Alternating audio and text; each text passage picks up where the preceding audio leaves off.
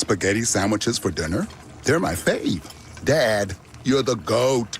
You don't have to speak teen to be a perfect parent. Thousands of teens in foster care will love you just the same. Visit adoptuskids.org. Brought to you by the U.S. Department of Health and Human Services, Adopt U.S. Kids, and the Ad Council. You're listening to 95.7 The Game, KGMZ-FM in HD1 San Francisco, on Odyssey Sports Station. Always live on the free Odyssey app, Twitch, and YouTube. Powered by First NorCal Credit Union. You're listening to 95.7 The Game, KGMZ-FM in HD1 San Francisco, on Odyssey Sports Station and the home of the Golden State Warriors and Valkyries. Always live on the free Odyssey app and now coming to you live from the Laughing Monk Studios. As a mom, comforting my family is what I do best. Vick Vapo Stick provides soothing, non-medicated Vick Vapors in an easy-to-apply stick, and it dries fast, so there's no mess. I use it to comfort myself and my family. Thanks, Mom. Vicks Vapo Stick, soothing comfort for the whole family. And try Vicks Vapo Shower Max for steamy Vicks Vapors when you need more comfort for yourself. Use as directed. You know that Big Bargain detergent jug is 80% water, right? It doesn't clean as well. 80% water? I thought I was getting a better deal because it's so big. If you want a better clean, Tide Pods are only 12% water. The rest is pure, concentrated cleaning ingredients. Oh, let me make an announcement. Attention shoppers, if you want a real deal, try Tide Pods. Stop paying for watered-down detergents. Pay for clean. If it's gotta be clean, it's gotta be Tide Pods. Water content based on the leading bargain liquid detergent. Hi, I'm Dustin, your friend and jeweler at Shane Company. As director of diamond sourcing, it's my job to make sure every single diamond is worthy of a Shane Company engagement ring. Our team travels the world to see diamonds in person and handpick each one. That type of dedication only comes from working for a company that's been a family business since 1929. No matter your budget, your diamond is guaranteed to be the most beautiful because a friend wants you to pick from only the best.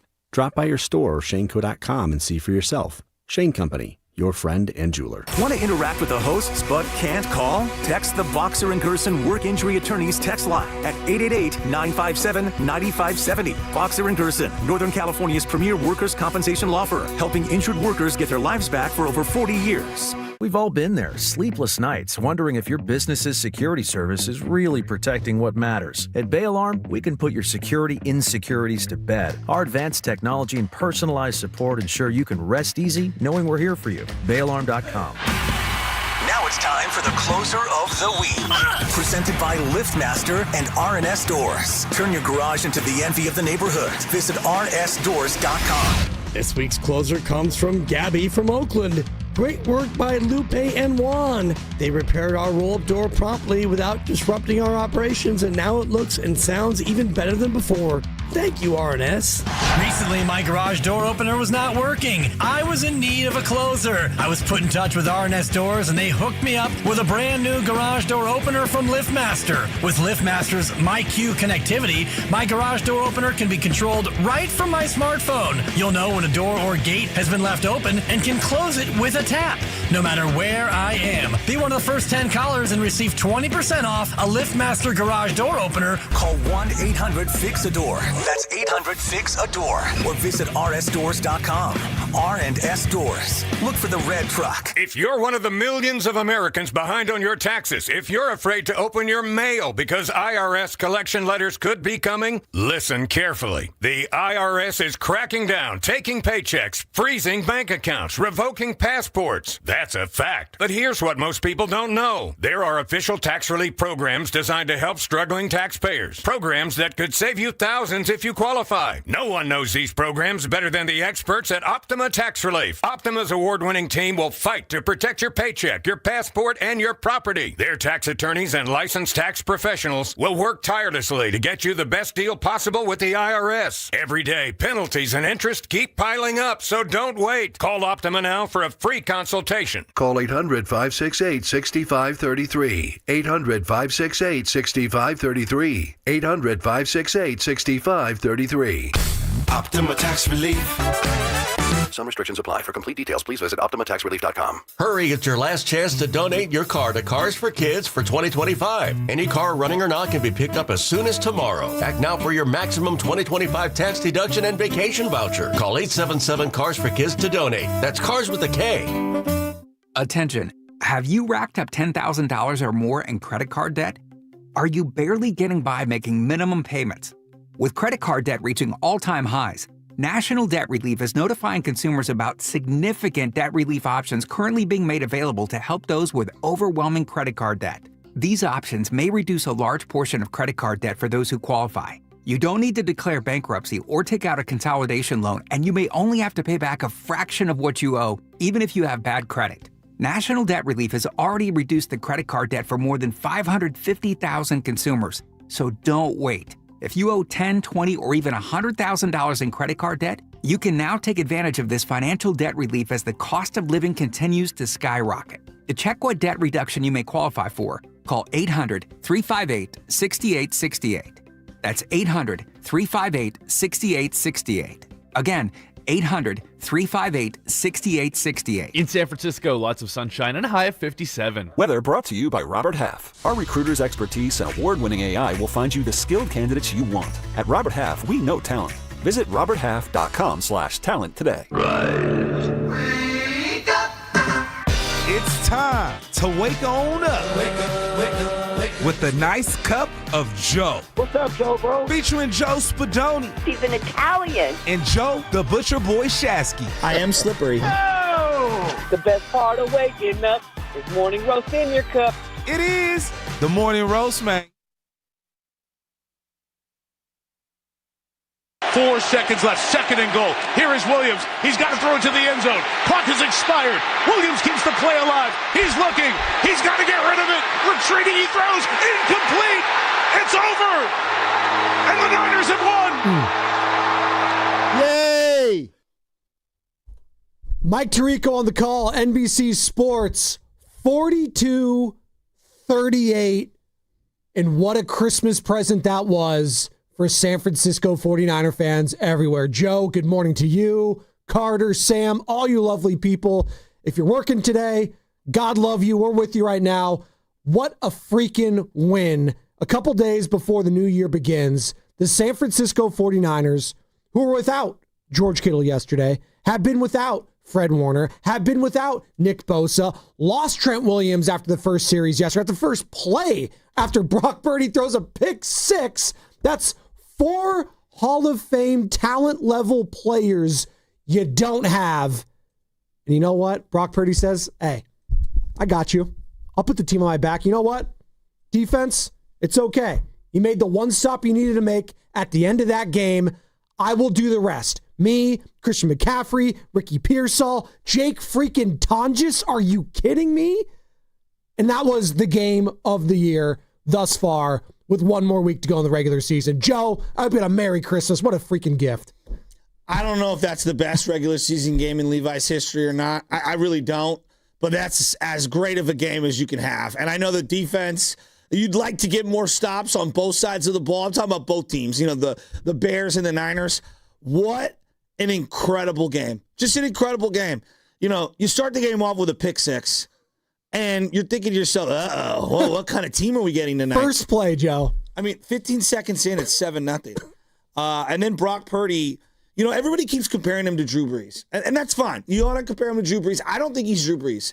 I think he's right-handed, slightly smaller, as agile, maybe not as 40-time fast, but as agile. He's Steve Young. He's right-handed Steve Young. The way that he made that play, where he went out to the left, and then juke, stops, backpedals, runs, and then it looks like he's going to run to the end zone and get maybe walloped by 5 guys, and then throws a perfect throw. Just a little boop, like a shortstop to a second baseman. Just boop, here you go, Juice. I mean, it's one of the best plays of his entire career, and it's one of those montages, if the guy goes into the 49er Ring of Honor, that they're going to play over and over and over and over again. He was outstanding, and that throw to Jawan Jennings at the end of the game wasn't good, it was perfect. An absolute perfect layered dime. catchable, where he doesn't break stride, and then it's just perfect where he goes upfield, and Ricky Pearsall hustling to block as they get the touchdown, and everybody loses their mind. They score too fast. They score too fast. Hey, look, man. We just needed one stop at the end of that game. And now we get to Ben Johnson and the clock management. My jaw dropped when they did the hook and ladder. I thought it was with no timeouts, or I guess they had one timeout in that situation, I believe. One timeout in that situation. You just cannot do that play and not score or get out of bounds because now you only have one play left. They didn't have a timeout because they had to run and spike it. There you go. Yeah. There you go. So, like with 4 seconds, like I don't know, man. The clock management by Ben Johnson was baffling to say the least. But the Niners got the stop, man. Their safeties have been all over the place. It's about the 49ers defense. Their safeties, like one play, they're out here blasting fools. The next play, they're literally tackling air. And you're giving up a bomb over the top or a run right through you. And they have no pressure when it comes to the outside. They cannot contain the quarterback. They're good in the D tackle area, like they are. But they cannot get edge pressure to save their life. It was the first time in NFL history, and Mike Tirico, he was fantastic on the call last night with NBC Sports. We'll get to some of Chris Collinsworth as well, because he had some good moments, and he had some things where I was like, what are you talking about, Chris? But the fact that was the first time in NFL history that both teams were tied at one point, 7-7, 14-14, 21-21, 28-28, and 35-35. First time ever that's happened in NFL history, which is kind of nuts. And that is a textbook shootout at Levi's Stadium. And if you went to that game, Niner fans, I want to hear from you. 888-957-9570. Call or text the Boxer and Gerson Work Injury Attorneys text line. That was amazing. They won 12 games. 12? They're 12 games this 4. year. There was a stat they showed on the television screen when they were interviewing Kyle Shanahan coming off the field. At the time, he was 10-0 this year when leading at halftime. I couldn't believe that stat. I go, wait a minute, the Niners this year are 10-0 when they're winning at halftime? Well, and now they're 11-0. And both teams is crazy because you have that stat. And then you have like the Bears are like 6-0 when they're down with 2 minutes to go. I was like, oh, God, perfect. This is right up their alley. Something's got to give, right? And like Brock, God, he made so many great plays in this game. I thought he was outstanding. He was. So many great throws. He had a couple of throws over the middle to Jake Tonges. Jake Tonges was awesome. You know, I've been like on this Jake Tonges kind of like bandwagon, and I know he can't block. I don't care. The guy is open all the time and makes plays in the passing game. Now, he had a big drop on the screenplay where it looked like he could have ran forever, but he totally redeemed himself over and over again. Offensive line, doing that without Trent Williams, who leaves after the injury on the pick six. I guess he was sprinting. They never showed us the highlight. No. They never showed us where it happened. Like, NBC, stop it with Collinsworth. He's just, Collinsworth, well, here's the guy.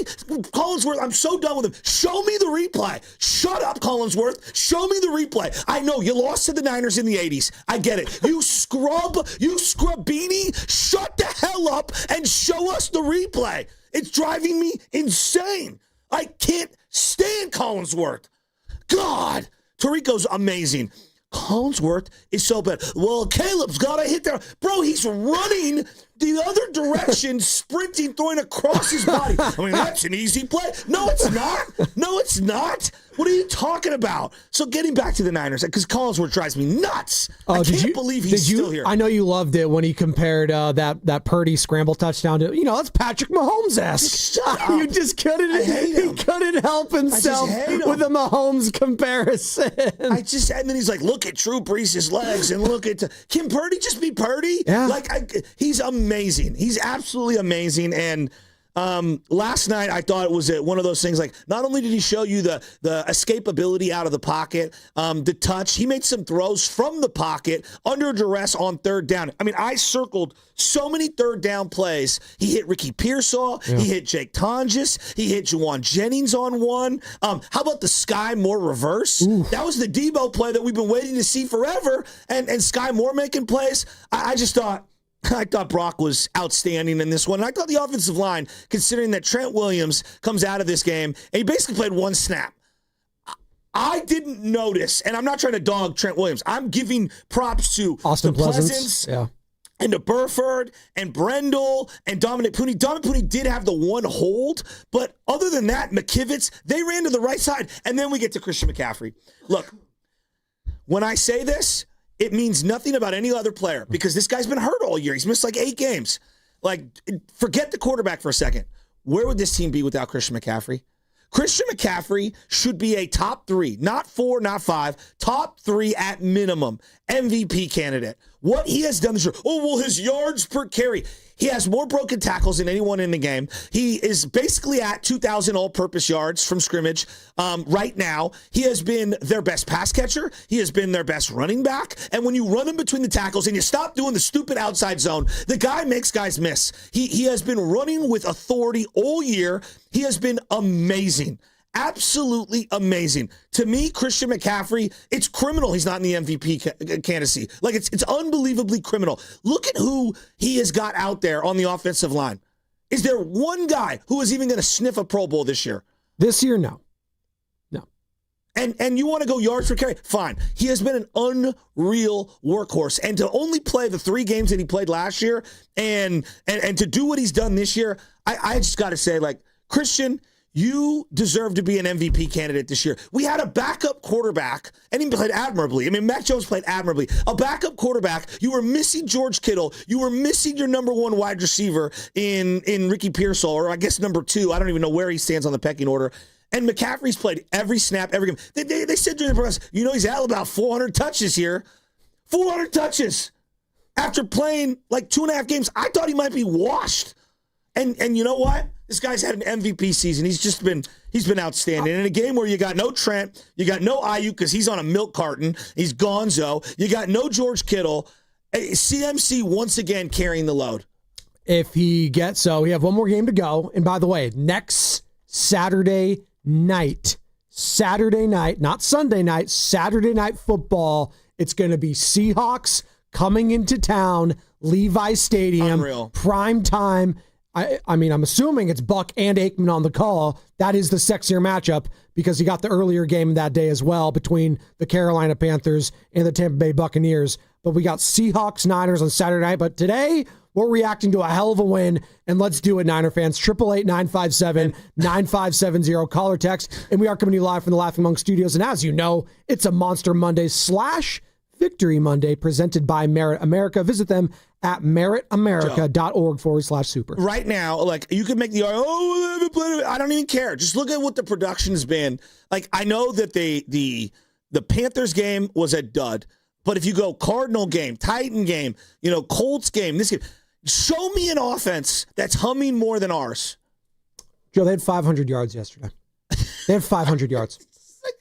I mean, technically it's 496. They were averaging 7.3 yards a play. And 7 yards a play. And they had the biggest CMC run of the year yesterday. Yeah. He looked incredible, and I think the offensive line deserves tons of credit. Again, you're doing it without a Hall of Famer yesterday in Trent Williams, and I think for the most part, you didn't really miss him. And I'm not trying to dog train. I'm elevating these backup guys that are going in there and stepping in. I know. This team, like, if they could just get a couple stops in a game. Joe, not like you don't even need 4 or 5. A couple stops. Were we watching like the same teams yesterday? Like, it felt like the Bears and Niners both mirrored each other so well. The offensive play calling from Johnson and Shanahan, but you know what? And it's a great point. That was the difference in coaching towards the end there. Like, Ben Johnson hasn't really been in this position before, Joe.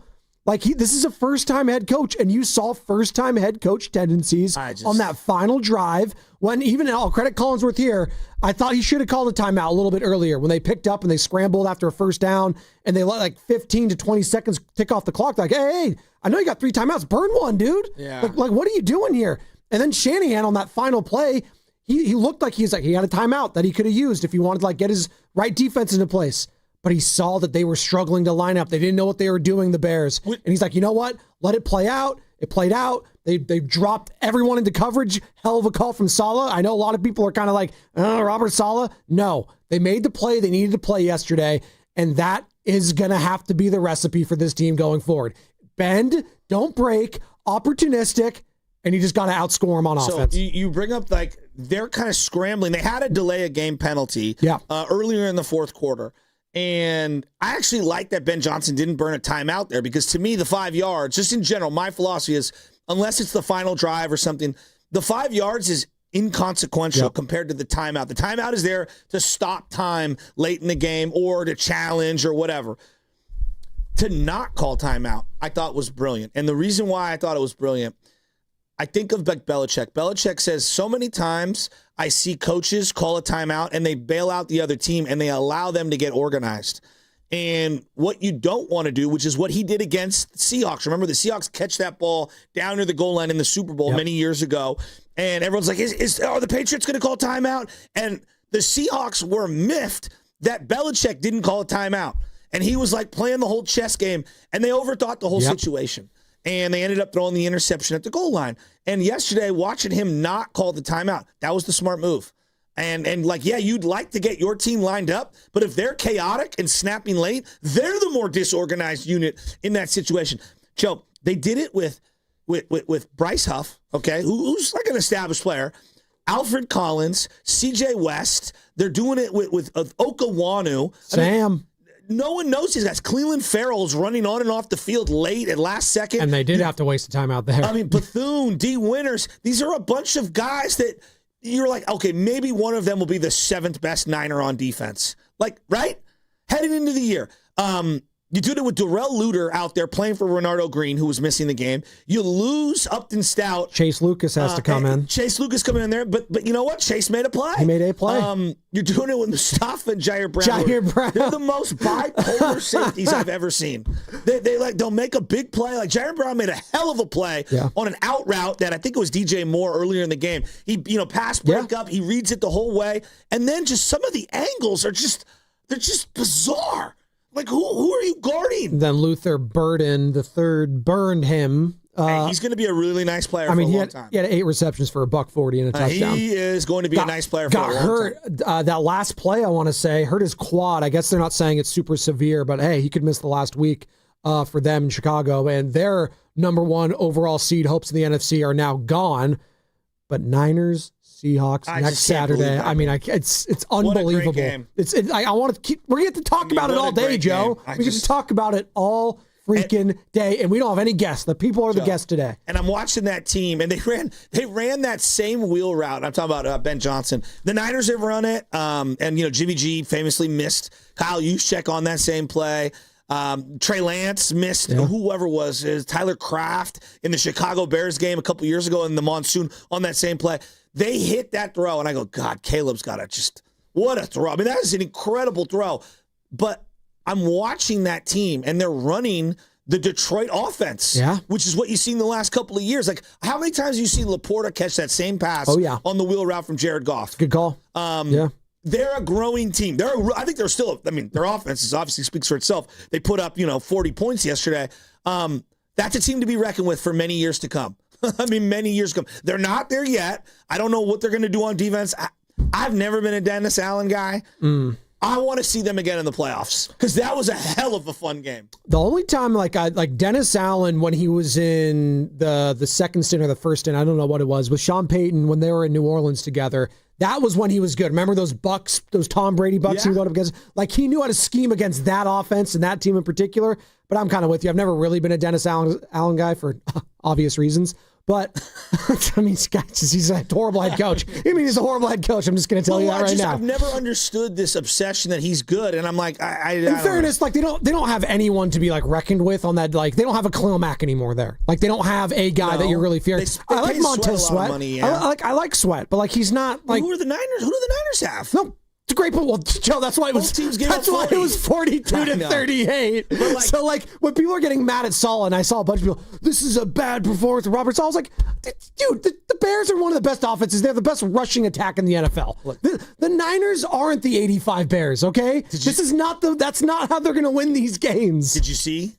He made a play. Not on special teams, because he always makes plays on special teams. Luke Gifford made a play yesterday. Win one for the Gifford.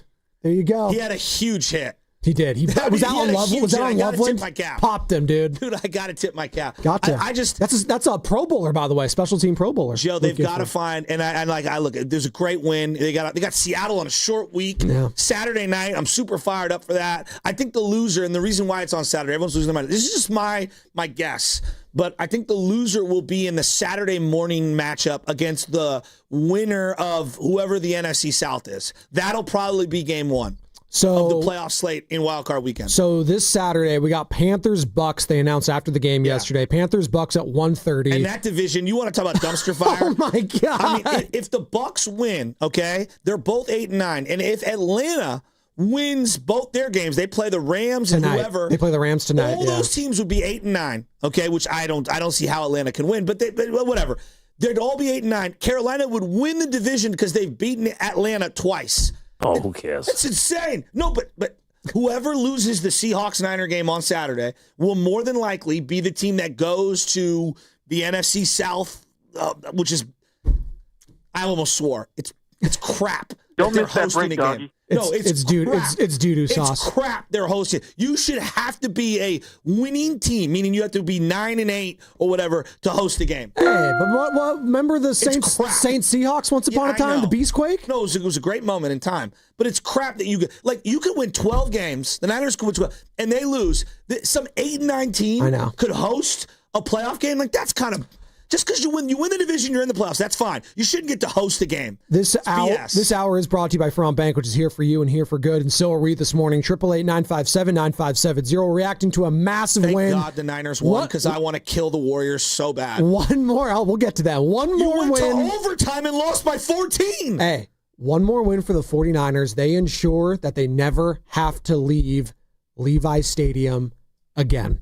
888-957-9570. That's what's coming up with the game, brought to you by the California Office of Traffic Safety and Caltrans.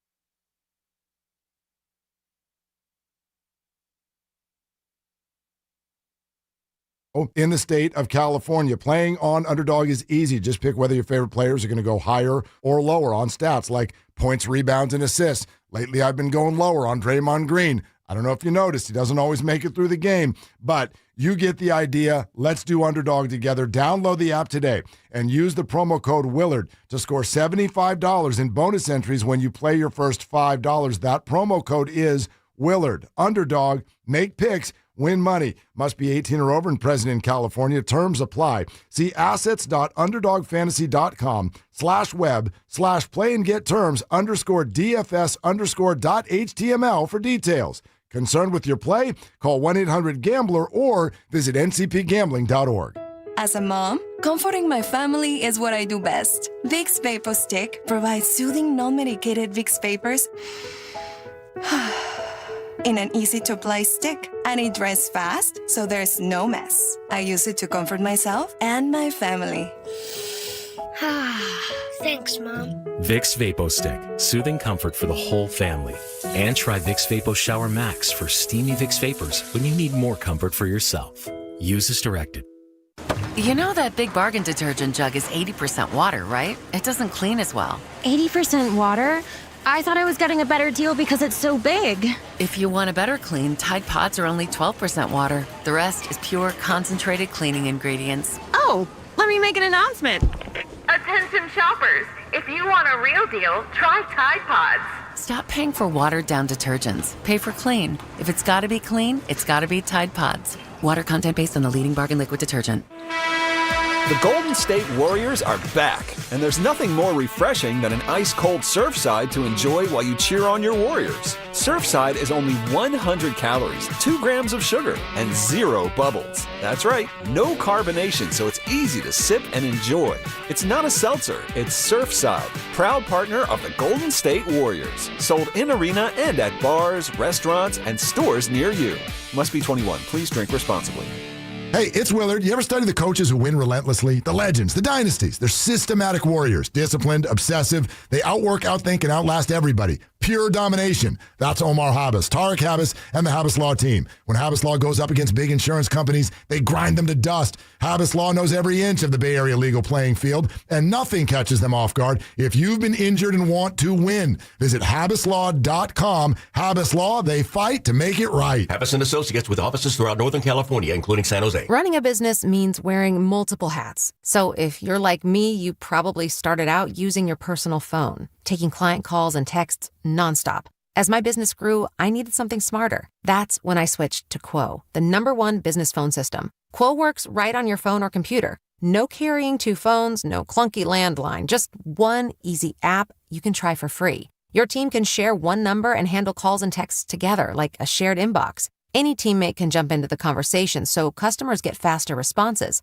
And Quo's AI assistant summarizes your calls and responds to customers 24/7, so you never miss a lead or opportunity. All this starts at just $15 a month. That's basically 2 coffees. You can even keep your current business phone number. Find out why 90,000 businesses trust Quo. No missed calls, no missed customers. Try Quo for free at quo.com/sports. That's quo.com/sports to try Quo free. QUO.com/SPORTS. When back to the office means back in traffic. A solo spin out. Turn to the traffic leader, KCBS. Car that overturned. Brought to you by your NorCal Honda dealers. It's Happy Honda Days. Get the best deals of the year on the super efficient Civic Hybrid at your NorCal Honda dealers.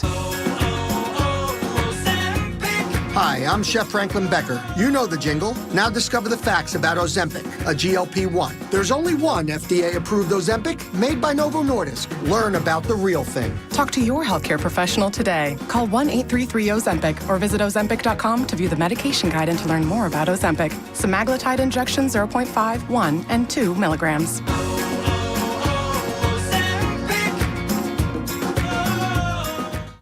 I know that hiring can be challenging. You need someone to match your role perfectly. Well, now you can meet them fast on ZipRecruiter.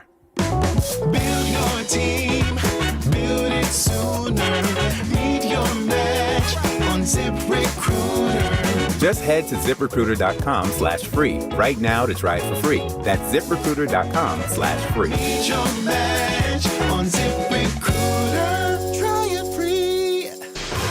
Red and Gold Game Day starts at Laughing Monk Brewing. Park for free. Enjoy amazing food, ice-cold beer, and every game on TV. Catch 95.7 The Game's pregame show. Then hop on the free shuttle straight to the stadium. Sign up now at 957thegame.com.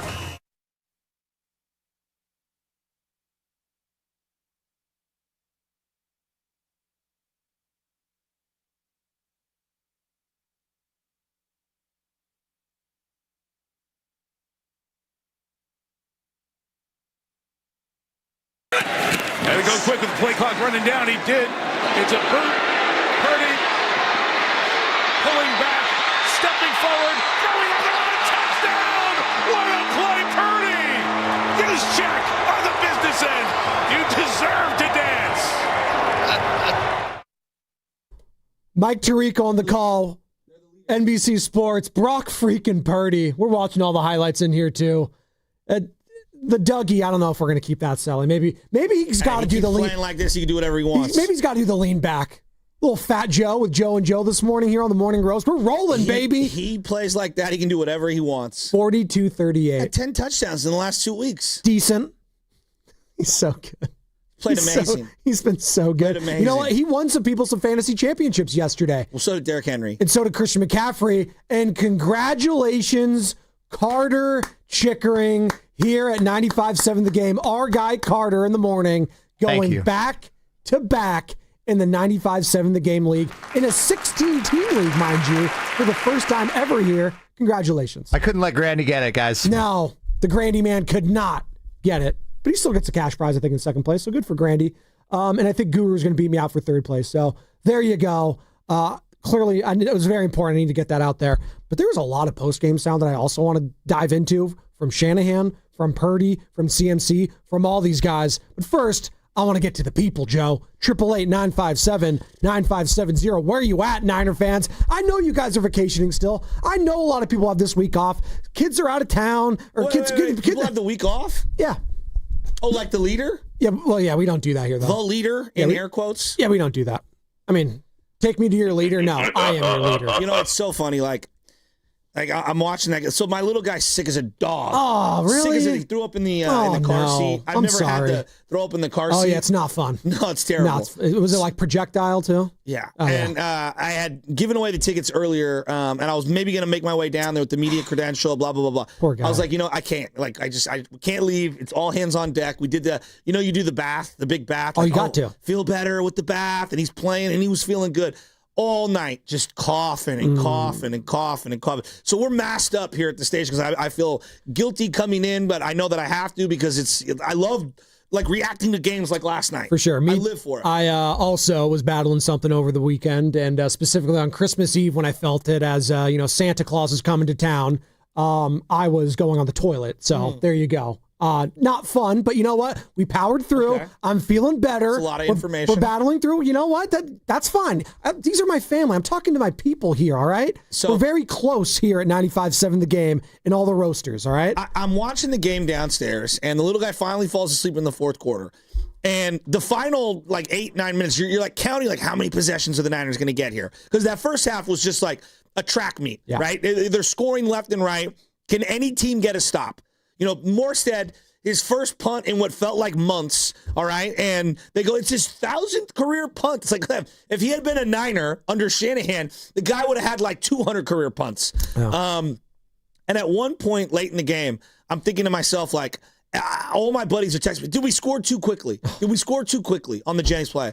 And I'm thinking, dude, I watched that entire Eagles-Bills game. Every game is different. And how it plays out in the first 30 minutes doesn't necessarily mean that's going to how it's play out in the rest of the game. I felt like the second half was different than the first half. It felt a little slower, a little more methodical. I thought the Bears tried to run the ball a little more. And I did feel like both teams, both head coaches, were trying to figure out how many possessions are we going to get late in this game.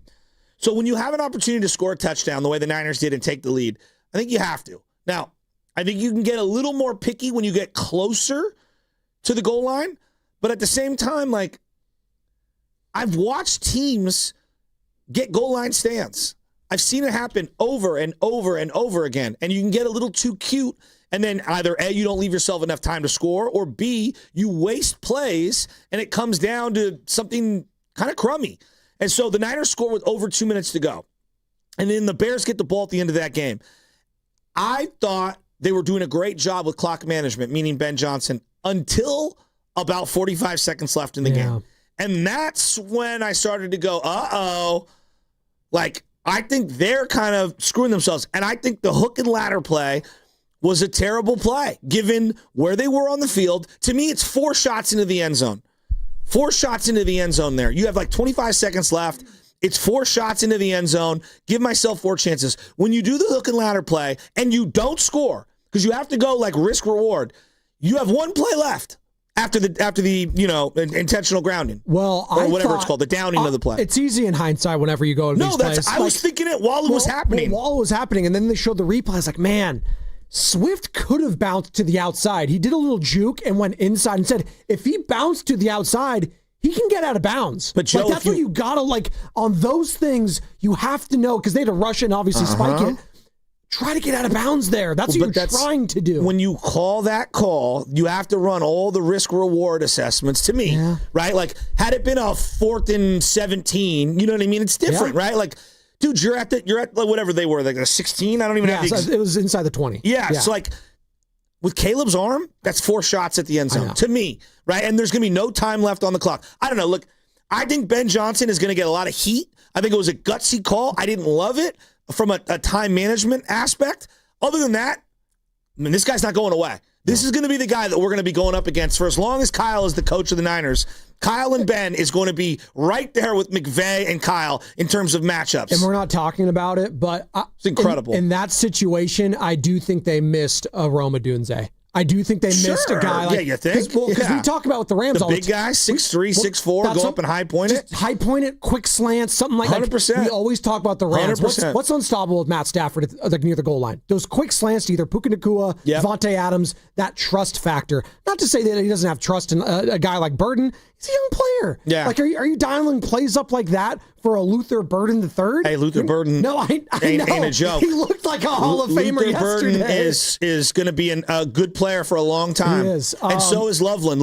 There was a guy who kept calling into this station. I wanted, like we were talking about Tyler Warren. He wanted Loveland more than I could see what he was looking at. Like, Loveland is a baller. Komet is a baller. The way they ran the 2 and 3 tight end sets all game was wow. And Loveland went before Tyler Warren last year in the draft. Yeah, I know, which is shocking. Let's go to Raw. But he's a baller. Raw is war. Raw in Philly wants to join the conversation. What's up, Raw?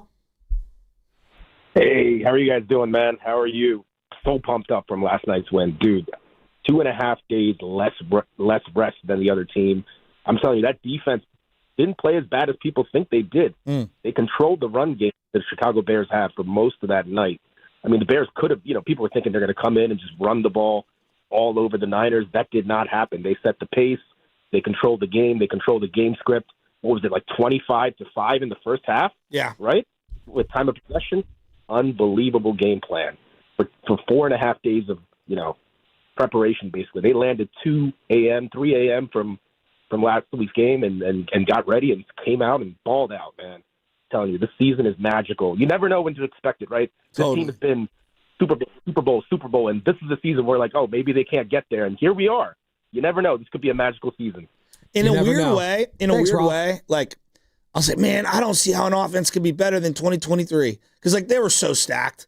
Debo and Kittle and CMC, the magical season, and Ayuk and Purdy was amazing. In a weird way, why do I feel like even though the totality of the season, everyone's been hurt, right now, why is this offense more explosive than that one? I think they're peaking. It does feel like it, and they're peaking just at the right time. This is the time when you want to start getting hot. You're right. And they're the hottest team in football right now. Like the Chicago Bears were that team. Yep.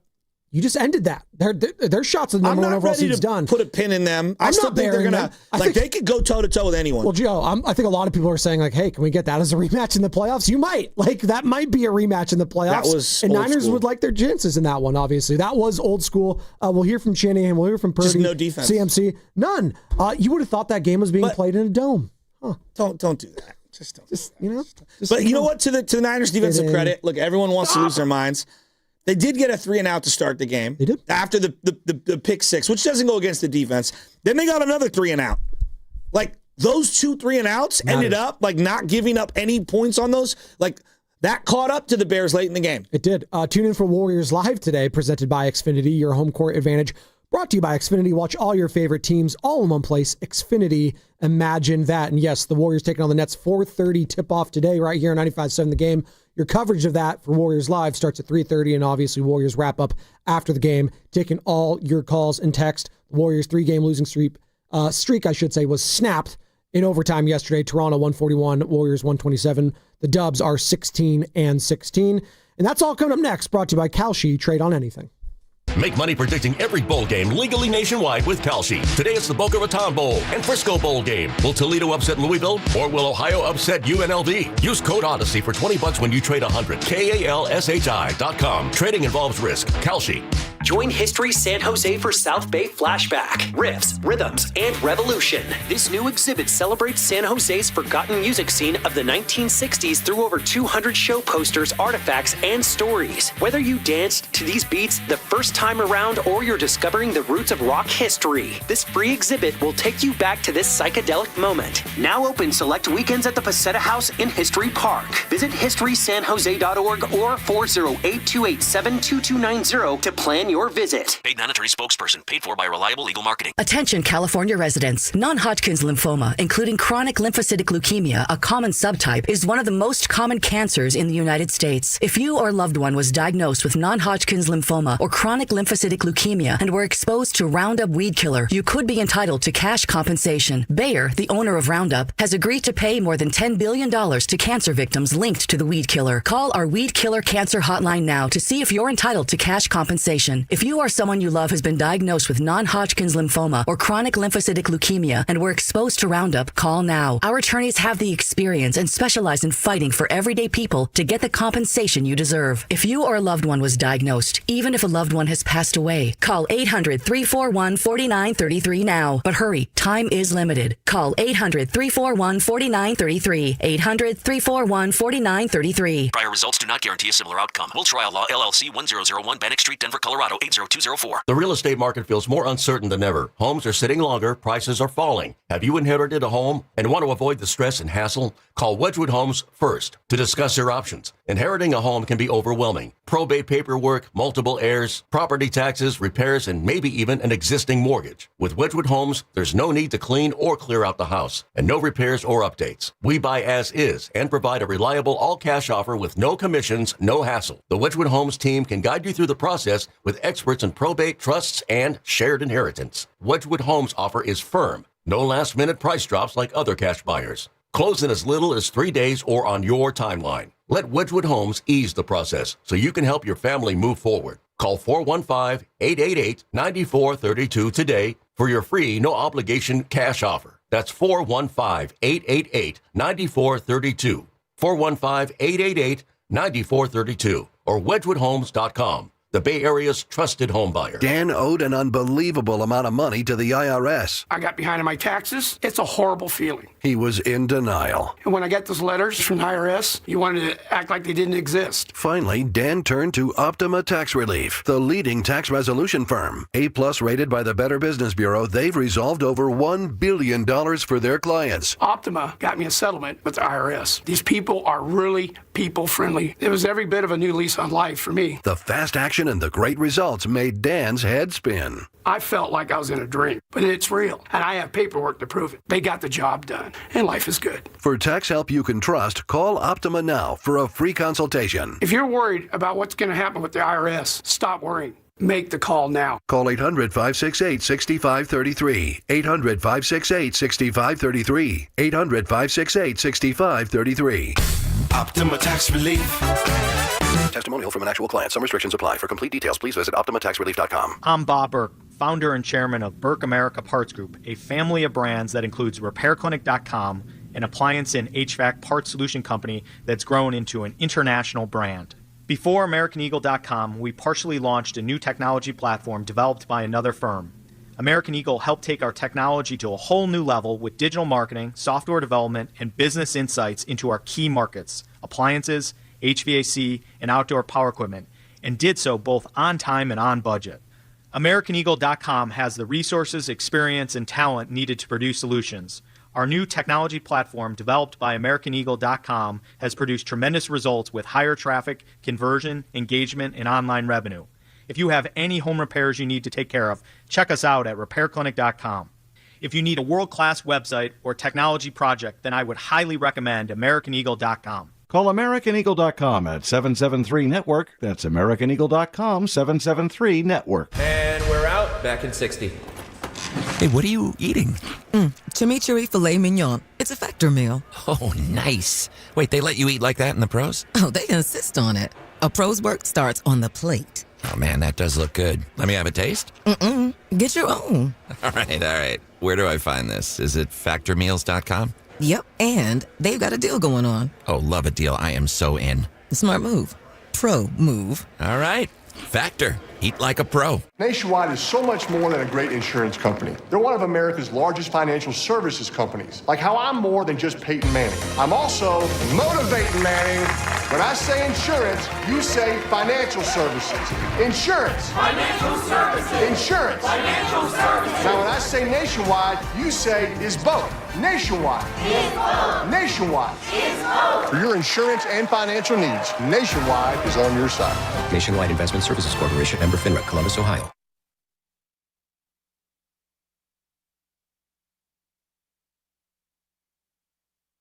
Purdy on the boot, got space, gonna take off inside the 5. Purdy to the end zone. Touchdown, San Francisco. Hey, this your boy Frank Gore. Now back to 95.7 The Game. What's up, Frank? All about the U, baby. Big game. from Miami on Wednesday against the Ohio State University. But yesterday, it was the Brock Purdy show. And this is how we do, Carter, Sam, Shasky. We're rolling, taking all your calls, all your texts. 49ers are 12-4. One more win at Levi's Stadium next Saturday night. Yes, Saturday night. Be there, be square, be locked in against the rival Seattle Seahawks for a chance to have the number 1 seed in the NFC. Incredible. I wish it was Sunday Night Football, selfishly, just because reacting to that high that we're doing this morning is incredible, and having a day off in between is just, it's not going to hit the exact same. We'll still be fired up if they win, lose, whatever. But, Saturday's fun, Joe, but it's just that Saturday Night Football's not NFL. It doesn't really, I don't know. What do you? It should be Sunday Night Football. One of the greatest games in 49er history happened on a Saturday night. Yeah, but I like reacting. Actually, 2 of them. Joe, I'm saying selfishly, we're talking about this like we would like to be reacting like we are right now. No, I hear this you. time next week. But the New Orleans Niner game Absolutely. in the playoffs with Alex Smith's greatest moment was a Saturday night game. Saturday afternoon. It was because it was sunny. Hot. It was sunny. And then the other one was Kaepernick Saturday night against the Green Bay Packers, which was the final Candlestick playoff game ever in 2012, January 2013. One thing I do want to do, because there's so much to react to, and I don't want to forget about this. I am asking Carter to get a stopwatch right now. I want a 24-second shot clock.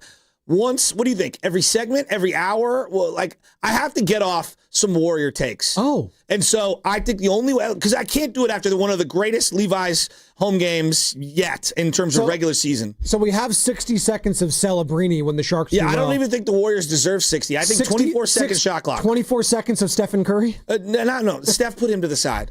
Okay. Just the Warriors. Do we have time for me to do this today? I'll allow it. You tell me when, you tell me when, and I will give off some, because that game, are you ready? You're looking at me. You can just pot up NBA on NBC just whenever you feel like Carter, it. By the way, Carter and Sam, I was getting my haircut on Christmas Eve. Big haircut guy. And thanks for letting us know. Just stop. And my boy Chris the barber had you guys on in the studio, and he's like, so is that Grandy? Is that Giddings? I was like, that's Love Minute Carter. He was like, damn. Wow, he thought we were that good? Carter's smaller than I thought. Carter did have a point. Carter Sam handing it off to E-Dog in New York, Ken Luttrell. I saw that. You guys. And then at one point, my boy was like, dude, we got to get Loveman a Head and Shoulders commercial with Palomalu. That's true. Well, Aiden Hutchinson's the new guy, Sam. Sorry. I guess that's the new guy that they're trying to promote for Head and Shoulders. You have music for this? He really wants to get these Warriors. So 24 seconds, and then we'll get right back into the Niners. Thank you. All right, ready. Here we go. The Warriors, they blew that game at the end of the third quarter, and then they blew that game. You do the clock, by the way. And then they blew that game at the end of the game. They were up 7 with a minute and a half to go. 7. Yeah. Have they ever been trapped in their life? A guy standing around, not cutting to the ball, not V-cutting, not moving without it. Draymond Green throwing the worst pass I've ever seen to Jimmy Butler. And Fitz is like, he was going for the backdoor pass. It was never there. There was no backdoor. It was over. What are we doing? And then, all your big dogs. Was that it? Yeah. Damn. That was pretty good, though. Gotta get the shot off quicker. Yeah, you got to I know. That was... I feel like Ben Johnson at the end of that game. I didn't manage the time well. You were the Warriors in overtime yesterday. Sloppy. Damn. That's okay. Very pods-like. Well, that's the Milwaukee Mauler. I'll wait till the next segment and do another 24 seconds. Thank you. Let's go to Zaya in San Diego. He's been with us in one of our ride or dies all season long. Warriors driving me nuts. I know. Thank God for Brock Purdy and the Niners. There you go. Thank God. Zaya. Thank God. What's up, Zaya? Wow, yeah. Thank God for Brock Purdy and the Niners. What a playoff atmosphere game last night. What a performance by the offense. Christian getting banged up. I mean, did you guys see the helmet mark on his forehead after the game? I did. I mean, the guy is just a champion, man. And if we have only a few more seasons of Christian left, we got to get one for him. We got to get one for Kyle. I mean, let's go. I'm about to drive from San Diego. I'm gonna be there Saturday, guys. We're going to that game. Are you? Hell yeah. Let's go. Oh yeah. I'll see you there. Be safe, Zaya, because I do think I checked my weather app this morning because I was sleeping last night. I was like, is it raining? And it wasn't rain. It was super windy in Oakland, and it was all the leaves rustling from the trees and falling down. They do that in the wind. No, but it's Joe. Thank you. I don't get it. No. Thank you. It sounded like rain is what I'm trying to say. So I looked at my weather app, and it's not raining today or tomorrow, but starting Wednesday all the way through like Sunday, it's supposed to rain. And then now I got to be monitoring Saturday night. Is there going to be rain at Levi's Stadium? That is something we might have to brace ourselves for. So that's why I thought about it. But Zaya, drive up safe. And are you going to be at the game? Are you locking yourself in? We're going. You got to be in there, dude. Yeah, they're going to wear the stupid black jerseys. How good did those 90s? No, they're not. Are they really? They are, yeah, they announced at the start of the season, remember? Yeah. What a terrible... Like, I knew it was going to come down to a... It's going to come down to the black jerseys. And if we lose in them, I'm never going to... Oh, God. And then if we win, they're like, see? It's like the stupid Giant City Connect. See? Look at their record until it's not good. It's like, no, the jerseys suck. It's okay. They have glorious uniforms. Last night, by the way, the logo, can we go back to the primary logo? See the one that I got right here? There's no gold accent. You don't need the gold accent in the primary logo. Yeah. Just the black outline. Just super simple, super easy. Like, I'm out on the newer logo just in general. I know it's been around for about 35 years, 40 years. The old school logo looks great. Just keep it simple. You know, I love the gold pants. I love the red jersey. Mixing in the 94 throwbacks, it's perfect. It's absolutely perfect. I don't need the blacks. That's just my personal opinion. So Brock Purdy reacting to a massive win, 888-957-9570, 42-38. Back-to-back games where Brock Purdy had 5 total touchdowns. Insane. He is one of 6 quarterbacks ever to do that in at least 2 consecutive games. 5 total touchdowns in back-to-back games. Can you name the other ones, Josh Joe? Allen. No, Josh Allen's not there. Lamar Jackson. Lamar Nope. Jackson. Nope. Dan Marino. Nope.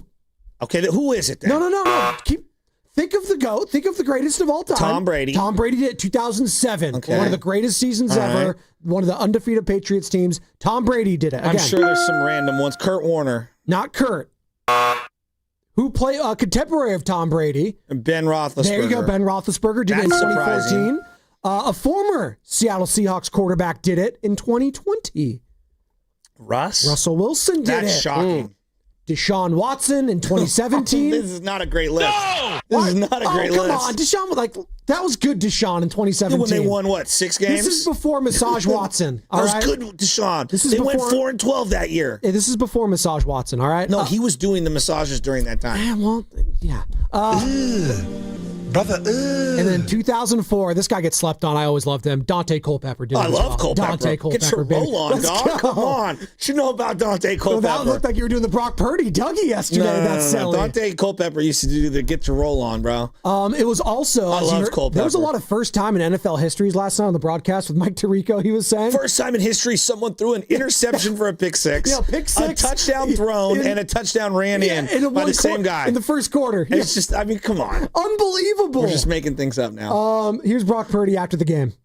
Yeah, I mean, obviously we're thankful to be in this position, but I've said this before, it's just been one of those kind of years where it's like you have to focus on just the next day, the next man up, finding a way to win each Sunday, and then at the end you can look up and see where you're at. And so for us to be in this position is really cool. We're all grateful for it, but at the same time we have to go do something about it. And we got to watch the film, get better, and go execute and win. It is very poetic.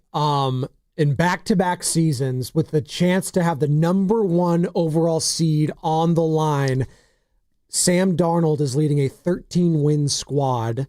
Again, last game of the regular season. This happened last year. Wet the bed against the Detroit Lions, division rival. Is he going to do the same thing against the San Francisco 49ers? Panthers. I mean, we needed the Panthers to just win one game. Stop. When you need the Panthers to do something, that's when you know you're in trouble. When you need Bryce Young and Dave Canales to do something, just like the Tampa Bay, Quinn Ewers looking like Tom Brady yesterday. Like, oh my God. There was some bad football yesterday, by the way. Horrible. I'm glad the game ended, or I should say I'm glad Sunday Night Football ended yesterday's with a bang, because there were some awful, and I mean awful, performances around the NFL. I'm looking at that game in Las Vegas first and foremost. Yikes. Well, I mean, don't even start me on your Raiders. I'm just saying. That was the best tight end in the league. He was last year. I mean, 1 year does not make you the best player in the league at a position. Come on. 1 year doesn't do it. That's been my point for everything. That's all I'm saying. Yeah, but Joe, you don't listen to when we have qualifiers. What is it? I said last year he was. Last year he was. Like Micah Parsons is on a Hall of Fame trajectory. No, he's not. Yes, he is, because he's done stuff. At least he's done it for 5 years. Oh, now we're saying at least he's done it. No, I'm saying like that's a different conversation. Again, to be the best player, just because you have a great year does not. Like for example, right now, JSN has had an unbelievable season. Would you say he's the best wide receiver in football right now? Jackson Smith and Jigba. Look, he's having one of the best seasons this year. I wouldn't say he's the best. I'm still taking Justin Jefferson or Jamar Chase. It's about body of work, too. If I phrase it that JSN is having the best year of all the wide receivers in this year, the 2025 season. Yeah, that's the way. It's exactly how it should be phrased. Yeah. Exactly. Phrasing matters. So this season you're taking JSN. I still might take Justin Jefferson over him. He's cooked. I agree with Shask on that one. I think it's different with saying this guy's having a great year this year versus you would take him overall. Yeah, those are different. Elite wide receivers. This is where Steiny, we need Steiny, the English major in, because the wording matters to me. He can't even pronounce Cole Kmet correctly. You want him to come in here? Steiny's older. Yeah, the wording matters. Oh my God. I think he stinks. Hey, speaking of Hall of Fame, Brock Purdy thinks. Oh, I thought you were going to say Guru. No, well, he is a Hall of Famer. I know. Not even close. Bay Area Sports Hall of Fame for sure. Brock Purdy. I thought you were going to give me like a guru drop. No, Brock Purdy thinks Kyle Shanahan. He's going to the Hall of Fame. Brock Purdy thinks Kyle Shanahan is a Hall of Fame coach. He's a Hall of Fame coach. So, I mean, to be able to have him draw up stuff and scheme stuff up for us and put guys in certain positions and for us to just go out and execute, be on top of our stuff every single play. We're grateful to be playing for him, man. So obviously every single week he goes all in and gives everything he's got for this team, this organization, to make sure we're put in the right positions and to go out and have a chance. And so anytime we step out in the field with him as our play caller, man, we're always going to have a chance. Well, look, it's going to be Hall of Fame. Wow. People are going to run with that and lose their minds. He's a great coach. What's Purdy supposed to say? I mean, together, they've made sweet music on the football field. Off the field, he's made literally hundreds of millions of dollars for the guy in terms of, and Brock's earned it, every single penny. Yeah, of course these guys believe in him that way. But like for him to go out and be a Hall of Famer, he's got more work to do in his career, obviously. I mean, you'd start with like win the big one, right? I'll say this is a Hall of Fame type of season coaching-wise, though. What he's been able to do. If you wanted to tell me, like, if you just had isolated this season, if you could take any of his seasons, you just isolate this one, this is his most impressive coaching season by far. Especially yesterday, given the opponent, given what was at stake, given that you're playing next week against Seattle, you need to win this one to ensure you have a chance to have home field throughout, all the way to the Super Bowl potentially. No George Kittle, you knew that heading into it. And on the first play where your quarterback throws a pick six, you lose your Hall of Fame left tackle on top of already being without Fred Warner and Nick Bosa? Are you kidding me? Do you hear that, Joe? Come on. The amount of people absurd texting me, he's on a Hall of Fame trajectory. You know what? That's a great, see? Thank you. It's called nuance. I'm a man of nuance like Steiny. He's having a great year. Like, there's no other way around it. I don't know if it's his best year. Like, 2019 was really special. 2023 was really special. God, he didn't have the losses like he did this year, though. It's like... Oh, you talk about personnel losses? Personnel, man. Yeah. I mean, like, people forget, like, 2019, you're doing it with a team that had never learned how to win, right? True. Like, Sherman was one of the few guys on the team. Joe Staley. And Joe Staley missed a bunch of time that year. I mean, I think it was like 4 or 5 weeks. They missed their starting left tackle and their tight end in George Kittle in 2019. That team had never won anything, right? They were dormant. So each year is unique. This has been a great year. I don't want to take anything away from him. I don't know if it's his best year. I think he makes a good argument for it. Let's put it this way. Joe, let's see where the dust settles at the end of the year. In terms of regular season, it's as impressive as any of his other regular seasons. There's no question about it. And I would throw Robert Saleh in there as well. And I'm sure Kyle gets tons of credit for that, for bringing him in. But to do this with Tatum Bethune, D. Winters, I mean, how many combined starts heading into this year for those guys? Zero. All right.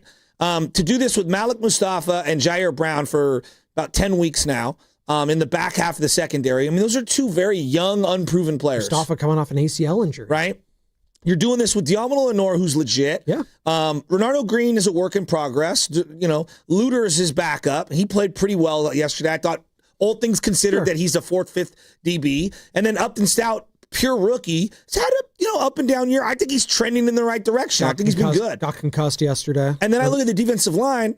I mean, Bryce Huff's a situational pass rusher. And you're asking him to play every down. He's gassed at the end of that game yesterday, and the guy's gassed, and he's doing the best he can. Alfred Collins has flashed and shown tremendous promise. CJ West has flashed and showed promise. Samuel Gawanu, nobody even remembered who this guy was from last year when he was the practice squad player that flashed last year. And then you're doing it with Cleve Farrell. Cleve Farrell? I know. Busted number 4 overall pick. So, yeah, Robert Saul's been amazing. And then I think yesterday as well, Eddie Pinheiro, money. Morstead, good punts inside the 10 yesterday late. The special teams unit, I mean, Gifford had a huge hit on special teams. Their special team unit wasn't bad last year. They were awful. Maybe the worst unit in the whole sport. And they're one of the top 5 units in the game. I think it's a great point on the special teams because I was waiting for either one of these teams to miss an extra point or get blocked. Because usually in games like this, it always comes down to a weird thing, like who blinks first. Did you see Bills-Eagles? Yep. Jalen Carter blocked the extra point, and it was 13-6, and that changes that entire game. Yep. And Josh Allen, again, he had an opportunity. Would have been a difficult throw, catch. I thought he has to make that throw. He has to make that throw. And I love Josh Allen. Yeah. You know that. I love him. He's throwing on the run. He's already hurt. He got whacked earlier. He can barely run. They were at home. They could have tied it. Special teams, though. Yeah. I look at this thing, and I keep going back to that was an incredible game. It was absolute. That's the team I don't want to play. I don't want to play the Eagles. Yeah. I think they have the best defense left. If we're going, I would agree. They have the best defense left, and I think we got the best offense left. I think the Bears could throw their name in the in the hat as well. And there are other teams that I would fear, like the Rams' offense is dynamic, but they got to get Devontae back. I mean, God, the way that the Patriots are playing, I know it sounds AFC, but God, I mean, the Jets are awful. Patriots, though, Joe, the team I don't want to. Forget the AFC for a second. I don't want to go to Philly. Yeah, I'm out on that. I don't want to go to Philly. Yeah, that's probably the one team right now where I'd say that's Jalen Carter's back, and he looks great. And him and Jordan Davis, that defense is legit. I mean, Cooper DeJean is a baller. Should have drafted him. My head's going to explode. My boy, Young Guido. When you are that good as a returner and a DB, and you're a white guy, I'm going to want you. And, God, he was sitting there. You are listening to 95.7 The Game. Baller. KGMZ FM and HD1 San Francisco and Odyssey Sports Station in the home of the Golden State Warriors of Valkyries. Always live in the free Odyssey app, coming live from the Laughing Monk Studios. And it is a Monster Monday / Victory Monday here on The Roast, presented by Merit America. Visit them at meritamerica.org/super. You want to go to our guy Richie in Queens? I do, but before we go there, yeah. If there's not a team with 2 good linebackers, we're going to slice you up in the middle of the field. Shanahan and Purdy were destroying. And right now, there's just no good linebackers in the NFC. It's a depleted position right now in the NFL, quite frankly. How many times did they attack the middle the last 4 weeks? That's all they've been doing. Yeah. They've just been slicing. Like those little in the middle of the field, the seam route. The quick slants, the quick in routes, the Purdy's digs. been so perfect on those too. Tonj has been a baller. I know. And McCaffrey. God, I love Tonj. McCaffrey, I mean, he was gassed at the end of that one. That's something to monitor. Well, I'm worried week. about his oblique back, whatever that was, he looked on tight. the sideline. He was grimacing. He was huffing and puffing there too. They just had the camera on him for a while where he was just standing there just in a zone where he's like catching his breath. Yeah. This is what we have to pray for in round 1. Eagles-Rams. So one of those teams is out of our way. Well, right now, if the season's not over. That's the matchup I'm praying for. The season's not over right now, but if it was, and I think a lot of people wish it was because, 16 games feels like the sweet spot, but neither here nor there. It would have been Seahawks getting the bye. Then you would have the 2-7 matchup, Bears-Packers, 3-6 would be Eagles-Rams, and then it would be the Niners heading to Carolina for the 4-5 matchup. I think you'd take that, but again, take care of business next Saturday. Which is why you get the bye and you get home field advantage throughout the Super Bowl. And if I had to guess, I would guess the Saturday morning or midday slate would be the NFC South hosted game. Yes, because that would give them 7 full days of rest, and then whoever plays on Sunday next week would be on that Sunday. You can guarantee, Joe, it's always going to be an AFC South matchup and or an NFC South matchup in the afternoon on a Saturday. Sucks. Why is the SEC better than both those South divisions? That's called the Houston Texans special on the first round, the first game of the NFL playoffs. It always is. Richie in Queens. What's up, Rich? Hey, guys, what a game last night. I mean, Tremendous. that is just worth watching. To be up at 12 o'clock or whatever it was over here, 12:30. You mentioned Shanahan, great coach, but he has to win a Super Bowl. There's no way he'll get into the Hall of Fame without it, especially in this day and age. Everything's based on Super Bowl. I agree, Richie. It's very difficult to be, Marv Levy or something like that in this era. Yeah, exactly. And I think the game itself. I mean, what bothers me. And look, there's so many positives. Offensively, they are just a machine. I love everything about them. And Pearsall adds so much to it, too. Obviously, Jennings and McCaffrey, you can't say enough about him. But his schemes, his end-arounds, his quick passes, and I'm really turned positively towards Purdy. I mean, the way he's getting rid of the ball, I know he has a tendency to throw a pick six in a lot of these games, but he just mentally is tough, and he continues to get better. And I think his arm strength looks better, too. He's throwing in seams. He's throwing in little spaces, and the ball's getting there. That, to me, is a sign of a good quarterback. And the other thing, too, the thing that's going to hurt them, I don't think they had a sack last night. No. You can't go – and Salah, as good as he's been, I mean, the mix, they're 18th as far as giving up points. It's in the middle of the pack. They have been okay.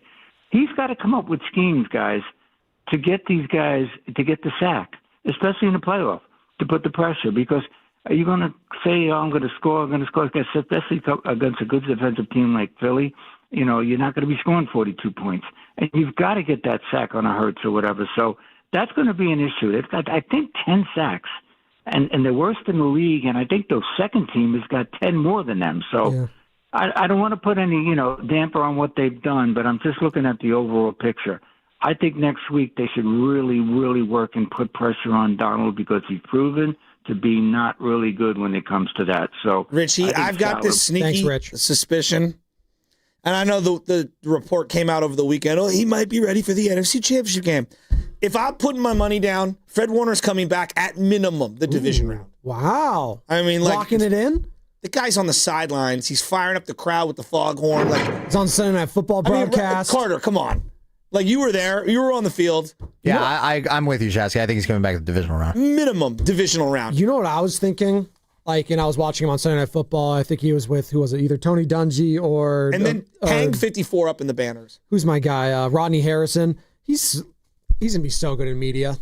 Who, Fred? He's going to be so perfect. He's amazing. He's great. I've heard him on the Manning cast. I've heard him on ESPN, NBC. It doesn't matter. He's just so smart, charismatic. He is a leader. He's a good-looking guy. He's going to crush it in the media game when his career eventually is over. But hopefully, that is not for a very long time. On the other side, what's your beef? Tease it. Well, he wears this Abercrombie and Fitch 49er jacket. That red is the red that we hated from the late 90s. That like burgundy red. That's like Redskin red. But he makes it look good. No. That like Abercrombie and Fitch, get out of here with that color. You know what I'm talking about, Carter. I used to be a big Abercrombie and Fitch guy in high school. That does not surprise me. No, it doesn't. At all. It's sponsored by the California Office of Traffic Safety one piece in Caltrans. In 2023, 1,355 people were killed in alcohol-related crashes throughout California. Driving under the influence of anything is dangerous, illegal, and has serious consequences. Don't be the I in DUI. Go safely, California. Xfinity is the network you can rely on. Like a close friend who will give it to you straight. The friend who will tell you that new haircut, it's not great. Friends make sure friends get good haircuts. And Xfinity makes sure you get a good deal on Wi-Fi. Xfinity gives you reliable fiber-powered Wi-Fi at our best price. This holiday season through January 4th, get gig speed Wi-Fi for just $50 a month for 5 whole years.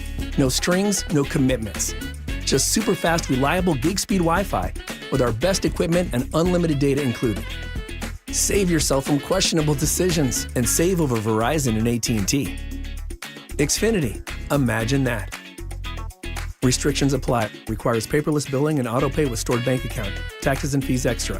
Xfinity Internet powered by fiber and connected to premises by coaxial cable. Actual speeds vary. The holiday rush continues at your California Ford dealers. The Ford year-end sell-a-thon is on. Now through January 2nd, get our best offers across the most popular Ford trucks and SUVs. From America's best-selling Ford F-Series trucks for 48 years, the legendary F-150 and Super Duty, to the Bronco family of SUVs for those who don't wait for adventure to begin.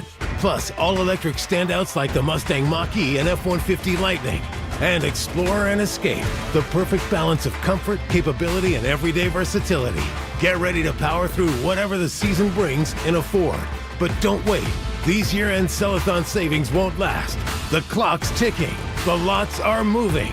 And these are the season's biggest savings on an incredible selection of Ford vehicles. Rush in before the sell-a-thon and the savings are over January 2nd. Get to your California Ford dealers today. Claim based on 1977 to 2024 calendar year industry reported total. 1-877 Cars for Kids. KARS Cars for Kids. Hurry! It's your last chance to donate for 2025. Donate your car today. 1-877 Cars for Kids. Donate your car today. Ready to get rid of that old car? Donate it to Cars for Kids. Call 1-877-CARS-FOR-KIDS to reach a friendly live agent. Donation's super easy, and your car can be picked up as soon as tomorrow. Call us now, 1-877-CARS-FOR-KIDS. That's Cars with a K to donate your car today. 1-877 Cars for Kids. KARS Cars for Kids. 1-877 Cars for Kids. Donate your car today.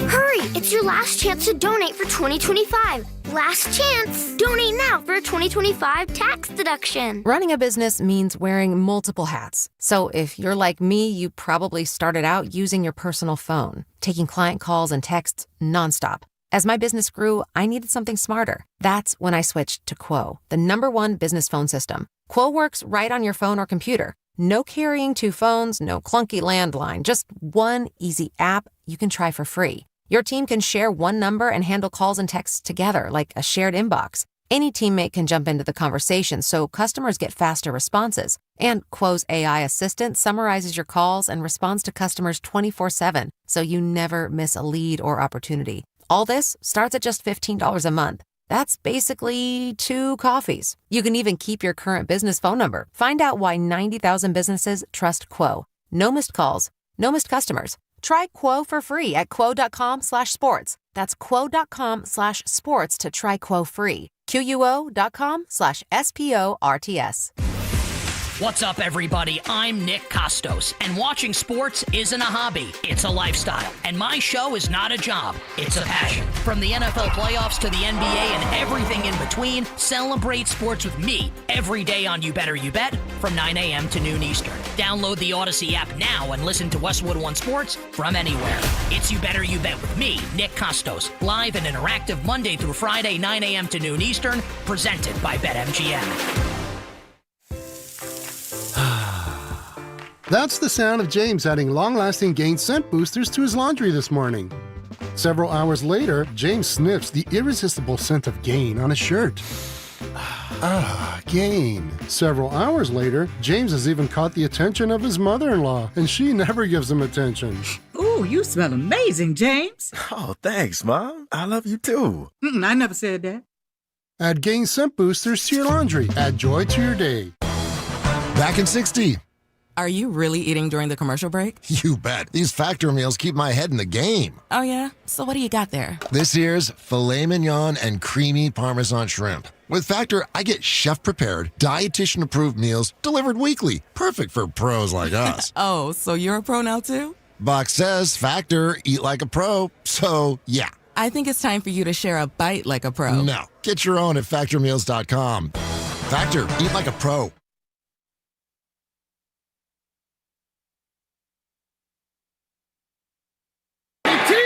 First and goal, use check in motion, leading the way from McCaffrey to the edge, to the end zone. Touchdown, San Francisco. CMC TD. This is Big Pun from South City. You're now listening to Original Joe and the one and only Butcher Boy Shasky on 95.7 The Game. What's up, Big Pun? Hope you had a Merry Christmas. Looked like it. Hope you all had a Merry Christmas. And that you have a Happy New Year, too, in a couple days' time. And I know a lot of Niner fans got that gift yesterday. 42-38 the final. They are 12-4 with a chance to go 13-4 next Saturday night, Levi's Stadium, against their division and hated rivals, the Seattle Seahawks. And yes, they'll be wearing those black jerseys. Do me a favor. Crank it up, dog. That was like the game of the year. Crank that, Soulja Boy? Yes. You talking about the song? No, the energy. Let's go. Pump it up. You don't think I've been fired up?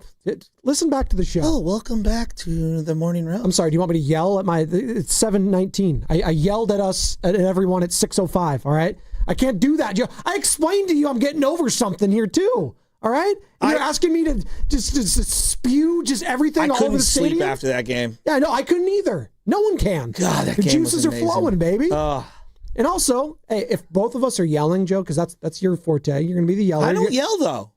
I'm way more sophisticated. Stop. You're wearing the hat right now. You're talking about capping. Come on. Yeah. Please. Size 7 1/8. Is it? Oh, nice. Blow it up! Give or take. Thought it was a little bigger than that. No. Nick and Berkeley, Ryan and San Bernardino, we'll get to you in a second. I do want to hear from Shanahan, Purdy, CMC. And apparently Rex Ryan had some thoughts this morning, too, on one Brock freaking Purdy. He had an historic game for a multitude of reasons.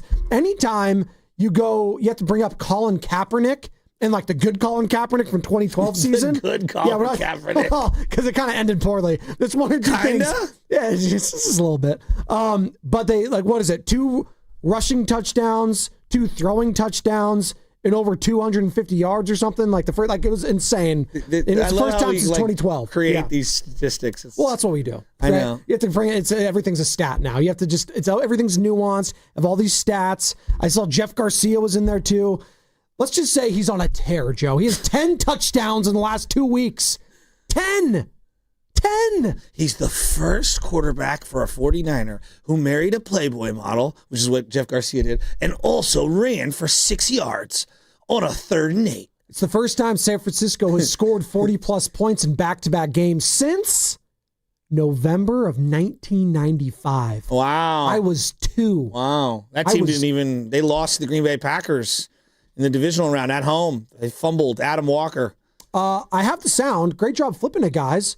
Here's Rex Ryan. You think we're talking about him, waxing him poetically? We're in our Bay Area bubble. Nationally, Purdy's the story. What's the foot god say? For those of you who started your day with us on Sunday NFL Countdown, you might have heard Rex Ryan say what about Brock Purdy? That he's the most underrated quarterback in the league. And it ain't close. I think when people look at him, they never give him props. Here's another 5 TD day for him. Mm-hmm. But people will focus, he threw an interception. Yeah, okay, that happens. No quarterback in the league throws with more accuracy, with timing and anticipation better than this guy. He throws people open.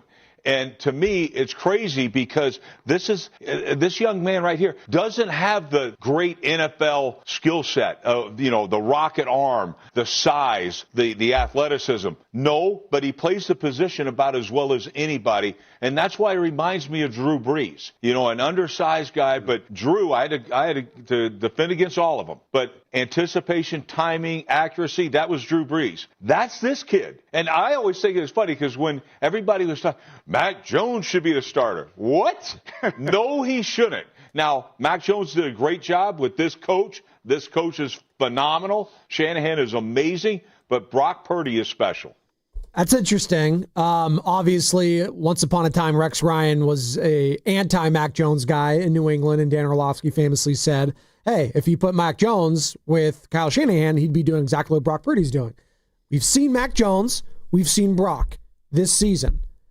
This is the best the 49ers offense has looked by far at any point, probably over 2 years. It's not even close. I mean, I would argue the last month feels like it's been better than 2023, but I feel like I'm caught in the moment. That's high praise. Yeah, right? but I might be caught in the moment. You know what I mean? Like, I don't know. I thought the drive of the game for Purdy, it wasn't the final drive, though that was a great drive. It's 21-21. Caleb threw that pass to Loveland where the Niners defensive line just stopped running. And it reminded me of the NFC Championship game against the Seahawks when Russell Wilson got the Niners to jump off sides and everyone just stopped. In that situation, when you're already off sides, the worst thing you can do is stop playing. You just need to keep attacking the quarterback. And if they blow the play dead, they blow the play dead. Right. But you can't just stop. The defensive line just stopped. Caleb rolled out right and threw an absolute dart, 30 or 40 yards down the field to Loveland. Touchdown. So it's 21-21. There's 12 minutes to go in the second quarter. And I thought the Niners just needed a nice, thorough drive. CMC run, this jet sweep kind of like fake thing where they throw a little quick pass to Tonjes, a CMC run, the Sky Moore reverse. So, hey, let's take the air out of the ball. Let's run the clock. And then the Brock play action play where he's rolling out right and he almost gets depleted from behind by Booker and he just like ever so slightly sees it over his shoulder and kind of goes down. I was thinking that could have snapped him in half, that play.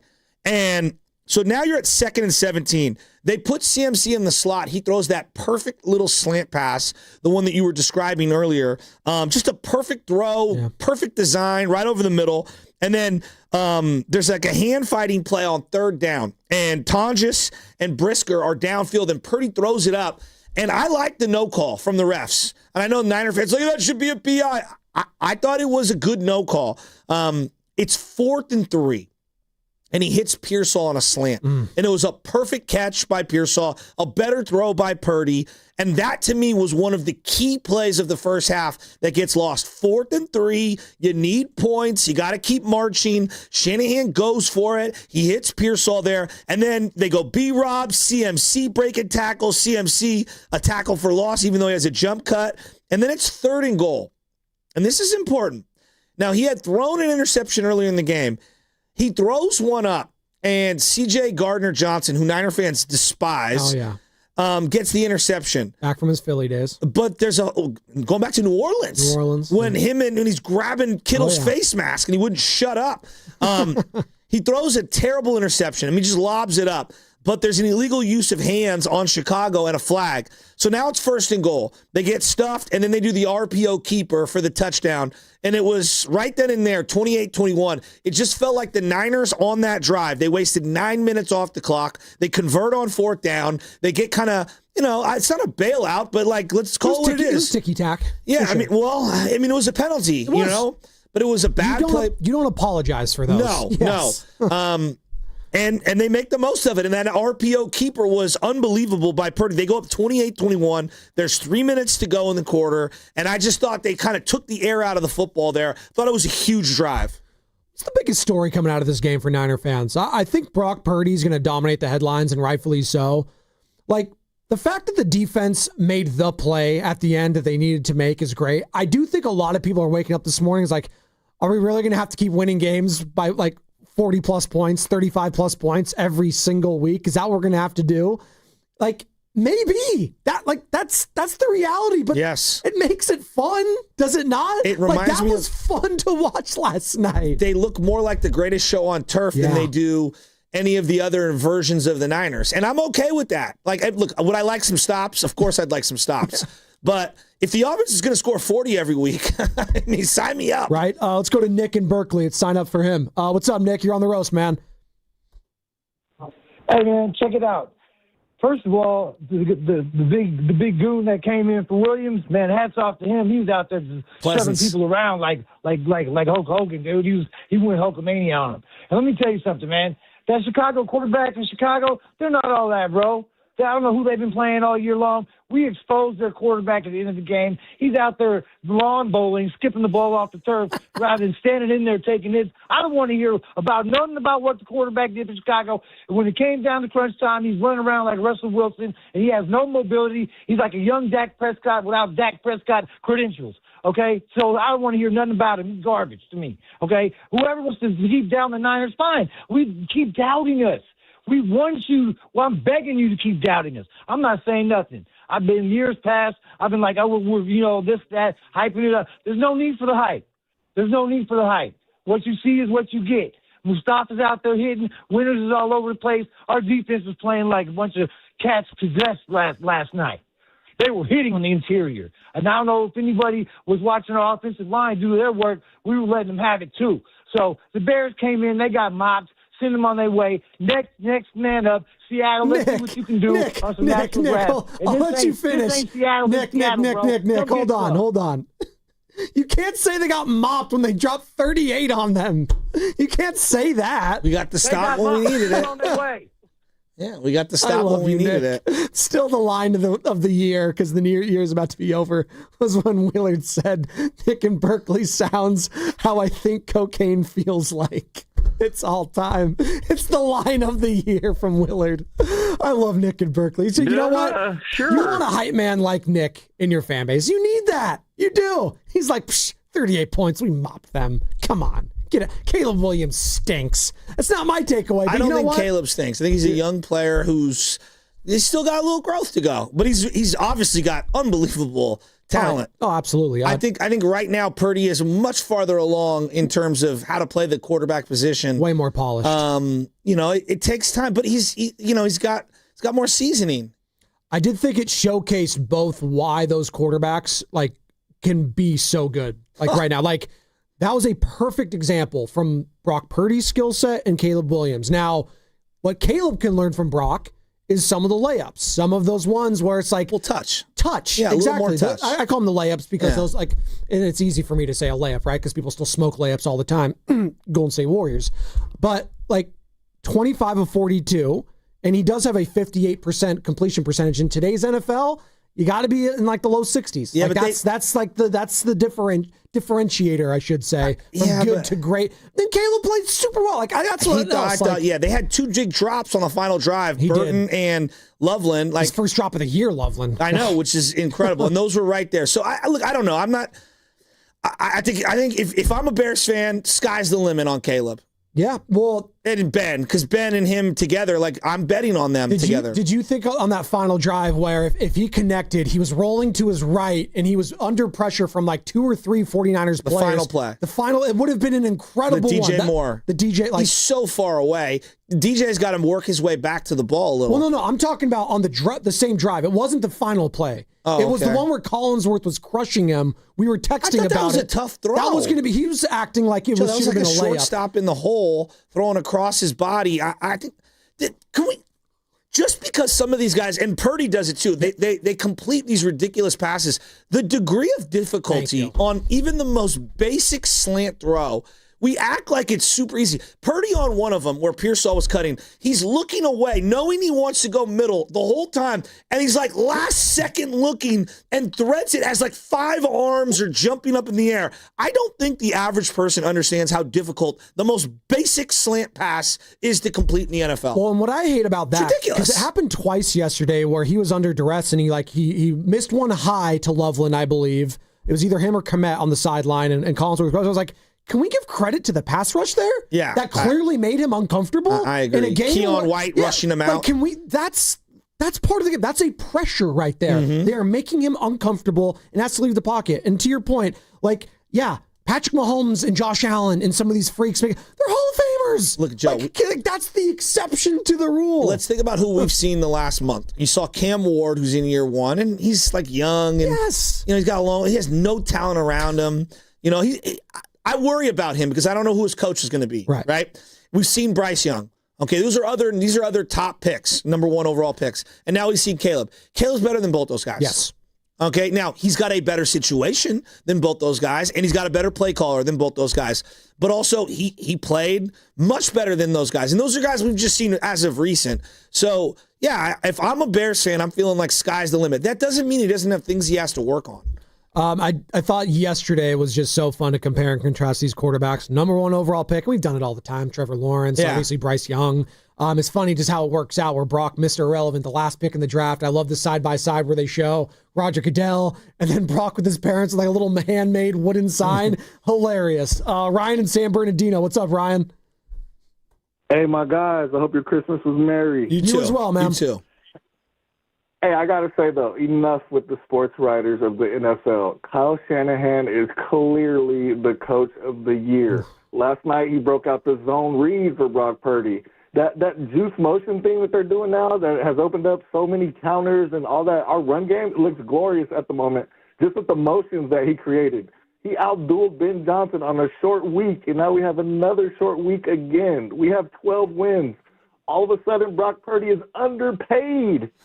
He's better than every Niner quarterback that's not Joe Montana or Steve Young. And Shasky, you're right. The right-handed Steve Young is the perfect comparison. Has Ben Johnson lost a starting quarterback, middle linebacker, tight end, best left tackle to ever play the game over the course of the season for several games? Like, get over yourselves, league. Kyle Shanahan is the coach of the year. He's running a master class these last several games. And Brock Purdy, I apologize for anything I've ever said negative about you because you are balling. Yeah, he is balling right now. Thanks, Ryan. I think if they get the number 1 seed, I think Kyle Shanahan is coach. So right now, according to DraftKings Sportsbook, he is number 2 in odds to win it. He has that plus 200. Mike Vrabel at minus 130 is the favorite to win the coach of the year. Obviously, both Can't be of mad them, at that, though. Well, both of them have their teams. I have a hard time hating on Vrabel. Both of them are in position to have the number 1 overall seed. I believe the Patriots win next week. They're the number 1 overall seed. If I said at the beginning of the year the Patriots win 9 games, I'd be like, wow, they're making strides. Are you kidding me? Yeah, and they might have the MVP too, and Drake May, which in his second season is crazy. See, this is why I think CMC should be in the mix for the MVP. Well, I'm saying realistic MVP because Christian McCaffrey's at plus 50,000. I don't care what the betting odds are. Let's talk real football. If the Niners didn't have CMC, what would their record be? Not good.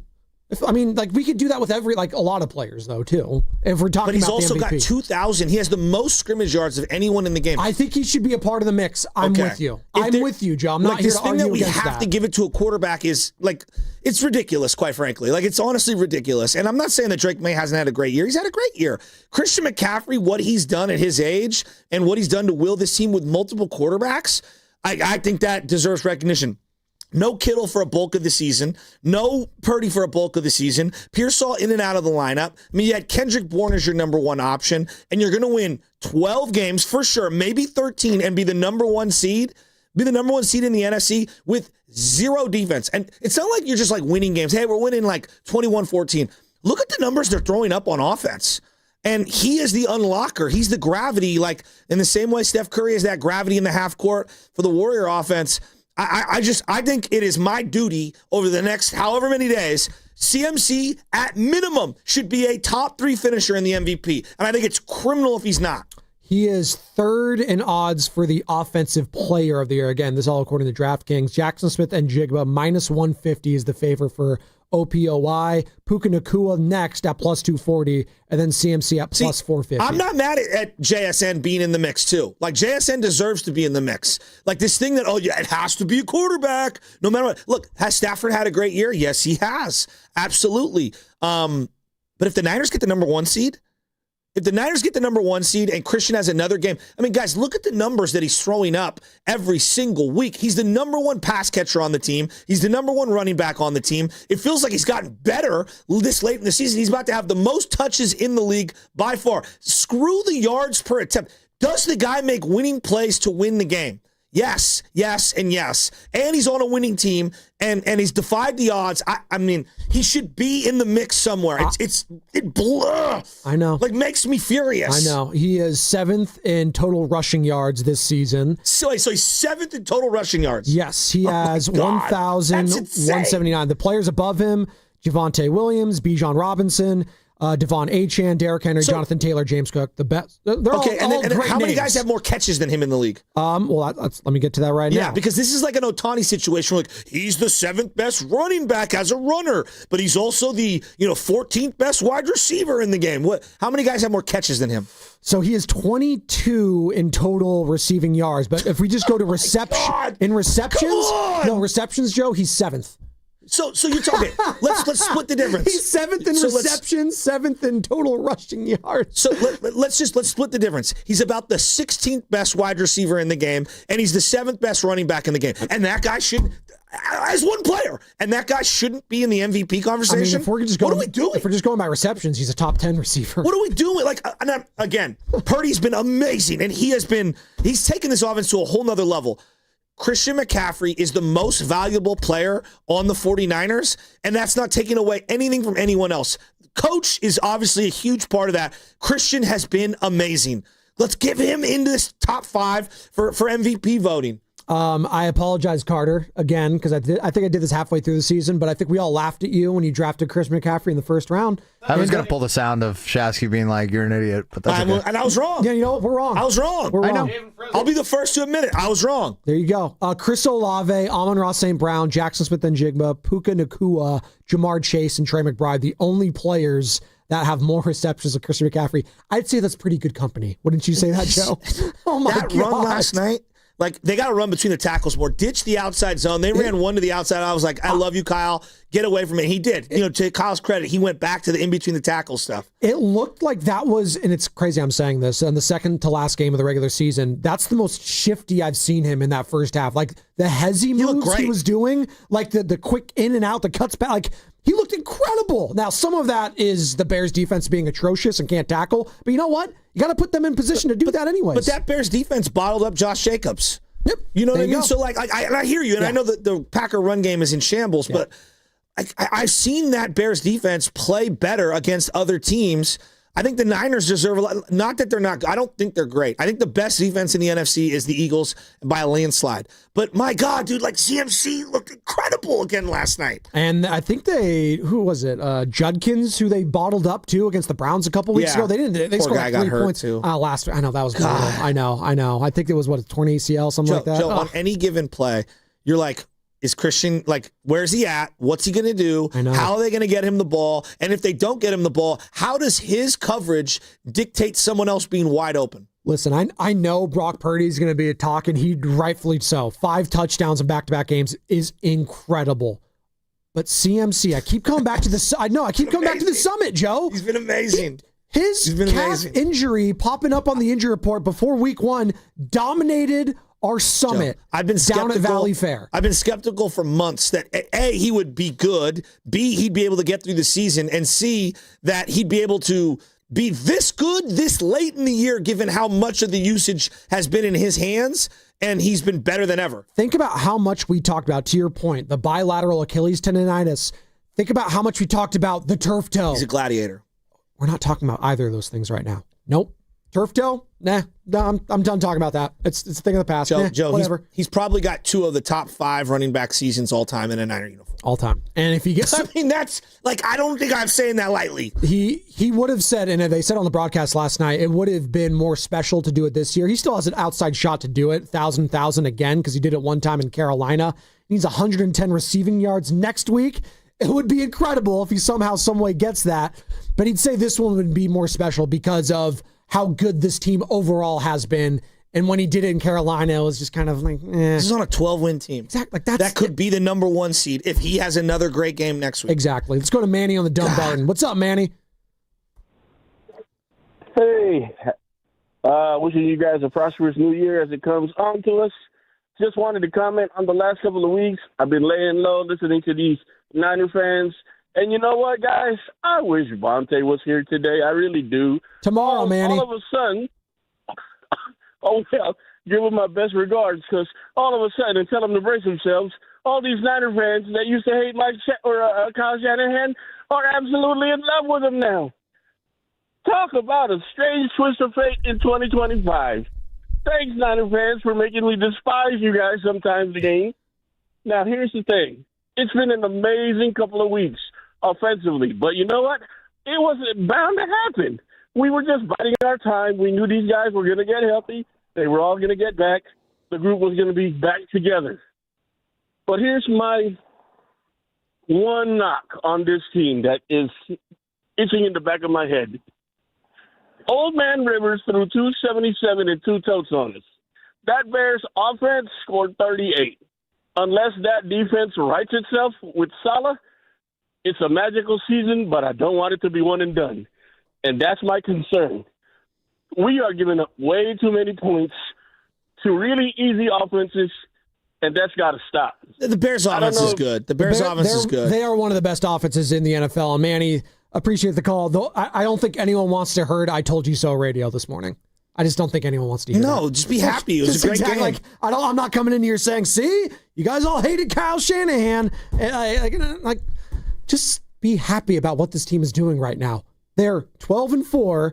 They just won on Sunday Night Football 42-38 in one of the games of the year. It could potentially have another game of the year next Saturday night against your division rival for a chance to be the number 1 overall seed and not go anywhere but stay home all the way through potentially the Super Bowl.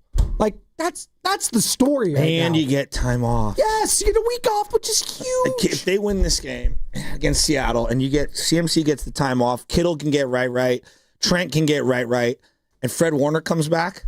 I know. If that's the one, Fred Warner, like, and you keep seeing more and more of him. Where's Bosa at in his rehab? Bosa.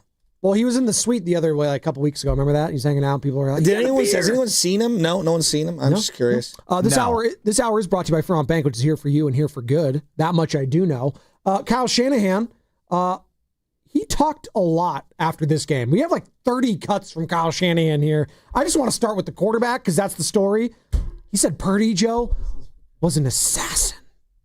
I thought Brock had a hell of a game. Again, Brock's been playing his ass off, made some huge plays in this game. Kept some drives alive with his legs, made some off-schedule plays, and was an assassin out there throughout the whole day. Was an assassin out there. Just Assassin's Creed, Brock Purdy story, baby. Never played those games. They always look kind of fun, but not my style. Dave in Fresno is more of my style. What's up, Davey? Hey, good morning. Hey, I'm willing to eat some humble pie this morning. I've been critical of Kyle and Brock, but I got to be consistent. And yesterday was great for both of them. Great for the offense, great for the 49ers, great for the fans. But I couldn't help but watch, and I know I'm not the only one watching that game, and just wondering why this team wasn't more active at the trade deadline for defense. You know, like, obviously we had a shot at this thing with the way the league was designed this year, and it's a wide-open league. Just watching that defense is just nobody on that defense that, you know, can make a play. They need an edge guy. No, they have some playmakers. They need an edge guy really bad. They couldn't contain. But today's not the day to lose our minds with that. I think we just need to bask in the win. I hear you. Yeah, no. Yeah, like I said, I'm not trying to be poo-poo anything. I'm happy like you guys. We got a real shot at this thing. You know, we got a real shot next week. Like you guys pointed out, all the pluses that come with that win. You know, I just wish, you know, we were more aggressive, but hey, that's old news now. We got a shot at this thing, and hopefully we can Solid can look at the tape and look at some stuff and make some changes, because next week we got a bad boy coming, JSN, bro. Like, we got to get ready. That's a bad man. He can wreck a game single-handedly, so we got to come ready. But, hey, I want to give credit to Brock and Kyle, man, because like I said, I've been critical, and we got to be consistent, and we got to be fair here, man. Go Niners. So, thinking of JSN next week, I only think one way they can guard him. It's very simple to me. I'm putting Diamond Lenoir on him no matter where he is on the field. Diamond played in the slot prior to the last couple of years. He's good in the slot. Wherever JSN lines up, I'm shadowing him with Diamond Lenoir. Period.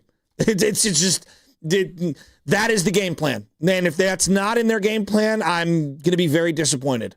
Well, dare Cooper Kupp to beat you. Whatever was working for the Rams, like that first half where they basically shut down Jackson Smith-Njigba, do whatever they did there.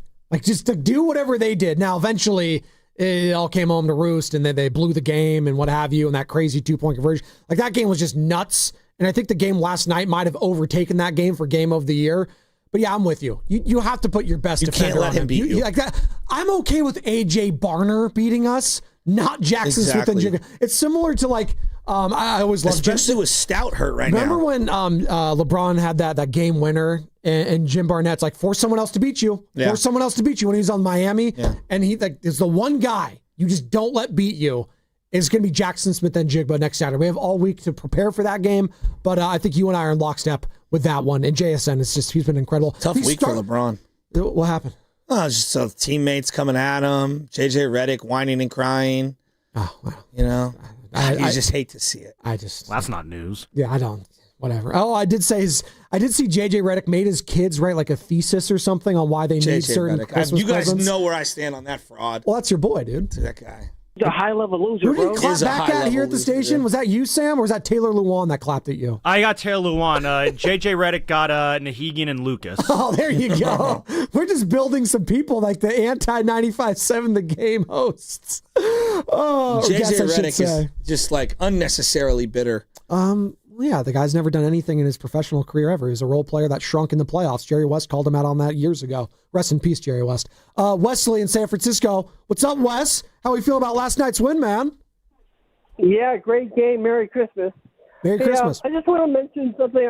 If you could talk a little bit about Jake Tonjes. Oh, yeah. This guy, he's just been amazing. Everybody keeps talking about when Kittle got hurt, but this guy's just backed him up perfectly. And the other thing is this guy's a local prospect. He's from Los Santos High. Yep. He went to Cal. So if you can give us a little words about him, that would be great. Thanks. That's Wesley in San Francisco. Great call, Wes. And, Los Gatos High School, Cal football. Didn't have a catch heading into the season. Has the game-winning catch, basically, to beat the Seattle Seahawks in week 1.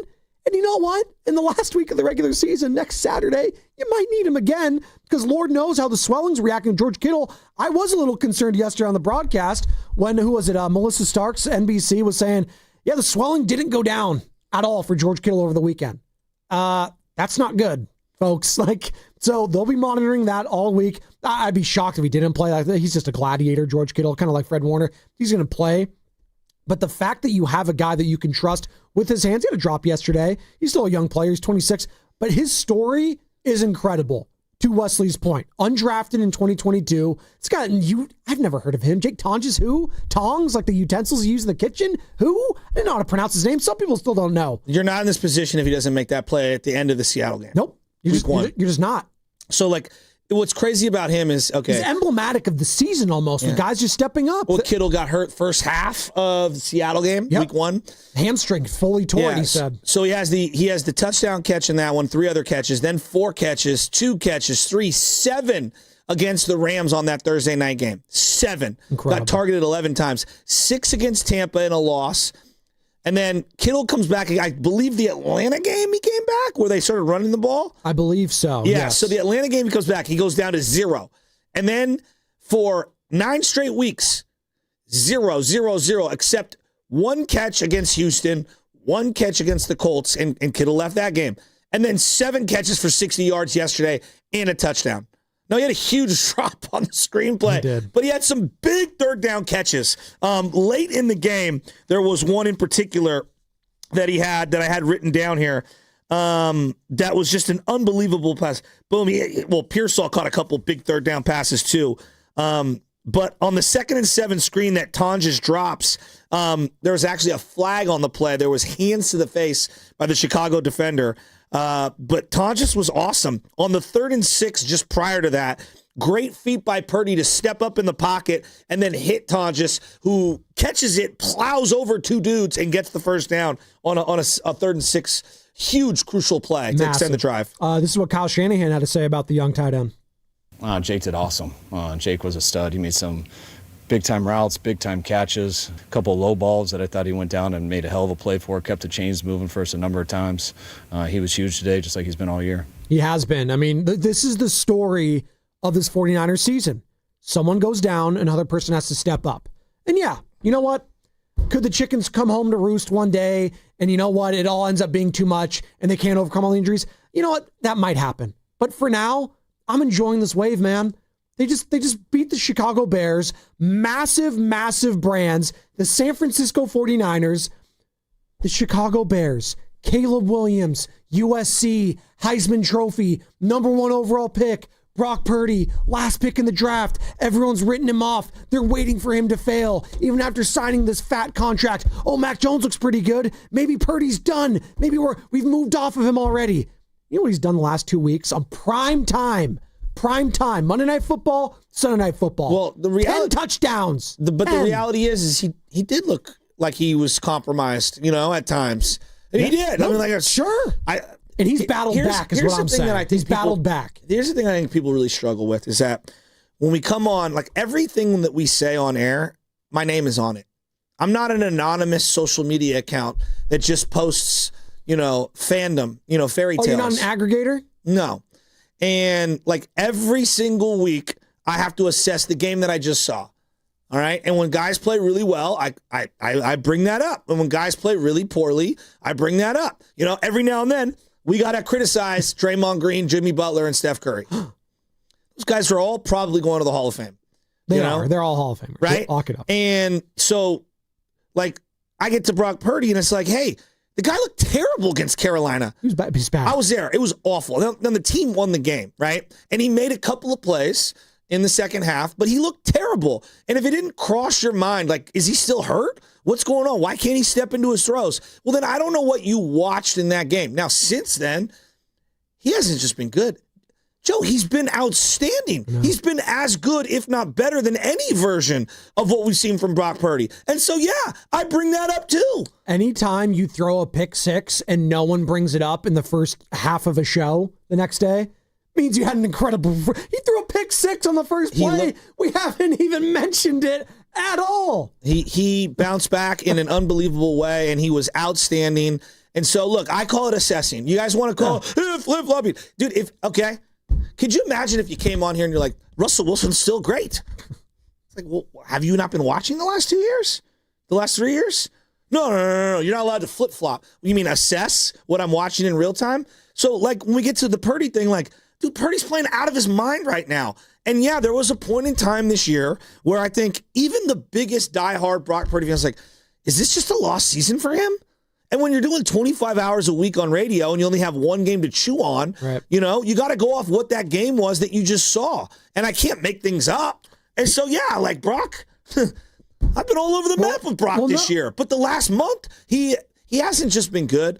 Joe, he has made so many great decisions. His feet have looked incredible in terms of movement, which I didn't think he'd be able to kind of overcome with the toe injury. He's looked so much better in the last 3 weeks than he had moving. I'm just talking about moving. Sure. And then his ability to extend plays. I mean, that play he made to Juice, that's an all-time play. That's an all-time play from him. So the guy's freaking amazing.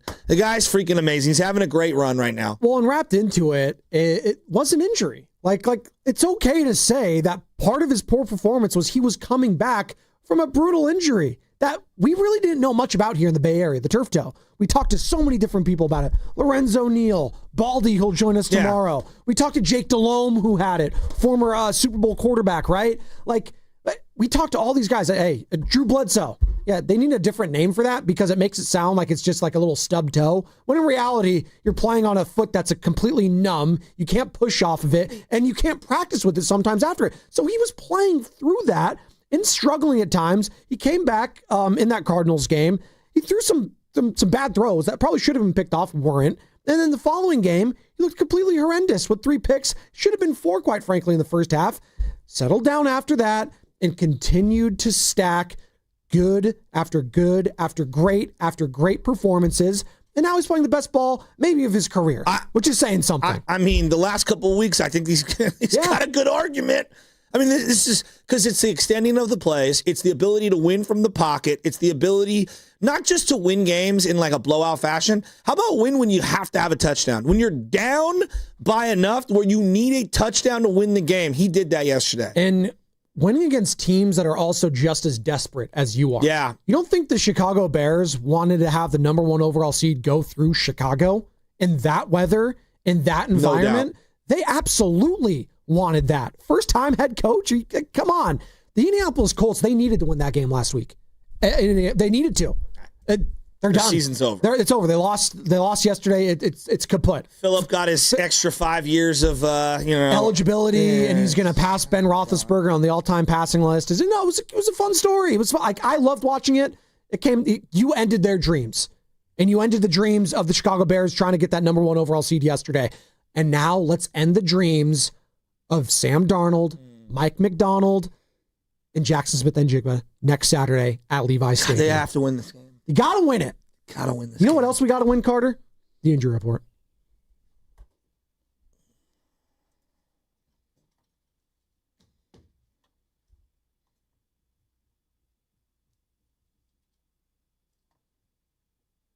And this was a big one, massive, if you will. It was not an injury-free win for the 49ers last night. The big one being Trent Williams, who left after the very first play of the game with a hamstring injury.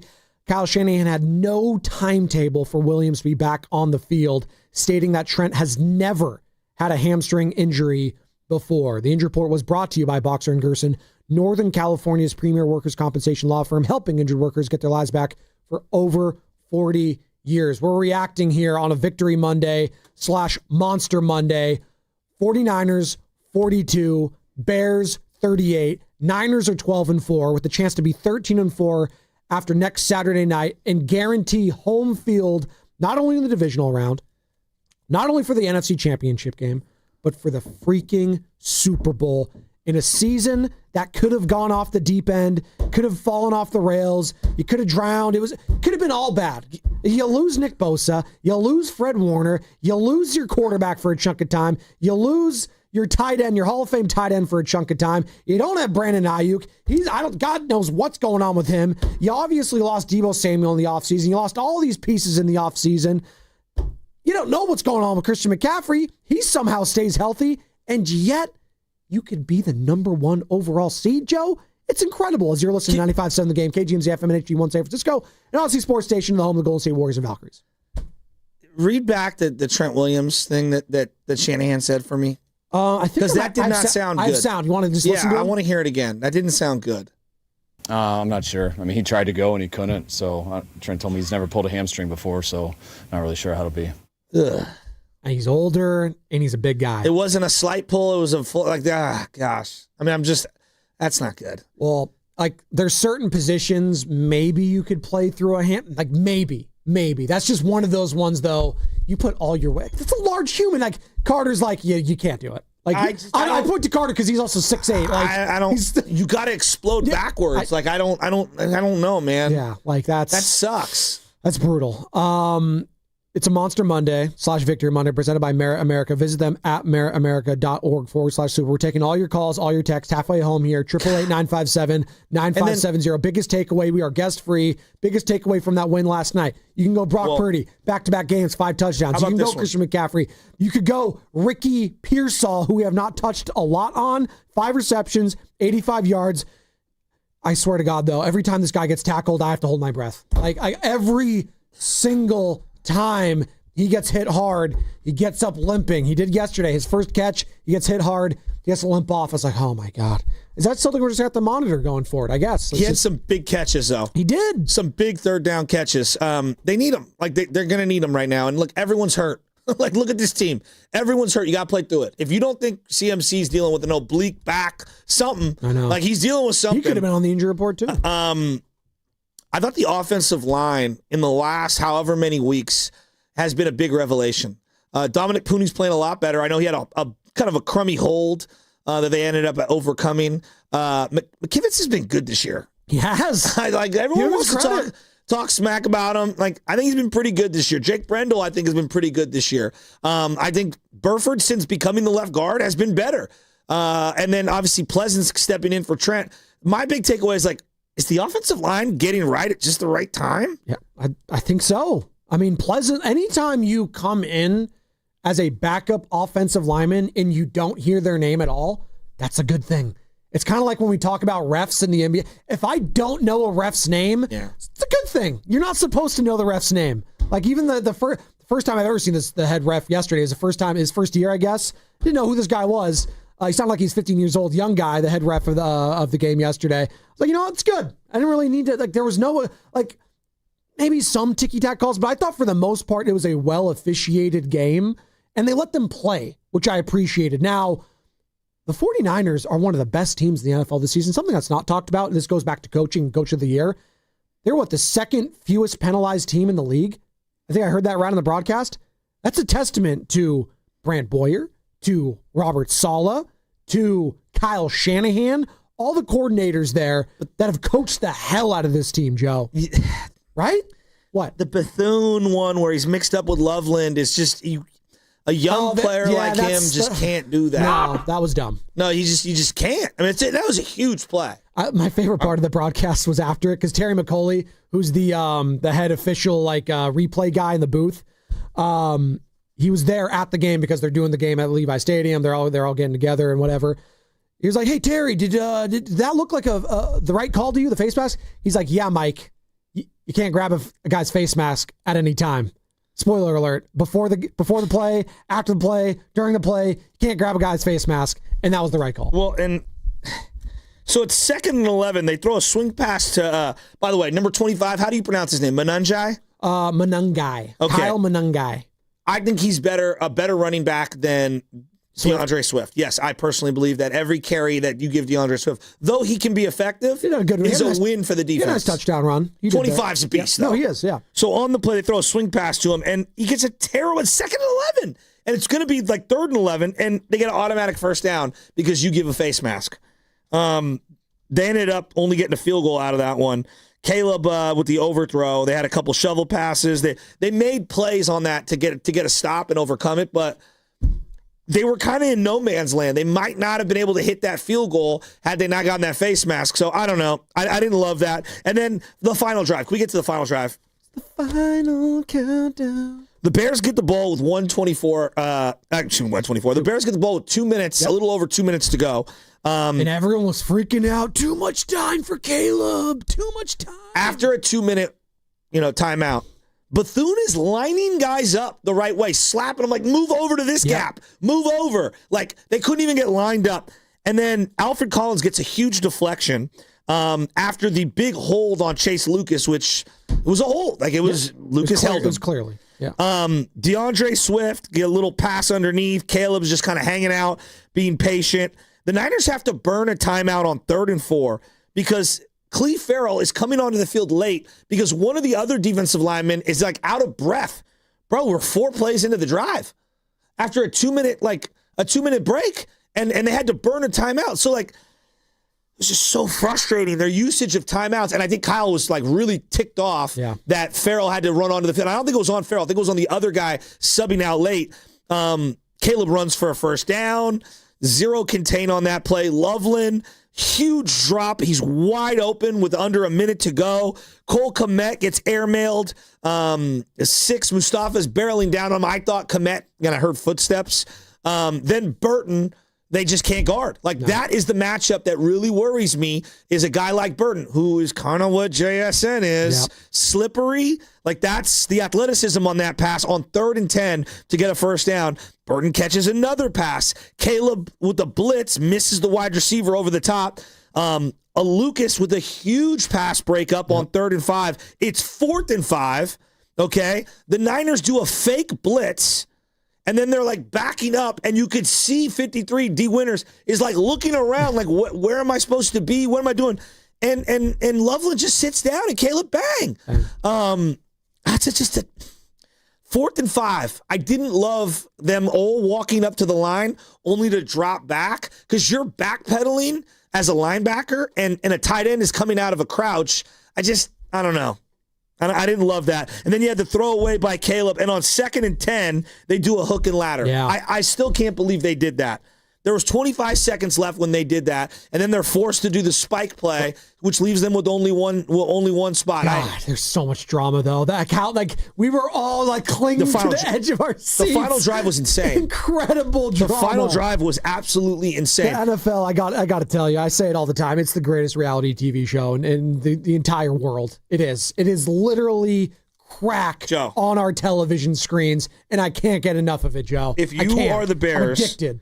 If you're the Bears, you've got to be thinking to yourself. So I'm looking at the time right now. It's Bears. 1st and 10 at the 13, under 45 seconds to go. You're thinking you're winning this game. I thought they were. I'm going to be honest. I thought they were going to, this is what the Bears do. This is what they've done. But the 49ers made the play. Robert Saleh called the right play call. He dropped everyone back, forced Caleb. It was almost like, it almost mirrored, I thought it was going to mirror what Brock Purdy was able to do with his scramble earlier. Caleb was in that same sort of sphere. Difference was 49ers, they didn't bite. They didn't jump up like some of the Bears players did in the end zone, allowing Juszczyk to be wide open. That Juszczyk play was I sick. know, it was great. But it's 2nd and 10 from the 13 with 25 seconds to go. I know. 2nd and 10 from the 13. See, to me, if you're at the 13. You got to take some deep shots there, you think? Like, not deep, but it's 4 shots into the end zone. Yeah. You're at the 13. That's where they missed Roma Dunze. Like, that's where they missed for sure. A guy like that. Crimea River, we're missing a bunch of guys. You're just asking me why they didn't do that. I think had they had him available, maybe they do. They had the 2 tight ends. Yep. Those guys are both matchup nightmares. I don't know. I think Ben Johnson, the hook and ladder play was unnecessary. Really? Oh, God. No, it's a great play. But if it doesn't work, you are now, again, if you get tackled inbounds, you have to spike it. Right, unless you get a first down, like you're down to 1 play left. It was insanity to my ear. I was going to say the same thing. High risk, high reward, right there. If you get the touchdown, then it's like no, we're not questioning it. But they got stopped short. Hell of a play from Lenore, though. No, it was a great play. Tackle. But like, if you just look at it, like 25 seconds from the 13, 2nd and 10. I thought the hook and ladder was a little unnecessary. I thought earlier where they got a first down and they let it bleed all the way to like the 40-second mark, and Collinsworth. He was all over. He's like, you guys are wasting a lot of time here. Like 20 seconds or 15 to 20 seconds you wasted. And I was like, I agree. Call freaking timeout. You have 3 of them. What are you doing? And then they called another timeout because it was 4th down. And I was like, what do you like?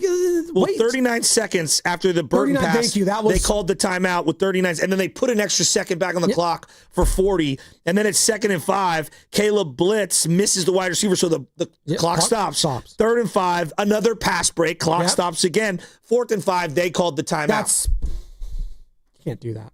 Can't do that. And that was when the Niners did the fake blitz. Yep. Then there you go. Kyle Shanahan, though, on the defense stepping up on the final drive. They stepped it up huge, man. I mean, that team's had more fourth quarter comebacks, I think, than anyone in the history of the NFL. I know there's a lot we can clean up from the whole game.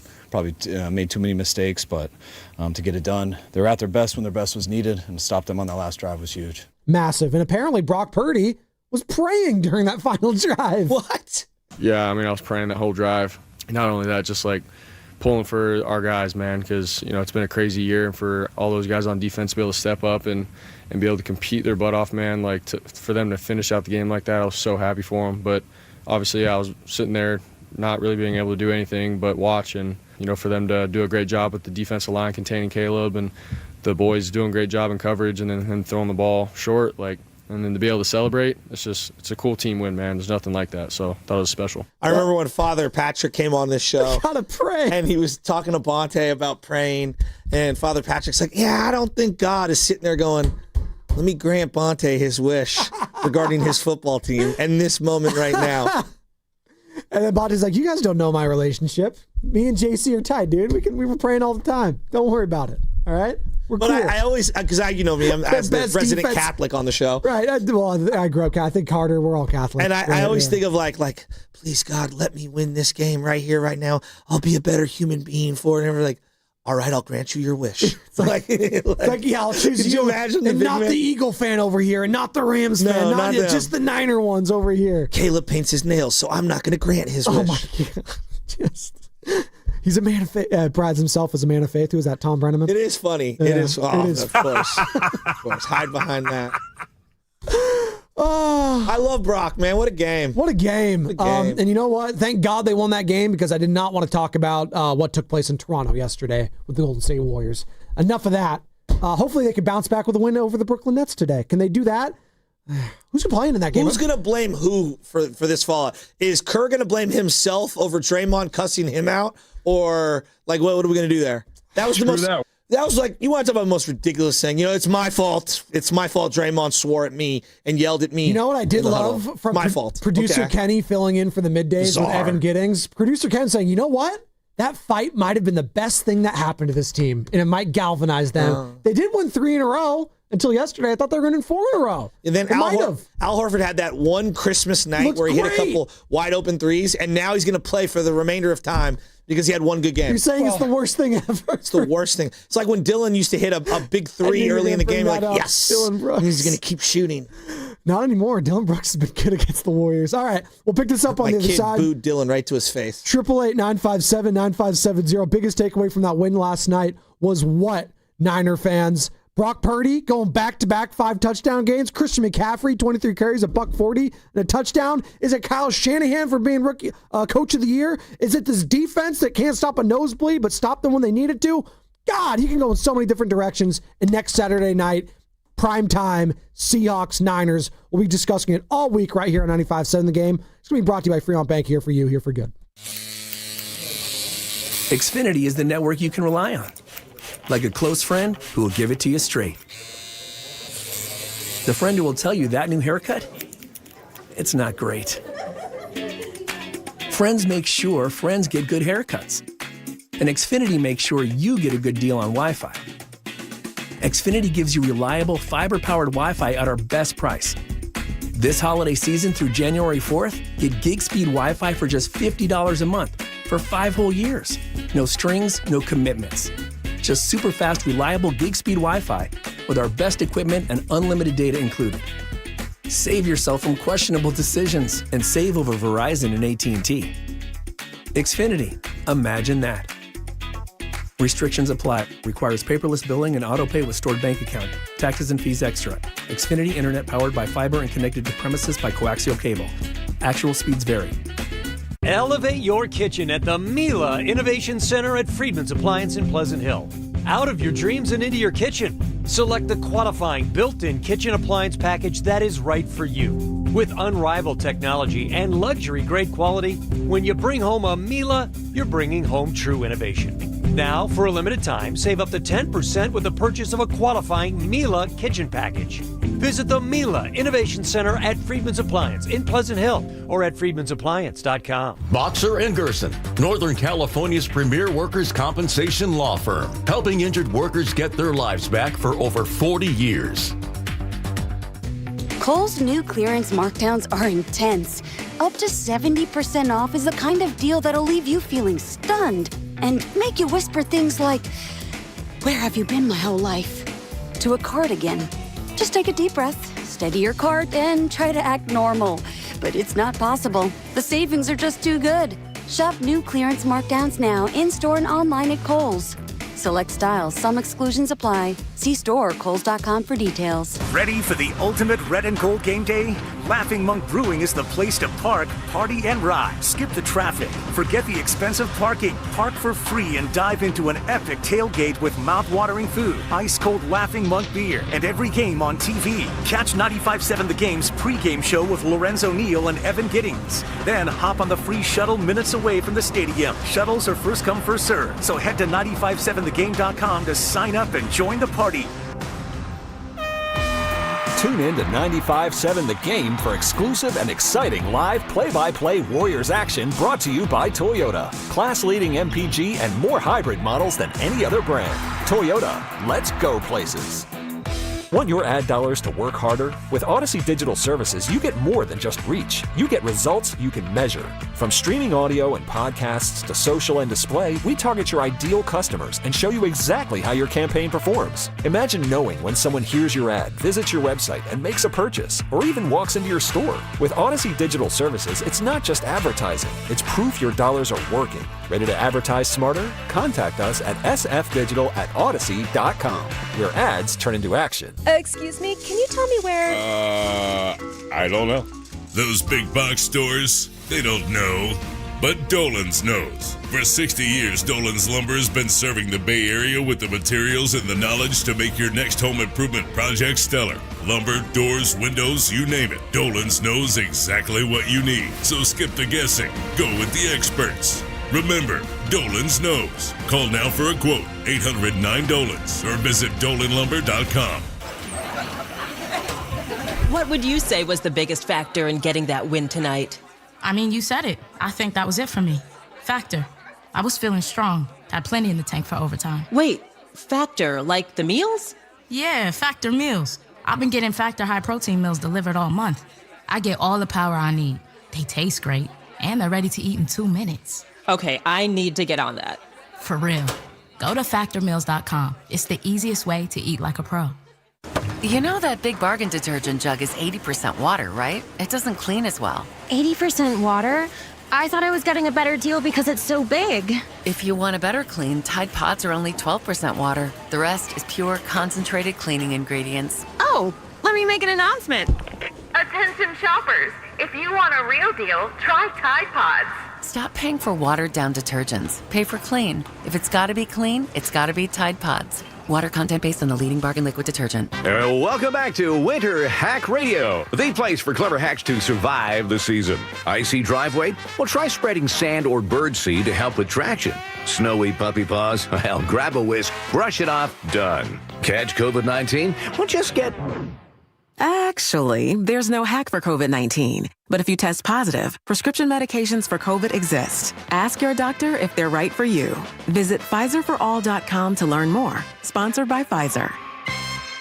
Wesley Financial Group is not a law firm. I'm Chuck McDowell, founder of Wesley Financial Group. Did you buy a timeshare because they told you it was a great investment? That's a lie. Most timeshares can be bought online for $1. To find out what your timeshare is worth and to cancel it, call us today and we'll send you our timeshare exit kit free with all your options for cancellation. Call Wesley for your free exit info guide. 800-941-2255. That's 800-941-2255.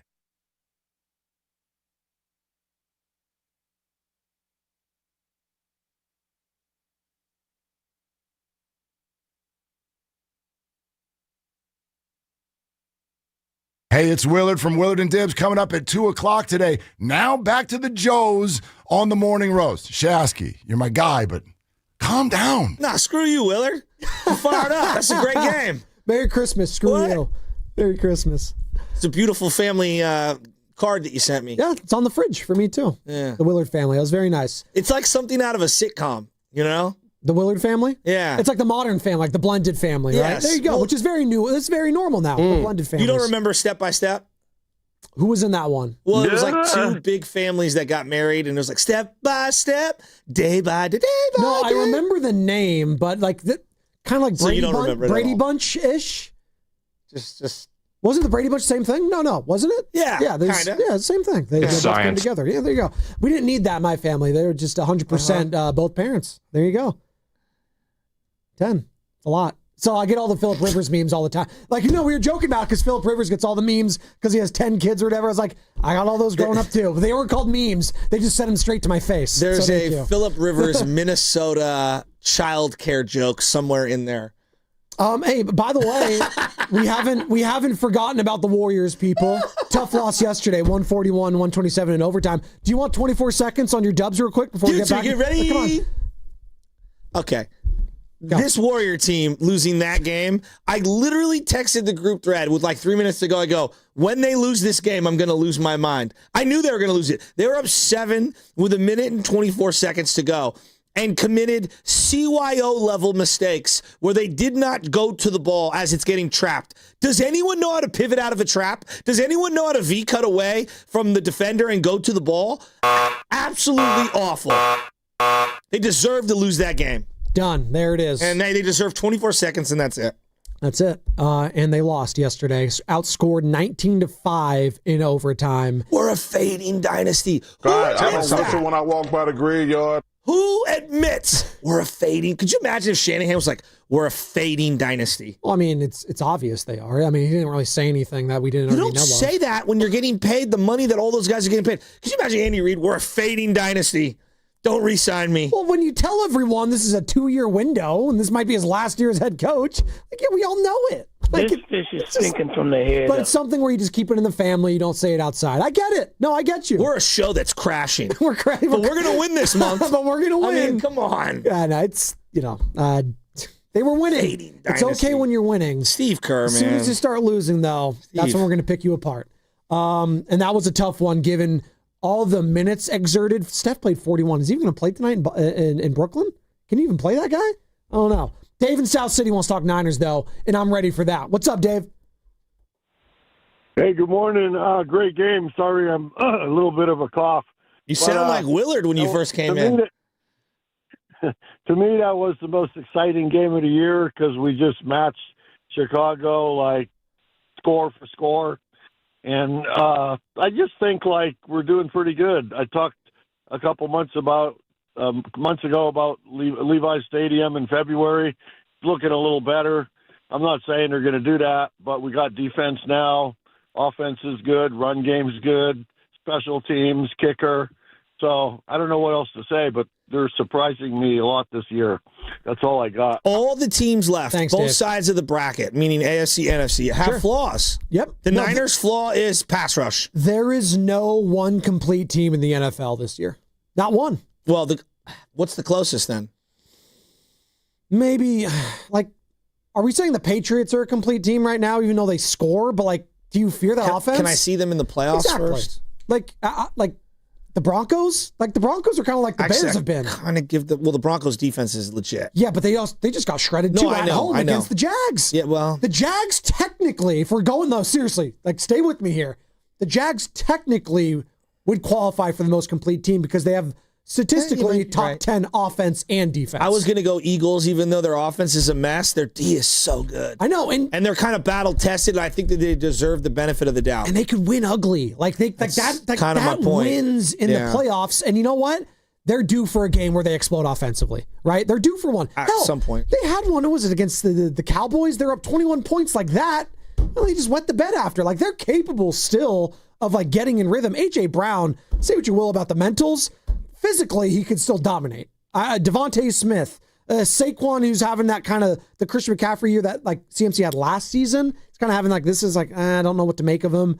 But Jalen Hurts, like, they do that tush-push thing, and it's kind of poetic that the Bills did that to them yesterday in Buffalo, but they couldn't get the 2-point conversion. That was a big win for the Eagles going up there. And that's a tough place to win in Buffalo. Cold weather, all of that.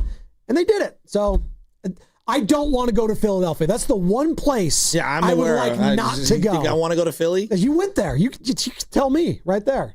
I mean, I'd like to stay home. If I can't stay home. If they do have to go to Philly, would you go to that game again? No. No, I'm out on that trip. You and Carter? No? Carter's not in his head. He said, yeah. I'll go. Yeah, Carter, I'm going to let you know this right now. You're going to regret that trip. I love Philly as a town. The inhabitants. Seem like great people. Carolina? Unless I can bring my golf clubs. That does nothing. Unless I can bring my golf clubs. What is it, Pinehurst? Go play Pinehurst. out there? I mean, I'll play anywhere out there. Play anywhere out there. There you go. Let's go to our guy Verducci in the El Dorado Hills. Long time no hear from Verducci. Obviously, new dad, Giovanni. Congratulations, Verducci. I think we've talked to you since then, but I always want to say congratulations. Were you at the game last night, Dooch? What's up, man? Oh, fellas, my voice is so hoarse right now. What an incredible game. My wife and I got to hold the flag during the national anthem. Before we marched out to the field, we saw Frank Gore and Patrick Willis giving us high fives and firing us up. So to walk out onto that field and hold the flag, man, it was unbelievable to feel the energy, to see all the pyrotechnics going off and the flyover.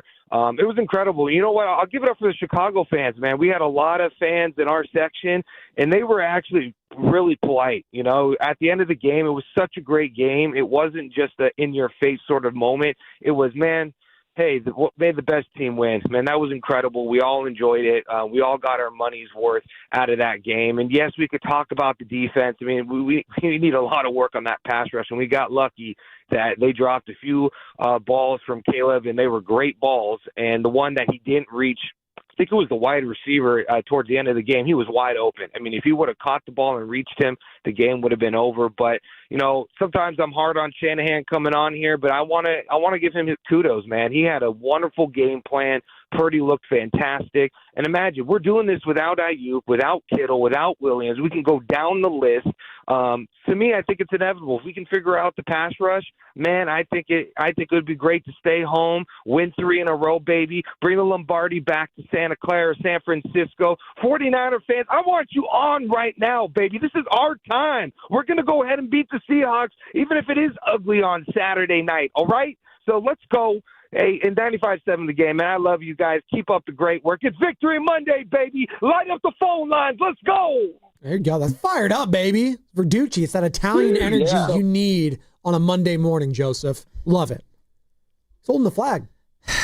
Can we make a credo, a promise, some sort of a credo? A credo. Isn't it just like a creed? I thought it was a credo. A credo? I think that's a character in well, I know that. He shot first. Star Wars. That's a Greedo, yes.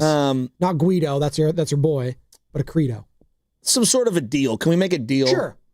Stop it with the Ayuk. He hasn't been here all year. No. He's not on the team. He's done. It's over. I don't want to hear like we're doing this without Ayuk. He was never here. Yeah. For this year at all.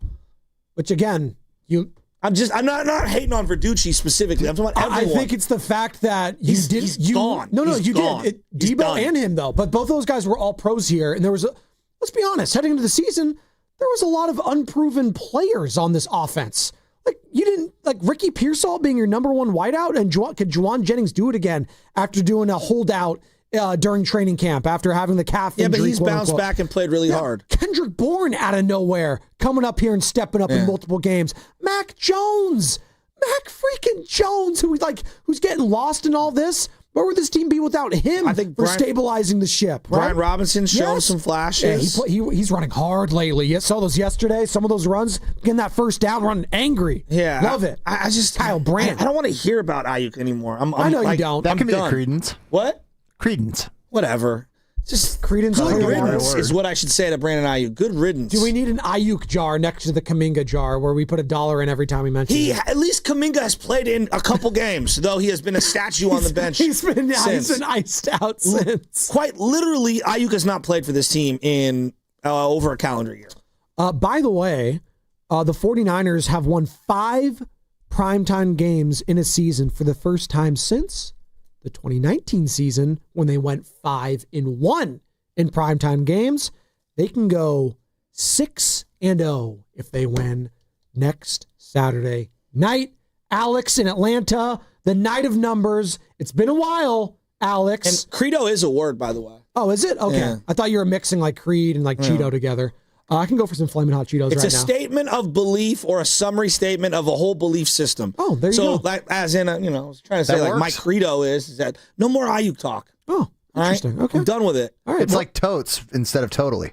Totes my goats, dude. Am I Just right? a thought. I don't know. I don't know about all that. I don't know what's going on here. Alex, save us. What's going on? Man, what's going on, fellas? Listen, first of all, happy post-holiday season to you guys. I hope you had a great holiday. Number 2, my takeaways from last night's game are, at this point, I don't know how Kyle Shanahan doesn't win Coach of the Year. The fact that this is a 12-win, potentially 13-win team that's had to deal with all the injuries and adversity they've faced this year, the fact that they have a chance to be the number 1 seed in the NFC, despite the fact that both the Rams and the Seahawks have been playing at such a high level all season and have also won double-digit games, I don't know how you don't give Kyle Shanahan the Coach of the Year award at this point. Number 2, Brock Purdy is earning every penny of that contract they signed him to. He's been playing great. He's put to rest all the talk about Mac Jones and, hey, should they stick with the hot hand? There's no hand hotter in football than Brock Purdy right now. He's playing at an elite level. He looks like one of the 5 best quarterbacks in the league this year for sure over these last couple of games. And at this point, when it comes to the defense, look, you're not going to know who a lot of these guys are. I call them the Legion of Whom because, it's a lot of question marks. You don't know who's going to be playing at what spot night in and night out. You don't know who's going to be generating pressure on the quarterback, but they bend, don't break, and they show up when they need to get the job done. I'm just excited for the Seattle game. I'm excited to see just how far the Niners can go this postseason. And, man, wouldn't it be great if they just get home field advantage throughout and they get to a Super Bowl on their home field. Great call. Alex in Atlanta, don't be a stranger. It's insane that we're talking about it heading into last week that they could have home. It's literally insane that they could have home field advantage through the Super Bowl. He said the secondary is the Legion of Whom? That's pretty good. That's a 5 this morning. That's a 5. In Old English lettering? That's pretty good. Hoomst. Kyle Shanahan plus 200. Plus 200. Second best odds right now to win Coach of the Year. Mike Vrabel, the current favorite head coach of the New England Patriots, at minus 130. But the Patriots do not control their own destiny for the number 1 overall seed in the AFC. Because if the Broncos win, correct me if I'm wrong, Carter, then they're the number 1 overall seed in the AFC. So, like, I think it should be either Kyle Shanahan or Mike McDonald, right? No one had Seattle. No. No one had the 49ers. With a new quarterback? Like, come on. We were all, I was like, well, I don't know about Darnold. We'll right? see. Like, what they're doing is just as incredible. So I think it should not only be for the number 1 seed in the NFC, it should be for the coach of the year. And it could be for the offensive player of the year because it's Jackson Smith and Jigba and Christian McCaffrey. It just can't insane. lose to Sam Darnold. No. You just can't lose you to Sam cannot. Can't. They're not going to. Like, they're just lock No, it. please don't do that. They're not Just going. don't do that. I've been so money Just on all don't. these picks with the 49ers. I've been money. This is a Spadoni pick. They're not going to lose. But if they do, season's over.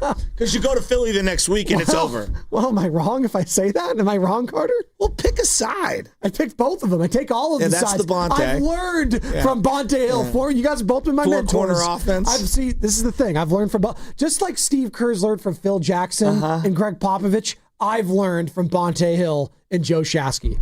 That's some high praise I just threw both of you guys, by the way. Which one do you guys think is Phil Jackson? Which one do you think is Greg Popovich? If you had to pick one for both of you. Who's the older white guy? Ooh, I think Phil's older. And that would be Bonte. Oh, my God. The Zen Master? You think he'd like that one? No, I don't think he's... He thinks that he's the guy, Ime Udoka. No, that's who he thinks he is. I think he wants to be more Pat Riley with the suits. I think he wants to be Pat. He wants to be the GM. He wants all of that. That's high praise, by the way. Does that make you JJ Redick? Hey, you know what? He's got his naps timed out. I'd take that money in a heartbeat. I'll tell you that right now. You see Kendrick clapping him all the time, by the way, now. Kendrick Perkins? Yeah, because he's under JJ would bully him when he was an analyst on ESPN all the time. Because Kendrick is in the pocket of Clutch Entertainment. And when Clutch Entertainment... He hates LeBron, though, Kendrick. No, he doesn't. Yes, he loves he does. him. He can't stop talking about him. And when Clutch puts out the bat signal... Now everyone knows that like JJ's out on LeBron, and hence LeBron is out on JJ, and so there you go. By the way, Bill Simmons had a latest trade proposal for the Warriors and the Lakers. Maybe we'll get to it at some point. Yeah, Bill Simmons. Uncle Gene in Oakland, who is the Phil Jackson of all of the callers here at 95.7. What's up, Gene? Phil Jackson. Well, I've never heard that reference, but thank you. You're more of like Jim Leland to me. I can see you firing off heaters and maybe getting into it with some younger guys. That one seems more appropriate. Okay, I was giving you the Hall of Fame credentials. I miss you, Gene. Happy New Year. Happy New Year to you guys. So you asked the question. What was the first thought I had after the game? Of course, the first thought was, what an amazing game, best game I've seen in forever. But the second thought I had was, wow, this Super Bowl's up for grabs, and I began to wonder. I wonder if we're going to regret not having gone after the, pass rushing specialists that we could have gone after during the season. So I'm hoping that doesn't happen. But at the same time, I look back at, teams that had, frankly, this bad a defense, but that won Super Bowls. And the best example I could find was the 2011 Giants, because they were down around 23rd or something like that in yards per game, and we must be close, especially after last night.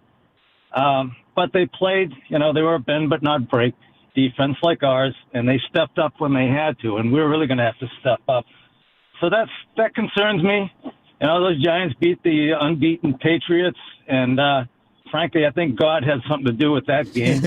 But anyways, but still, I hope Saleh, he's a brilliant coach. I hope they pay him whatever he needs to keep him here.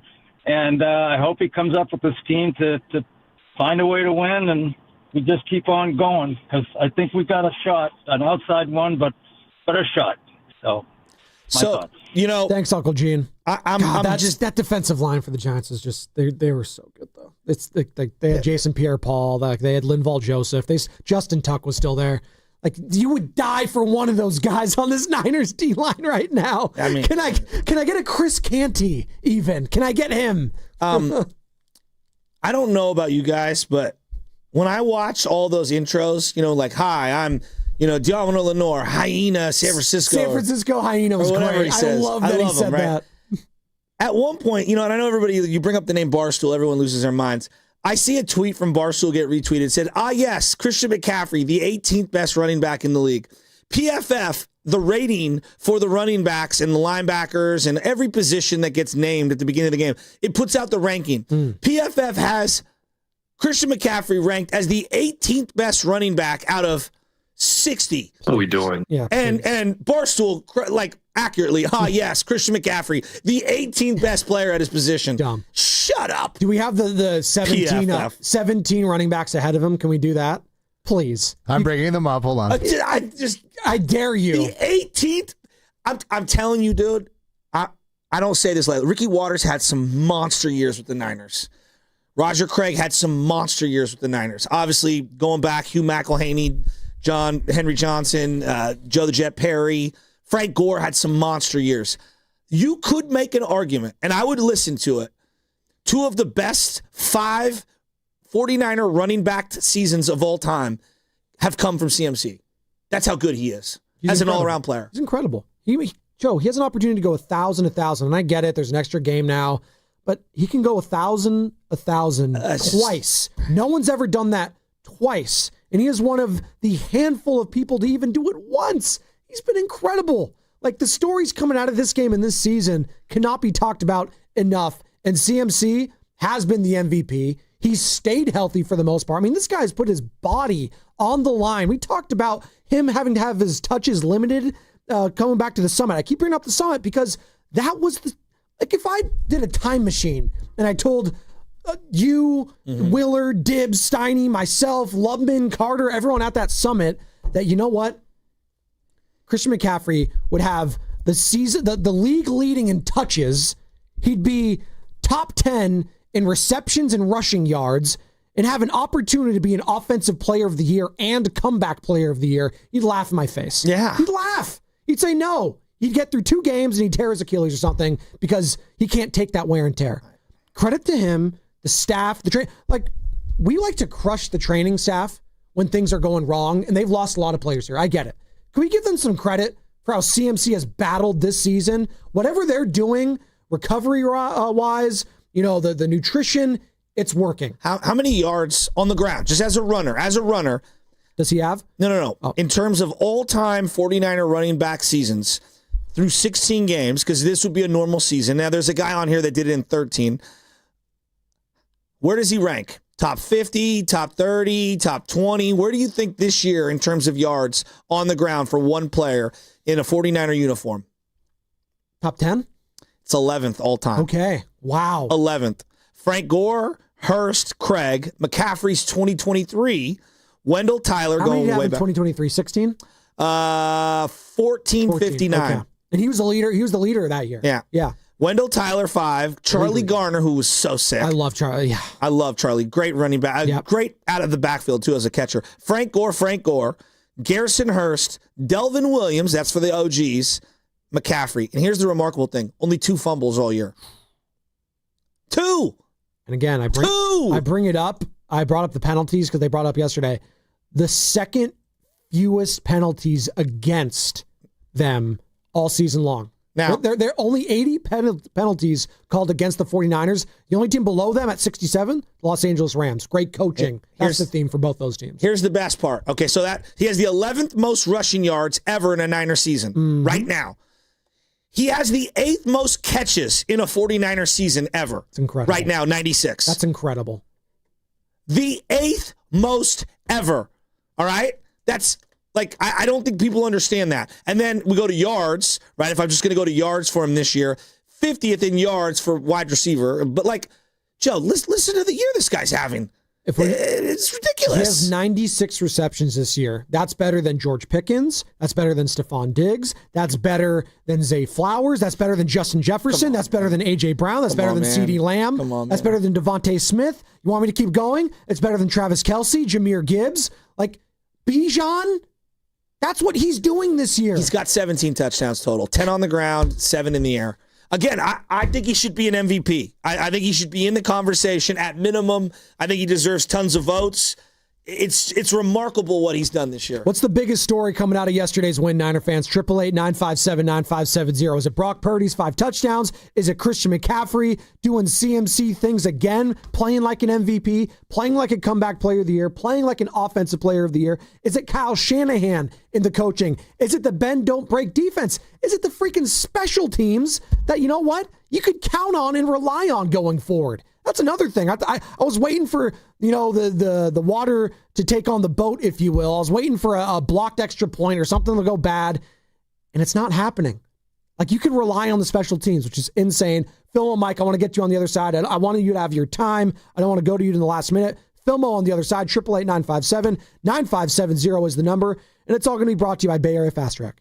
On January 1st, tolls will go up on all bridges except the Golden Gate. These funds will be used to maintain and rehabilitate the Bay Area's 7 state-owned bridges.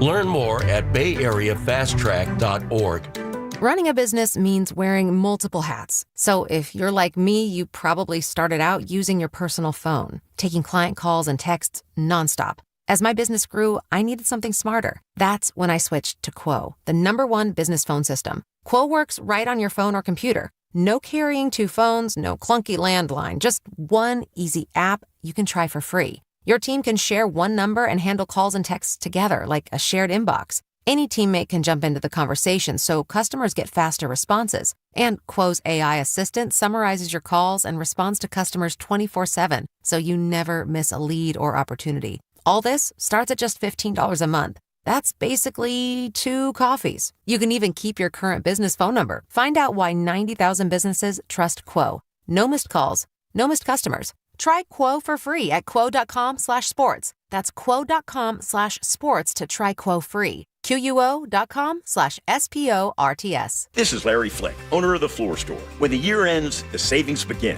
With our New Year's clearance sale, get up to 50% off store-wide, 2 years free financing, and we pay your sales tax. It's our way of saying Happy New Year. The Floor Store, your Bay Area flooring authority. The holiday rush continues at your California Ford dealers. The Ford year-end sell-a-thon is on. Now through January 2nd, get our best offers across the most popular Ford trucks and SUVs. From America's best-selling Ford F-Series trucks for 48 years, the legendary F-150 and Super Duty, to the Bronco family of SUVs for those who don't wait for adventure to begin. Plus, all-electric standouts like the Mustang Mach-E and F-150 Lightning. And Explorer and Escape, the perfect balance of comfort, capability, and everyday versatility. Get ready to power through whatever the season brings in a Ford. But don't wait. These year-end sell-a-thon savings won't last. The clock's ticking. The lots are moving. And these are the season's biggest savings on an incredible selection of Ford vehicles. Rush in before the sell-a-thon and the savings are over January 2nd. Get to your California Ford dealers today. Claim based on 1977 to 2024 calendar year industry reported total. Hey, it's Willard. You ever study the coaches who win relentlessly? The legends, the dynasties. They're systematic warriors. Disciplined, obsessive. They outwork, outthink, and outlast everybody. Pure domination. That's Omar Habas, Tarek Habas, and the Habas Law team. When Habas Law goes up against big insurance companies, they grind them to dust. Habas Law knows every inch of the Bay Area legal playing field, and nothing catches them off guard if you've been injured and want to win. Visit HabasLaw.com. Habas Law, they fight to make it right. Habas and Associates with offices throughout Northern California, including San Jose. Tune in to 95.7 The Game for Warriors Live, 60 minutes before tip-off. Every Warriors game throughout the season as we get ready for the action. Presented by Xfinity, your home court advantage. Brought to you by Xfinity. Watch all your favorite teams all in one place. Xfinity, imagine that. 1-877 Cards for Kids. KARS Cards for Kids. Hurry! It's our last chance to donate for 2025. Donate your card today. 1-877 Cars for Kids. KARS Cars for Kids. 1-877 Cars for Kids. Donate your car today. Ready to get rid of that old car? Donate it to Cars for Kids. Call 1-877-CARS-FOR-KIDS to reach a friendly live agent. Donation's super easy, and your car can be picked up as soon as tomorrow. Call us now, 1-877-CARS-FOR-KIDS. That's Cars with a K to donate your car today. 1-877 Cars for Kids. Donate your car today. Hurry! It's your last chance to donate for 2025. Last chance! Donate now for a 2025 tax deduction. My name is Whitney Allen. I am a widow. My husband Ryan died. We never thought in a million years we'd have to use life insurance. The unexpected happened. With Ethos, it is so fast and easy. It's 100% online. You can get a quote in seconds, apply in minutes, and get same-day coverage, no medical exams, and you can get up to $3 million worth of coverage through Ethos. Get your free quote at ethos.com/radio. That's ethos.com/radio. Time spent on application may vary. Online health questions required. I know that hiring can be challenging. You need someone to match your role perfectly. Well, now you can meet them fast on ZipRecruiter. Build your team, build it sooner. Meet your match on ZipRecruiter. Just head to ZipRecruiter.com/free right now to try it for free. That's ZipRecruiter.com/free. Meet your match on ZipRecruiter. Try it free. At Straight Talk, we get it. You say no a lot. Mom, can I get a tarantula? No. Coffee? No. So we're giving you more reasons to say yes, like a free 5G phone with real unlimited data with select plan activation. Can I use the free phone? Yes. See? Doesn't it feel good to say yes to more? Absolutely. Face tattoo? Absolutely not. Available at straighttalk.com and Walmart. Taxes and fees apply. In-store activation of Gold Unlimited plan or higher required. For network management practices, visit straighttalk.com. Red and Gold Game Day starts at Laughing Monk Brewing. Park for free. Enjoy amazing food, ice-cold beer, and every game on TV. Catch 95.7 The Game's pregame show. Then hop on the free shuttle straight to the stadium. Sign up now at 957thegame.com.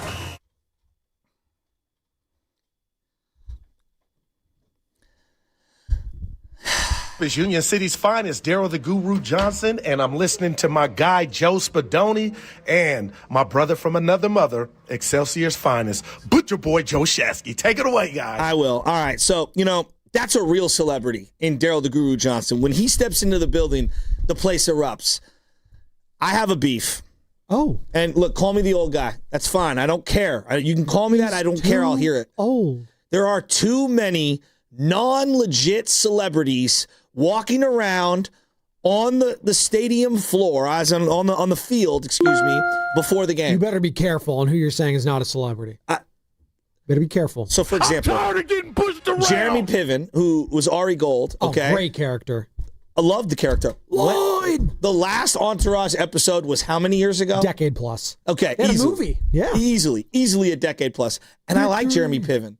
I like Jeremy. I do. His best role is actually the Dean Pritchard in Old School. It's my favorite. Okay. Jeez. But there are, Simone Biles, for example, that's a celebrity. Absolutely. Yes. She's an Olympian. Absolutely. Everyone knows who she is. It's relevant. Her significant other plays for the Bears. Jonathan Owens. Yes. Yeah, right? So totally makes sense.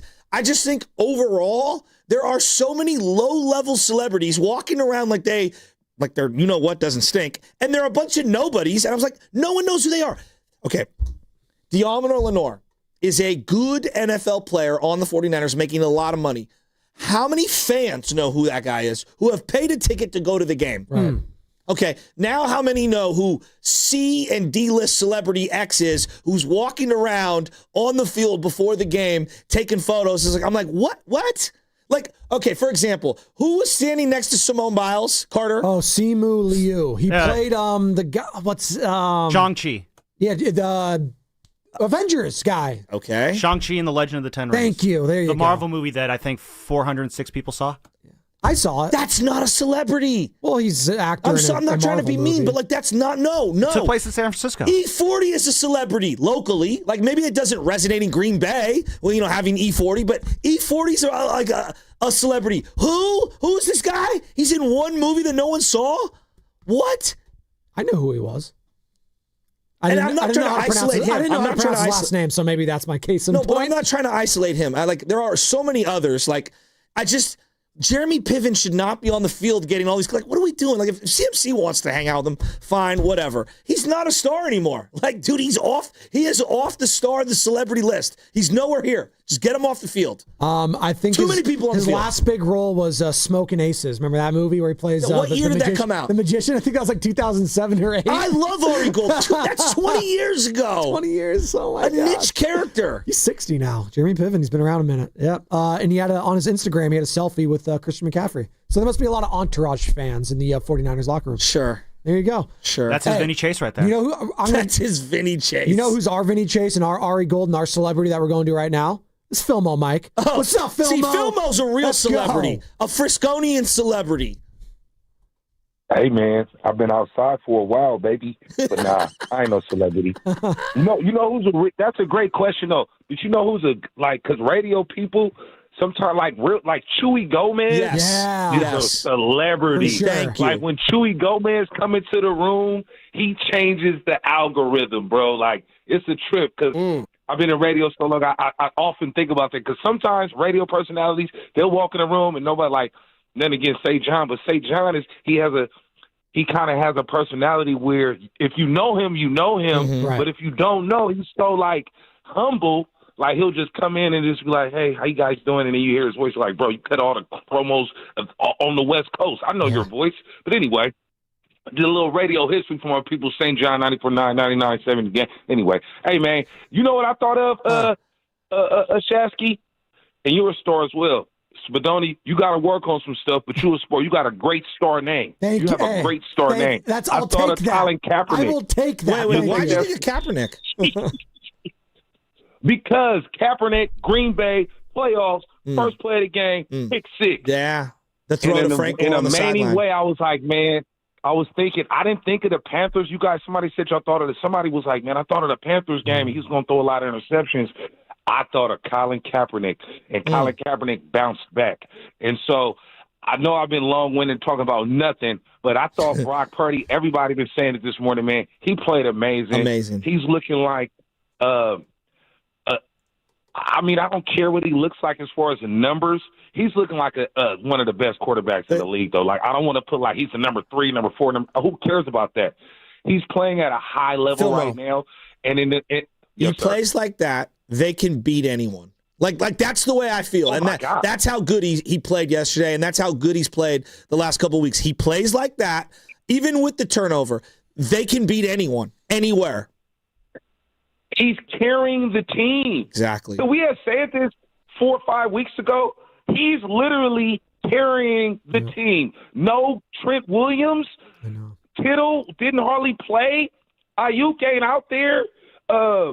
Man, come on, man. You can't say enough about this dude, bro. If anybody hating Nick Wrights and the weirdos of the world, they need to get off that bandwagon because you sounding stupid right now, bro. And then a couple others. I got to ask you about this because you longtime Niner fan. I've been dying for the 2 tight end set to see Jake Tonjes make plays. I know he's not a great blocker. He makes plays. That's one. The second one, though, is more important. I want to ask you about Christian McCaffrey. You saw Ricky Waters. You saw Roger Craig. You saw the entirety of Frank Gore's career. You know the history of the team. I mean, this guy he's an all-time player. I mean, he's unbelievable, Filmo. Hey, man. Spadoni, I got online a couple of weeks ago talking about calling people Hall of Fame players. Yeah. That boy's a Hall of Fame player. My bad, Spadoni. He playing out of his mind. Professionalism. I used to say because we got a lot of white boys on the team. Hey, white boys matter, man. That white boy could play for real. And I love it, man. I just love it. Seriously, it's the theme of the morning roast. It's the theme of the roast. I love you. Happy New Year, bro. Let's film them like white boys matter. A Hall of Fame trajectories. That's my favorite phrase of the year for 2025. That's Film Mike. He's our Hall of Fame roaster. It's not even close. I did like what he said. He's like, "Hey, Spadoni, you're not a star yet, but you got the name." I was like, "I'll take it. I'll take the name. That's it." Film Mike. He mentioned St. John, by the way, and he was the voice of all of my program when I was younger. 102.5 K-Don down in the 831 St. John doing all those. Al and San Pablo has a Brock Purdy Stephen Curry comparison. I got to listen to this, Al. What's up, man? Al? All right, couple of things. I think Purdy has some Purdy vibes. I say that because he's having fun out there. He's not just dancing when he scores a touchdown. He's dancing when he throws a touchdown. And Steph Curry is like that. He dances when he scores and when he sees his other teammates score. That's number one. But another thing, too, is what I thought was interesting is that the first pass of Brock Purdy was to Jawan Jennings, a pick six. Purdy's last pass of the game was to Jawan Jennings, and it was a game-winning touchdown. How ironic. Yeah. And third and last, the footwork of Purdy is just amazing. Bill Walsh said that what he loved about Joe Montana was his feet. And you could just watch Brock Purdy's feet and not even his arm, not even his throw, and you would just be in love with the way he moves around. Just my observation. I thought that's just beautiful. Just watch his feet. Thank you, Alan San Pablo. And they talked about on the broadcast last night just the footwork itself and how it's underappreciated, especially when, again, we always talk about Brock Purdy. It's the size. Some of these guys aren't, 6'3", 6'4", 6'5". They got to hang their hat on something. And for him to have elite footwork, I don't think you can play for a guy like Kyle Shanahan and not have elite footwork. Like, that is something that, Mac Jones, I will give credit to, who doesn't have a lot of mobility, had to stand tall in the pocket, had to play that way. And you know what? We're seeing the total encompassing game plan of a Brock Purdy last night on display. He's using his feet when it matters. He's using his feet when he needs to. Like, he's standing tall in the pocket when he needs to. But if he needs to scramble, you saw him those touchdown runs, he'll do it. If he needs to extend a play, he'll do it. He is playing so confident and concise in the pocket, out of the pocket. And that was a major question mark coming back from this toe, Joe.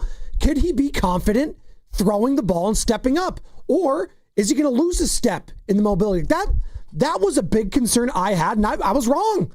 I was wrong. I thought he was going to lose a step, and that was going to be a huge detriment to him in his game. He's shut me up.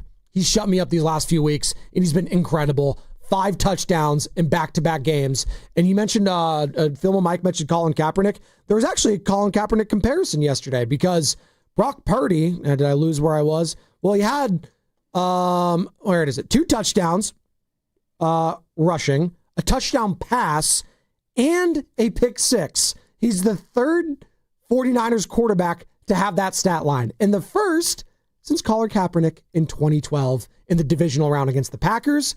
And Steve Young also did it December 4th, 1994 against the Falcons. So there you go. 2 rushing touchdowns, a touchdown pass, and a pick six in a game. Third Niner to do that, and first quarterback to do that since Justin Fields did it for the Bears against the Lions in 2022. So there you go. You're listening to 95.7 The Game, KGNZ FM and HD1 San Francisco, an Odyssey Sports Station in the home of the Golden State Warriors and Valkyries. Always live in the free Odyssey app, coming to you live from the Laughing Monk Studios. 1 hour to go here at Spadoni and Shaska, the Morning Roast. We are rolling, baby, reacting to a massive 49ers win over the Chicago Bears on Sunday Night Football, 42-38. Niners now 12-4 and control their own destiny next Saturday night against the Seattle Seahawks at Levi Stadium. If they win that game, they guarantee themselves the number 1 overall seed in the NFC, and the road to Levi's stays at Levi's with the San Francisco 49ers. So CMC's played 3 full seasons with the Niners, give or take?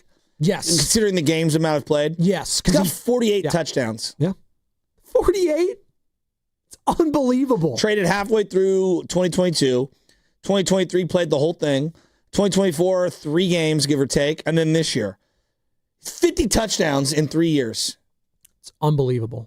I can't get over how dynamic he's been. You know what I'm going to be upset about if he doesn't get this, and he should?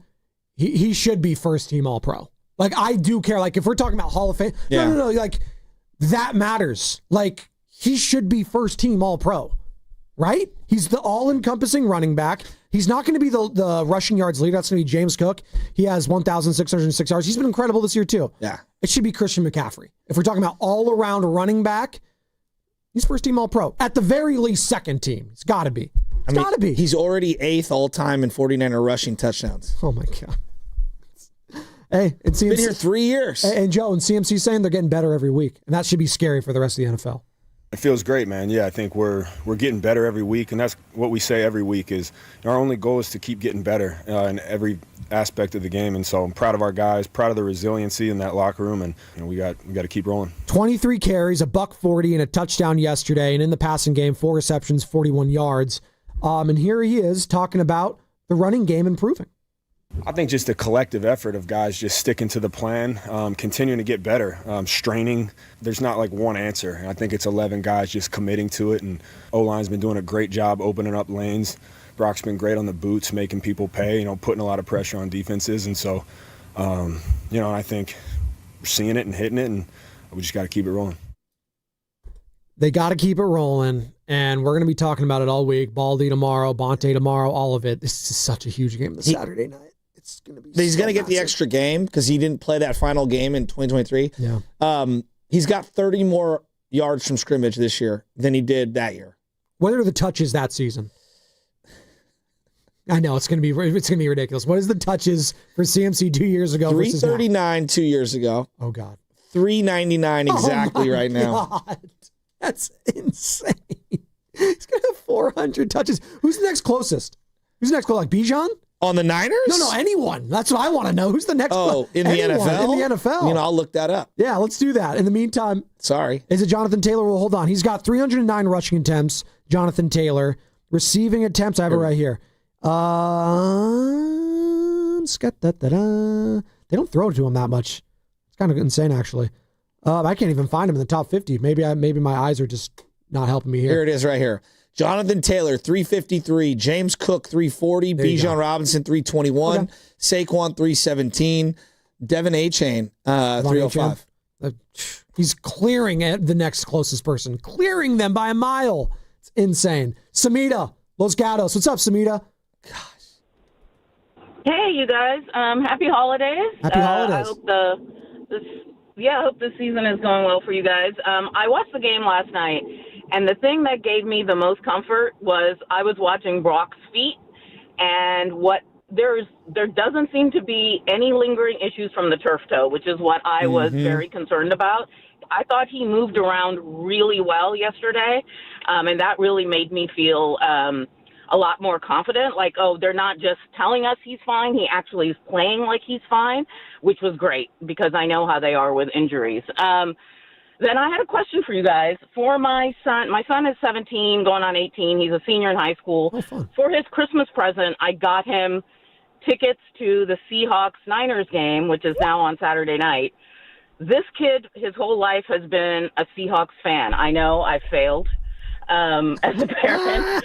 I've been a 49ers fan since the 80s.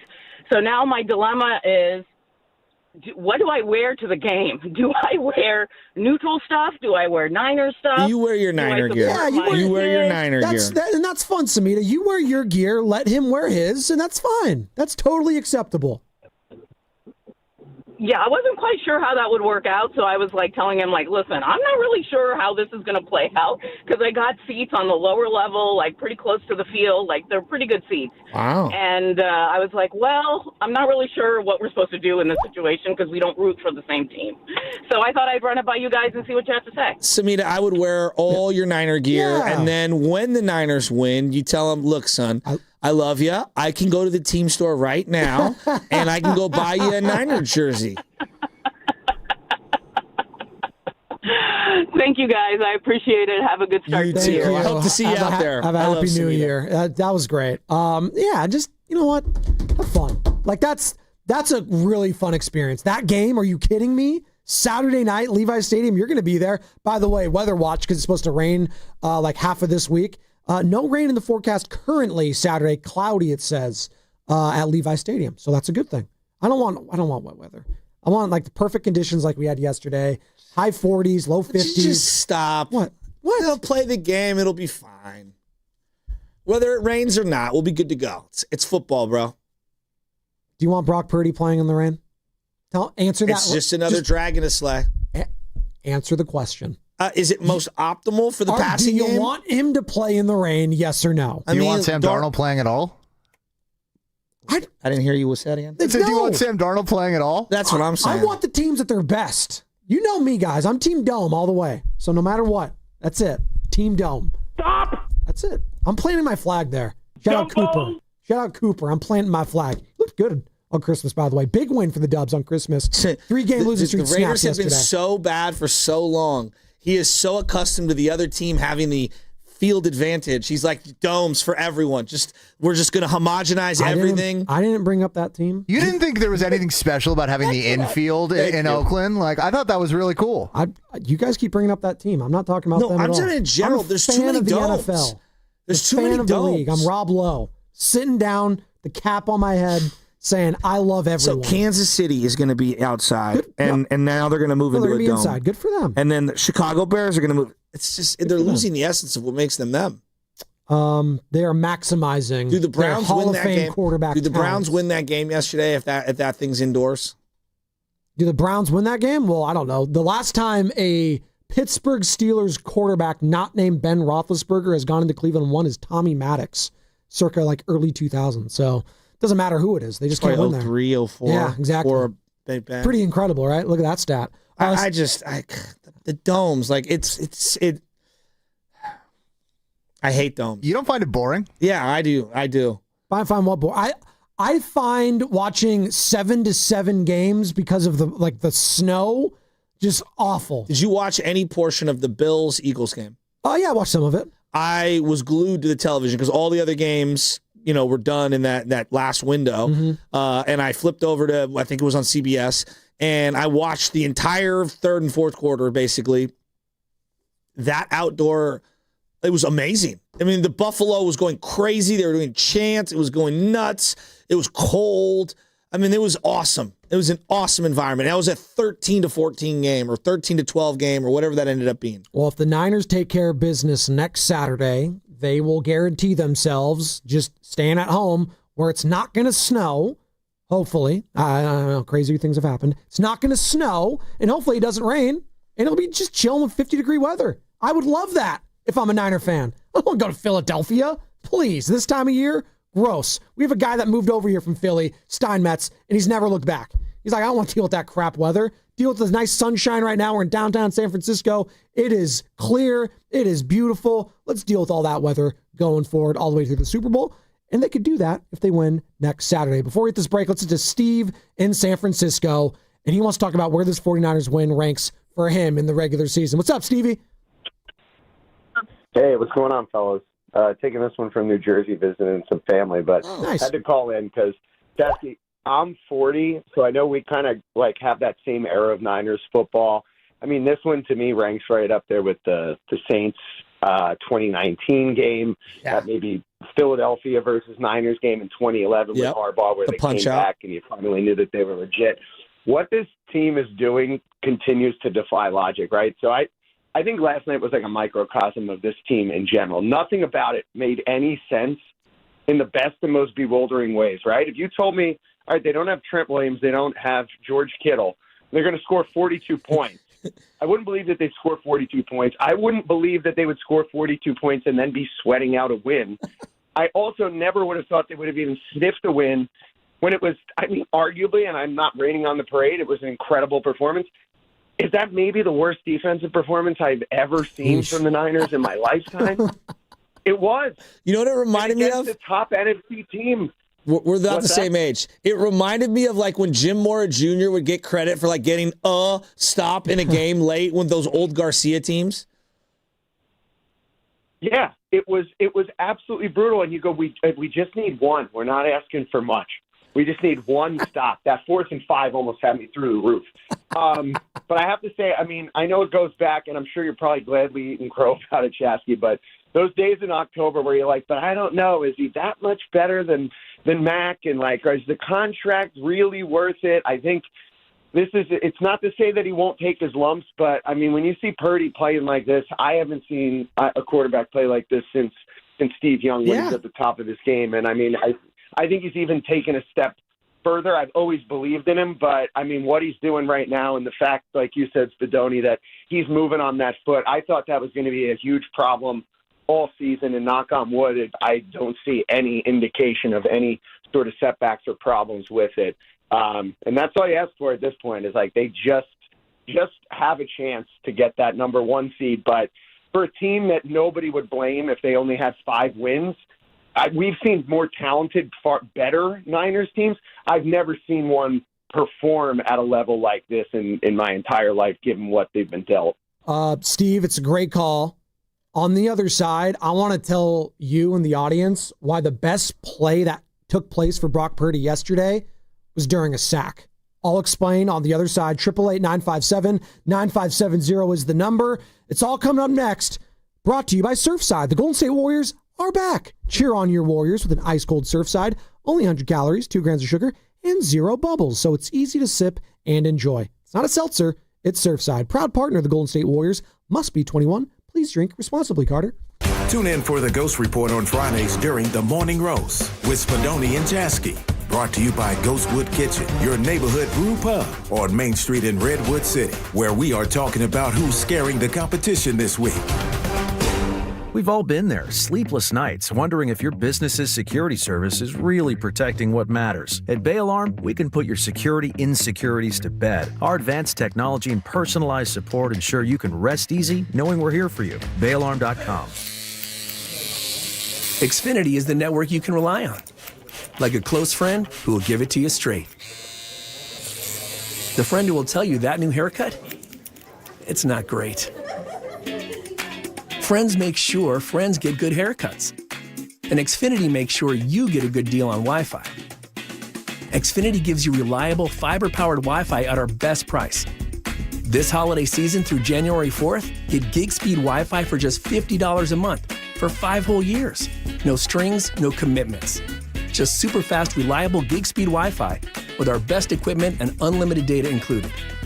Save yourself from questionable decisions and save over Verizon and AT&T. Xfinity, imagine that. Restrictions apply. Requires paperless billing and auto pay with stored bank account. Taxes and fees extra. Xfinity Internet powered by fiber and connected to premises by coaxial cable. Actual speeds vary. Hi, I'm Dustin, your friend and jeweler at Shane Company. I know finding a dream engagement ring can be overwhelming, but don't worry, we got you. As director of diamond sourcing, it's my job to make sure every single diamond at Shane Company is truly the best of the best. Our team travels the world to see diamonds up close, in person. We handpick each one for its unique fire, brilliance, and scintillation. Diamond buying is an art. Of course, we look at cut, color, clarity, and carat, known as the 4 C's. But that's not all. We also look at how each diamond looks on a hand, where it will be worn, how it makes you feel, and if it's worthy of a Shane Company customer. That type of expertise only comes from working for a company that's been a family business since 1929. We also think about your budget. We only pick the best in each grade in all shapes and sizes. Your diamond is guaranteed to be the most beautiful because a friend wants you to pick from only the best. Drop by your store or shaneco.com and see for yourself. Shane Company, your friend and jeweler. 1-877 Cards for Kids.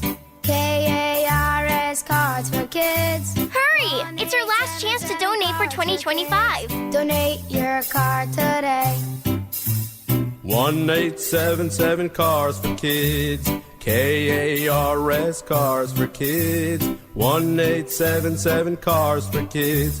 Donate your car today. Ready to get rid of that old car? Donate it to Cars for Kids. Call 1-877-CARS-FOR-KIDS to reach a friendly live agent. Donation's super easy, and your car can be picked up as soon as tomorrow. Call us now, 1-877-CARS-FOR-KIDS. That's Cars with a K to donate your car today. 1-877 Cars for Kids. Donate your car today.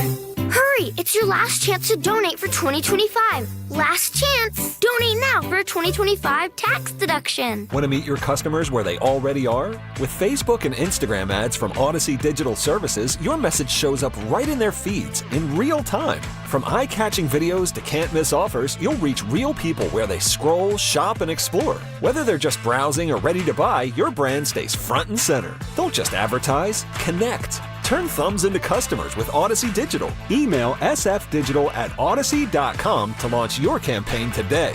Let's grow your business, one scroll at a time. From carriage house to glass aluminum doors, R&S Doors has a full line of commercial and residential garage doors and gates to suit anyone's taste and budget. Visit rsdoors.com. R&S Doors. Look for the red truck. I'm Piera Palazzolo, VP of Digital Marketing for the American Management Association, a company focused on the management training skills needed to enhance the careers of business professionals. We did our research when it came to the best companies for website development and chose AmericanEagle.com. And we couldn't be happier. AmericanEagle.com worked closely with us to understand the front and back end requirements needed to launch an e-commerce website that could handle the complexities of running thousands of seminars nationwide. Our robust new website and improved SEO saw immediate increases in site traffic and web revenue. If you're in need of managerial effectiveness and success, visit our website at amanet.org. If you're in need of a website that provides an unparalleled consumer experience, I highly recommend AmericanEagle.com. Transform your business today. Dial 877-WebNow1 for a free digital consultation with AmericanEagle.com. Officer, can I get your perspective as a man of the law? You know I'm a mall cop, right? You see this Hyundai Santa Fe? I only paid for it. Whoa. Right? I'm not in trouble, am I? Deal's so right, it almost feels wrong. The Hyundai Getaway Sales Event. Get 0% APR for 60 months, plus 0 payments for 90 days on all Hyundai Tucson, Tucson Hybrid, Santa Fe, or Santa Fe Hybrid models. Visit your local Hyundai dealer today. Offer ends January 2nd. Call 562-314-4603 for details.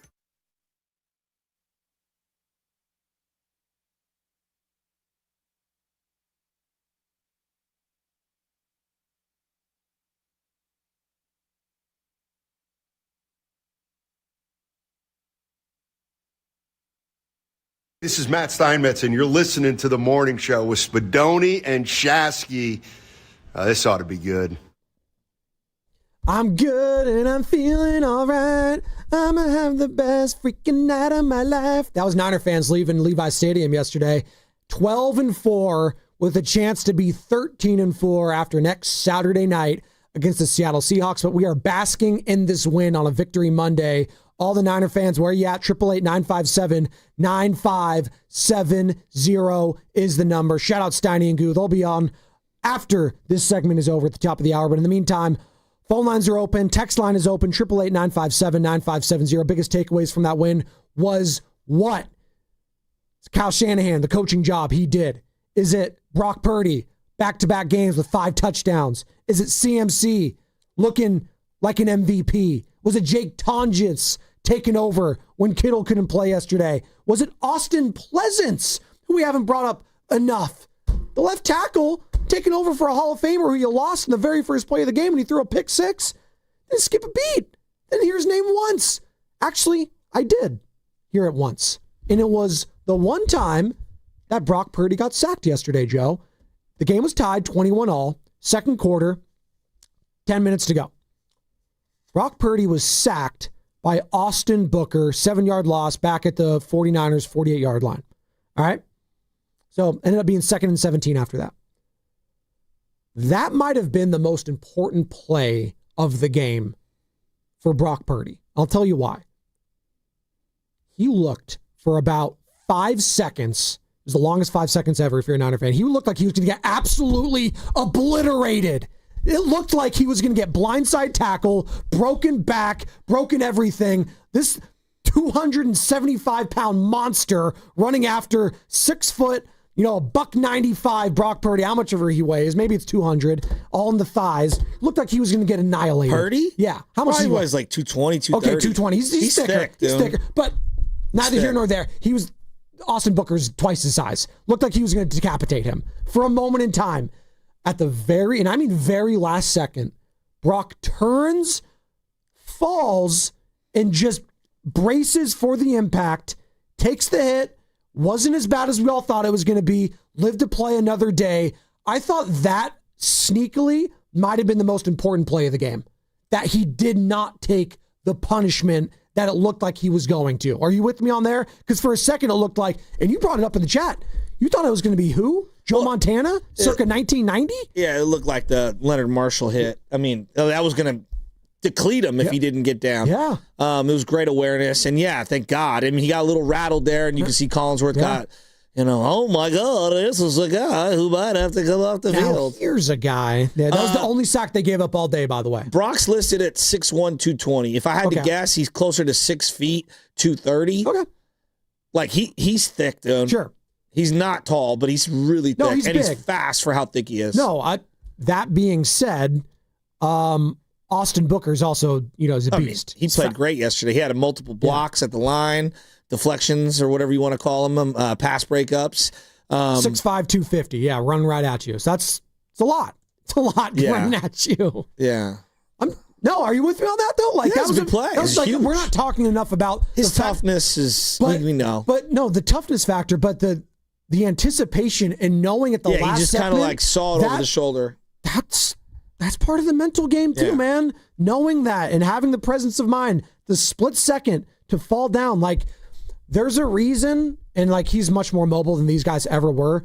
But there's a reason why the Tom Brady's got to play forever and the Peyton Manning's got to play for forever. They know when to throw it away or fall down. It's okay sometimes to fall down. Oh, that's soft. No. Well, he did that on another scramble where he slid deliberately. Yeah. And then another one where he got the first down and dove down to just not take a hit. He's done a really good job protecting himself since returning from the injury. Absolutely. Now, you guys were trolling me before the break. I was. Okay. Yeah. What celebrity was there? So we're talking about celebrities. You had this little spiel the other there's an algorithm. Okay, so relive it. Well, for the algorithm audience. is simple. Like, I just think there are too many people on the field before the game. I have no problem with random people who have field passes or whatever getting out there, but this person's a star and that person's a star. Like, no, those aren't stars. They're not celebrities. There's levels to celebrity. Well, there are. There's A-list, there's B-list, there's C-list celebrities. So who were the B-listers that frustrated you then yesterday? There's like local legends, right? Like Raj Mathai, whether he's working the game or not, is walking on the field. Like, that is a local celebrity. That is different. Yeah, that is okay. Right? Guy Fieri, national and local. Yes. Even though he's not a Niner fan. NorCal ties, though. Yeah, exactly. Big Warrior fan. Exactly. Like, there are certain people that are celebs and not. So, Jeremy Piven's like... just hasn't put anything out in so long. I don't consider him a quote-unquote celebrity anymore. He's not an A-list. I'd say he's a B-list celebrity at this point in his career. That's okay, but he's a B-lister. Simone Biles? I mean, she's A. She's an Olympian. I mean, she was just Olympic in the Olympics. Gold medalist. All right. Yeah, she was just in the Olympics and relevant because her significant other plays for the Bears. Okay. Andrew Garfield was also there. He musician? Played Spider-Man, the Amazing Spider-Man. Okay. Yes, that's a... Hey, I'm not scoffing at that. Social Network, too. Social Network. He was the part of that. He's actually been in a lot of good movies. Yeah, I think he has an Academy Award. I don't know if he has an Academy Award, but he was definitely... nomination. He might have had a nominee. Okay, what's his name? He was Gustavo in The Social Network. He was the guy that got screwed at the end. Eduardo Saverin. Eduardo. What did I call him? Gustavo? It's close. Yeah. Eduardo Saverin. Well, he's British, so that's a knock. Oh, my... What? What? He's British, so he's just bumped down? Yeah, hell yeah. For me, yeah. What if it was Tom Holland? It's 2 Academy nominees for Best Actor. So that's big time. He's a nominee. I mean, Joe, that's like the height of the profession. So if we're okay, if we were going like, certain people are elite and other people are not, like this is like a low tier. I mean, this is like a Bryce Young level quarterback play. Andrew Garfield, I think even for the younger people, like he's pretty recognizable. Maybe not for you, but like he's a big deal. He's a big deal. He is. He's a big deal. Come on, Carter. Come on. He's a pretty big deal. He's a pretty big deal. Like, at least he's an actor. I mean, legit. Okay. I'll take your guys' word for it. He is an A-list celebrity. I think he is. Move out of the way. Get out of the way. Andrew Garfield's coming through. Move, Jerry. Move, Ronnie Would Lott. you say like Robert Pattinson's one? He's bigger than that guy. Yeah, but no, I'd see Andrew Garfield on similar levels with him because they're both not superheroes, and one of them was nominated for Academy Award. I think Robert Pattinson was too as well. Okay, Christian Bale. We're going superheroes. Christian Bale's like, move out of the way. Christian Bale's coming through. Absolutely. All right, these guys like, But these are the next generation is what I'm saying. Christian Bale was dominating The Dark Knight, all that. Absolutely, and he won Academy Awards. So yeah, like those are the guys that are trying to be the next one. So this is like B-, C+ level. See, I think they're on A-list right now. Currently, they still are. All right. That's all right. Hey, I love this conversation, though. I love Shasky's celebrity list. We'll make a segment for it. We'll see if they fall into different categories as the season goes on, because they're going to be getting more celebrities next week. Who do you think's going to show up? So if Frank you're Gore, showing up. So if you're Frank local. Gore standing there, You're a local legend. No, if Frank Gore is standing there, you're like, get out of the way. It's Andrew Garfield, Frank. Like, no. Well, Sourdough Sam was dapping him up, and Andrew loved that. Sourdough Sam. You love. Come on. Is he a celebrity? Sourdough Sam? Yeah. No, he's a mascot. This is a totally different category. Like, what are we doing? What are we doing? Oh, Brock Purdy, are you thankful for the chance to win the 1 seed? Yeah, I mean, obviously we're thankful to be in this position, but I've said this before, it's just been one of those kind of years where it's like you have to focus on just the next day, the next man up, finding a way to win each Sunday, and then at the end you can look up and see where you're at. And so for us to be in this position is really cool. We're all grateful for it, but at the same time we have to go do something about it. And we got to watch the film, get better, and go execute and win. I think a lot of people are watching the game last night, and just the stretch that he's been on, Joe, he's just playing with joy, man. Like, we had a caller calling earlier. It's just like, reminds me of Steph. He's just happy. He's just happy to play. Like, he's just, what? I have to close the Oh, my loop on God. this. Back to Garfield? What is the connection with Andrew Garfield and the Niners? Other than the Niners are good now. He was in town. I don't know. He's one of the I don't know. So Jeremy Renner is the guy that everyone always points to, who comes to Niner games. He's a Giants fan, whatever. He did grow up in Modesto. I get the connection. It makes sense, okay? Now, I always question these, like, whenever these, like, celebrities go to games, I'm always like, all right, explain to me this. Where were you in 2015? Where were you in 2016? I know where I was. I was at the games. I was there. Where were you? Where were you in 04? Wait, is he allowed to just go to a game and have fun? No, but they only show up when we're good. And my thing is like, no. I want you, like, for example, what? When the Warriors were in that 15-win season, I didn't see any celebrities at the game. Because they don't want to see that team. Celebrities go to good teams. So if I was the one doling out tickets, I'd be like, no. If you won't love me at my lowest, I'm not letting you love me when I'm high. Okay. So you don't want people going to Warriors games like when they're kind of average right now? Joe, I'm saying if you want to go to games right now while they're bad, then that tells me you're more of a diehard. I'm good with that. Like 40 Waters behind the bench no matter what. Right? Sure. Yeah. Like, don't get mad at Andrew Garfield. Again, a guy from not this country wants to take in a great football game. Carter, you should have questioned him and be like, who do you root for? Why are you here? Well, what's your connection? He was wearing Niner gear, so he's rooting for the Niners. Wasting a ticket. He was rocking Niner gear. Not only did we give him free Niner gear, we gave him access. You're the guy that says jump on the bandwagon, you'll take him. Yeah, for real fans. Why does it matter? Bandwagon's not a real fan. Samita's son should get some free gear, not Andrew Garfield. He can afford his own. Hey, Brock, you having fun out there with Andrew Garfield? Yeah, it was fun. For us, it's not even just like, I'm gonna just go have fun. It's like I got to do my job, and once I do my job and execute it, we score. Then you can have some fun with it. But I think more than anything too, we got such a good group of guys that KB, JJ, D-Rob, like all these fun receivers that like bring energy to our team. So when we do score and we're executing, it's always a good time to be able to celebrate with them and feed off their energy. So. And that's our whole team, man. So it's been a crazy year. It's been a fun year, but obviously we got one more game for the regular season to lock in, and we got to go do our job. He is playing with so much confidence and joy that you might think he is Spider-Man out on that field, Carter. He is doing his best Andrew Garfield performance from the pocket. It's incredible. You like that? Because Andrew Garfield played him in the. I know for Spider-Man. the younger people, Spider-Man has been elevated. He is a cool character. He's probably like the kids love the most. Yeah, right that's now, what I'm saying. But like for me, it's for me. This is me. Superman 1, Batman 2, Spider-Man's way low. Superman's not cool anymore. He's just not. He just doesn't resonate. Well, with kids. You guys didn't grow up in the 80s. Well, that's what I'm saying. There's the future is now, and Spider-Man's the cool guy. All right, get off my lawn, Joe Shasky. Sorry, get with the times, dude. Like Brian in Palo Alto, he's with the times. Get with the times. Get with the times, Brian. Get with the times. What's up, BPA? Were you at the game yesterday? No. Happy holidays. Happy holidays. He was like, no, he gave his ticket to Andrew Garfield. If you don't appreciate, if you don't understand the absolute star wattage of Andrew Garfield, I'm not sure what we're doing here. Thank you, dude. Come on.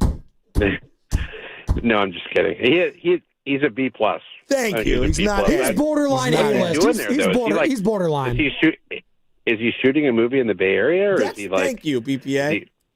Is he promoting a sitcom or what? So, anyways, but yeah, hey guys, I'm all the way there on Brock.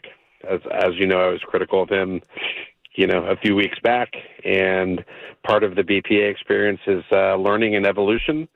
And I'm there. He's the franchise guy, and if for nothing else this year, to confirm that he's worth the money, I think is a pretty big step this year.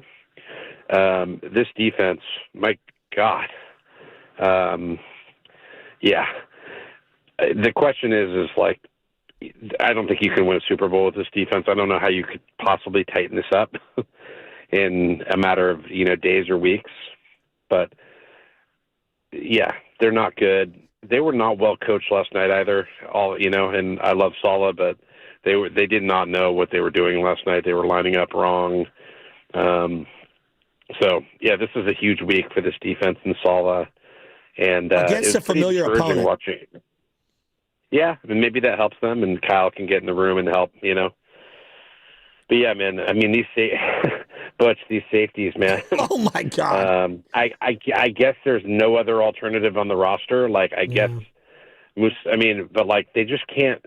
They're not fast enough to help in coverage, and then when they're in position to tackle, they miss. Is Siegel that bad? It seems like that's from a safety standpoint, that's kind of hitting zero. Yeah.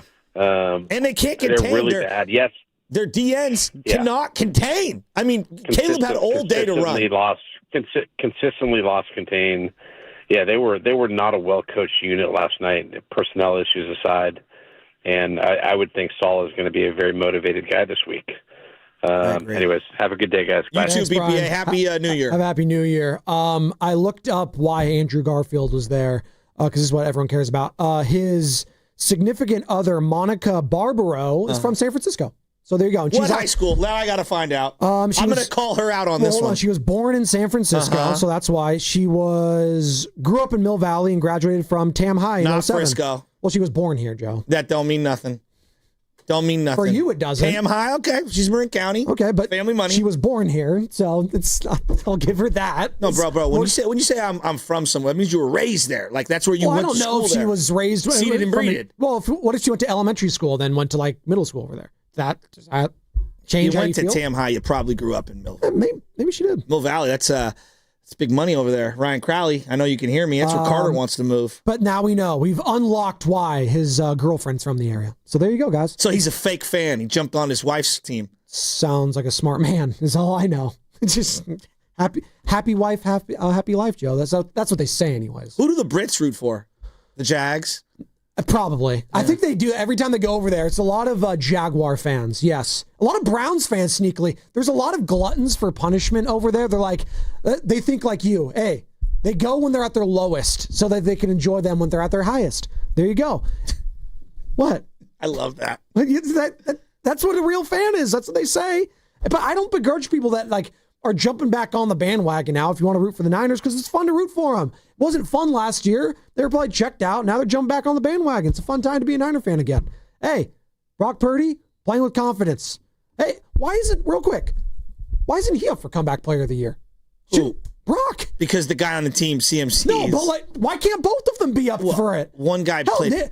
Nicholas Kurtz won Rookie of the Year, and Jacob Wilson, his teammate, was the runner-up. Why can't he have both of them be a part of the conversation? They might be. I'm just... Yeah. Why not? Well, because there's a lot of guys that are going to be in consideration this year. So, Christian McCaffrey, the heavy favorite to win the comeback player of the year. He's going to win it. Minus 1,000. You got Trevor Lawrence at plus 750. Dak, Aiden Hutchinson, Phillip Rivers, and Stephon Diggs. Phillip Rivers, I know. Miss me with hasn't even won a game, and we're just shooing him in. 0-3 for the old man. Why not? Here's more from Kyle Shanahan talking about why the pick six wasn't on Brock. He's got to throw that every time. I mean, I thought their corner, number one, I thought he did a hell of a job. Just keying the three-step drop, jumping the slant. It was a bang-bang play. I thought JJ ran a good route, too. The guy just drove on it big time, and the ball got in the air. But, I mean, there's nothing Brock did wrong in that play. Bad play. Do you agree with that one? It looked like you kind of telegraphed.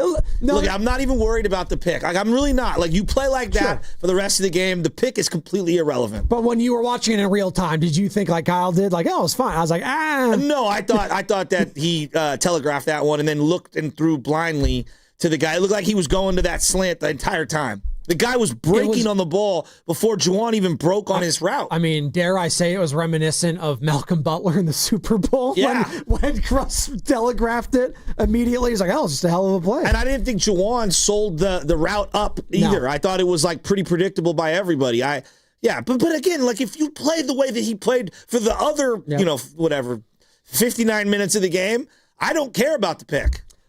So it's great that we have the head coach waxing poetically about him. We have CMC talking about it. We have Rex Ryan talking about Brock. Here's what the opposite head coach, Ben Johnson, had to say about Purdy's performance. I mean, he's a dangerous player, particularly when he can see down the field and have that much time. I agree with you. And then he extended some of those plays with his legs, too. He did a real nice job, and we certainly didn't affect him enough. Didn't at all. I thought he did a good job buying time with his feet. And he had 1 3rd down that he connected with Jake Tonjes where he climbed up in the pocket, spun, turned, bang. I mean, the touchdown throw, there's the one to Juice that everyone's going to play, which is a highlight play. Yeah. He had the other one I thought was because of movement as well.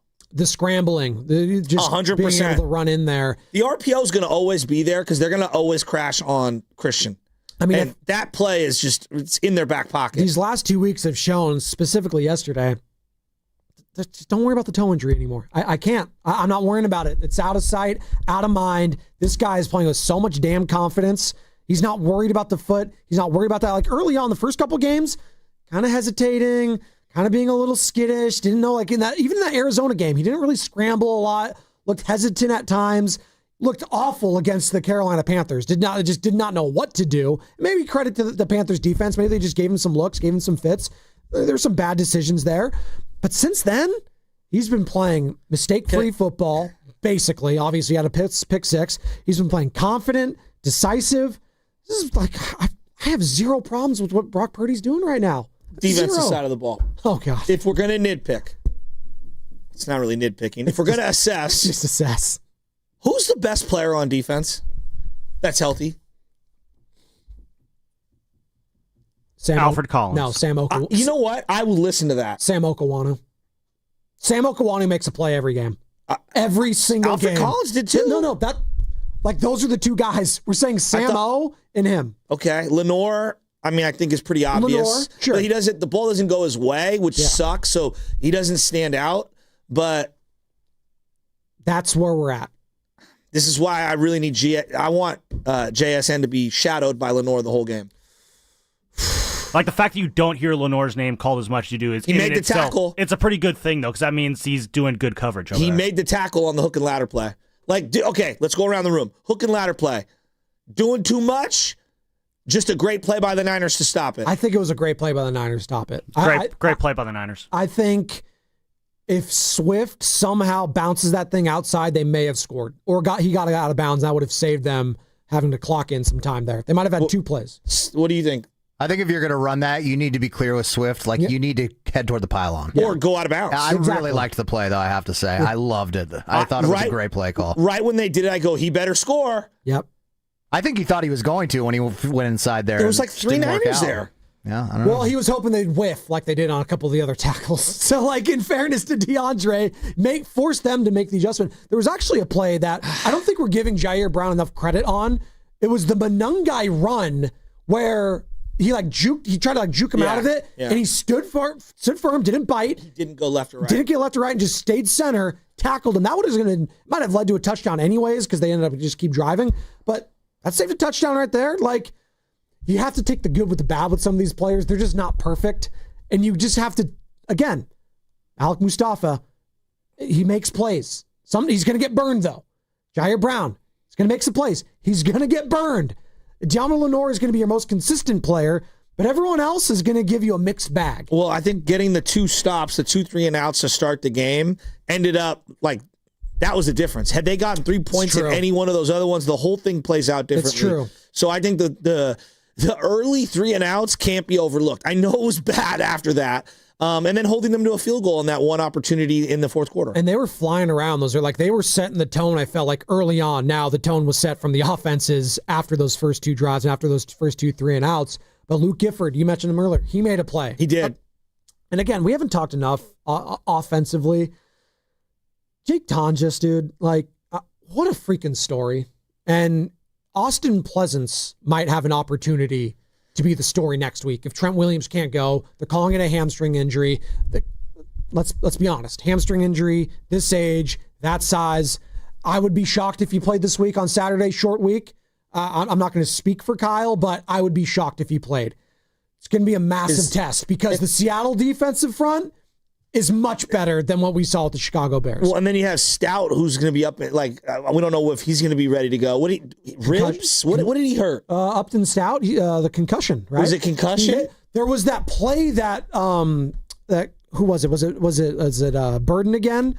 Who got on the sideline, he slid into it and caught it on the sideline. That's the play, yes. And then Stout flipped over and hit his head, and he was on the Niners sideline. He stayed there. He looked up. The camera showed him. Looked a little dazed. So, yeah, that's another one right there. Let's say you can only get one guy. And then Chase Lucas came in. Let's say you can only get one guy back. Kittle, Trent, Stout. Kittle. I need Kittle back. I know Tonjes looked good. good. Go Trent. But you already beat Seattle without Kittle. I know. Yeah. I don't know. I'd love to have that safety blanket though, right? You'd love to have that. I know. It's kind of crazy that they didn't skip a beat though offensively. I think that speaks more to just how bad the Chicago Bears defense is, but also, give Kyle Shanahan, CMC, and this offensive line credit. They've stayed healthy for the most part. McKivitz, Dominic Pooney. I know he had the bad holding call, but these guys have been playing well, man. They're clicking at the perfect time, and no one wants to play this 49ers team. They're the team no one wants to face in the NFC right now. I believe that. Maybe the Eagles. They're the defending champs. I want no part of the Eagles now. I know, but who wants to play this 49ers offense? No one. They're playing with as much confidence as any other team in the NFL. I just go right now. Here, let me go to the standings. They are tied with the longest winning streak in the NFC. Do you know who the other team is? In the NFC, longest winning streak, New Orleans Saints. No. Good guess. They've won 4 in a row. Yeah. The Seattle Seahawks have also won 6 in a row. Gotcha. Both the Niners and the Seahawks are riding 6-game winning streaks. It's pretty insane. That's all going to come down to this game, right? The only reason I say the Saints because I just know that Tyler Shuck's been really good. No, I think if we're going odds, Tyler Shuck, let's see, Offensive Rookie of the Year, he's right there. It's going to be McMillan's the favorite, but Shuck's right behind him. Then you got Travion Henderson, you got Egbuka still, Jackson Dart. This is a wide open season for everything. How happy were you with each Dart touchdown yesterday? Oh, I was elated. And real quick, the pearl clutching with the tanking going on with, this is a disgrace to the game that the Giants and the Raiders are shutting down all their players. Oh, you mean all their good players? They don't want to get hurt for the next season? Oh my God! One of them. Just shut up, Max Crosby. Just shut up. All the Giants' good players are already hurt. Well, no, it was Crosby and Bowers. They shut down. I was like, good. Who cares? The Pearl Club. We do this every year, guys. And you know what? The proof is in the pudding. If you want to get better, you need a quarterback, and you need a quarterback to attract a coach. We saw it this past offseason. Thank God Ben Johnson got with Caleb Williams. They've done a lot of work around him, though. Yes, but the reason Ben Johnson took that job was why? Because of the quarterback. The reason Liam Cohen took that Jags job, why? Because of the quarterback. There you go. Proof is in the pudding. You need a quarterback to attract a good head coach. You can have the number 1 overall pick and miss. Yes, absolutely. But I'd rather have the number 1 overall pick and draft a quarterback that attracts a good head coach. That's what you need to do. You think yes. The kid from Harbaugh, same thing with Justin Herbert. Yeah, but that he was established. He was. Do we think the kid from Indiana went to Cal? We think he's attracting one of those kind of coaches? Maybe it attracts. I don't know who's the next hotshot OC. The Kubiak from Seattle. Maybe. Maybe. The pick has to attract people. The pick too. Yes. Even if you don't pick Mendoza, my point is you still have the first overall pick to work. I agree. It's the Raiders. Well, so in this scenario, I'd actually rather take over the Jets if we're going Jets Raiders. They've got lots of picks, and I can do whatever I want. I can move down, back, The Raiders up. also have the most cap space this year. Yeah, I know, and they've got the two players. I don't know. It's just they got $100+ million. They got Genty Bowers. They got some pieces. Like, the whole thing was just laughable. Like we've just found out about tanking and it's the integrity. Like, stop. I'm still mad the Niners won a game in 2016. See? There you go. Like, missed out on Myles Garrett. We're going at fans I'm still for mad. Rooting against their own team. No, it's not rooting against their own team. They're rooting for their. When you get to the end, you need to lose the right games. Thank you. It's very simple. It's really easy. It's like we're overthinking this. Remember, the Warriors tanked to get Harrison Barnes to keep their pick one day, and we would have never got Harrison Barnes in the lottery. We would have had to surrender the pick. They lost games on purpose. That was the end of Nelly. I remember it. It was worth it. Speaking of being worth it, I mean, Saturday night, you're going to be there. Carter's going to be there. Sam, are you going to be there? Saturday, dude, everyone's going to be there. Saturday freaking night. Kyle Shanahan, he's talked about it. They've earned the chance for the 1 seed. I mean, we've earned this. This is the game that we want. We love that it's here. We'd love an opportunity to never leave here again this year, and we got that opportunity Saturday night. I just love that. We've earned this. Absolutely, they have. With everything that they've been able to overcome injury-wise, why not the 49ers? Like, this is an incredible season, and if they somehow get this 1 seed, I am saying it's the best coaching job he's done. I am. Even if they don't even get to the Super Bowl, I don't care. You lose that many Hall of Fame type of players, they should have no business having an opportunity to get the number 1 seed. And yet here we are with a chance for them to do that and ride it all the way potentially to the Super Bowl at home. What a Cinderella story that would be with Brock Purdy, of all people, Kyle Shanahan, much maligned, if Fred Warner, the Gladiator, if he somehow comes back. Like, the story's there. The story is there for them to write it. It's like, you got the pen in hand, you got the pencil in hand, the book is open, you're right, you're jotting down the first word. Like, this is incredible. Thank God for the 49ers, because I did not want to talk about that Warriors loss yesterday, by the way. I think we have 24 more seconds, by the way. Do we want to do that for the Warriors before we hit Fast Five? You have some 24 seconds on them? Give it to me. There you go. Warriors lost in overtime yesterday. Snapping a 3-game winning streak. Jonathan Kuminga, you can't play a minute? You can't treat him the way you did GP2, where it's like, hey, I see if it works. If it doesn't, you sit on the bench. A minute?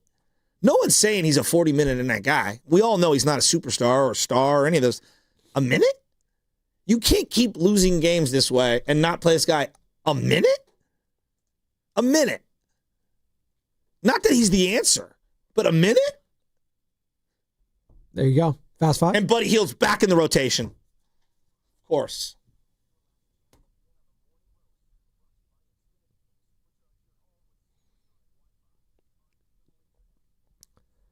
Hey, I'll always remember that week of Pat Spencer. Hey, that was fun. Did he even play yesterday? No. Didn't play against the Mavericks. Played 12 minutes against the Magic. 10 minutes against the Sun. The December 18th game against the Suns. In Phoenix, 0 minutes.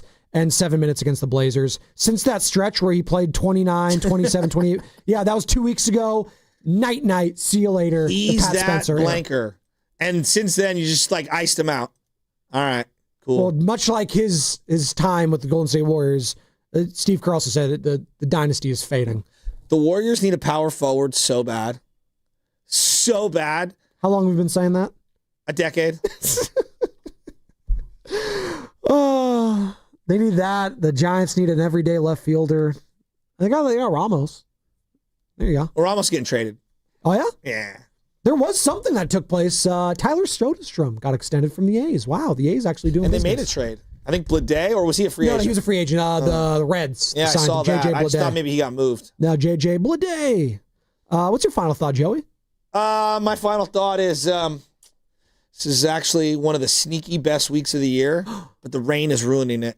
Because I would love to be able to get out there and golf every single day this week. Oh, they're going to say, well, they're getting a lot of snow in Tahoe. So it's like, if you want to go to the mountains, it'd be nice. Shout out to homie Mitch at TaylorMade. They sent me this, the sweetest putter cover. It's like a Sasquatch putter cover. I'm going to show you guys. It's freaking awesome. I love that. Bunch of swag. Swag on swag on swag. What you got, boys in the back? Merry Christmas, by the way. That looks actually sick. I love that. Isn't that sick? That's actually pretty cool. On my new Spider TaylorMade. That's the Yeti Sasquatch. Yeah, that's badass. That's pretty cool. Yeah, that's what I said. And it's got the redwoods in the background. I love it. Yeah, it's really cool. It has the snow on them, too. Yeah, it's really cool. Pretty cool, Sam. It is pretty cool, actually. I'm not going to lie. My final thought is we always ask this question. And that's the show. What was that? That was a joke. Really? Jokes are usually funny. I'm just joking. No, we always ask the question, what does Brock Purdy really need to do to get these doubters to get off his back? And, after these last 2 games, if you're still in that camp, you just wake up every morning, look in the mirror, and you're just like, yeah, I want to be a hater today. And that's just not a great way to go through life. So, Brock, man, just keep doing what you're doing, and these haters, man, they're going to keep disappearing, and you only see them, on random shows on Fox Sports 1 that no one listens to. Yeah, I want to second what Sam said. It's just, wow, Purdy, you are just keep doing you, dude. Just keep doing you, proving people wrong, and honoring this great contract they gave you in May. My final thought of the day also, though, is there was some breaking news during the show about an hour ago. Anthony Joshua, who fought Jake Paul about a week ago, was in a big car accident in Lagos, Nigeria. 2 people died in the car accident. Oh, my God. Anthony Joshua was pulled out of the car. And so I just want to say I hope he's doing all right. That's scary. Carter's living a great life. When I text him at 7 o'clock in the morning, I go, hey, dude, one of our guys bailed on golf. You want to come play? And then 10 o'clock in the morning, he's like, dude, just woke up and saw this. It's like, damn. Well, he has to get this sleep in now because he's going to have a baby soon. I can't remember the last time I slept in past 8 o'clock. 8? 8 o'clock, let alone 10 o'clock. Sounds awful. I got to sleep in with the kids 7:30 on Christmas morning, and that was the greatest gift I got. I legitimately, all day. Joe, outside of being sick as a dog, I can't remember the last time. Maybe even 7:30, 7 o'clock. That's what I'm saying. I'm up, even on my off days, I'm up at 5. Oh, another piece of news here. Let me just get this out quickly. Slater just texted, Steph Curry and Draymond will both play tonight in Brooklyn. Jimmy? Jimmy is probable. Okay, good. Oh, great. We get to watch Horford and Seth Curry are out. Warriors live. Hey, he's playing well. Hey, come on. That's the best we've seen out of Horford. He had a game. Hey. He had no, we're not doing this. You got to play well. Big win. Al Horford's back, baby. That's what I'm saying. I knew it was going to happen. Hey, he's looking spry. No, he was not yesterday. Why was he on the floor in the final 5 minutes then? Well, you got to rest him. For the game that he's going to rest tonight? By the way, we have a sciatica. You got to rest him. For the game you're going to rest him in. We have a sciatica epidemic happening in the NBA. LeBron, Al Horford, and now Seth Curry. I mean, guys, I've never heard this as a thing until now. It's kind of like when the load management started to happen all of a sudden. Now we're having the sciatica. What's next? Well, what's next is Steiny and Goon. Glaucoma. 2 guys that may have a sciatica. I don't know. That was Fast 5 brought to you by Xfinity. Introducing the 5-year price guarantee. 1 consistent internet price for the next 5 years guaranteed. Steiny Goo next. Brought to you by Fremont Bank. Here for you. Here for good. Running a business means wearing multiple hats. So if you're like me, you probably started out using your personal phone, taking client calls and texts nonstop. As my business grew, I needed something smarter. That's when I switched to Quo, the #1 business phone system. Quo works right on your phone or computer. No carrying 2 phones, no clunky landline, just one easy app you can try for free. Your team can share one number and handle calls and texts together like a shared inbox. Any teammate can jump into the conversation so customers get faster responses. And Quo's AI assistant summarizes your calls and responds to customers 24/7, so you never miss a lead or opportunity. All this starts at just $15 a month. That's basically 2 coffees. You can even keep your current business phone number. Find out why 90,000 businesses trust Quo. No missed calls, no missed customers. Try Quo for free at quo.com/sports. That's quo.com/sports to try Quo free. QUO.com/SPORTS. At LendSeek, we know running a business takes heart, hustle, and sometimes a little help. That's why we stand with you with our exclusive AI lending platform, connecting you to over 100 funders. If you've been in business for at least 2 years with a minimum annual revenue of $500,000, you can get up to $1 million in funding in as fast as 24 hours. No collateral, no prepayment penalties, no red tape. Apply today with no cost or obligation at lendseek.com. That's LENDSEEK.com.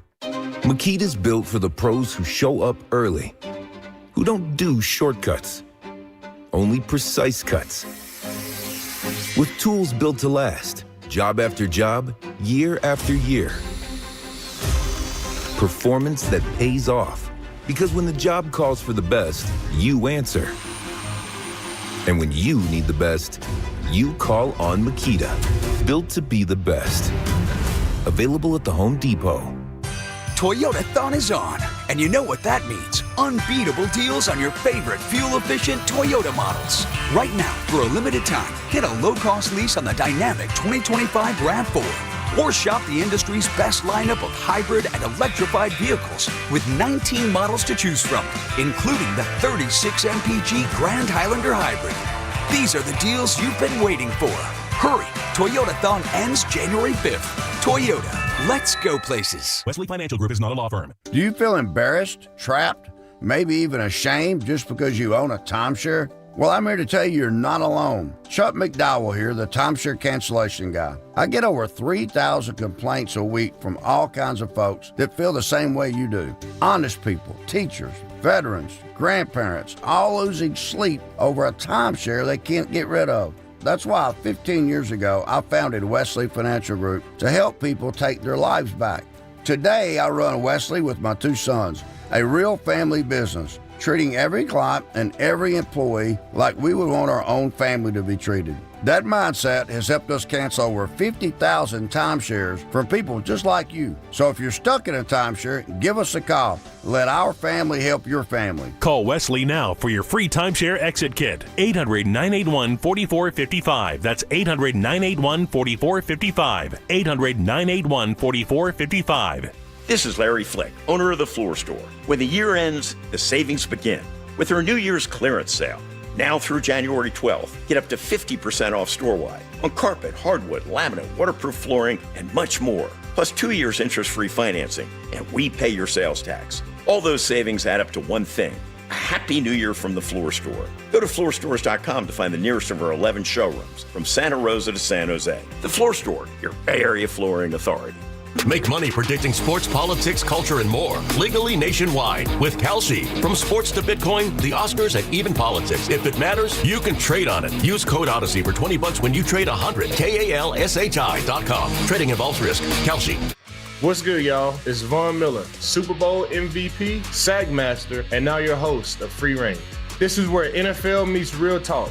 Every week, I'm bringing you inside the game, from locker room stories to league-wide headlines. You want football IQ, locker room insight, and real conversations with the people shaping the league? Welcome to Free Range with Von Miller, where nothing is off limits and every down counts. New episodes every Wednesday. Listen and follow Free Range with me, Von Miller, wherever you get your podcast. $5,000. That's the average amount of money people in the U.S. are now spending on gas in a year. $5,000. That's crazy. If you drive, you have to download Upside, the free app that gives you cash back every time you get gas. That's right. You can earn real cash back with Upside just by buying the gas you're already buying. You can literally start earning cash back today. I use Upside every time I fill up, and I've already made around $300.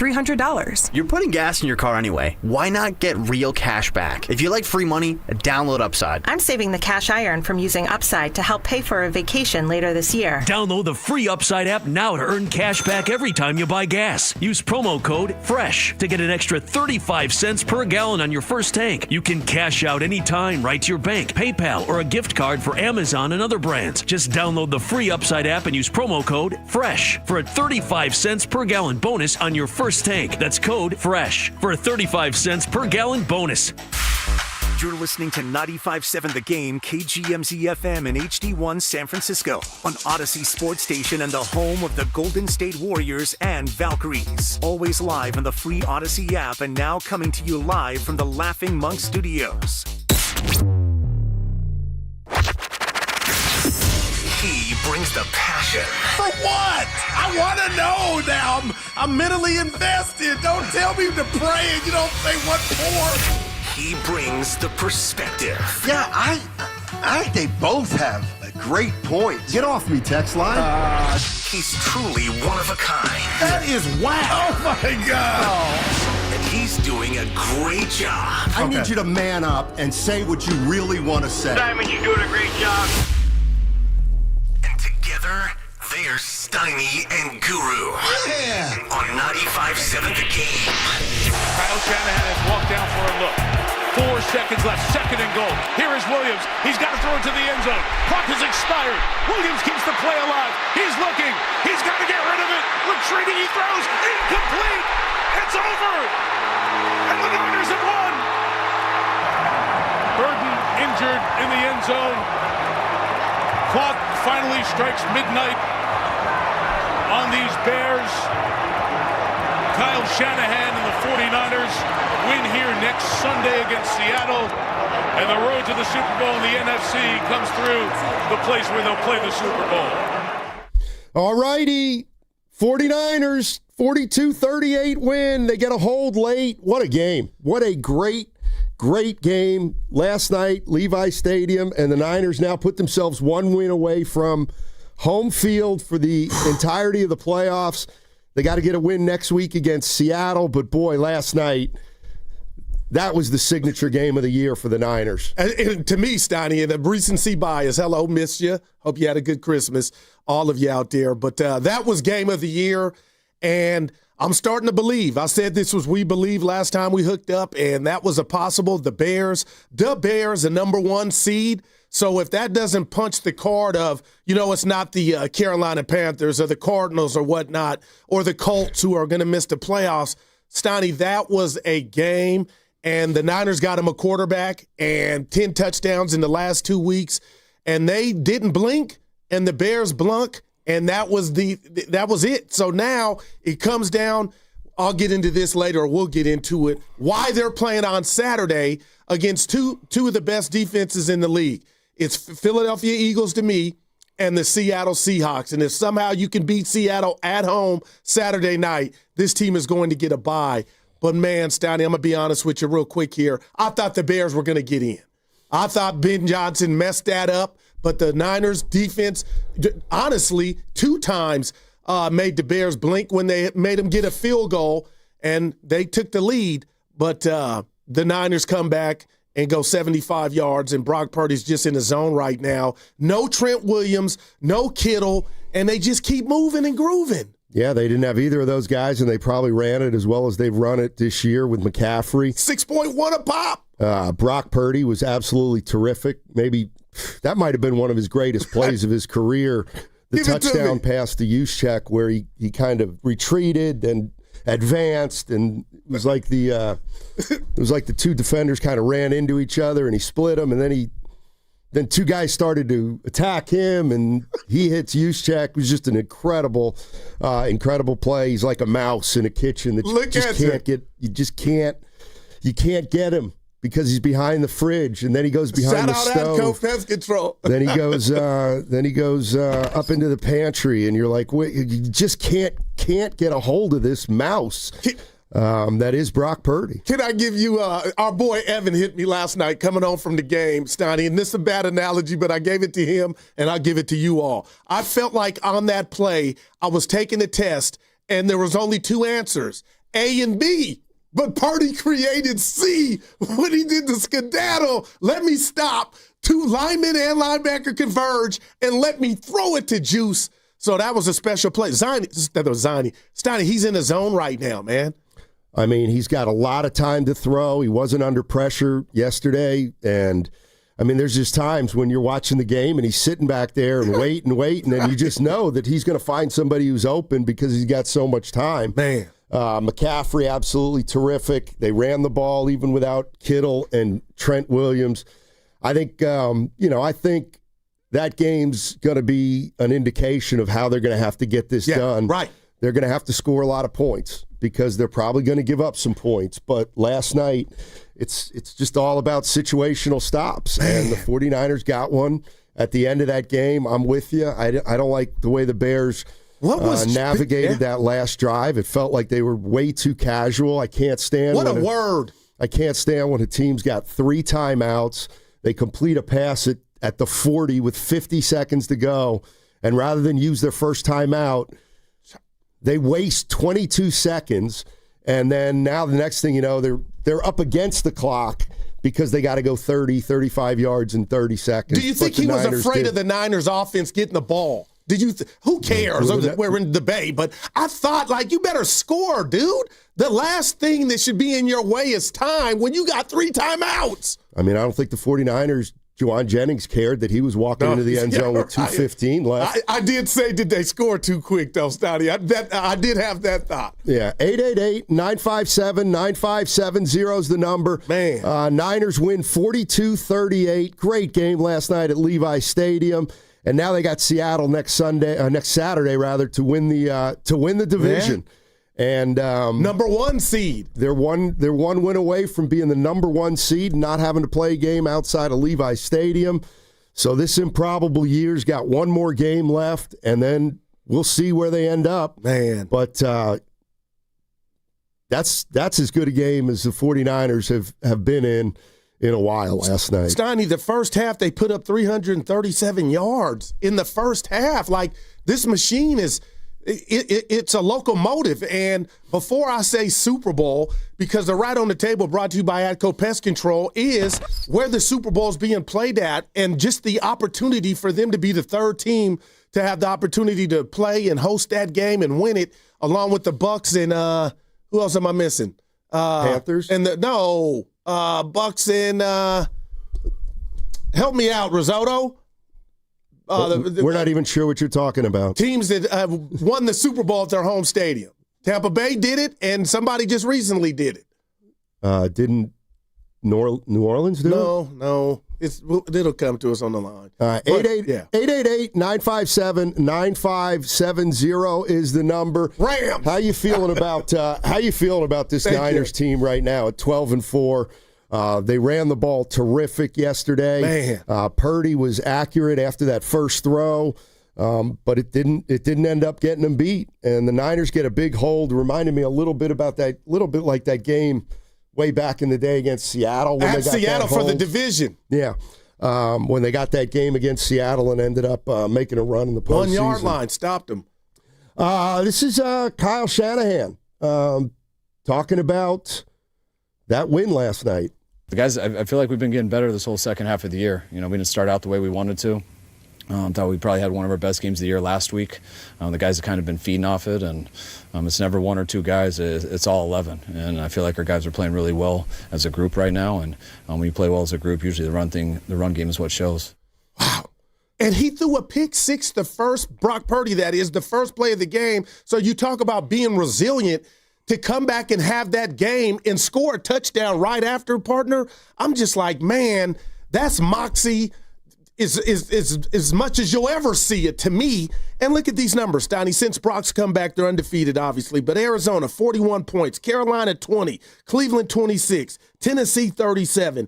Indy, 48. And then against a team that possibly could be the number 1 seed, the Bears, Donnie, 42 points. And I'm just thinking, can they, I'll call it with their raggedy defense, keep this offense being prolific and maybe get to the bowl? You're going to have to earn it with Seattle, right? This is the one. The Seattle, to me, is a top 2 defense with Philly. You beat them, you've earned it. Of course they've earned it. They're 12-4. They're on the verge of having the best record in the conference. Man. If they win next week, that means they're 5-1 in the division, which is terrific after last year. What were they, 1-5, I think, in the division last year? So, they're doing it piecemeal. They don't have Ayuk. They didn't have Kittle yesterday. Trent Williams was lost early in the game, and the next thing you know, they still find a way to win that game. 888-957-9570 is the number. I kind of want to just talk about the 49ers' entire season and how it kind of came together with last night's game. A lot of people have been skeptical of this team. I was one of them. I didn't think they'd be 12-4. That's for darn sure, but they are, and now they got a chance to be the number 1 seed. And if they're the number 1 seed, they got to be the favorite at that point, right? Yeah, and only 2 games to get to the dance. Yep. 888-957-9570 is the number. Can this team win it all? Wow. And when you look at a game like last night, do you feel like it's all on the table for them, or do you look at a game like last night and do worry about the defense. I mean, the defense is going to have to be better, no doubt about it, but the way this offense is playing right now, it's rolling, man. The San Francisco 49ers seem to have something going. 888-957-9570 is the number. Later on in the show, we'll talk a little Warrior basketball. They got beat yesterday by Toronto, 141. Gave it away. 127 in overtime. They play today, too, against the Brooklyn Nets. That game's at 4:30, so we'll have Warriors live at 3:30, obviously. Do we know if the big boys are playing Stone? Do not know that. Okay. Do not know that. All three of the big boys played yesterday. They played pretty well, and they still couldn't beat the Toronto Raptors, which probably pretty alarming for some Warrior fans. They were up 12 in that game with 7.5 minutes left. They were up 7 with 1:40 left.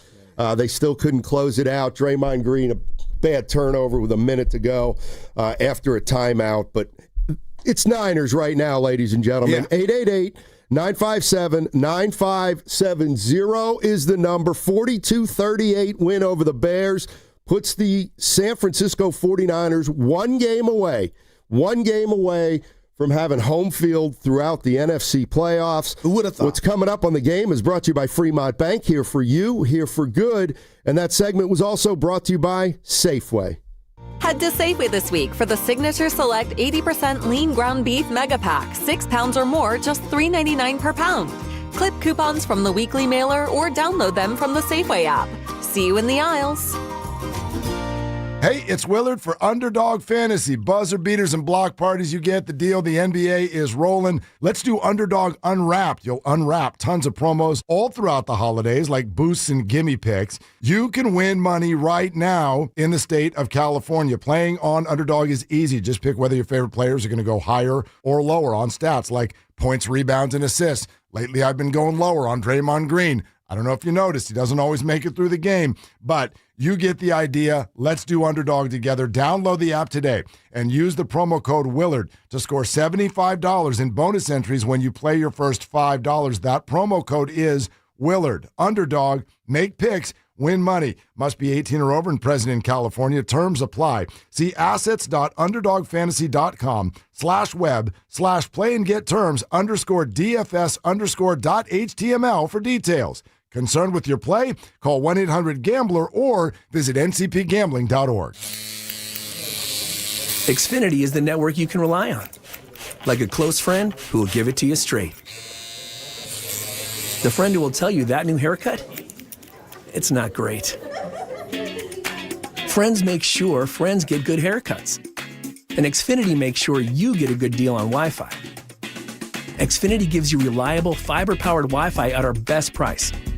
This holiday season through January 4th, get gig speed Wi-Fi for just $50 a month for 5 whole years. No strings, no commitments. Just super fast, reliable gig speed Wi-Fi with our best equipment and unlimited data included. Save yourself from questionable decisions and save over Verizon and AT&T. Xfinity, imagine that.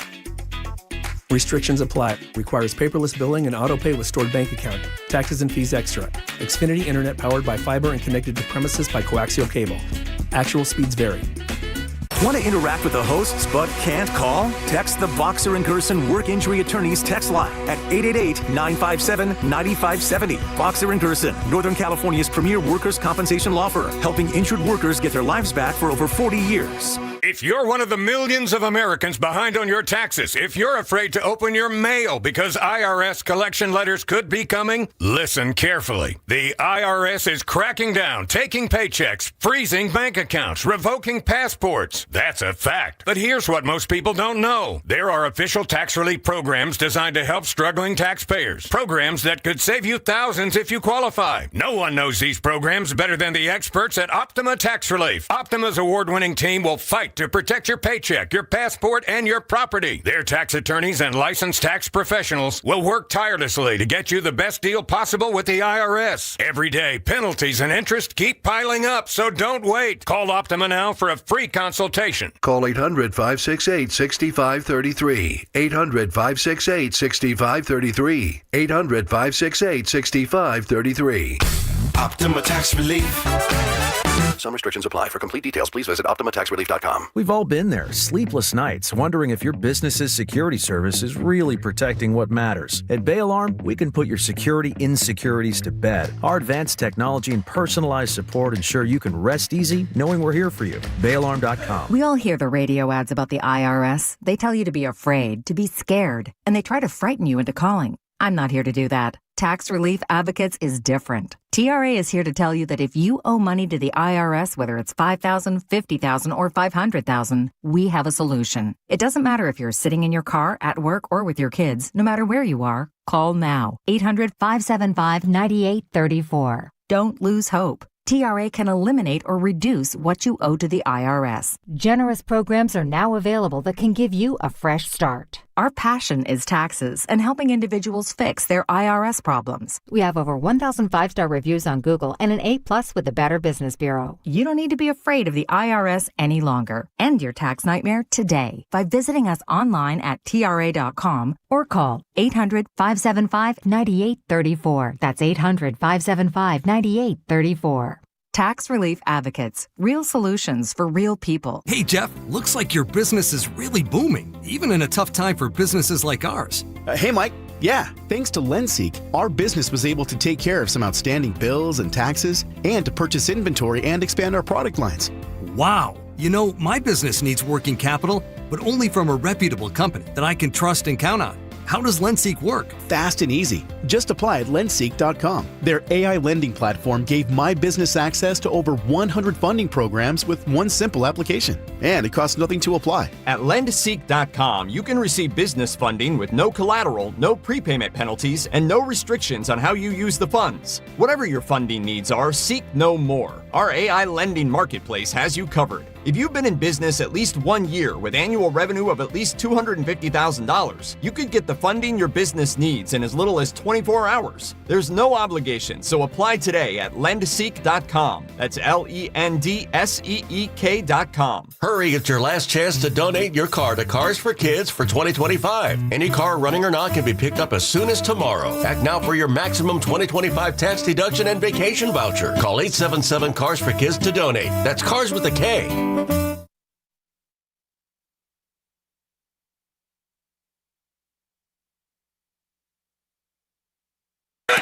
And we go quick with the play clock running down. He did. It's a boot.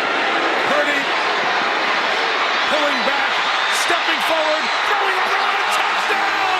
What a play, Purdy! Use check on the business end. You deserve to dance.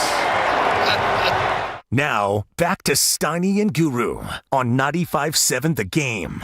Just an incredible play by Brock Purdy there to buy time and then buy more time and then step up and buy a little more time and then fake everybody out. He's got a lot of money because he's buying a lot, Steiny. Yeah, and then dump it to Juszczyk for a touchdown. Steiny and Guru with you. Niners win 42-38. They're 12-4, and if they beat Seattle next Saturday, they are the number 1 seed in the entire NFC. They'd get a week off, and they'd wait to see who their opponent is. Pretty amazing. What would you say the most amazing part of this is and I'll give you mine after you go. Like, what's the most amazing component to this? To me, that they haven't really lost a game that they gave away. Like their losses to me were they deserved to get beat. Wow.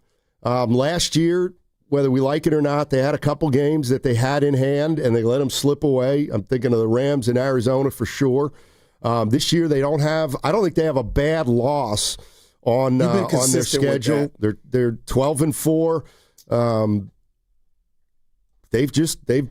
They haven't let any game slip away this year. Okay, and I'm with you on that. But you've been a proponent of the schedule. But Steiny, why? And yesterday was another example. We've seen the impact of George Kittle and what he can do. He doesn't play. Trent goes out the first play. I guess I'm asking you and you all, why has Kyle in this offense seemed to just not miss a beat regardless on who's out there? Look at Tonjes yesterday, 7 catches, a touchdown. Like that to me is the most – some teams would be left for dead. Brock Purdy's been gone for 8 games. He's your starting quarterback, and I'm just sitting here like, how has Kyle just kept the train on the right track regardless of who you miss, because they've missed everybody. I think it's mostly McCaffrey, if you were asking me for that reason. Who was great yesterday. And, once Purdy came back, it feels like as good as Mac Jones played, Purdy's certainly capable of more. There's no doubt Purdy's made more plays in the last month with his legs than Mac Jones is capable of making. And their offense has gotten to another level. Purdy's playing with a lot of confidence, clearly. After the Carolina 3-interception first half. Yeah. No doubt. 888-957-9570 is the number. I'll ask 49er fans the question that Guru asked me. What's been the best part of this season or the most surprising part of this season for the Niners that has gotten them to 12-4 so far? And for me, it's that they've won every game that they were supposed to win this year. They didn't lose any games that they had. It doesn't feel like they got beat late in any game this year. I'd have to go back and look at the 4 losses, but I don't feel like – has anybody scored a touchdown on them to win a game of the 4 losses? Or were they losing those games? And like Houston, they weren't in that game. Yeah, I can't remember. They weren't. So Rams, that was Rams. Okay. They got down. Yeah. They cut it to 7, but that's the best they did. But not a heartbreaker is where you're Jacksonville handled them kind of the way I remember it. And then there was one other loss. I can't remember who it was. Tampa Bay. Oh, good call. Tampa Bay. And that was a game where Tampa Bay played pretty well. But outside of the 4 losses, the Niners have really been buttoned up. They don't turn the ball over a lot.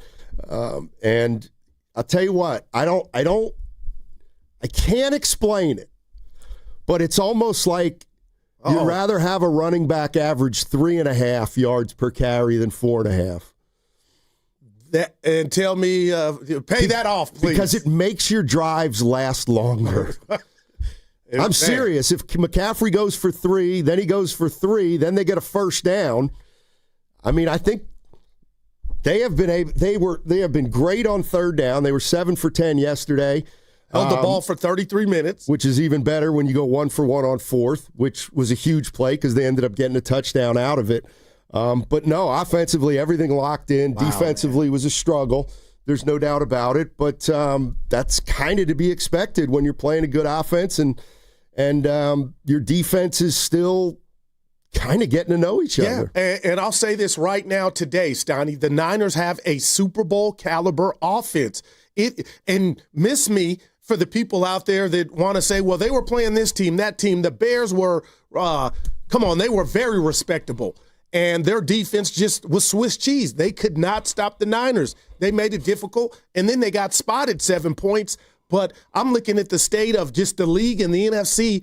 Only Philly defensively and the Seattle Seahawks scare me to try to slow down this juggernaut that the Niners have become offensively.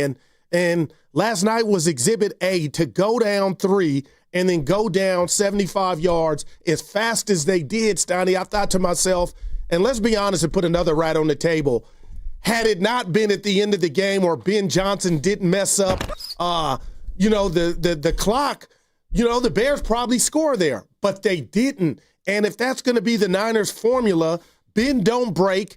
Can I lay a stat on you about how colossal of a loss that was for the Chicago Bears? In the totality of the NFL, it's never happened. A team allowing no sacks, no turnovers, scoring 35 points, and losing. That happened. They were the first team to do that last night. So I'm just saying right now they are flowing, and I know you're going to go Vrabel, Stoney, but when you just ask me, being fair is all outdoors, who the coach of the year is, it's got to be Kyle Shanahan. And I know for the extenuating or the reasons why he won't get it, but no coach to me has had to depend on others as much as Kyle.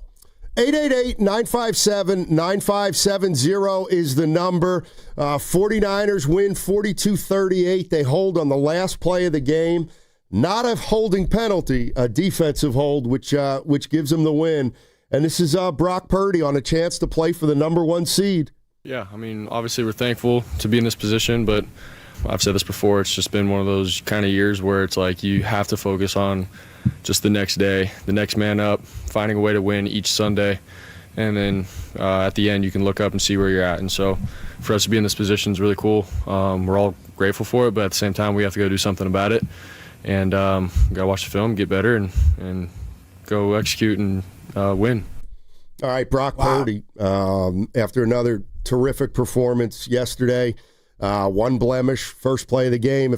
Tell you what, quarterback makes one mistake in the game, and that was the first play of the game. That's fine. You get it out the way. Yeah, because Jennings wasn't open regardless, and the guy that got the tip, I just thought it was a bad read. But remember a couple years ago, we felt like the Niners, they had a red zone problem. 5 of 5 yesterday, and the Bears were 1 of 3. And I can just give you that as Exhibit A on why that was the difference in the ballgame. Absolutely. Let's go to Jan. Jan, start us out. Bring it on, man. In Mountain View. Hey, Jan. Oh my God, what a game! My goodness, I was just, was just like, oh my God, is he gonna make it? Is he gonna make it? He's going right, he's going left, and then I'm thinking, what turf toe are you talking about? My God, I mean, I would have never thought he had the problem, to be honest with you. And then he's he's all over the place, and my God, I just like he throws that interception on the first throw, and I just like, oh no, here we go again. No, but then he redeemed himself and got it back, and I'm like, man, that was a 1, 2, 3 bullet if you don't say. And then good Lord, after that, it's just going back and forth, and when Shanahan didn't win the tip-off, like he always does, I said, oh, Lord, they're going to get the ball in the last part of the fourth quarter, and here we go. And I just we held them to that darn field goal, thank God. But dang, I just Lord have mercy. I don't know how you pulled it out, but damn it, you did it. And I was telling Carter, I hear these commercials all the time, and I'm saying, this is our year. And I'm like, it better be. I'm tired of all this excitement. I'm just like, you're usually not this optimistic. I've never heard you laugh, Jan. Wow. Yeah, and damn it, Saul better do what he's getting paid for. My God, where was that pressure earlier? My Lord, God bless America. Come on. We have the games here in our own darn zone, and we need to prove it. All right, Jan. Well, I'm not going to bring up the Warriors then. No, you're on fire, Jan. No, please don't. Shasky brought it up a couple of times. He said, just 60 seconds, okay? He said, get a stopwatch. He said, I'm sick, and I'm not watching them tonight. I'm watching the Ram. Look at Falcons you. Oh, game, boy. Even though the Rams are going to win the game. Don't give up yet, Jan. Damn it, we're going to get the 1 seed. Yeah, don't give up on them. Go, man. Yeah. Thanks, Jan. Appreciate it. Bet. First question, Steiny, Bloody Mary or mimosa? I'm going with mimosa. She was feeling good. Yeah, she was. She was tipsy. Usually she's with joy, you guys. Yeah, usually she's skeptical of something going on. That was, keep that. Wow. Brock Purdy was asked about Kyle Shanahan, and here's what he had to say.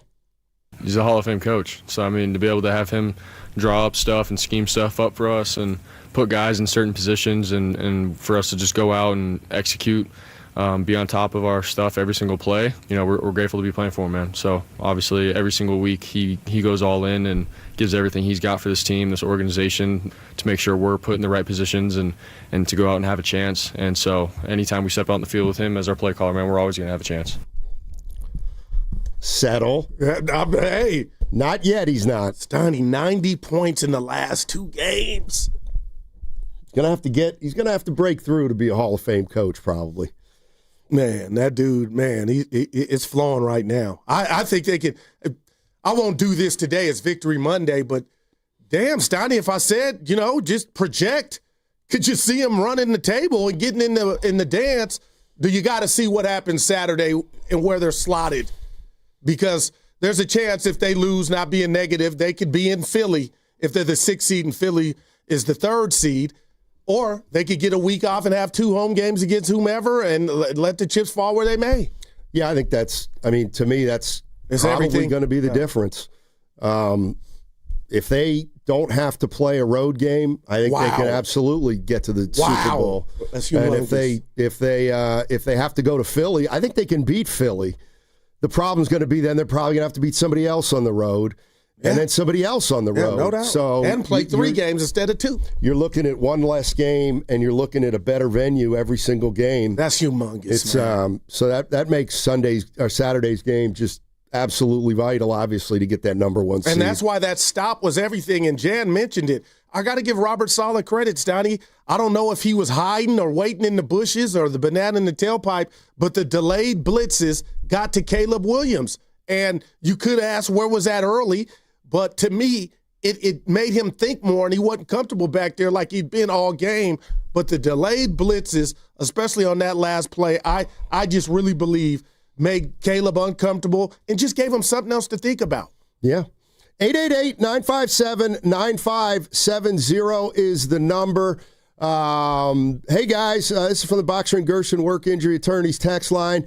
One of my concerns is this is going to be a bloodbath for both teams next week for the number 1 seed, and I feel whoever loses may be in trouble the game next week. You might be right. I thought last night's game, if you looked at that game and looked at the last play of the game, and then when it was over, there were about 5 49er players just prone in the end zone. Real. So that was, there's no doubt that was a game that was highly emotional, and they're going to have to figure out a way to play another one on Saturday. On a short week. Exactly. Let's go to Dennis. Dennis is in San Francisco. Hey, Dennis. How you doing, man? Hey, guys. Good morning. Hey, yeah, great game. I was one of the guys that I thought that when Mac Jones was playing, he was doing such a great job. I thought that they should let Brock heal and let Mac Jones play. Well, I'm glad nobody listened to me. But anyway, Purdy's been incredible. And I just think that what we're looking at, because of the defense, we're going to have to outscore whoever we play. Obviously, you always have to outscore whoever you play. But this is, definitely this time. I mean, one thing I was listening to Rod Brooks on the afterwards and on the Niners post game, and he was talking about, with our safeties, just, they were lost out there. Had a bad night. And they really got, hopefully they can clean that up. I mean, Saleh's done a great job with what they had. I think he's brought a great energy back to the club. I'm really impressed with the way Shanahan has been calling the plays. I've been critical of him in the past. Their passing game is incredible. And Christian McCaffrey, him and Purdy, but McCaffrey's been there all season. He should be MVP of the league. Unbelievable, that guy. Unbelievable what he's doing. Thanks, guys. Have a good day. Yeah, appreciate the call, Dennis. And you know what, Sty? While he's at it, McCaffrey was awesome, had his longest run of the season, but I'm going to give some love to Burford, Pooney, Brindle, McKivitz, and Austin Pleasant, who was a pleasant surprise filling in for Trent Williams, man. Those are the dudes giving Brock time, and the design of some of the pass plays. Brock is not a statue, Stoney. If it's not the naked boot, it's the play action. He's always on the move. And to Jan's point, what happened to the turf toe? It's like he's got a bionic toe now. Yeah. I mean, he certainly looks as mobile as he's been in his career, I would say. He's making all the right decisions. He's not over-gambling. 888-957-9570 is the number. Speaking of Austin Pleasant, Purdy brought him up. Did amazing. Obviously, to have Trent go down first play, it's like, dang. And for him to then Austin jump right in, and he's a guy that we all love. And over the year, he's just been great in our locker room and just one of the boys on the bus. Like, everyone loves him, and he's done a great job just being ready all year. So for him to go in and play well like he did and allow our offense to keep rolling and not lose step, it was huge. So we all got his back, and he's going to keep getting better too. Wow. I mean, to me, there is a silver lining to all these injuries. Give it to him. And it's that when a guy goes down, there's not a sense of panic. Where does that start? The coach? They've been completely unfazed by the injuries all year long.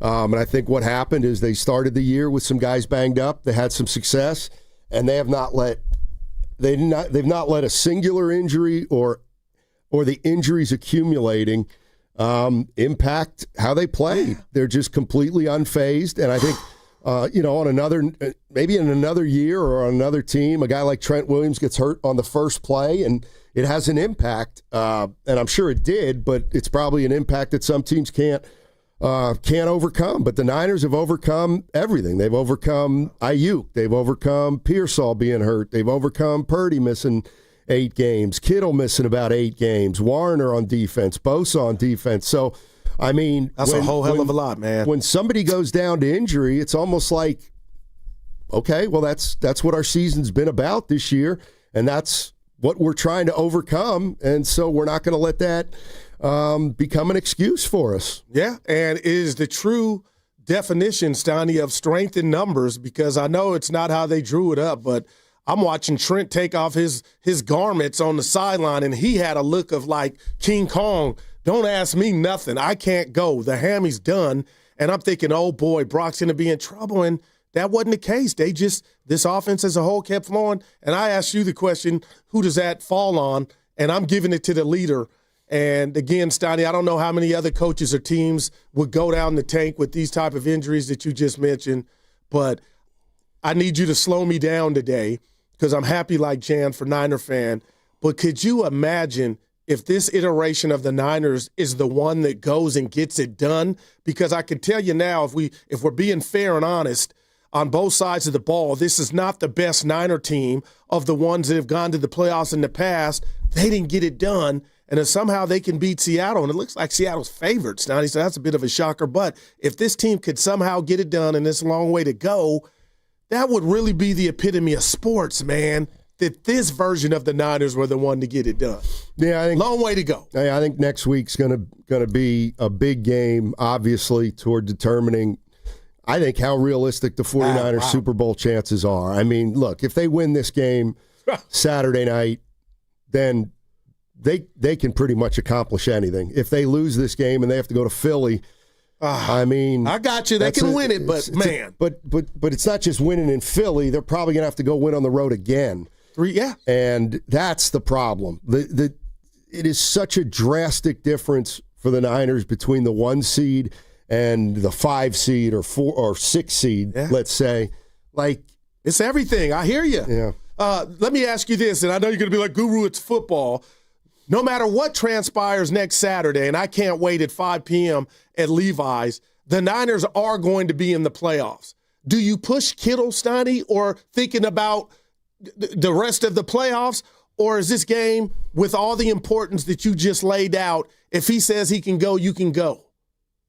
Man, I almost want to throw Trent Williams in there. Like, where do you proceed with caution? Well, if Trent Williams has a hamstring, how's he playing in 5 days? Like, hamstring's a hamstring. Yeah, that's he's a the big one boy. that they say you got to rest for a couple weeks and then rest it a couple more weeks. So I have no idea. And you know what? It almost looked to me like talk to him. If the stakes were different last night, maybe he doesn't even come out of that game. Maybe he comes out for a cautionary precaution, if you know what I mean, because they do have bigger games coming down the road. But that was also a humongous one, too. That's why I caught my eye. Like, he really must be feeling it. Yeah, but they're going to play more important games than next week even. They just are. And as important as next week's game is, you got to have Kittle and Trent Williams ready for the playoffs. Right. And if you got to go out there and try to win a game without them on Saturday, then it's not the first time. And you average McCaffrey averaged 6.1 yards a pop without Kittle blocking in that run game. Or Williams. Yeah, exactly. So it just speaks to what you just said. Like, man, they don't skip a beat regardless of who's not available. This is Brock Purdy on the play to use check. I forget which touchdown it was, but it was just an absolutely incredible play. Take a listen to Purdy describing it.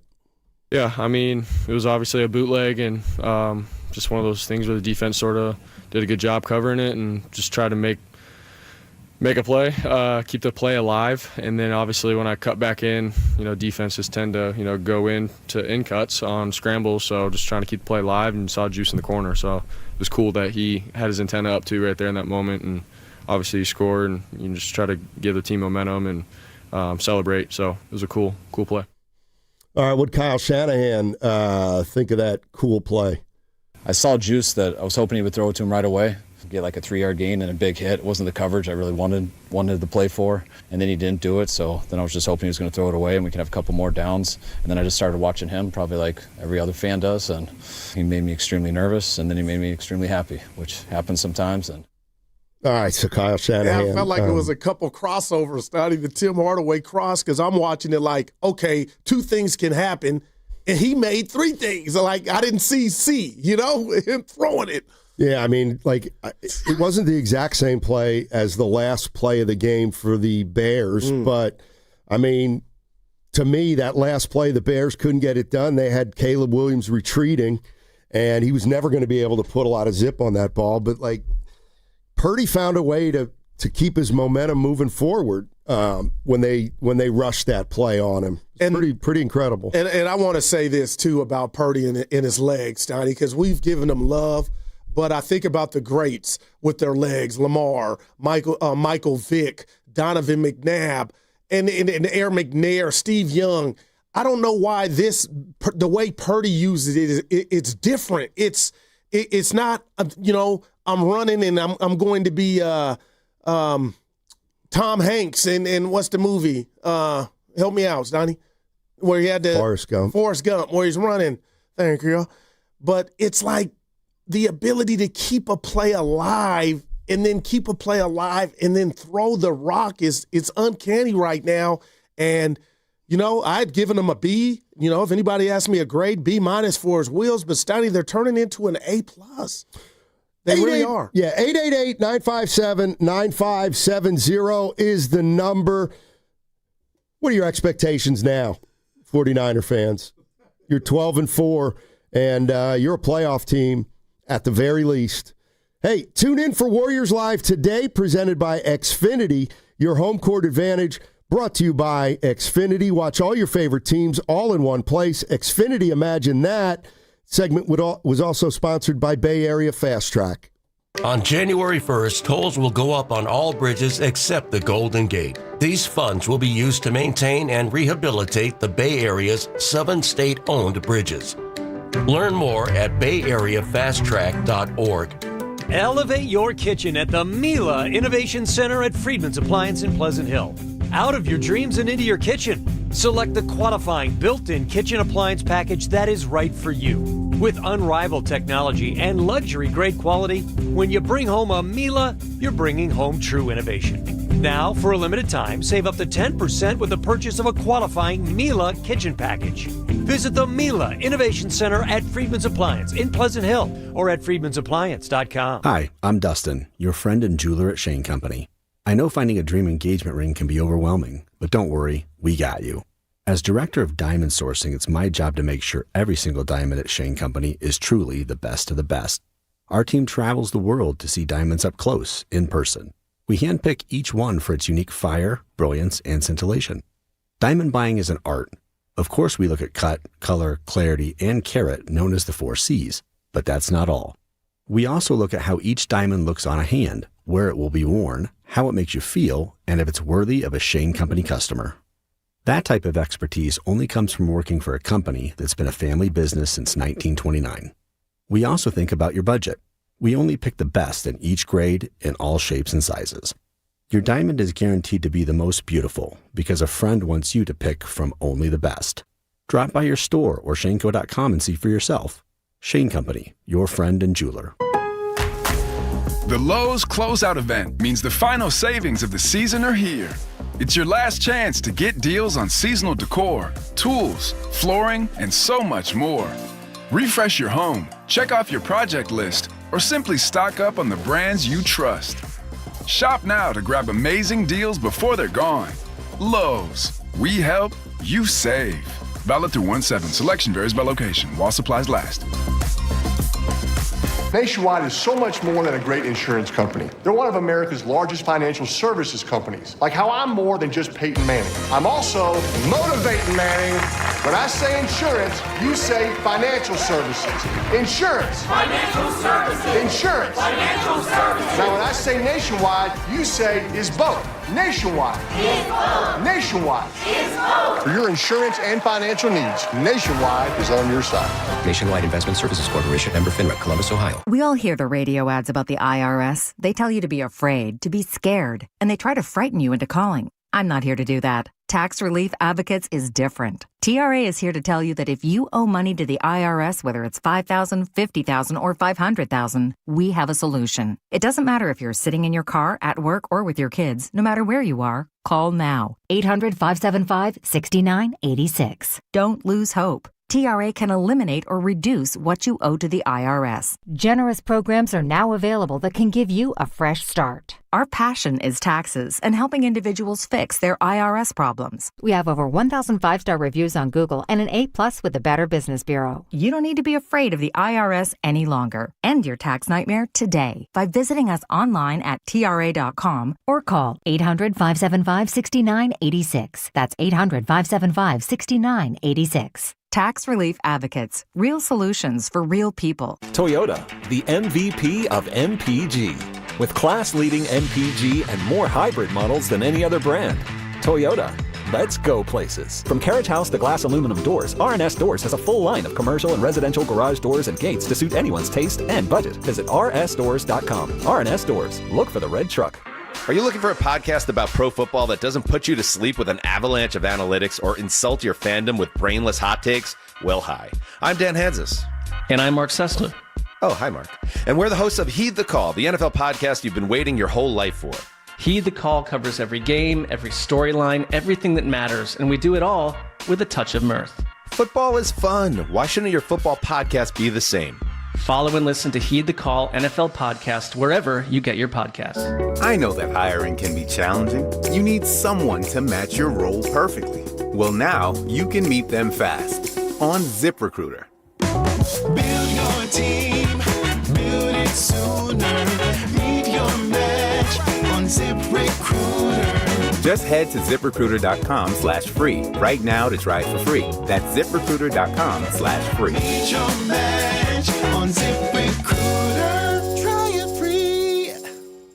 This is your college football postseason update, presented by Factor. Eat like a pro. College postseason drama is heating up, and this weekend powerhouse programs delivered when it mattered most, with top seeds punching their tickets and surviving must-win matchups to keep their championship hopes alive. As the playoff picture tightens, every drive, every decision, every moment matters. Just like the athletes leaving it all on the field, Factor meals fuel performance with pro-level nutrition delivered to your door, ready when you are. Factor. Eat like a pro.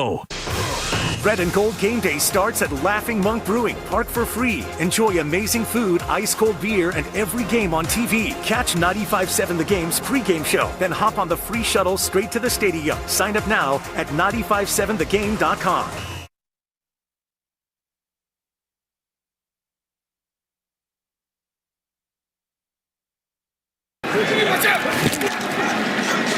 He's got it to add to the running yard total here.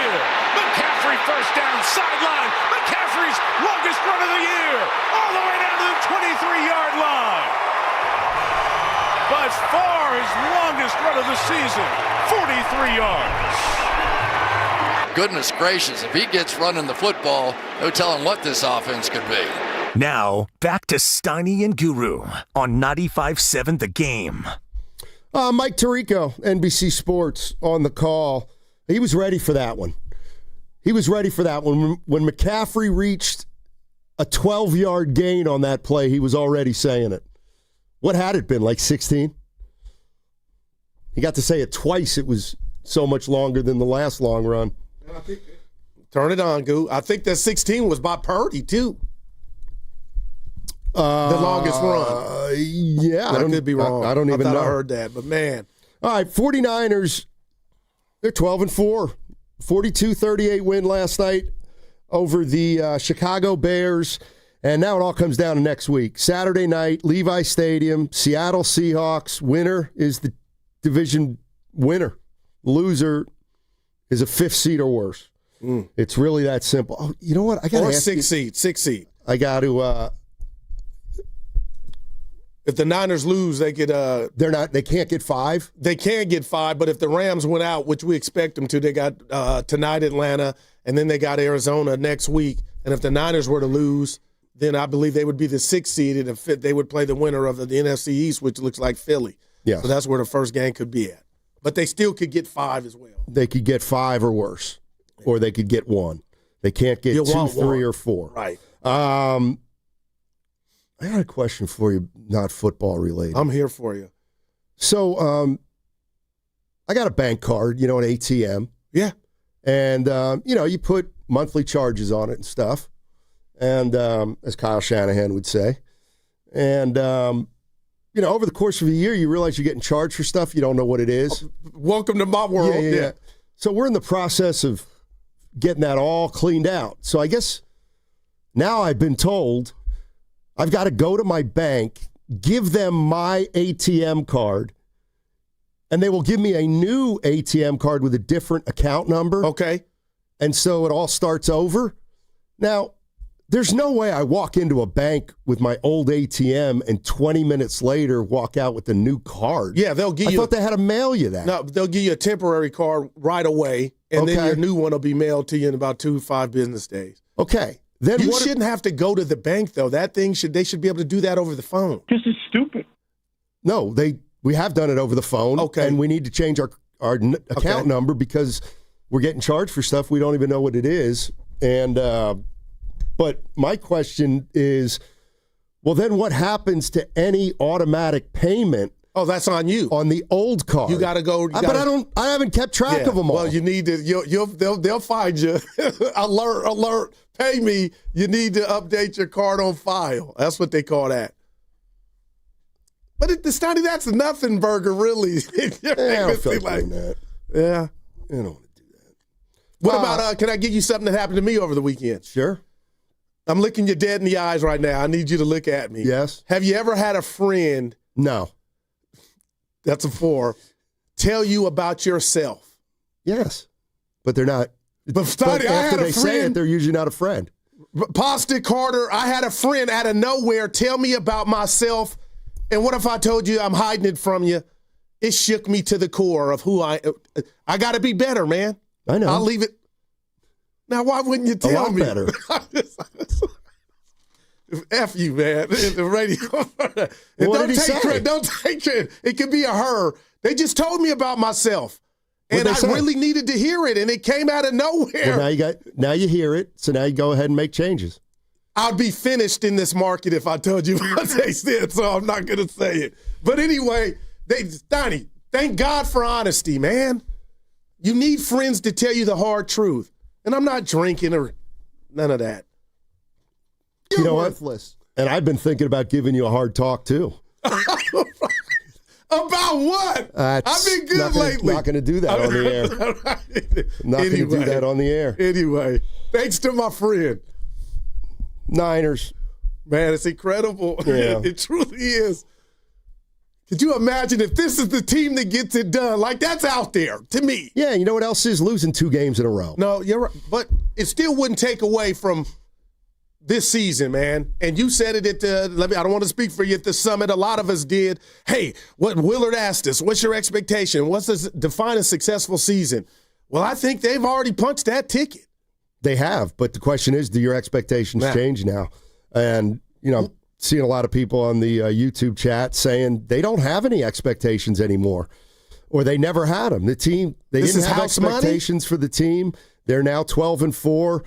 We'll see what happens against Seattle. You go into the playoffs, and it feels like 49er fans are just taking their chances. And if they go on a run, they'll be happy. And if they don't go on a run, I think they'll understand why. Yeah, and I'm equivalent over here because from a football standpoint and as a fan and covering this team like we do all year long, Steiny, make what you want about who they've played and who they haven't played. But what's so what word am I looking for? Poetic about these next 2 possible games, and I'm looking down the road is Seattle, to me, might be one of the best two defenses out there. So you got to use this prolific offense against that Seattle team, and then somehow if you slip up, you get the second best defense in the league, which I think would be at Philly. So how climactic would that be to where as much as they're rolling offensively, and this thing's out of control in a good way offensively, I mean, man, to do it against Philly and Seattle and Philly possibly, man, you know? I mean, when I think about the 49ers playing the Eagles at some point, you know, that's a game where obviously the home team to me is going to be favored in that game. I mean, if the Eagles came out here right now, I don't think the Eagles would be favored. Do you? If the Eagles came out here. I got to believe the Niners defense and just, you know, where it's at, and it can be had. It can be, but timely stop. I got to believe Philly would be. So the Niners favored. would be the number one seed. No. You're saying they beat Seattle. No, the Niners would be favored. I was looking at it like they would be at Philly. Yeah, that's what I'm saying. I mean, I don't know what NFC team. Yeah. Maybe the Rams would be favored at Levi Stadium. Yeah. And that's maybe where the games are going to be. And what if they slip up tonight? Yeah. Well, Atlanta. But. Let's go to Andrew in South City. Hey, Andrew, how you doing? Andrew, South City. Going once.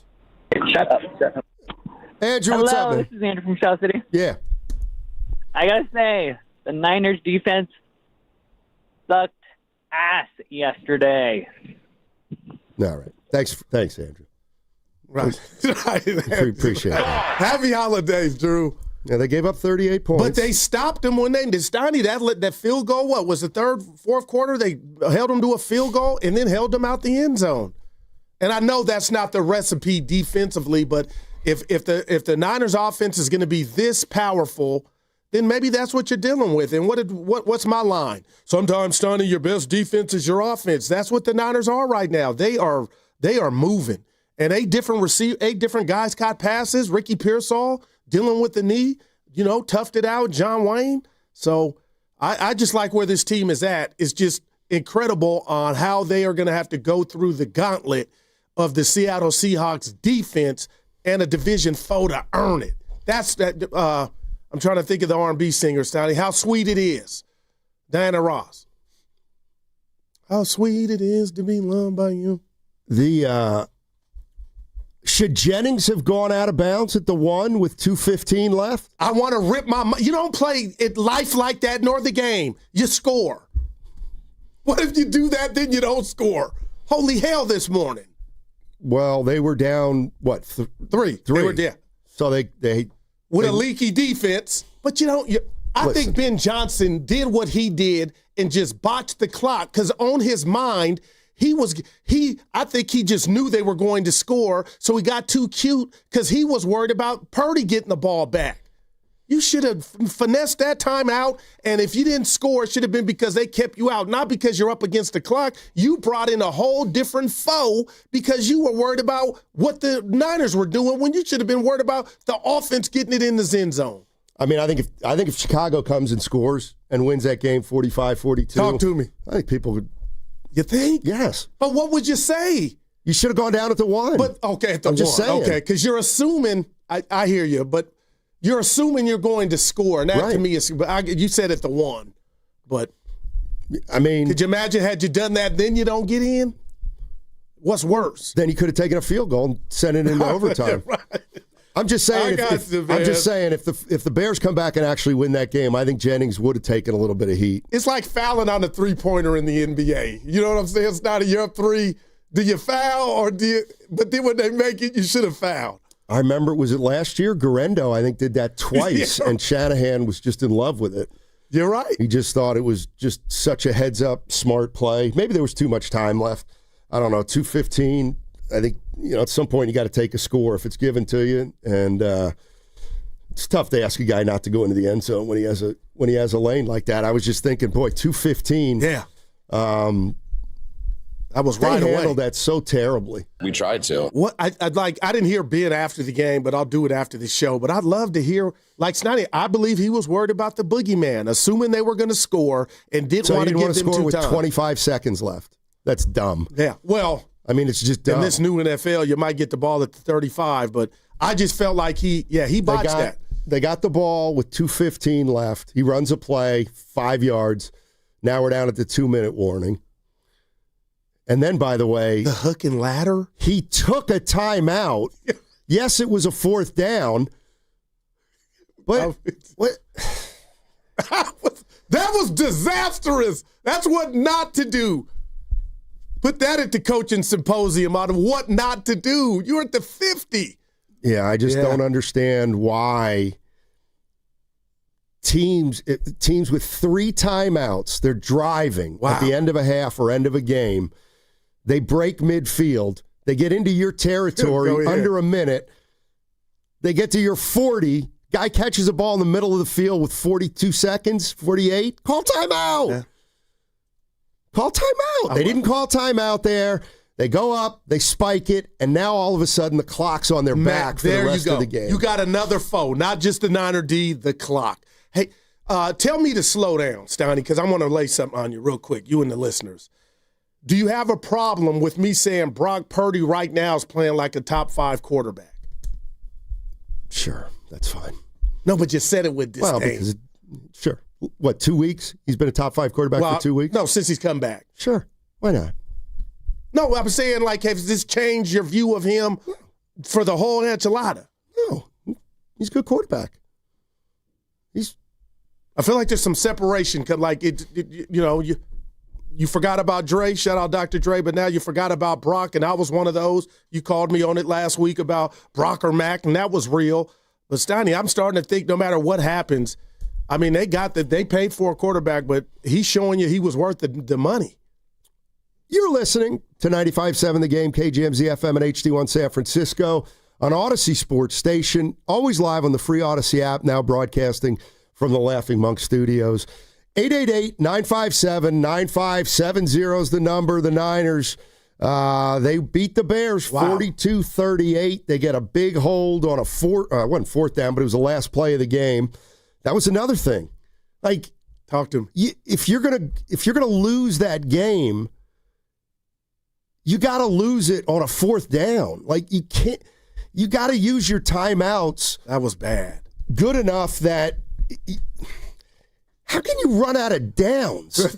I mean, I'm sorry. How can you run out of time there? When you start a drive with 2:15 with all your timeouts. Pasta got my ear, like, how do you run out of time?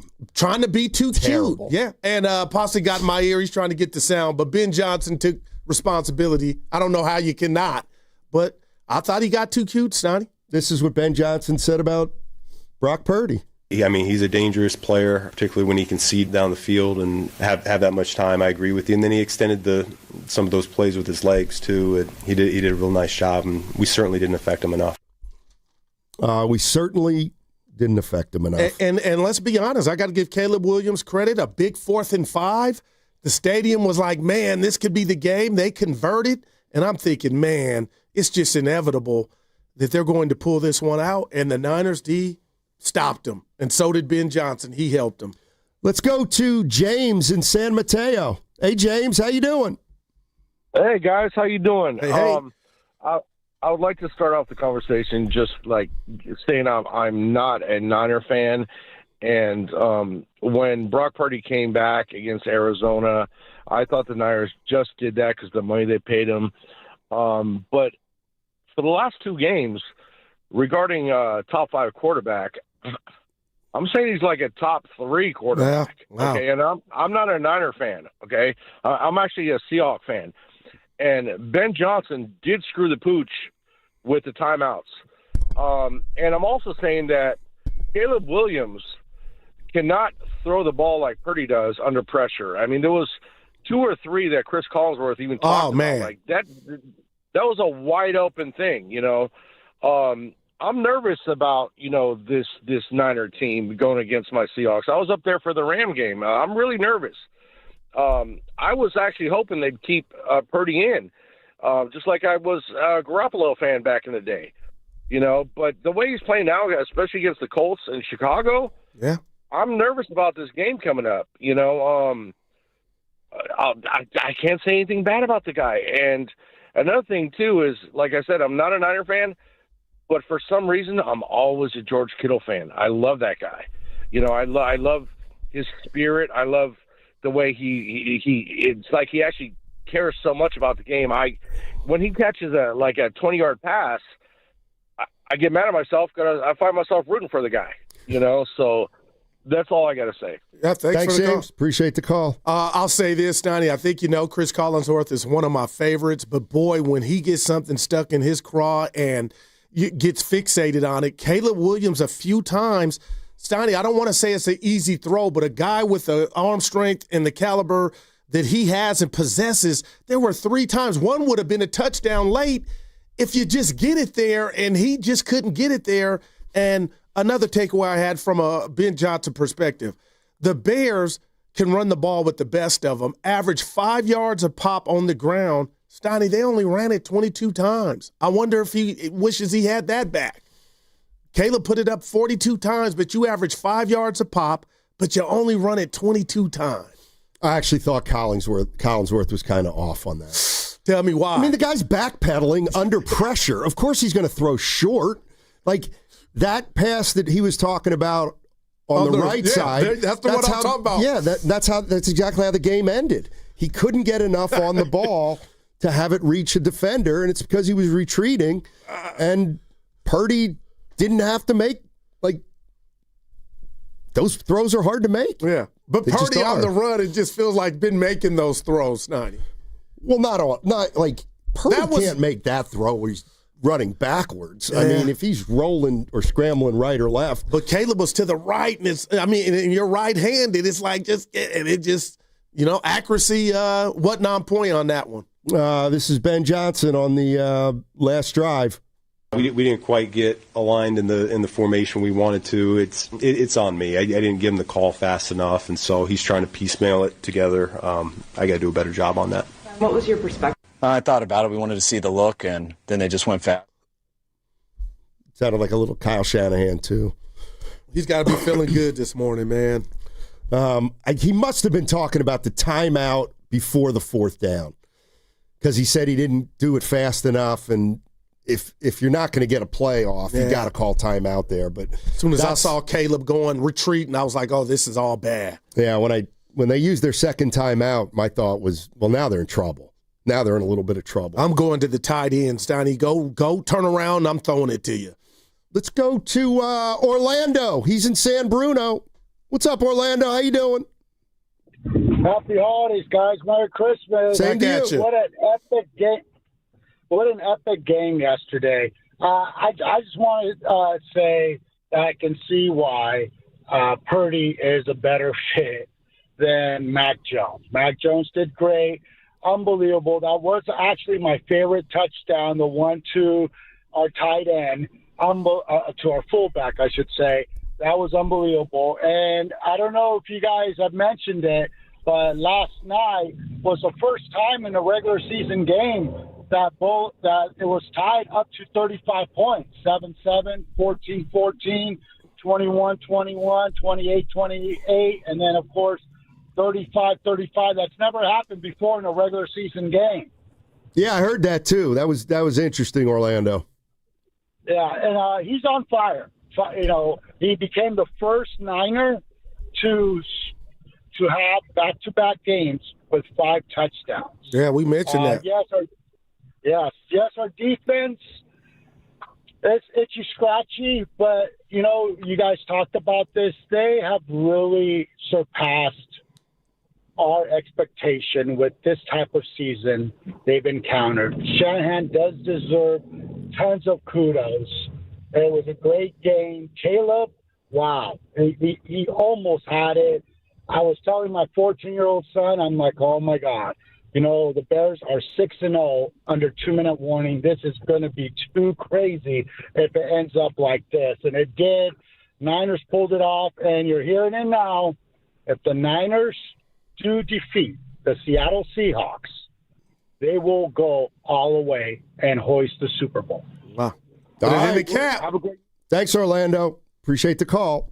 Yeah, a lot of firsts. And I'd mentioned, the Bears not having any turnovers, scoring 35 points.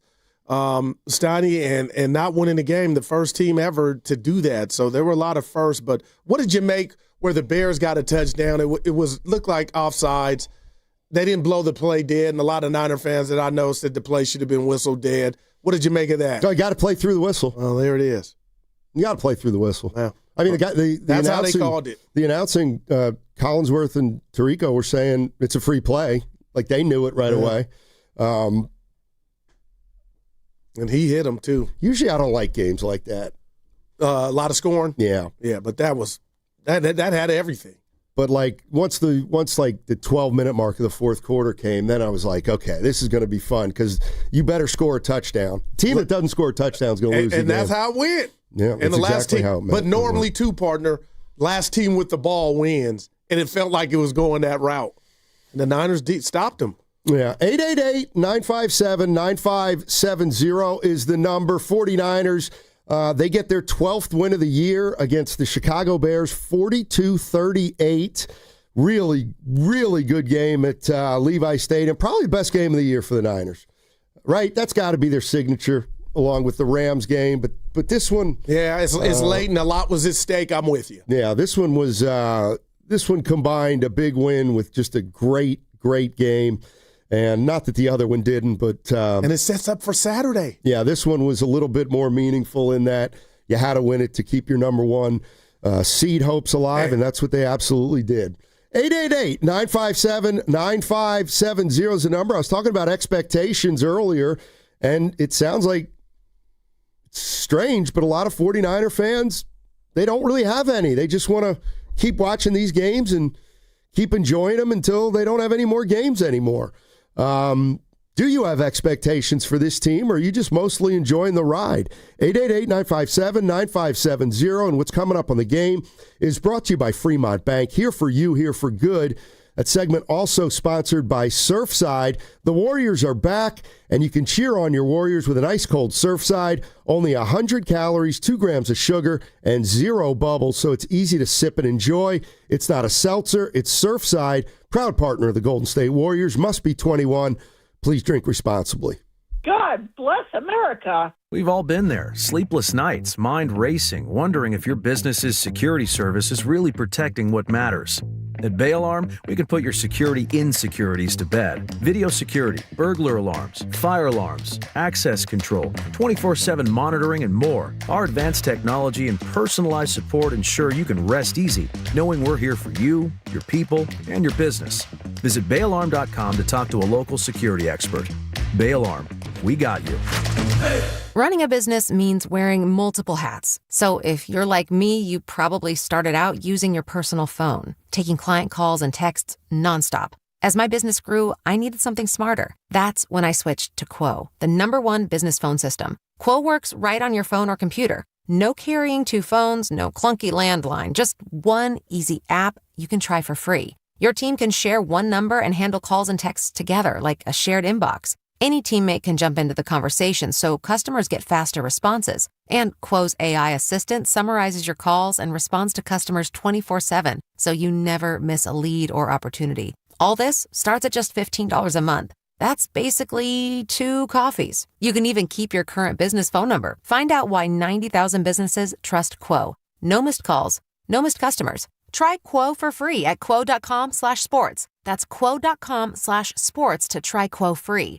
QUO.com/SPORTS. This is Larry Flick, owner of The Floor Store. When the year ends, the savings begin. With our New Year's clearance sale, get up to 50% off store-wide, 2 years free financing, and we pay your sales tax. It's our way of saying Happy New Year. The Floor Store, your Bay Area flooring authority. Thinking about selling your house but hesitant to move during the holidays? Imagine finalizing your sale now, enjoying the holidays, and move later. Call Wedgwood Homes to discuss your options. Do you want to downsize, relocate, or selling an inherited property? Does your house need repairs or updates? Wedgwood Homes buys homes as is. No repairs, no commissions, no hassle. Secure your future plans and move forward with a no-obligation, all-cash offer from Wedgwood Homes. Close in as little as 3 days Or enjoy the holiday season and move after the new year. Skip the stress of a traditional listing that can be slow and unpredictable. Lock in your sale now with a firm offer from Wedgwood Homes with no last-minute price drops like other cash buyers. Call 415-888-9432 for your no-obligation all-cash offer. 415-888-9432. 415-888-9432 or WedgewoodHomes.com, the Bay Area's trusted home buyer. Dan owed an unbelievable amount of money to the IRS. I got behind on my taxes. It's a horrible feeling. He was in denial. And when I got those letters from the IRS, you wanted to act like they didn't exist. Finally, Dan turned to Optima Tax Relief, the leading tax resolution firm. A-plus rated by the Better Business Bureau, they've resolved over $1 billion for their clients. Optima got me a settlement with the IRS. These people are really people-friendly. It was every bit of a new lease on life for me. The fast action and the great results made Dan's head spin. I felt like I was in a dream, but it's real, and I have paperwork to prove it. They got the job done, and life is good. For tax help you can trust, call Optima now for a free consultation. If you're worried about what's going to happen with the IRS, stop worrying. Make the call now. Call 800-568-6533. 800-568-6533. 800-568-6533. Optima Tax Relief. Testimonial from an actual client. Some restrictions apply. For complete details, please visit OptimaTaxRelief.com. Hurry, it's your last chance to donate your car to Cars for Kids for 2025. Any car, running or not, can be picked up as soon as tomorrow. Act now for your maximum 2025 tax deduction and vacation voucher. Call 877-CARS-FOR-KIDS to donate. That's Cars with a K. Everyone needs to take care of their mental health, even running back Bijan Robinson. When I'm on the field and feeling the pressure, I usually just take a deep breath. When I'm just breathing and seeing what's in front of me, everything just slows down. It just makes me feel great before I run the play. Just like Bijan, we all need a strong mental game on and off the field.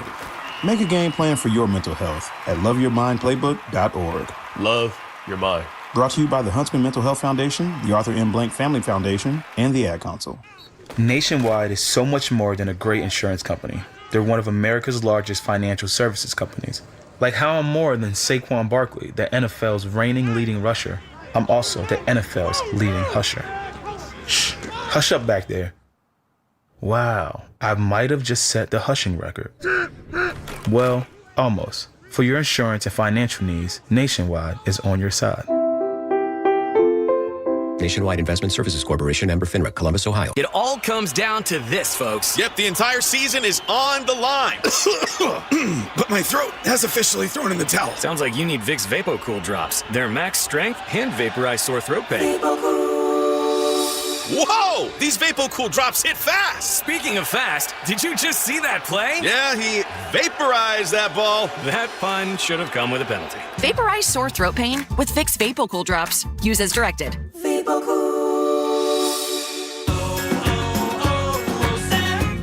Hi, I'm Maria, salon owner. You know the jingle. Now discover the facts about Ozempic, a GLP-1. There's only one FDA-approved Ozempic made by Novo Nordisk. Learn about the real thing. Talk to your healthcare professional today. Call 1-833-OZEMPIC or visit Ozempic.com to view the medication guide and to learn more about Ozempic. Semaglutide injection 0.5, 1, and 2 milligrams.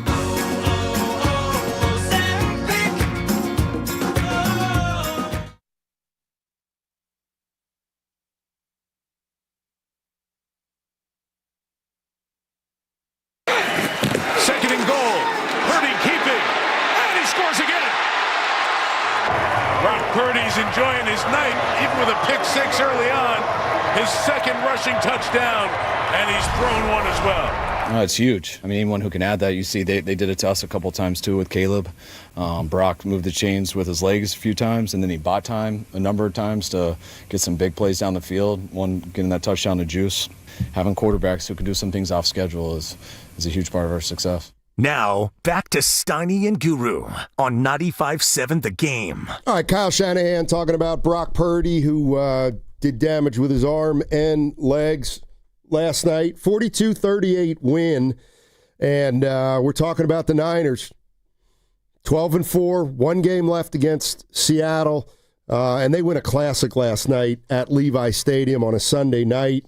And you got to be feeling good about this team. They're going to the playoffs now, and it's just a matter of where they're going to be seated. Yeah, and it's everything in regard to where they're going to be seated. They have an opportunity right upon them to condense the playoff games that they play. Stoney, the fact that if you're victorious Saturday night, you get a week off. And now we're talking about hamstrings, ankles with Trent and George Kittle, so it would come at a great time. But if you allow me, I'd like to nominate that play to Juice, the play of the year for Brock. I mean, that was just marvelous, man. Gorgeous, everything. I mean, just the wherewithal, the skedaddle, crossover, and then throw it was beautiful. But I just can't get over how the game started on a pick six. And you talk about, this thing, man, here we go. And he did the exact opposite and just carved up the Bear defense. And that's what just makes the win to me that much more special from a Brock Purdy standpoint. And Niner offense is you spotted them 7. I'm not phased at all. Here we go. And then you go out there and put up 42 points. Just incredible. Truly is. 49ers, they're on a roll. There's no doubt about it. And I'm going to get to these calls in about 1 or 2 minutes. I just have to mention this. So you were at the Christmas game, Warriors Dallas. Oh yeah, I was. Yeah. And what'd you think? I got to tell you, apology. Who was the best player? Al Horford. Thank you. Thank you. Why wasn't he in at the end of the game yesterday? Evan called me last night, said he thought he was on a pitch count, so maybe that's why he wasn't available. They couldn't get a rebound. 25 by Scotty Barnes. 25 We're not rebounds. talking about that. We're talking about the Christmas Day game where Anthony Davis Stoney, he did a Trent Williams. He was just running for the ball, and then he's out the game. I hope on Christmas you also got a sense of another player who absolutely stinks. But you've mentioned his name. It wasn't Cooper Flagg. Gafford stinks. He's terrible. Stoney ate the Warriors won that game because of Al Horford. Gafford had a bad game. With Gafford. My man had a bad game. Yeah. He had a bad game. I think he stinks. Boy. I do. I don't. I think he's was terrible. Carter out on him too? No, that was me.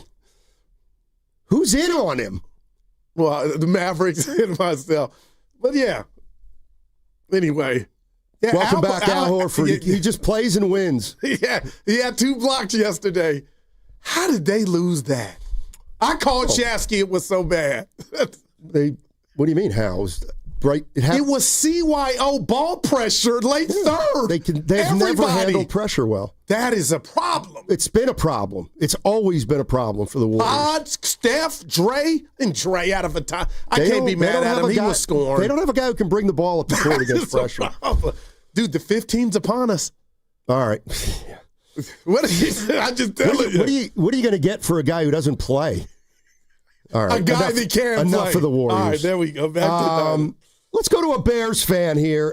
David in El Sobrante wants to talk about the last drive. Hey, David, how you doing, man? Yeah, I'm doing great. How y'all doing? All right. Well. Happy holiday, baby. Yeah, happy holidays to y'all, too. Classic game last night, man. Brock Purdy was tearing us apart. Christian McCaffrey was tearing us apart. I mean, Kyle Shanahan was in his Steph Curry zone calling plays. Everything he called worked, it seemed like. But with that being said, we were 2 feet away from winning that game. If he would have got enough ump on that pass, we would have won that game. But blow for blow, the national narrative is Brock Purdy, the game manager, versus the first-round bust in Caleb Williams. And those boys went 15 rounds. Yeah. The 49ers got the split decision yesterday, but they didn't get the knockout. And I called dibs on Friday and told him, I wouldn't get too up or down about this game on either side because I have a feeling that we're going to meet again in the playoffs. You think? It might be in different circumstances. Oh, definitely, because we proved that we're for real last night. Because normally when we come out to San Francisco, we go down 7 or 14. That's a blowout.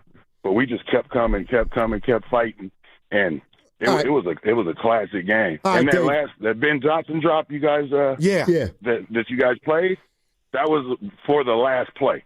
The one where it was incomplete in the end zone. Yes, sir. He was saying he got the play laid in. Yeah, that was the very, very last play.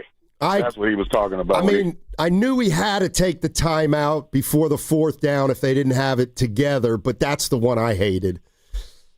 Yeah, I didn't mind the clock management because, like I said, we couldn't stop a nosebleed. Yeah. So I was all for us running down the clock and leaving it in Caleb's hands at that end because he's proven throughout the year that he could get it done. Hey, before But you go, we were just.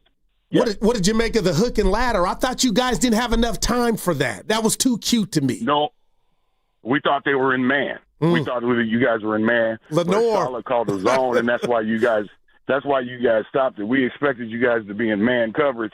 So if we expected Lenore to Dublin and then end around the Swift, and that would have been wide open. But you guys stayed in zone, so that's what it was. So let me ask you this: I didn't mind the hook and ladder. It was just the wrong defense to call that play in, but it still worked. We got the first down, and it was 1st and goal after that. Would you should you guys have run the football more? 5 yards a little bit more, but we were down. We were down most of the game, so I understood why he threw the ball. Yeah. But when we did run the ball, we picked our spots. Swift got a long one, but I wasn't mad with the game plan at all because, like I said, it was a shootout last night. We couldn't do. We had to keep scoring with you guys, so I wasn't mad at the play calling at all. Just it was a great game. And thanks, man. Purdy impressed me. He is not a game manager, and Caleb Williams is not a bust, so we all know that. There you go. So, thanks, David. Maybe we'll see each other in the playoffs. Could happen. Thanks, David. Appreciate the call. Yes, it's funny, man. You know, the first time I seen Brock this year do the Dougie, it's now a thing, man. And, 10 touchdowns in the last 2 games he's been a part of, and he's dancing his ass off. He's got rhythm. And I'm just sitting here like, man, where did this come from? And to Jan's point, she set the tone on. It doesn't look like any remnants of turf toe. This dude's dancing now in the end zone. 888-957-9570 is the number. 49ers, they're sitting pretty right now. They got to win a home game next Saturday against the Seahawks. If they do that, they're the number 1 seed in the NFC. With a bye. And at that point, you're the number 1 seed. Come on now. And you go into the playoffs on a 7-game win streak, you become the favorites. Right? You got to be the favorites. And you don't have a game. Warner and Bosa are long gone. Well, Warner could come back. Well, we'll see. That's being talked about. Let's go to Joe in San Jose. Hey, Joe. How you doing? Good. How you guys doing? Doing well. All right. I just wanted to comment on, after that Super Bowl performance, that coaching job by Shanahan, I was really upset. I was calling for his head. I was going crazy. We got to get rid of this guy. This guy is choking in the Super Bowl. He can't get it done. He can't get over the hump. But I got to give him props for this year. Shanahan, to me, I feel it's his best performance as a coach. With Purdy going down, bringing in Mac, the play calling with a depleted defense. And I got to give props to Salah as well. Salah is playing with the JV defense, and he's got these boys playing like a machine. He's got these boys swarming, and he's got them believing in themselves. And that's what a great coach does. So, Salah, we all know Salah what he is. But I just got to give props to Shanahan and Salah for their coaching job. I'm very impressed. I thought we were going to have an easier time against the Bears, but, it is what it is. But I'm really worried about Seattle. Seattle's balling. They got the confidence, and they do not fear us. So it's going to be a great game. I think it's going to be a great test for the playoffs because, really, who's balling better than Seattle or the Rams right now and us?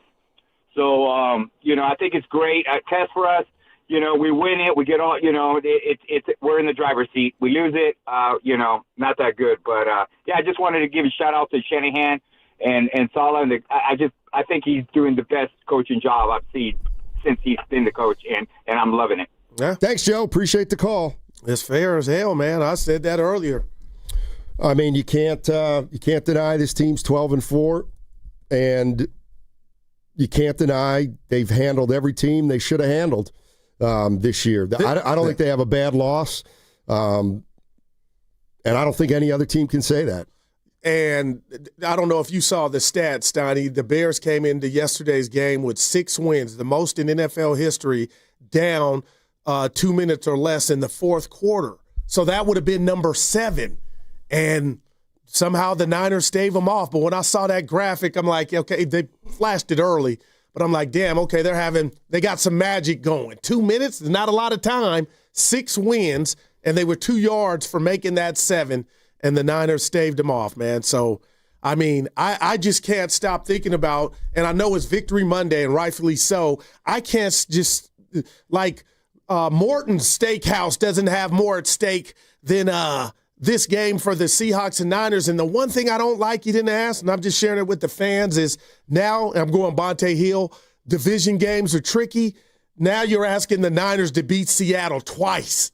But the second time is with everything on the line, you know? Yeah, that's what they got to do. I mean, what's Seattle's record in conference?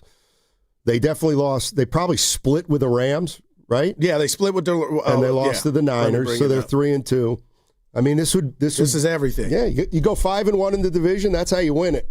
That's how you win the division. Let's go to Adam in Milpitas. Hey, Adam, how you doing? Hey, what's up? Hey, I'm doing good, guys. Big fan. I just want to talk about that touchdown to Juszczyk real quick. Everyone talks about Purdy like he's a game manager, and I think part of that is he has a lack of highlights. That touchdown was one of the best football plays I've ever seen. Damn. It reminded me a little bit of Jason Williams' White Chocolate when he freaked Gary Payton. Oh, man. How he squared his hips and got him. Man, I ain't seen a freak him like that since prom night, man. I was really impressed by that play. I thought it was maybe Michael Vick out there. It was crazy. You guys have a good day, man. I'm going to enjoy the rest of the show. Thanks, Adam. Appreciate the call. Seattle 3-2 right now in the divisions, Donnie. San Francisco 4-1 and the Rams 3-2. But you're right. You got to sweep them. But, boy, if you do, you get a week off and then only 2 home games to then play the third game that would be the Super Bowl right here. 888-957-9570 is the number. 49ers, what a game. Without Kittle and Trent? Doesn't matter. There it is. Doesn't matter. How many teams or outfits can you say that about? I'm getting... and we can put Brock Purdy in there. They missed him 8 games. You know, the bottom line is... I get the defense gave up 38, but I've well, they gave up 31. Can somebody explain to me how the 49ers defense has been okay without Warner and Bosa? And then if somebody could just explain to me how last night they don't have Trent Williams or George Kittle, but they run the ball by far more effectively than they ever have. It's scheme. It has to be scheme and design. Must be. It couldn't. Because I don't have other answers. Well, the answers may be that Tonjes is really good. And who's the other guy? Pleasant? Yeah, it's just he was pleasantly. Austin Pleasant. Where'd he go to school, Risotto? I have no idea. I'll look. I was going to say, if you know that. I'll look at him. Notre Dame. Look at him, my man. That sounds like a Notre Dame guy. Austin Pleasant. I'm going Stanford. Ohio. Okay. A Bobcat. The Mac. Oh, he's a Bobcat. All right, let's go to Antonio in Oakland. He's happy. What's up, Antonio? Man, what a game that was! Like down to the wire. I wasn't fully confident we can win, but at the same time I was like, man, we're gonna pull this out somehow, some way, man. Brock Purdy with that juke move, that was like a Barry Sanders move, greatest running back ever. Like, that juice he used to do, or like a Steph Curry when he crossed up Chris Paul all those times, made that 3. Oh, I thought you were gonna. Whatever you do, hey Antonio, whatever you do, don't say the crossover that Steph used against Shed. Yeah, I think Chris Paul one was probably the best one he ever did, but hey, man, we did. I know what I'm talking about. And Kittle's like, yeah, and then Brock Purdy, man, he's outplayed Patrick Mahomes and Lamar Jackson this year. Well, they both stunk. In fairness, they've stunk this year. I hear you. Hey. Say he's outplayed. Has he outplayed Josh Allen? Maybe. Yeah. That's probably the only one where he's probably hasn't outplayed, or maybe it's even. But yeah, as far I'm just saying, like, he's outplayed him, man. Regardless of if they had their issues, their struggles, man, Purdy's outplayed him. Back-to-back games with 5+ touchdowns. Not even Joe Montana and Steve Young did that. Well, in fairness, Joe Montana wasn't he didn't rush for a lot of touchdowns, Antonio. They had Roger Craig Well, it could be a and Bill Super Bowl ring to do You know that. what your uncle's doing. Don't let him go. A combination of throwing and running. There you go. Hey, Antonio, real quick. Montana has some athleticism. Were you in the house yesterday or were you at the crib? Man, I was at the restaurant, man, downtown San Francisco. There you go. What restaurant? So I plan on going to this game though. What restaurant? It's called Tad's. Okay. A lot of action? Wait, I got to believe it's some do you work action. there, Antonio, or you just there having fun? I was just there with a buddy, man. We're just there, eating a little something, drinking a little something. There you go. Going cray-cray. Action? Poppy collar. About that action, boss. In the words of my local California native Marshawn Lynch. There you go. All right, hey, congrats on the win. Hey, thank you, man. Yes, sir. Did you get anything good for Christmas? No, I'm wearing it. So no? That might be a 9. Oh, you got to clip that. Pasta, why you let him do me like that? Damn. I got to tell my sister-in-law. My man said so no. How about you, Stan? It was good to you? Yeah, Well, you got your watch. Sounds like it was a lean Christmas for you. It's all right. I'm feeling lean. No, yeah, face a little fat, but I'm all right. I got a new work bag, but I didn't bring it in today. But I got a new. You got to bring it tomorrow. Yeah, I will. But it's a 30-minute transfer. I'm going to go through all my pens, see which ones make it to the new bag. But after you go to the bank, right? Yeah, that's right. Hey, we're off Wednesday. Tomorrow, our last show, preempted by Warriors at Charlotte. Yeah. By the way, no Knipple. Oh, boy. Second best rookie in basketball this year. Well, they got a game tonight. They better. Cam Thomas is back. The Warriors. Nets have won 7 of 10. I don't like it. What don't you like, Gil? They're young. Dude, but Toronto went high school on us. I'm like, Curry hit that 3. Ball wasn't in his hand but a millisecond. They're up 7. What are you talking? Which game? Yesterday. Close it. Turn the ball over too much. Everybody did. That's right. Jimmy did. Well, I mean, I couldn't believe that one. Talk to me. Things are coming into focus, aren't they? For the Warriors. After the 15th, then we can say that. After the 15th? Yeah, that's the deadline. It doesn't. That is so that's everything for at this me. point. Dude's just sitting there. At this point, just let him wear street clothes. I don't know who you're talking Kuminga. Put him in street clothes. You want to talk about a guy who absolutely doesn't matter. They don't need him. I'm going to stop. They don't need him, clearly. Steve Kerr has no need for him, in fact. But here we are again. Steph, 39. Oh, Draymond had 20. He was balling. Butler had 20. Oh, who cares? Are locking it? Can't beat the Raptors. Hey, who are a damn good team. No, they're not. They're not a good team. What's their record? Scotty Barnes? Let me tell you something. About halfway through that game, I turned to my buddy and I go, Scotty Barnes stinks. The Warriors got a way of just Ingram. Boy, he got hot. Stoney, he get to his spot. He gave Jimmy the business a couple times. Back to the Niners. Well, we're almost on a break, so. Dude, I was hurt. I have no idea. Yeah, I got to tell you, And then, Steve, can you do this one favor? I know I've been hard on you this year. Yesterday was not your fault. Quit taking the bullets for them. I got to be better. No, they tricked that off. You didn't trick that off. You know what's happening?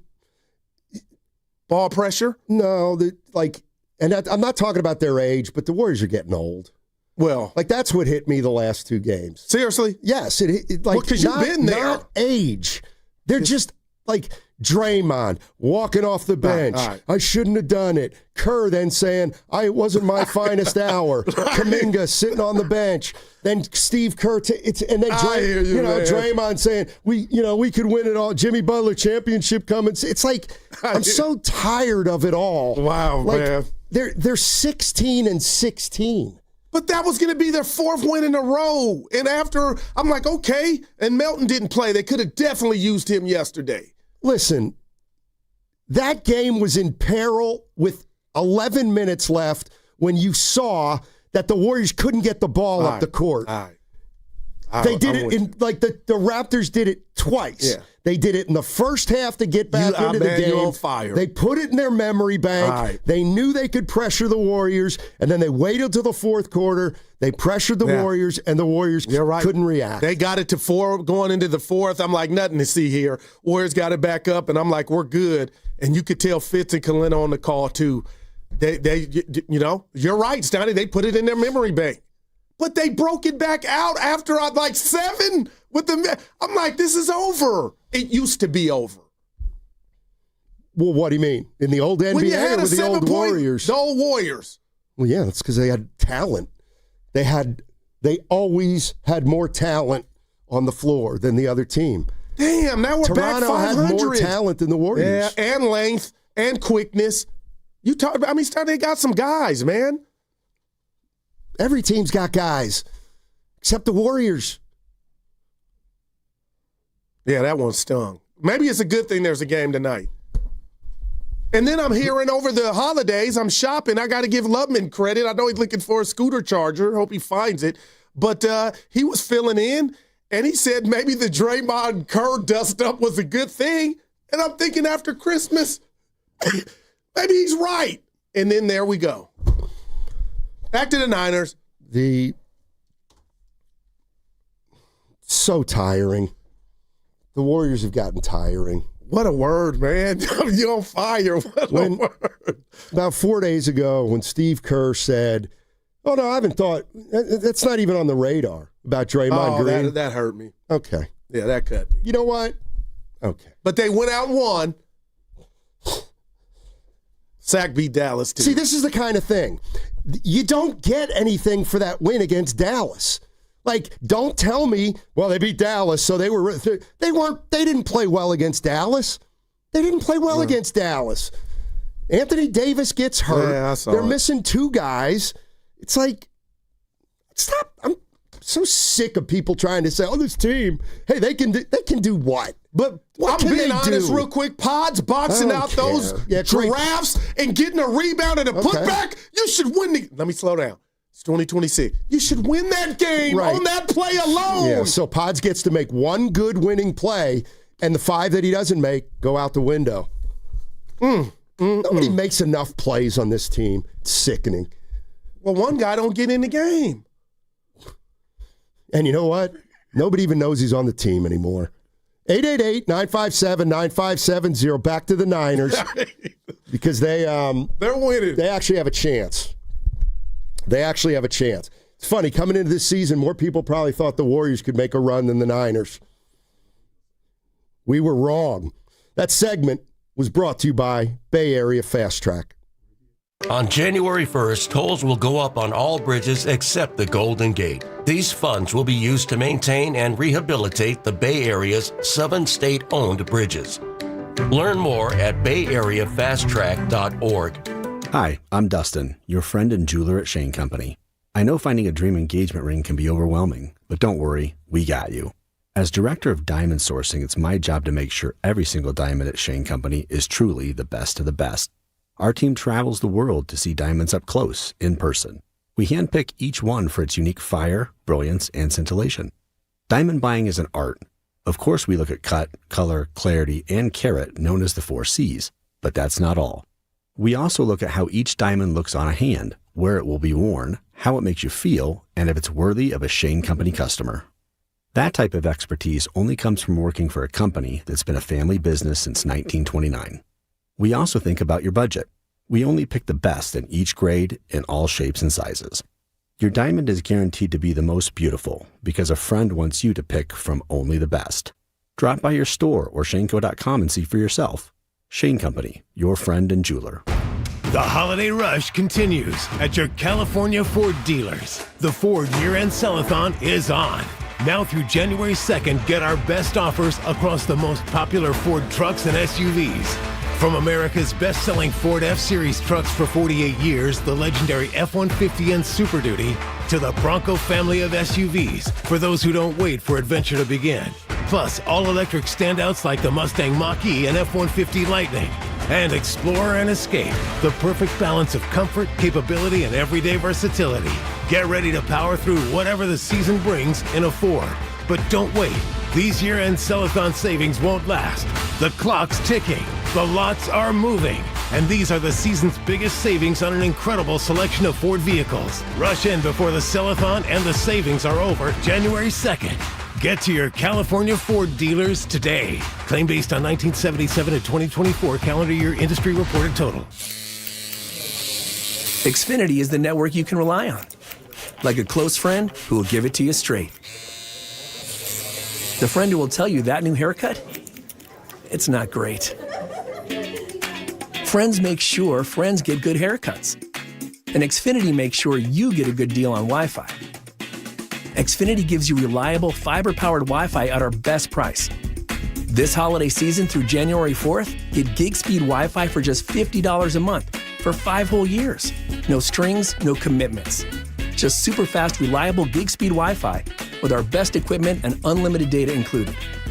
Save yourself from questionable decisions and save over Verizon and AT&T. Xfinity, imagine that. Restrictions apply. Requires paperless billing and auto pay with stored bank account. Taxes and fees extra. Xfinity Internet powered by fiber and connected to premises by coaxial cable. Actual speeds vary. At LendSeek, we know running a business takes heart, hustle, and sometimes a little help.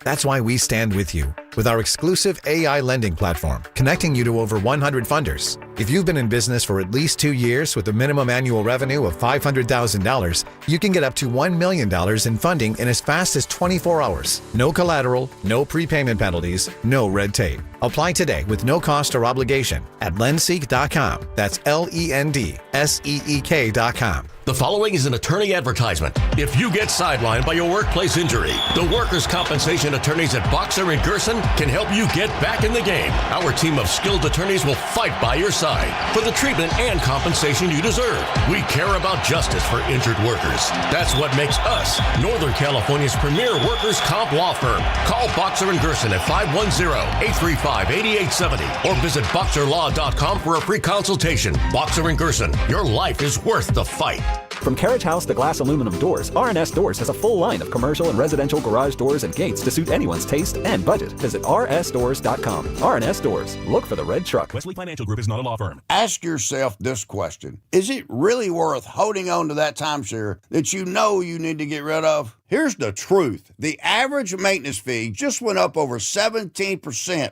That could have been 117%, and there's nothing you can do about it. When you buy a timeshare, you give them a blank check for annual maintenance and assessment fees. I'm Chuck McDowell, founder of Wesley Financial Group. For 15 years, I've helped over 50,000 families cancel their timeshare. Not sell it, not transfer it, cancel it. Did you buy a timeshare because they told you it was a great investment and your maintenance fees would never go up? That's a lie. Are you ready to get rid of your timeshare once and for all? Simply call us and I'll send you our timeshare exit kit that explains all your options for cancellation. Call Wesley now for your timeshare exit kit. 800-823-5544. That's 800-823-5544. 800-823-5544. In Oakland today, sunny skies with a high of 58 degrees. Weather brought to you by Robert Half. Our recruiters' expertise and award-winning AI will find you the skilled candidates you want. At Robert Half, we know talent. Visit roberthalf.com/talent today. Red and Gold Game Day starts at Laughing Monk Brewing. Park for free. Enjoy amazing food, ice-cold beer, and every game on TV. Catch 95.7 The Game's pregame show. Then hop on the free shuttle straight to the stadium. Sign up now at 957thegame.com.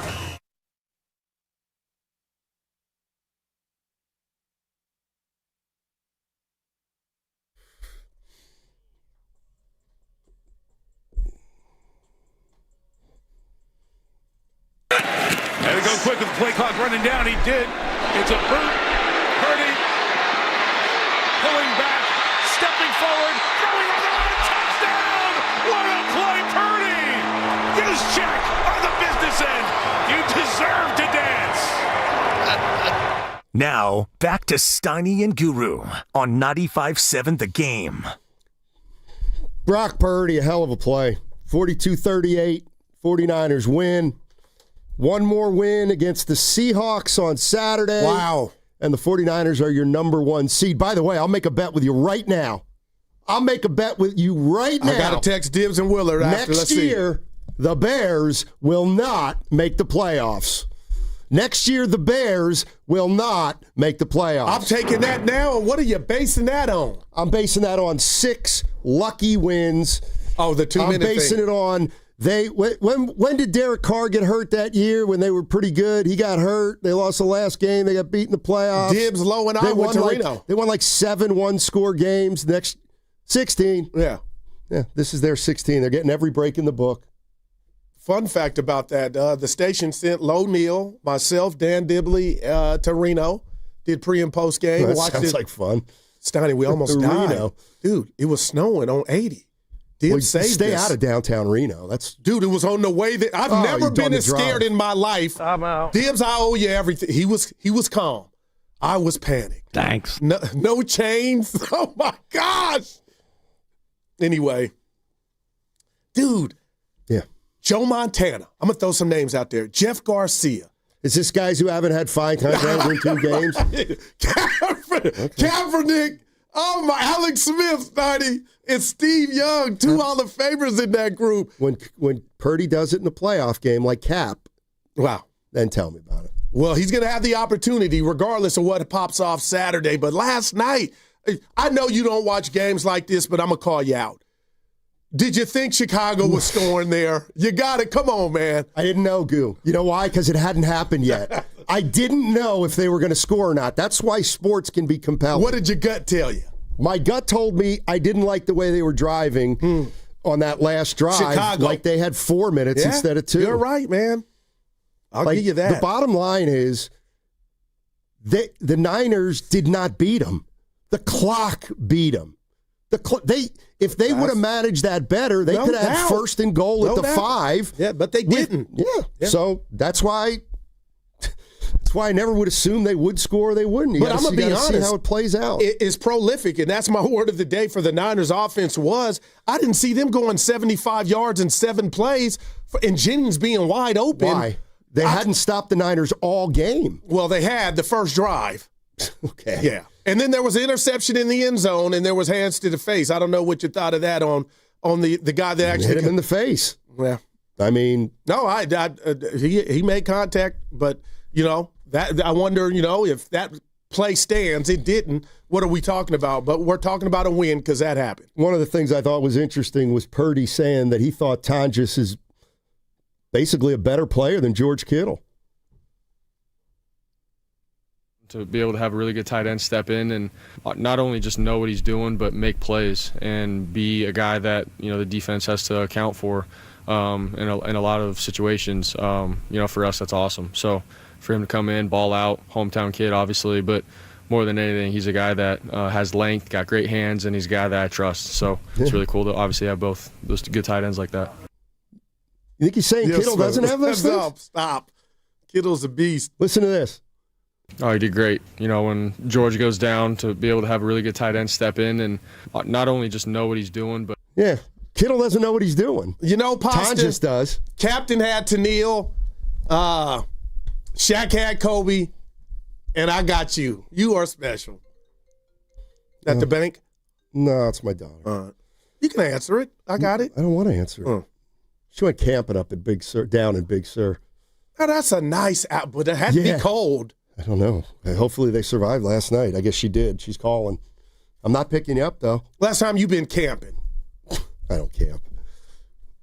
You ain't never wiped your butt with leaves? Yes, but not in decades. Yeah.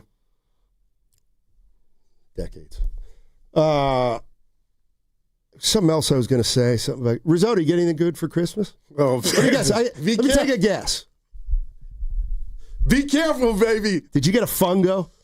Did you get a fungo bat? I did not get a fungo bat. Okay. Do you have one? I do have one. Of course you do. I got a new phone that I'm kind of scared to set up, so I haven't set it up yet. Like what kind? iPhone 17 Pro. Oh, boy. You knew. We can go around here. Yeah, Carter, I was about to. You better ask Big C. Carter, best gift of Christmas? I didn't really get anything that exciting, Steiny. You can't say that on the air, Carter. Make something up. His other half I got a cool jacket from my mom. Thanks, nice. Mrs. Chickering. Yeah. Can I give a PSA? Go ahead, Lucas. What the hell, Lucas, what was your best gift? Here we go. Come on. Lucas Alexander. He gets a lot of gifts. I don't get a lot of yes, gifts. you do. Yeah, you do. My cousin is getting married in New Orleans in April, so my parents bought me and my brother's airfare. Oh, nice. Now that's the best gift. Those are known as experiences. I like that. As good as it gets. Well, and costly. You ever been to New Orleans? I haven't. Oh, you got trouble. Yeah. Let me tell you. Me and my cousins, yeah, we're going to get after I'll tell you. Maybe I'll make a run down there with you. Be your tour guide. Can I give a PSA? Middle of April. See you there. Not right now. We're talking about New Orleans. Oh, God. Go ahead. So we do basically 2 Christmas. We wake up with the family, us 4, and then everybody else, the in-laws come over, and it's about 10 others. Sure. I can buy my own drawers and T-shirts and socks. Don't package that up as if it's my gift, and then I'm opening it, Snotty, and it's T-shirts, socks, and drawers. I can buy that for myself. Knicks are playing in the back room. I didn't even have to come up front. And then you act happy.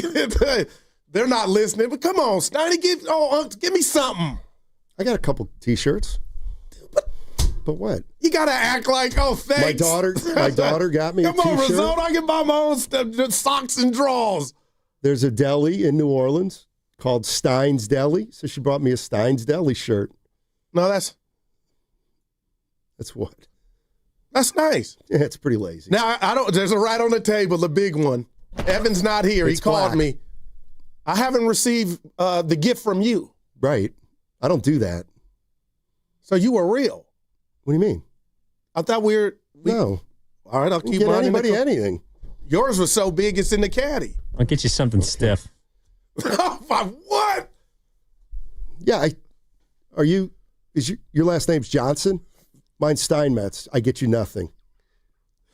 Christmas is for the families. I thought we were family. No, we're not. I got you. We're not. That's where I go wrong. Yes. Cardi. Is he like this dude's it's not a snake, but you're something. Just cruel. I'm your gift. How about that? For what? Every day. Dude, but seriously, Feels Scotty, like we've done 4 hours already. I don't need Not 2. underwear and T-shirts. That's a cop-out. Just don't give me anything. That's all I guess I'm saying. 888-957-9570 is the number. Niners, 42-38 win over the Chicago Bears. Damn. You know, here's some things I was thinking about last night. Like, Caleb Williams was good, no doubt. He was good. But he doesn't run like Purdy runs. He doesn't run as effectively as Purdy. But if you watch him in his other games, Donnie, he can run with the best of them. Yeah, I don't think so. Well, last night, obviously, he didn't out. He was too tentative. I don't know what was going on. There were times when he got to the edge, I think he could have picked up 8 yards. He sound like Chris? He didn't. But they didn't run the ball enough. Who's the Bear fan that called and said with the deep voice? I think it was from Richmond. But we might see this matchup again. I wouldn't mind. Possible. But they got bigger fish to fry. The Niners do. Possibly. I can't believe, I'm a nerd and I care about this stuff. So the game ends. Everybody's going crazy. Why would the Niners versus Seattle, possibly 2 of the better teams in the league, that we know, the Niners offense, the Seattle Seahawks defense, the NFC West, why is that game slotted for Saturday night? It's a big game. That's the JV slot. Ravens, Steelers, we Sounds have to no me like you answered your quarterbacks. own question. But that's from an East Coast bias. Okay, sure. I think I figured it out. NBC has the Super Bowl. That I don't know if you know that. And I think they threw ESPN a bone, giving them this big game where all eyes will be on it Saturday night. Who do you want to see? Purdy and Darnold or Lamar Jackson and Aaron Rodgers? Lamar's not playing, and he didn't play last week. They got But they didn't know that. They didn't know that at the time. They did as of yesterday. He might. ESPN has a Super Bowl next year. No, it's NBC this year. NBC's got the Super Bowl. Yeah, Carter said NBC's got it next year. NBC has it this year. ESPN has it next year. That's what I said, Carter. NBC has the Super Bowl, so they threw ESPN a bone by giving them the Niners Seattle. That particular thing you got right. What's the wrong part? No, everything else you say. But that was right. on the who's got the Super Bowl. The Carter's my guy. He comes My in. point was, isn't the Bone coming next year? Oh, well, I was. No, so he was questioning what you were saying. No, the Bone is who wants to watch? I'm in. You know, I'm watching. The better game is Niners Seattle. Well, that should be the last game of the season. You don't know if it's a better game. It's got the teams with the better records. It might not be the better game. Did you see that Pittsburgh offense and Uncle Ben, Aaron Rodgers at quarterback yesterday? I'm 100% with you, Goo. 100%. Hey, Carter, I love you. Which is what? They got it wrong. Oh. Move to the East Coast and quit whining. See, that's what it is. That's why you ain't siding with me. I wouldn't side with you on something so inane as to picking a time of a game. And a you day. know how they did it? Eeny, meeny, miny, mo. That's how they did it. Don't care. Oh, the streets are mad. Niner fans feel disrespected. And you know what? You call it eeny, Here's meeny, the other miny. thing. You are one of a kind. If you call it a short week for the Niners, you're a liar. Why? Because it's no shorter than the Seahawks. Well, and they got jobbed, yeah. And if you think it's, they played at night and the Seahawks played during the day, that doesn't count. They're both on short weeks. Oh, man. There you go. Let's go to some Shanny Sound. He was awfully talkative. Yeah, when he's in a zone right now. When he wins, he likes to chirp. He likes to chirp. Group effort? No, I look at it collectively. I mean, once we lost those guys, it's been a group deal, and guys take their turns doing it. You know, it's all about getting them to third down and getting off the field on third down. And we did that there in the first half, and we were able to control the clock. That's what allowed us to overcome the pick six on the first play. But you know, there was a 3rd and 14 where we should have had a soft cloud, get him to at least 4th and 5. He broke our contain, scrambling on a number of third, and I think there was a 3rd and 6 on that last drive that he did it, but that was like the 3rd time in the game. So things we can clean up on third down that will stop that bleeding. I mean, he's a man right now. You're listening to 95.7 The Game, KGMZ FM and HD1 San Francisco on Odyssey Sports Station. Always live on the free Odyssey app, now broadcasting from the Laughing Monk Studios. What did you make of the Bethune 15-yard penalty? It's a penalty. Yeah. You didn't think they were being a little picky? He grabbed him by the face mask. You're not allowed to do that. He didn't have it long. Who's my guy? McCartney? McAfee? The ref they had in the booth who says 7 words a night and gets paid $59,000. Right, go ahead. What did he say? You can't grab a face mask during play, and you can't grab a face mask I was like, that's a bad one, Bethune. You out here balling 7 tackles, 11 total. Too. He was pissed. He was pissed. This is a Shanahan talking about the number 1 seed. I mean, we've earned this. This is the game that we want. We love that it's here. We'd love an opportunity to never leave here again this year, and we got that opportunity Saturday night. Oh, come on, Kyle. Wow. You need more than that. He's too busy dialing it up. Everything he's doing right now is working, man. Well, he's got a day less time to do it. But a familiar foe, and he beat him before in Seattle. Remember that? Purdy did. Yes. 888-957-9570 is the number. Niners win 42-38. That's got to be the game of the year, right, Niner fans? I mean, that eclipsed the Rams game to me in terms of just how great the game was. I thought both teams obviously were great offensively, and then the 49ers get one stop at the end, and that's the difference in the game. You're listening to 95.7 The Game, KGMZ FM and HD1 San Francisco on Odyssey Sports Station, always live on the free Odyssey app, now broadcasting from the Laughing Monk Studios. 888-957-9570 is the number. We've been talking about just what's been the most surprising part of this year for you as it relates to the Niners. They've obviously overcome injury at the quarterback position on defense. To me, the thing that's surprised me is when I look around the league all year at various times, we've talked about the best teams in the league and how they've lost games or how they haven't looked good in certain games. Mm-hmm. And to my way of thinking, the Niners, for example, when they lost to the Texans, they got beat that night. So I don't think they've thrown away a game this year. They've won every game they were supposed to win, and a couple they got the brakes on, but they never gave them back. And that's why they're 12-4, and they got a shot to play for the number 1 seed. Yeah, and again, I keep going back to the summit where all of us were out having a good time, and Mark Willard went around the panel and asked what we thought and what constituted a successful season. And right now, all those tickets are being punched because the Niners are in the playoffs. But if this thing has all the attributes and ingredients to get to the Super Bowl, and if they beat Seattle, get that week off, I just can't get over. You would have 2 games at home, and then that big game, which would be the Super Bowl, and somehow if they get, you can dream. If they get that done with this iteration of the team, it's just gonna, it's incredible. It truly is, man. This is from the Boxer and Gerson Work Injury Attorneys text line. I heard that the Niners Seahawks are on Saturday because the loser will be in the wild card next Saturday. I'm not 100% sure. I just heard it. Okay. Yeah, sounds good to me. But there's a ton of wild card games next Saturday, though, right? Well, it's wild card weekend. Yeah. Hopefully the Niners won't be a part of it. But he said they do that predicated on the loser, I don't believe. Let's go to Frank in Atlanta. Hey, Frank. Frankie. Hey, guys. How's everybody doing? Happy Hope everybody had a holidays. good holiday. All right. Hey. Doing well. Hey, look, I just got to put the rat on the table, sponsored by Atco. Look at it. Look, we got to give the flowers when the flowers are due.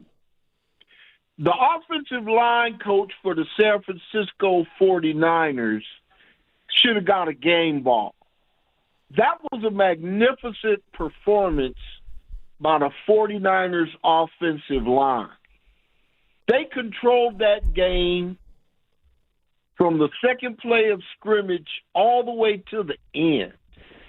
This is about the 3rd week in a row this offensive line has outplayed every team they've played.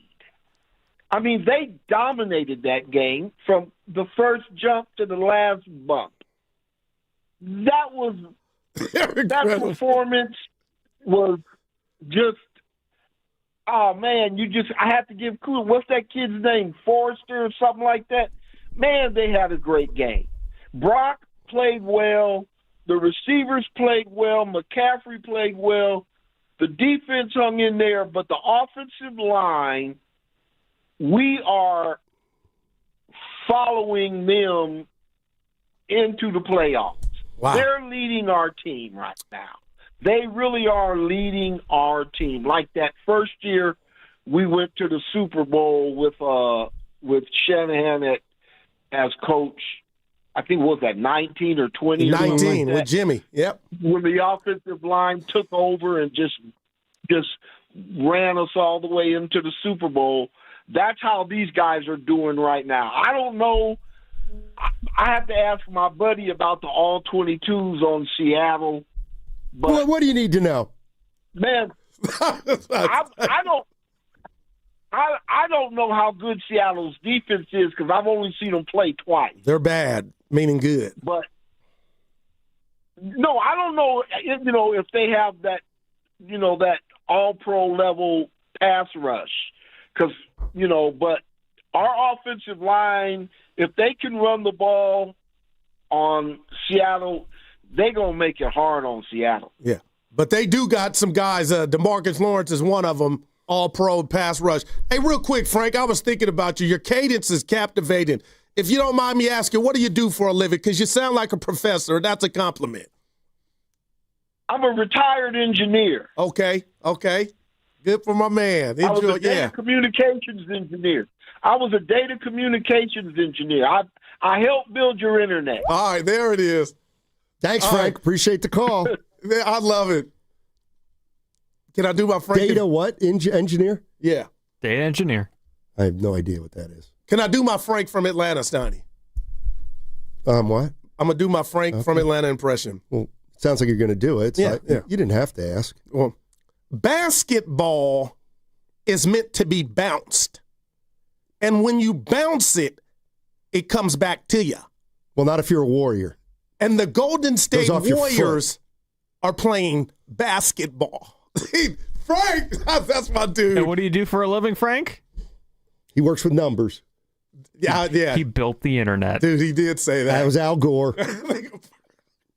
My man Come on, with an Al Frank. Gore reference. Come on, Frank. Yeah, Frankie. No, Seattle's got some dogs everywhere, Stoney. I mean, they're going to be coming, so I can't wait. Remember the first game? What's that? Remember the first game, how that went down to the wire? Yeah. Bosa won the game. Right, and now's when you bring up that it was almost an interception to Tonjes. No, there were plays after that, but I can't wait. Were there? Yeah, they drove down. They were going. I'm talking about the first Seattle game. Yeah, Purdy throws. That won the game, I thought. No, remember they drove down. Seattle came back after that and was driving, and Bosa stripped them. Yeah, they were never. Game was never in doubt. Oh boy. Yeah, you sound healthy. Well, you said you were the. Yeah, I'm not feeling great today. Yeah, you look good. Yeah, I put on a few. We're almost there, though. You got a little blemish on the cheek. Yeah, dog scratch you? No, I picked at something. Oh, you don't never want to do that. No, yeah, you do. It's fun. You don't pick your toenails? No, that's different, not your face. You don't pick scabs? Oh. I love picking scabs. That's how you leave scars. I know. I got 1 million of them on my knee. You know, you can just sit there and kind of stop, man. peel it off. That's nasty. It's fun. It's a lot of fun. Okay, we know 5-1-0. We get it. The Niners defense gave up 31 points last night. I got it. But they got the stops when they needed it. Chicago went on an 11-play drive that culminated with a field goal. And to me, that was them blinking, Donnie. There was something I was going to it was about what we were talking about. You had said something. Basketball. No. It's I can't remember. And you know what? It's my fault. My fault. Yeah, people saying great radio, though. It's not. I think they're being sarcastic. I understand. So are you. But, all right. What do we got here? 12-12. This show's feeling long today. I don't know How why. was it with Evan? It was. You got to do the, I tuned in on the crossover. You didn't get a lot of Devone time. I asked Devone about his career. But he was more interested in Evan's broadcast. That's fine. I fell for you. I think I texted you. You know, Evan, Goo, and you may learn this too. Like, you know, the crossover comes every day, so, you know, you don't have to be the center of it every day because there's 4 of us. I never tried. And then when when somebody new comes along, it's beautiful because it's a different dynamic. And I like to let people. What do you say? I love you, Devone. I was just letting Devone cook. God, what a stupid little. Retire that phrase for 2026. I don't use it. You always do. And then just Steph. Oh, Steph, the chef was cooking. Yeah. Or Hans cooked. Yeah. The chef was cooking. That's beautiful producer. The chef was cooking. Yeah, he was 12 for 30. It's coming up on the game. I see Willie and Tim. I'll get you on the other side if I feel like it. What's coming up on the game is brought to you by Fremont Bank. Here for you, here for good. That segment also sponsored by Kalshi. Trade on anything.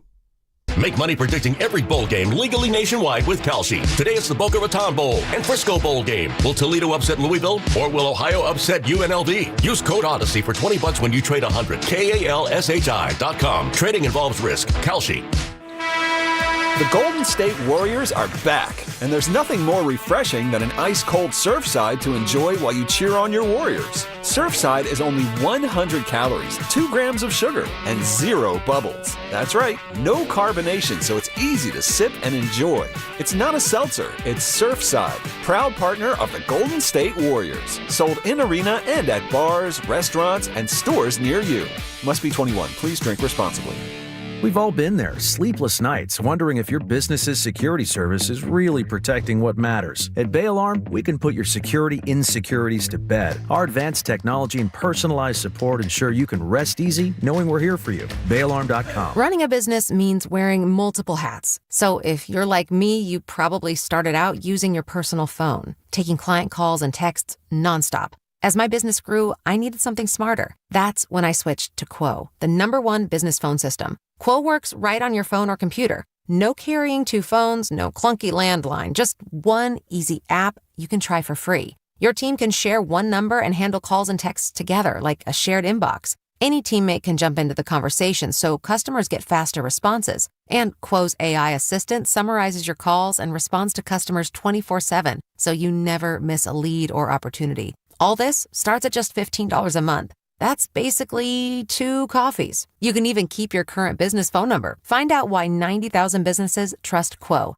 No missed calls, no missed customers. Try Quo for free at quo.com/sports. That's quo.com/sports to try Quo free. QUO.com/SPORTS. Thinking about selling your house but hesitant to move during the holidays? Imagine finalizing your sale now, enjoying the holidays, and move later. Call Wedgwood Homes to discuss your options. Do you want to downsize, relocate, or selling an inherited property? Does your house need repairs or updates? Wedgwood Homes buys homes as is. No repairs, no commissions, no hassle. Secure your future plans and move forward with a no-obligation, all-cash offer from Wedgwood Homes. Close in as little as 3 days. Or enjoy the holiday season and move after the new year. Skip the stress of a traditional listing that can be slow and unpredictable. Lock in your sale now with a firm offer from Wedgwood Homes with no last-minute price drops like other cash buyers. Call 415-888-9432 for your no-obligation all-cash offer.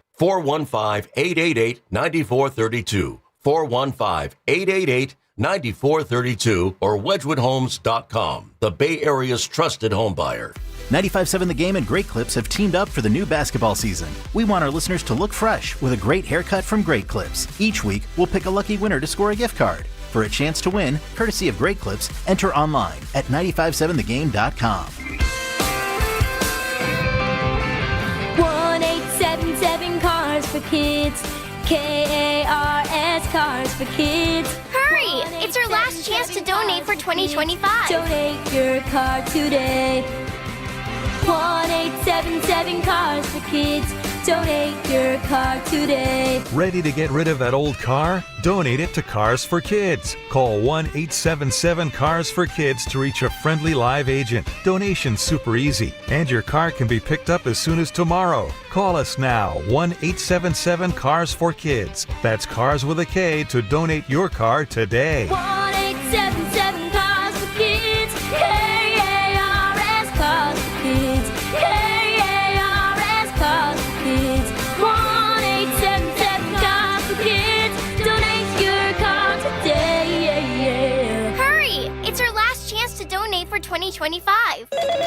Too many tools, too much stress, and way too many bills. Odoo replaces it all. One connected platform for every part of your business, so you can work faster, smarter, and for less. Odoo, the only software you'll ever need. Try it free today at odoo.com. That's ODOO.com. This is your college football postseason update, presented by Factor. Eat like a pro. College postseason drama is heating up, and this weekend powerhouse programs delivered when it mattered most, with top seeds punching their tickets and surviving must-win matchups to keep their championship hopes alive. As the playoff picture tightens, every drive, every decision, every moment matters. Just like the athletes leaving it all on the field, Factor meals fuel performance with pro-level nutrition delivered to your door, ready when you are. Factor. Eat like a pro. I'm Bob Burke, founder and chairman of Burke America Parts Group, a family of brands that includes RepairClinic.com, an appliance and HVAC parts solution company that's grown into an international brand. Before AmericanEagle.com, we partially launched a new technology platform developed by another firm. American Eagle helped take our technology to a whole new level with digital marketing, software development, and business insights into our key markets, appliances, HVAC, and outdoor power equipment, and did so both on time and on budget. AmericanEagle.com has the resources, experience, and talent needed to produce solutions. Our new technology platform, developed by AmericanEagle.com, has produced tremendous results with higher traffic, conversion, engagement, and online revenue. If you have any home repairs you need to take care of, check us out at RepairClinic.com. If you need a world-class website or technology project, then I would highly recommend AmericanEagle.com. Call AmericanEagle.com at 773-NETWORK. That's AmericanEagle.com, 773-NETWORK.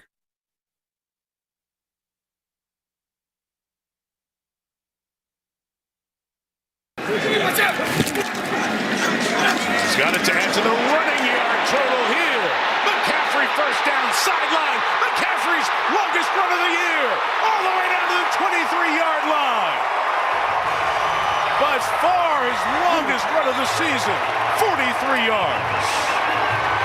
Goodness gracious, if he gets running the football, no telling what this offense could be. Now, back to Steiny and Guru on 95.7 The Game. That was the longest run of the year for the Niners. Yeah. Previous long was Brock Purdy's 26-yard scramble. Did you recognize they were in their throwback 94 units last night? No. The Bears? Niners. Oh, Niners. Yeah, it was important. That was a big part of the win. Made it tough for the Bears to tackle. It was slippery. Those silky uniforms from 94. It's like when Costanza had the Yankees playing in cotton. Cotton breeze. Really does. Okay. 49er fans, I still think they can't believe it. I think there's some doubt still that this team can get it done. Somebody saying on the text line, oh, give it to me. Are they a Super Bowl team or not? Are Super Bowl contenders or not? Of course they are. They're going to make the playoffs. There'll be 14 Super Bowl contenders at the end of next week. And they got a Super Bowl offense. To me, the defense is a question. But, Stoney, if you go into said game and whatever team you're playing, that offense, if you can get them to turn it over, they have a bad day, all you got to do is bend but don't break, and that's what they did last night. Now, that 4th and 5, I'm like, oh, they're going to lose this game. They gave that up. Here's a chance, and they just couldn't stop them, but they did at the 2-yard line, and I know they were helped by Ben Johnson and the clock. But the only thing I see right now in Ninerville that's preventing them from winning it all or even getting to the NFC Championship, Steiny, is the defense. This is Christian McCaffrey. It feels great, man. Yeah, I think we're getting better every week, and that's what we say every week is our only goal is to keep getting better in every aspect of the game. And so I'm proud of our guys, proud of the resiliency in that locker room, and we got to keep rolling. All right, and then what is the reason behind the renewed running attack for the Niners that was not as great early in the season as it is now? I think just a collective effort of guys just sticking to the plan, continuing to get better, straining. There's not like one answer. I think it's 11 guys just committing to it, and O-line's been doing a great job opening up lanes. Brock's been great on the boots, making people pay, putting a lot of pressure on defenses. And so, I think we're seeing it and hitting it, and we just got to keep it rolling. All right, Christian McCaffrey, big night last night for the 49ers, and they win 42-38 in a shootout. Great game. Just a great game at Levi Stadium. Mm-hmm. And look, is their defense good enough to win a Super Bowl? If this offense is this good, who knows? Why not? Well, the reality is the Niners aren't going to keep scoring this many points. You would think. It's all going to be a matter of whether the defense can hold the team in a game where the Niners don't score a lot of points to fewer. I mean, I wouldn't be surprised if the playoffs start, the 49ers may have to win one game 21-20 and then maybe have to win another game 38-35, depending. But their offense can certainly put points up. It's probably going to come down to their defense. Yeah, and I'll say this to that. They were down to last time they saw a top-tier quarterback outside of Caleb Williams, it was the guy playing tonight, Stafford, right?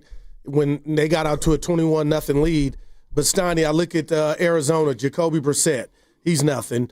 Bryce Young in Carolina, Sanders in Cleveland, Ward in his youth in Tennessee, and then old man Rivers. So, and then yesterday, young Caleb Williams, who, he put up some numbers, but it wasn't good enough. So, Sam Darnold, Steiny, the Niners defense will get a tough test with that offense, and I can't wait.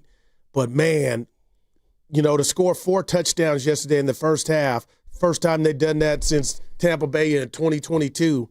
But, I get you. You're going to face tougher talent or better defenses, and it starts Saturday. But if somehow they just keep this up and 30's the number, then the defense doesn't have to be what it's been in 19 and 23 when they went to the Super Bowl. Just think about that for a minute. And I know I keep having fun with it because if you think about it, it's fascinating. It really is. They were built on defense the last 2 times they went to the Super Bowl, or defense was a big portion of their team, and now your defense doesn't have the stars. It's just, by committee. But if your offense is the one leading you there, and somehow this defense can bend but not break, and you win it all, that would be what you call, Stoney, crazy. Yeah, I think the challenge for the Niners is going to be what happens if somebody slows down their offense. Right. And I think that's going to happen. And it could be this Saturday. It could be this Saturday. It could be in the playoffs. And then that's, when your offense gets slowed down, that's going to be the game where your defense is going to have to pick you up with turnovers or whatnot. Didn't record a sack last night. This is still won. This is Rex Ryan, former Jets quarterback, Jets coach rather, on Brock Purdy. This is interesting. For those of you who started your day with us on Sunday NFL Countdown, you might have heard Rex Ryan say what about Brock Purdy? That he's the most underrated quarterback in the league. And it ain't close. I think when people look at him, they never give him props. Here's another 5 TD day for him. Mm-hmm. But people will focus, he threw an interception. Yeah, okay, that happens. No quarterback in the league throws with more accuracy, with timing and anticipation better than this guy. He throws people open. And to me, it's crazy because this young man right here doesn't have the great NFL skill set of, the rocket arm, the size, the athleticism. No, but he plays the position about as well as anybody. And that's why it reminds me of Drew Brees, an undersized guy. But Drew, I had to defend against all of them. But anticipation, timing, accuracy, that was Drew Brees. That's this kid. And I always think it's funny because when everybody was talking, Mac Jones should be the starter. What? No, he shouldn't. Now, Mac Jones did a great job with this coach. This coach is phenomenal. Shanahan is amazing, but Brock Purdy is special. All right, that was Rex Ryan yesterday, talking about the 49er quarterback. He went Drew Brees, Donnie, so I'll just say this. He's playing like a top 5, top 3 quarterback in the league right now. What that means come playoff time, I know some out there could say it doesn't matter, Goo, but it does because it starts this Saturday. But Kyle is the Jedi Master, and right now he's training young Brock Purdy. And since he's come back, this dude has been on a roll, and so has his offense. And right now, just think of that contract when it looked bad in those 3 interceptions against Carolina where I was at the game Monday night and people were whispering and clamoring for Mac Jones. Regardless of what it is, this dude is the maestro of the offense. And right now, he can do no wrong. Stoney, I'm going Linsanity, and that's no dissing him. 10 touchdowns in the last 2 weeks. He's doing it with his legs. They're rolling. I just wonder when you got to return the glass slippers, if you got to return them at all.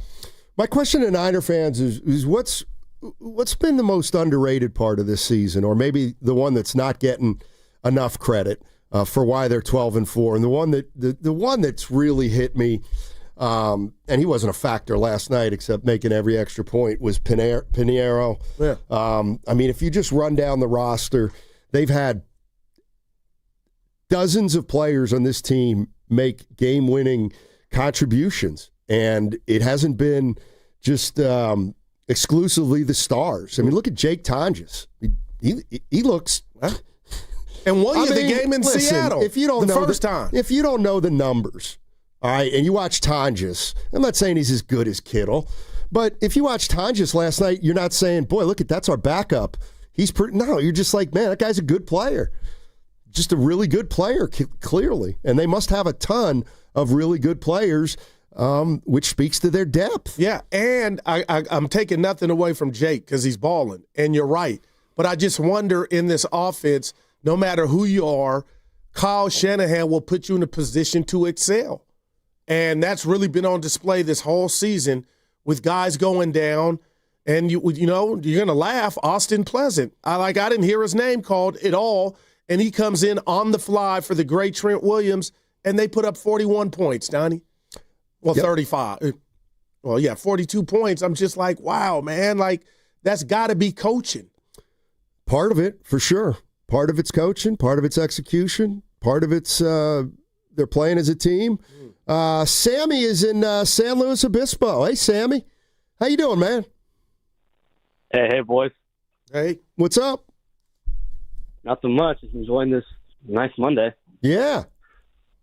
Just wanted to talk to you and say, like, I feel like the contention right now, it's in the Niners' hands, but the defenses, there's some weaknesses right now. And I feel like the controlling the run and the scramble. And, are you on the phone again? Yes, Mom, I am. Get off the phone. Hey! Wow. Let him talk. Sammy, call. Hey, Sammy, don't listen to her. Hey, Stoddy, don't say that. Sammy, you are on. That's his mama. Get his mom on the phone. He's making a damn good point. Can I say it's something? It's a holiday season. Get off your son. I think that might have been some kind of skit. I think it was staged. So. Saturday Night Live. Hey, Pasta. No. The mom didn't convince me, Stoney. Okay, so you're telling me that was staged. You're telling me there's some bozo, poor little dude. She didn't even sound like a San mom. Luis Obispo, listening on the Odyssey app. Little Jerry says to Melanie, let's play a stupid joke on these two guys in the Bay Area. It happens. Okay, what do you want to do? I'll call in, and you say get off the phone. What are we doing? And she sounded like a teeny bopper. That wasn't no real mom. That's what gave it away. It was just too perfect. Are you on the phone again? Yes, Mom. Like, that's not how that conversation usually goes. Sonny, that wasn't real. Because if that was Daisy Mae Johnson, it would have been some explicit. Oh, boy. See, here's where. Hang that. Well, what was it allegedly his name? Sam. Sammy. Well, Sammy. Sammy from SLO. We should have known there. They caught the slow. Hey, Sammy, I'll tell you what I'll do for you. Even if it was a bit. I swear to God, call back and we'll discuss how funny it was. Right. I want to speak to the so-called mom. It wasn't a total flub. Dude, it kind of was. Pasta and I knew right away. The mom gave it away. Hey, you'll jump in and say, get off the phone. She sounded like she was 19. Yeah. What's up, Grandy? How you doing, buddy? You got a big game. Step up to the mic. We're talking about everybody's best presents.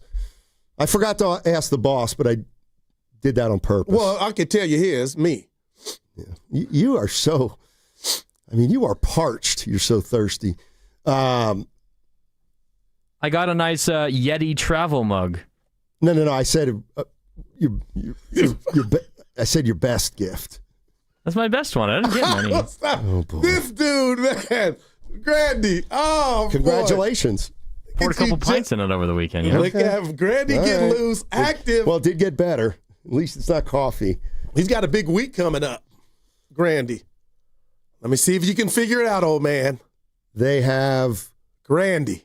Got a big week coming up. Right, I know. I'm trying to figure out who Oregon plays. Oh, yeah, you got it. It's Ole Miss plays. Just shut up for a second. I'm laughing. I'll figure this out. Or you could ask him. I'm not gonna. Ole Miss plays Georgia.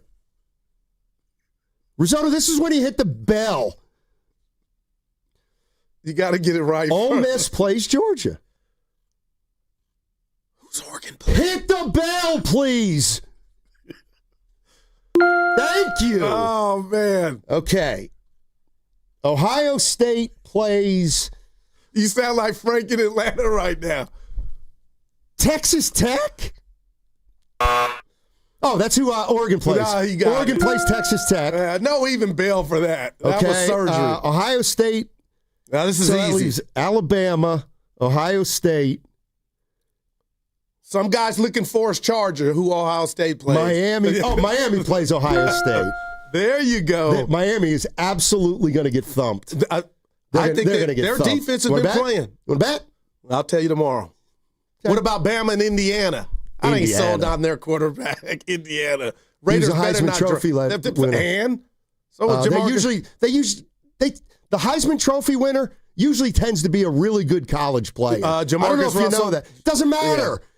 I'm just That's what they did in the pros. He's not playing the Eagles next week. I don't like everything about it. It's just something. Raiders, stay away. Trade. Just me. What's his first name? I don't know. What's his last name? Mendoza. What's his first name? It don't matter. I got his What's last his skill set? I don't like it. You know who reminds me of? Mariota. Yeah, I'm out. Yeah, he only had 15 years in the league. Mariota. How many good ones? A lot. He was getting paychecks. Definitely getting paychecks. So you know who Ole Miss played, right? We're down to Georgia. Yeah, all right. I'm rooting for Ole Miss because when they win it all, we can say we lost to the national champion. I'm worried about our group of 5 teams. I hope they somehow get rid of them. They're not getting rid of them all. They can't get rid of them all, but they could get rid of one. Yeah. Anyway, by the way, the other day I came. Oh, how about this? When did Carter host? Dude, they were. Go ahead. Well, first of all, they were all great. I was about to give them some love. Okay. And I figured that's what you would say. Carter hosted on Christmas Eve morning and then the day after Christmas morning. So that's Tuesday. Let's see what Mouth is morning. about to say. Go ahead. No, congratulations. They did the first ever college football segment on the game in the last 9 years. And I kind of enjoyed it until they started killing Tulane. Oh, did they kill? Yeah. Your name had to come up. No, it didn't actually. Well, but you know what I didn't do? How come you guys didn't talk about me? Yeah, I can't stand people. Why are you laughing? Shoe fits. Steiny, did you see Finchie got booed at home? Did you see what Anthony Edwards said? I saw what he did against Denver. Oh, that was weeks ago. Still, God, did you see what he said? They lost to the somebody lousy. I can't remember who at home. And Anthony Edwards goes, "Yeah, you know, we just don't have any consistency. We lose to teams we shouldn't lose to. I guess that's just Timberwolves basketball." Oh, he's a bad boy though. The Nets. That's right. Brooklyn. Who the Niners? Who the Warriors played at night? Yeah. Cam Thomas is back. Porter Jr. scoring. When how about this? We're not going to talk a lot of Warriors, obviously, today, but we are tomorrow. What do you say you come in tomorrow and we start talking about the Warriors in a more realistic way? What realistic? That was about to be 4 in a row. I had the tweets and everything ready to blast off on social, and damn. And we got to shout out Ken Luttrell. He did a great job, too. He filled in with Evan. They all did. We got dudes coming for us, man. Good. Good. Let me tell you who I am right now. I'm David Lee. Oh, boy. Okay? I'm not going to be Draymond Green. No, I am. I'm not going to stand in the way of Jonathan Kuminga. That's the you know what? You want to hey, you want to get somebody in here for me? I'll take a lesser role. Put me on Saturdays with Devone. I'll do some Warrior pre and post.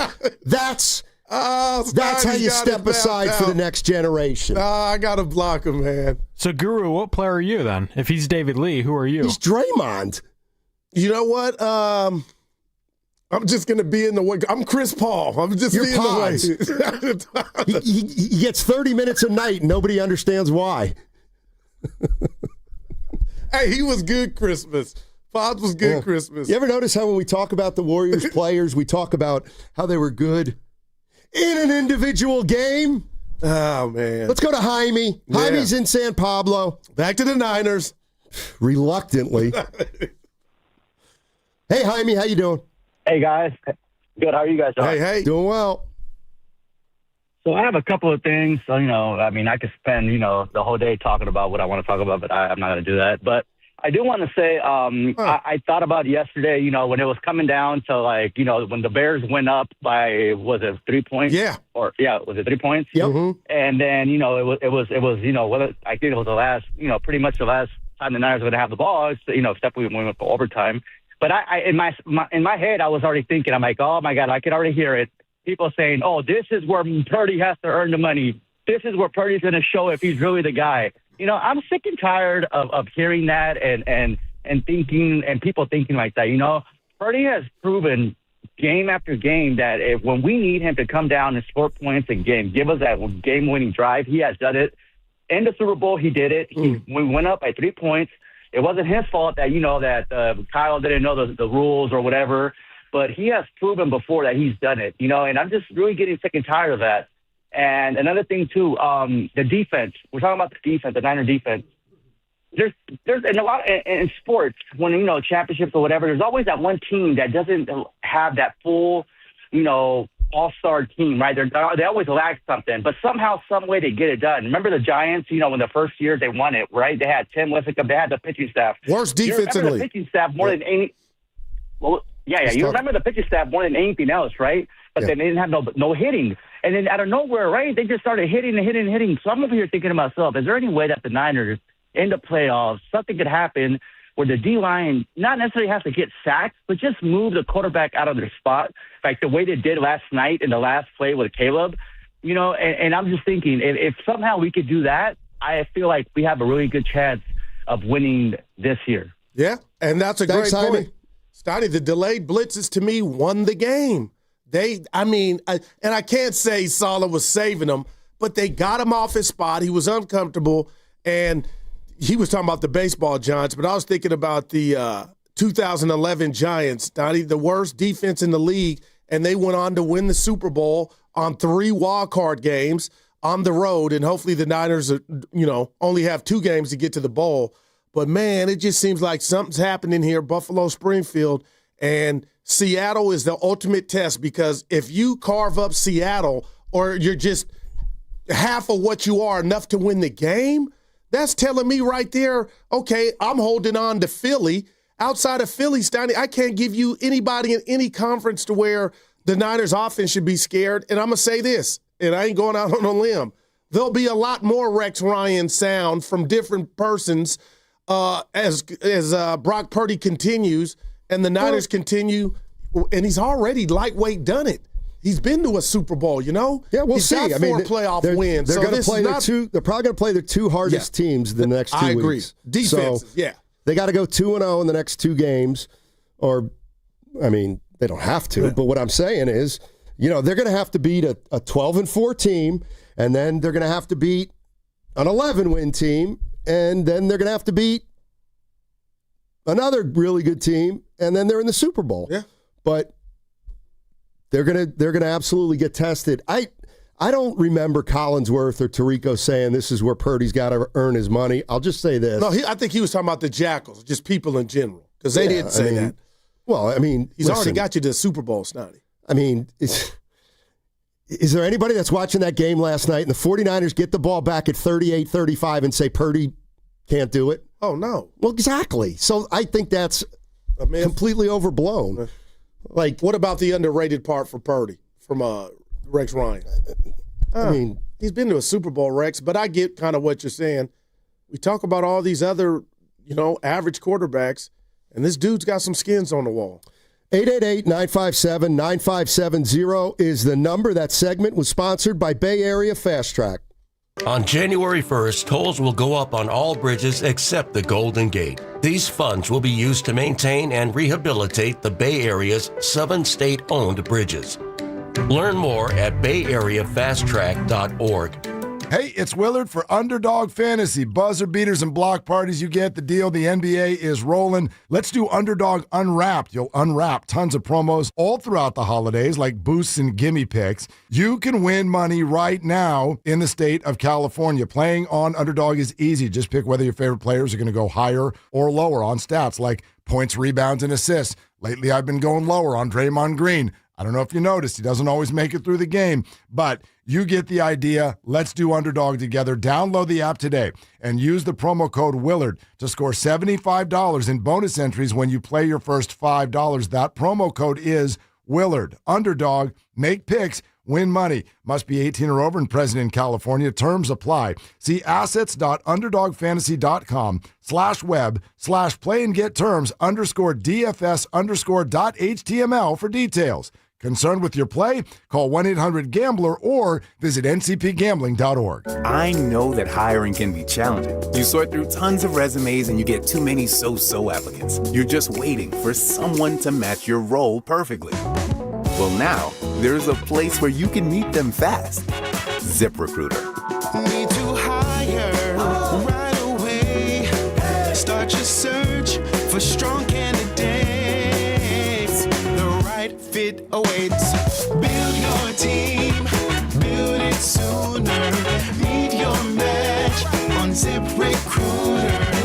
Just head to ZipRecruiter.com/free right now to try it for free. And you're on your way to meeting your match. 4 out of 5 employers who post on ZipRecruiter get a quality candidate within the first day. So try it now.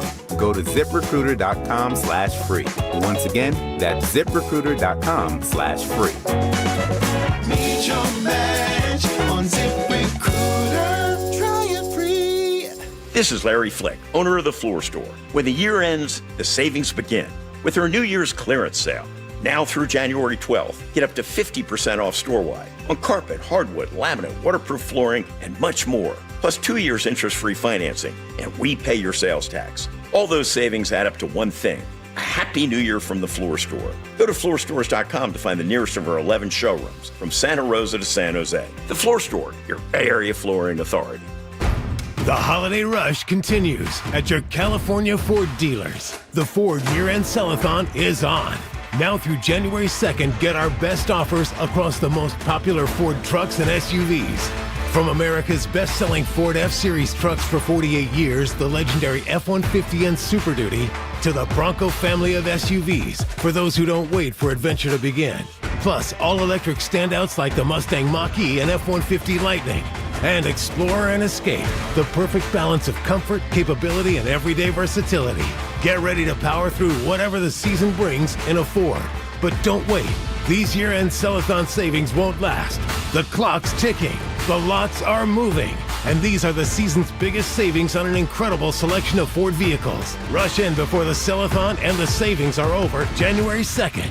Get to your California Ford dealers today. Claim based on 1977 to 2024 calendar year industry reported total. Tune in to 95.7 The Game for Warriors Live, 60 minutes before tip-off. Every Warriors game throughout the season as we get ready for the action. Presented by Xfinity, your home court advantage. Brought to you by Xfinity. Watch all your favorite teams all in one place. Xfinity, imagine that. Hey, it's Willard. You ever study the coaches who win relentlessly? The legends, the dynasties. They're systematic warriors. Disciplined, obsessive. They outwork, outthink, and outlast everybody. Pure domination. That's Omar Habas, Tarek Habas, and the Habas Law team. When Habas Law goes up against big insurance companies, they grind them to dust. Habas Law knows every inch of the Bay Area legal playing field, and nothing catches them off guard. If you've been injured and want to win, visit HabasLaw.com. Habas Law, they fight to make it right. Habas and Associates with offices throughout Northern California, including San Jose. Blue and gold fans, let's get engaged. Cast your vote in our Expo online before every basketball game on Willard and Debs. Brought to you by Shaneco, your friend and jeweler, where you'll find the Bay Area's best selection of unique engagement rings and their unmatched free lifetime warranty. Visit Shaneco today. We all hear the radio ads about the IRS. They tell you to be afraid, to be scared, and they try to frighten you into calling. I'm not here to do that. Tax Relief Advocates is different. TRA is here to tell you that if you owe money to the IRS, whether it's $5,000, $50,000, or $500,000, we have a solution. It doesn't matter if you're sitting in your car, at work, or with your kids. No matter where you are, call now. 800-575-9834. Don't lose hope. TRA can eliminate or reduce what you owe to the IRS. Generous programs are now available that can give you a fresh start. Our passion is taxes and helping individuals fix their IRS problems. We have over 1,000 5-star reviews on Google and an A+ with the Better Business Bureau. You don't need to be afraid of the IRS any longer. End your tax nightmare today by visiting us online at TRA.com or call 800-575-9834. That's 800-575-9834. Tax Relief Advocates. Real solutions for real people. Red and Gold Game Day starts at Laughing Monk Brewing. Park for free. Enjoy amazing food, ice-cold beer, and every game on TV. Catch 95.7 The Game's pregame show. Then hop on the free shuttle straight to the stadium. Sign up now at 957thegame.com.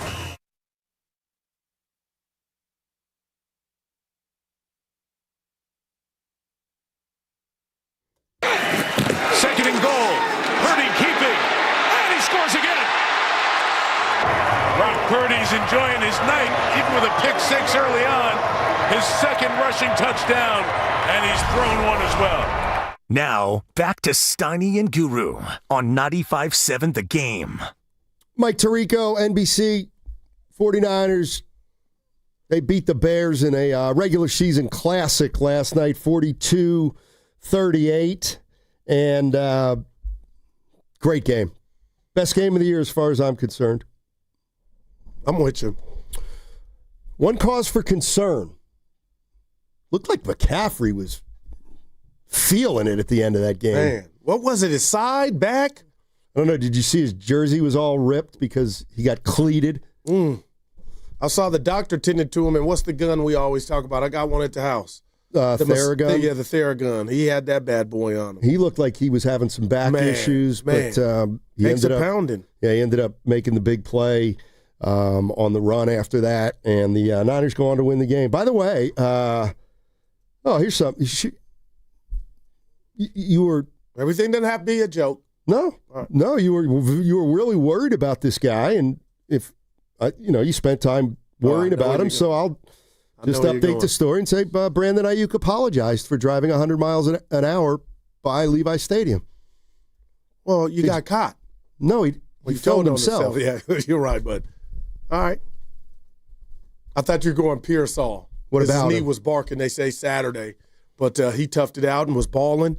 And, dude, I wonder what's it about Kyle's concepts that have this offense doing what it's doing, Stoney. And it has no, I love, I'll go old school 80 bad boy Pistons.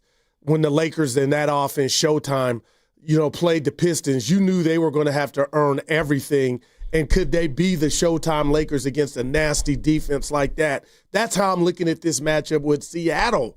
The Bears, they feast on turnovers.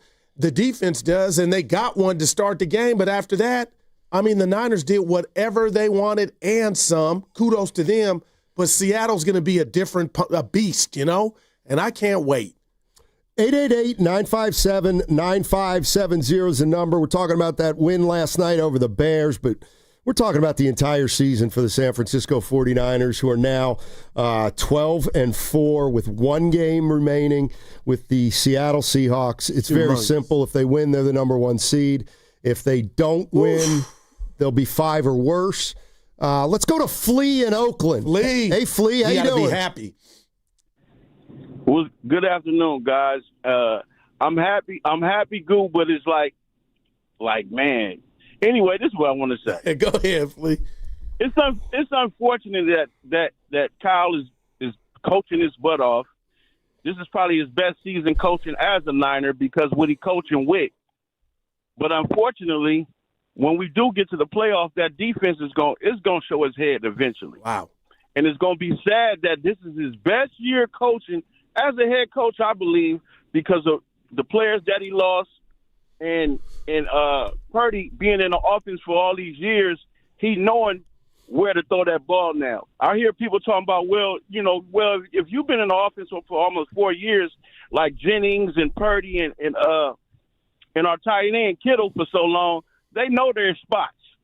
So Purdy is going to probably light a lot of teams up, but it's unfortunate that Kyle probably win Coach of the Year, but his defense is not up to par like the past years. So, it's going to be if we make it to the Super Bowl, that's so far-fetched from I can't explain it because Kyle is having a fantastic year as a head coach, but our defense is trash, guys. Y'all know it. And Flea, let me just jump in. I love you for being real. So as ecstatic as you are on the offense and the win, you feel like the defensive performance and what they are is keeping you from really just throwing a fiesta. Yeah, because it's like everybody's so happy like we going to the Super Bowl. To win a championship, you got to have a defense that can give up at least 14 points. These guys giving up 35, 38, 42. Like, come on. And they can't – our defensive line is not helping our cornerbacks and our safeties because they're not getting no pass rush, and the cornerbacks can't turn around because the quarterback is holding the ball. They got to – it's like they panic as soon as they hike off the ball because they know it ain't no pass rush coming. The wide receivers is able to get open, and it's going to be a catch up and down the field. Defense is horrible, and our offense is clicking like this. This is like a year that everybody going to want to forget after next year because this defense is horrible. They're going to say Shanahan was the best coach in 2025, but our defense was so horrible because he coaching his butt off. Yeah. But I don't understand why everybody talking about the Super Bowl and the defense is probably the worst defense in the league. One player got more sacks than the whole team. What are we talking about? Like, I love the Niners, but guys got to be real. We got to score so many points because the defense is horrible. Kyle Shanahan is going to the game saying, we got to score right now. Every time we get the ball, we got to score. You know what he's saying on the sideline because he's looking at the defense like these guys can't stop a college team probably. I'll let you handle that, Stoney. Appreciate it, Flea. No, their defense isn't great, but the question is, if the Niners score 40 on a given night, can they hold the other team to 39? There and if they is. score 24, it's not like that's how they won last night. They got Chicago to kick a field goal, and in the end, but I feel Flea, but Flea, don't rob yourself of. You're right. If they could go, I guess Flea's saying he doesn't have much confidence when you play better defense that they can have that offensive production like that. But until you see it, you know what I mean, Stoney? Because how have they gotten this far? Well, I could say they played a bad schedule like you always do, but I mean, what he's saying is that eventually in the playoffs they're going to run into a team that's going to score 35, and it's going to be a night where the opposing defense is good enough, and they're going to hold the Niners to 21. Well, he has me thinking then that possibly could happen Saturday. Then you're on the road against Philly, most likely 3-6, and good luck there. But I give them a chance there. The Niners. Yeah, let's go to Don in St. Louis. Hey, Don, how you doing? What's going on, man? All right. It's all right, fellas. Tell me this. This is not found money on Saturday night. The line flipped, and now they're getting a 1.5. Who is? The Niners, yeah. The Niners. Yeah. I'm shocked. Wait, what? So I know. So Seattle's favorite. Seattle's got a great defense. They are? No, go. I'm going to start this over. So you're saying Seattle's favored? You're saying Seattle's favored by 1 Saturday. Okay. 1.5. Okay. So I'm just saying, I feel like it's found money. Seattle's got a great defense, but I don't think Darnold can do it. I think the 1 seed is a foregone conclusion. But like the last caller said, I mean, it is great to watch Purdy in the offense, but the defense cannot stop anyone.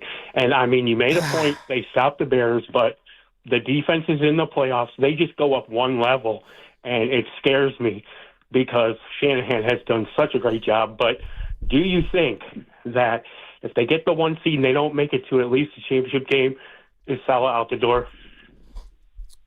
Out the door as they push him out the door, or him getting another job? Because I think him getting another job is way more likely than him being in trouble. It'll just be a matter of getting guys back next year. Yeah.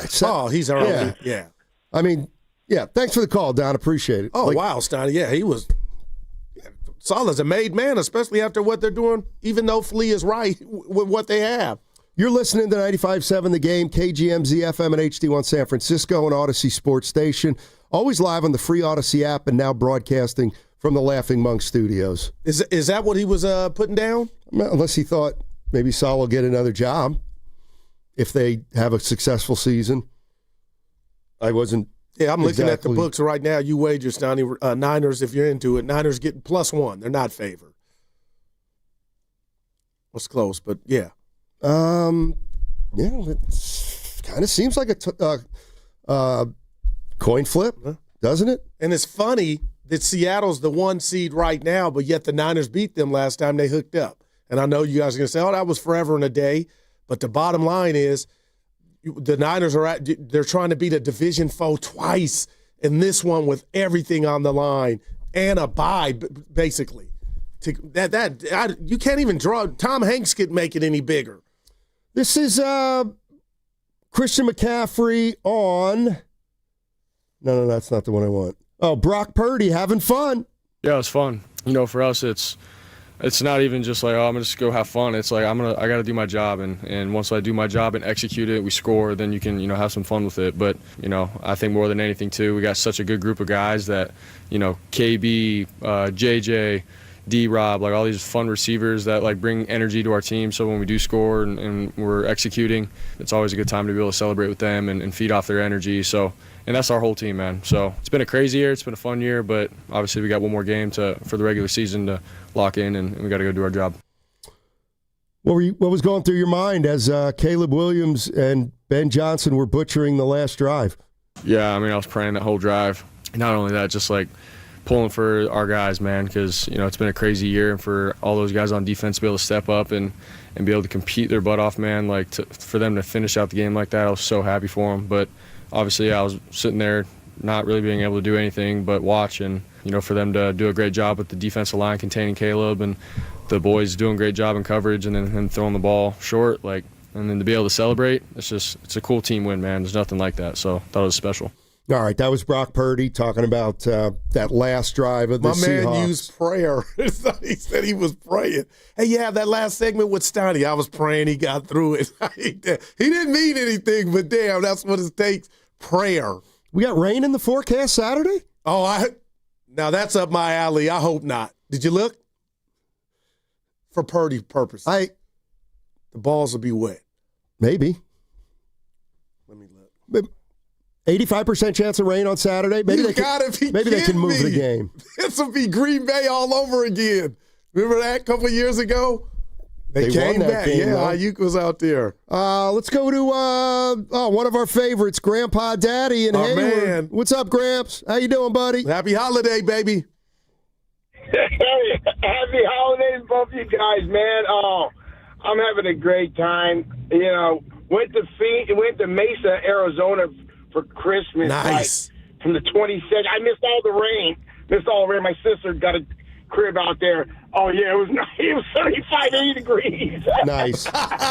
Mesa and Grandpa Daddy. Anyway. Grandpa Daddy, of course, for those that don't know, Mesa, Arizona. Mesa is Spanish for table. Table. Dad, Steiny, you're such a man. You're such a worldly man. I mean, you know a lot, Steiny, and I really like your knowledge base. You're real well-rounded. Thank you, young man. Thank you very much. I want to say this. All you naysayers, can you just give Purdy his flowers? Purdy looked good. He came back from the injury. Look at him now. He's living up to his money. Dude's a dog, bro. He's handling his business. I've got to give him his props, man. All day. But now what Flea said, you know what? I understand the defense is not as, they're not great, but they stepped up when they needed to, and Robert Saleh has taken a bunch of, no-namers, right? And then look what he's done with them, bro. They got action. The glass is half full now. We never thought they would be 12-4. Hey, wow. Right? Grandpa Daddy, I got to ask you this, and Niner fan. I'm being so serious because I could hear my partner over here being, it's pro football. There's no fun. How much fun is Niner fan having watching this iteration of the team do what it's doing? Bro, I'm jumping up and down, baby. Even my wife got into it, and she's a Filipino, and I had to teach her about football. And we were like, bang, bang, my kids. And dude, if I could have filmed it, man, you could have saw us at home. We were like, I had my little girl saying, bang, bang, bang.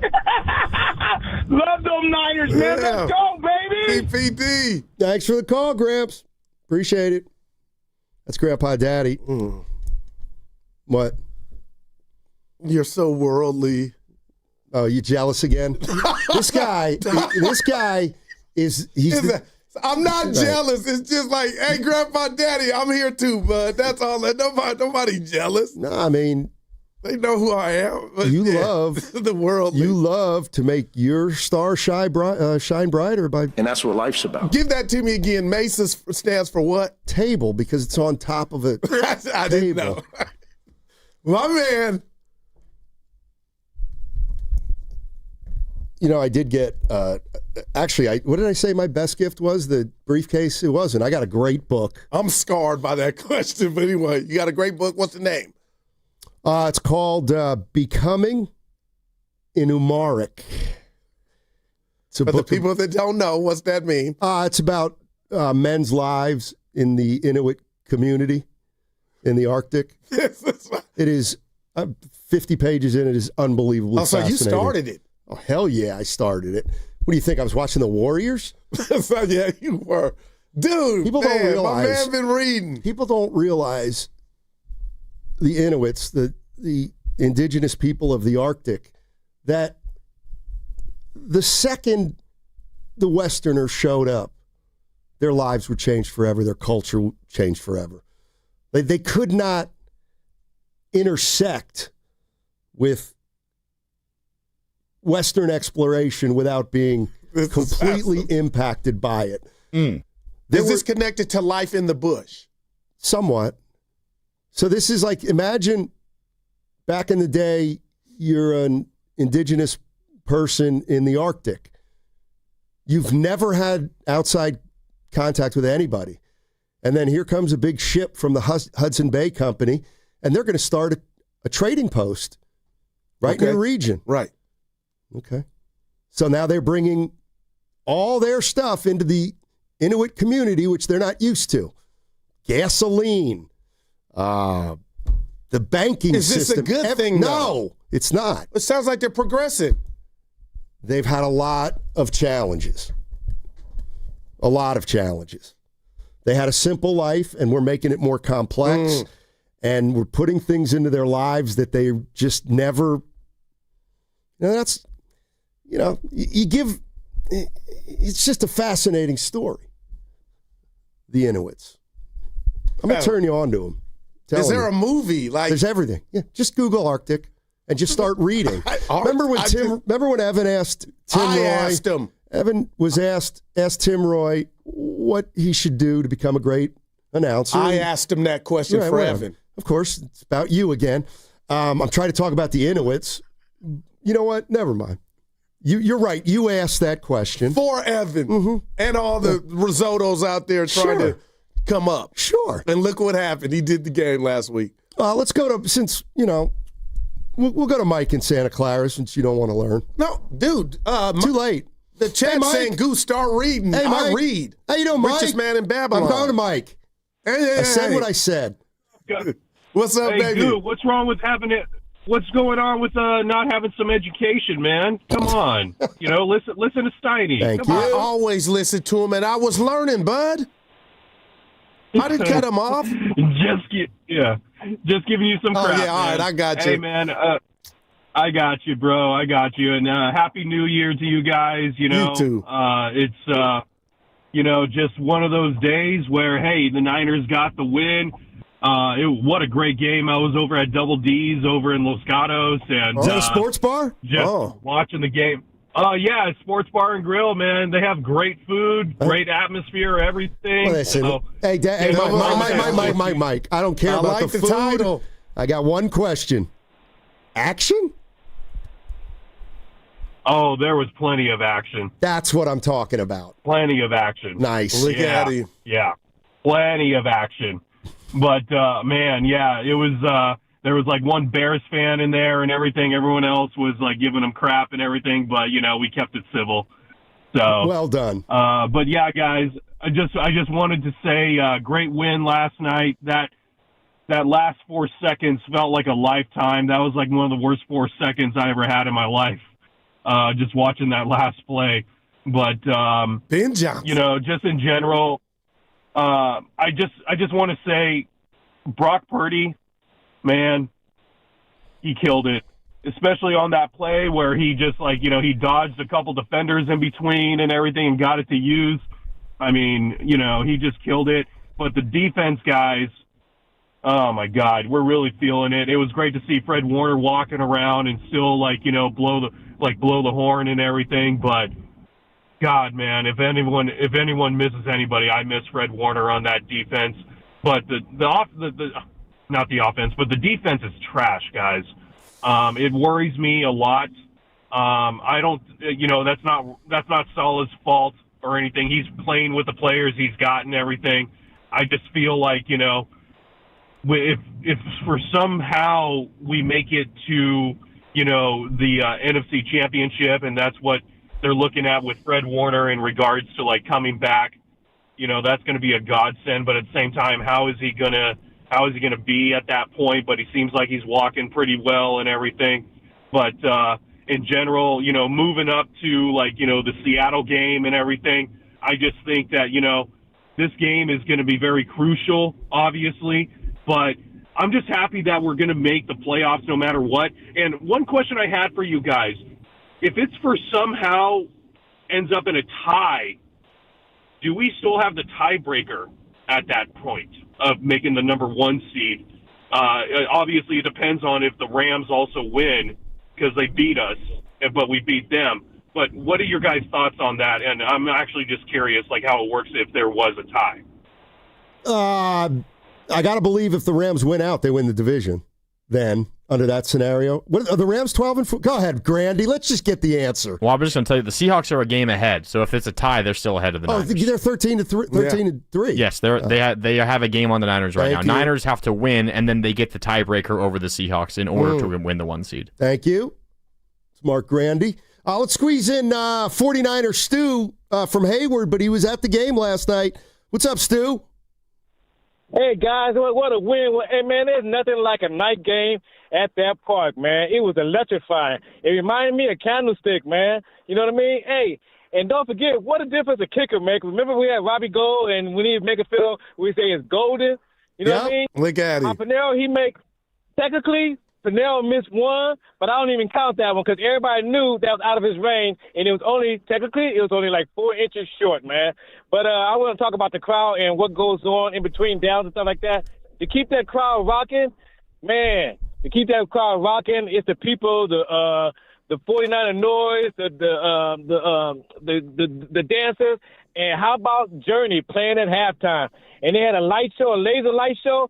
Man, that place is off the hook. Reminded me of Candlestick, man. You look up all I've been a season ticket holder for 6 years now, 416, row 9, and anybody come in my row in my area, I tell them, look, don't get comfortable, because if you ain't going to get out of your seat and yell, you're in the wrong place. You need to go somewhere. In the 6 years I've been there, I've made friendships with people around in my area, and we're all that place rocking, man. Sweet. The people who won the, what they call that, Safeways, when they win something, they was way up in the nosebleed seats against that north wall where that fog was coming in, and they were up on their feet, man. Nice. It was a fantastic game last night. I had a great time. Thanks for listening, man. No, thank you, Stu. Appreciate the call. So they play Don't Stop Believin' at halftime at Levi Stadium? I guess so. Oh, boy. I was there for the Monday night game. I was sick. Listen, there's only one. Only what? There's only one time the halftime song works, and that's in Gainesville, Florida, when the Gators play, and they play Won't Back Down by Tom Petty. It'll give you chills. It will give you I can't even recall the tune. Chills. They do it every halftime. I'm going to play it in the caddy after the show. Go to YouTube. Don't back down. Google Florida Gators. Google Petty, halftime, Won't Back Down. This is great, but it's so much better when 87,000 fans are singing along. Oh, Rams can't win the division. Don't back down. Stoddy, Rams can't win the division. I don't care. Stoddy, Rams can't win the division. What's coming up on the game is brought to you by Fremont Bank. Here for you, here for good. That segment also sponsored by Surfside. And the Golden State Warriors are back, and you can cheer on the Warriors with an ice-cold Surfside. Only 100 calories, 2 grams of sugar, and 0 bubbles, so it's easy to sip and enjoy. It's not a seltzer, it's Surfside. Proud partner of the Golden State Warriors, must be 21. Please drink responsibly. Running a business means wearing multiple hats. So if you're like me, you probably started out using your personal phone, taking client calls and texts nonstop. As my business grew, I needed something smarter. That's when I switched to Quo, the #1 business phone system. Quo works right on your phone or computer. No carrying 2 phones, no clunky landline, just one easy app you can try for free. Your team can share one number and handle calls and texts together like a shared inbox. Any teammate can jump into the conversation so customers get faster responses. And Quo's AI assistant summarizes your calls and responds to customers 24/7, so you never miss a lead or opportunity. All this starts at just $15 a month. That's basically 2 coffees. You can even keep your current business phone number. Find out why 90,000 businesses trust Quo. No missed calls, no missed customers. Try Quo for free at quo.com/sports. That's quo.com/sports to try Quo free. QUO.com/SPORTS. I know that hiring can be challenging. You sort through tons of resumes and you get too many so-so applicants. You're just waiting for someone to match your role perfectly. Well, now, there's a place where you can meet them fast. ZipRecruiter. Need to hire right away. Start your search for strong candidates. The right fit awaits. Build your team. Build it sooner. Meet your match on ZipRecruiter. Just head to ZipRecruiter.com/free right now to try it for free. And you're on your way to meeting your match. 4 out of 5 employers who post on ZipRecruiter get a quality candidate within the first day. So try it now. Go to ZipRecruiter.com/free. Once again, that's ZipRecruiter.com/free.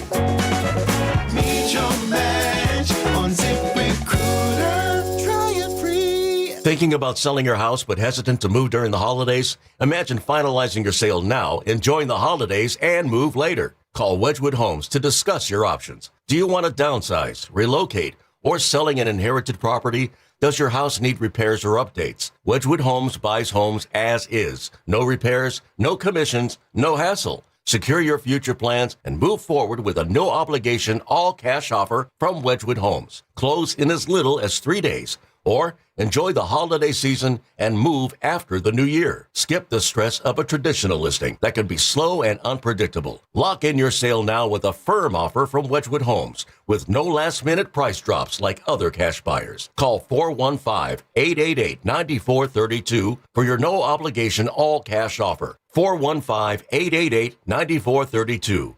415-888-9432 or wedgwoodhomes.com, the Bay Area's trusted home buyer. Xfinity is the network you can rely on. Like a close friend who will give it to you straight. The friend who will tell you that new haircut, it's not great. Friends make sure friends get good haircuts. And Xfinity makes sure you get a good deal on Wi-Fi. Xfinity gives you reliable fiber-powered Wi-Fi at our best price. This holiday season through January 4th, get gig speed Wi-Fi for just $50 a month for 5 whole years. No strings, no commitments. Just super fast, reliable gig speed Wi-Fi with our best equipment and unlimited data included. Save yourself from questionable decisions and save over Verizon and AT&T. Xfinity, imagine that. Restrictions apply. Requires paperless billing and auto-pay with stored bank account. Taxes and fees extra. Xfinity Internet powered by fiber and connected to premises by coaxial cable. Actual speeds vary. Elevate your kitchen at the Mila Innovation Center at Friedman's Appliance in Pleasant Hill. Out of your dreams and into your kitchen. Select the qualifying built-in kitchen appliance package that is right for you. With unrivaled technology and luxury-grade quality, when you bring home a Mila, you're bringing home true innovation. Now, for a limited time, save up to 10% with the purchase of a qualifying Mila kitchen package. Visit the Mila Innovation Center at Friedman's Appliance in Pleasant Hill or at friedmansappliance.com.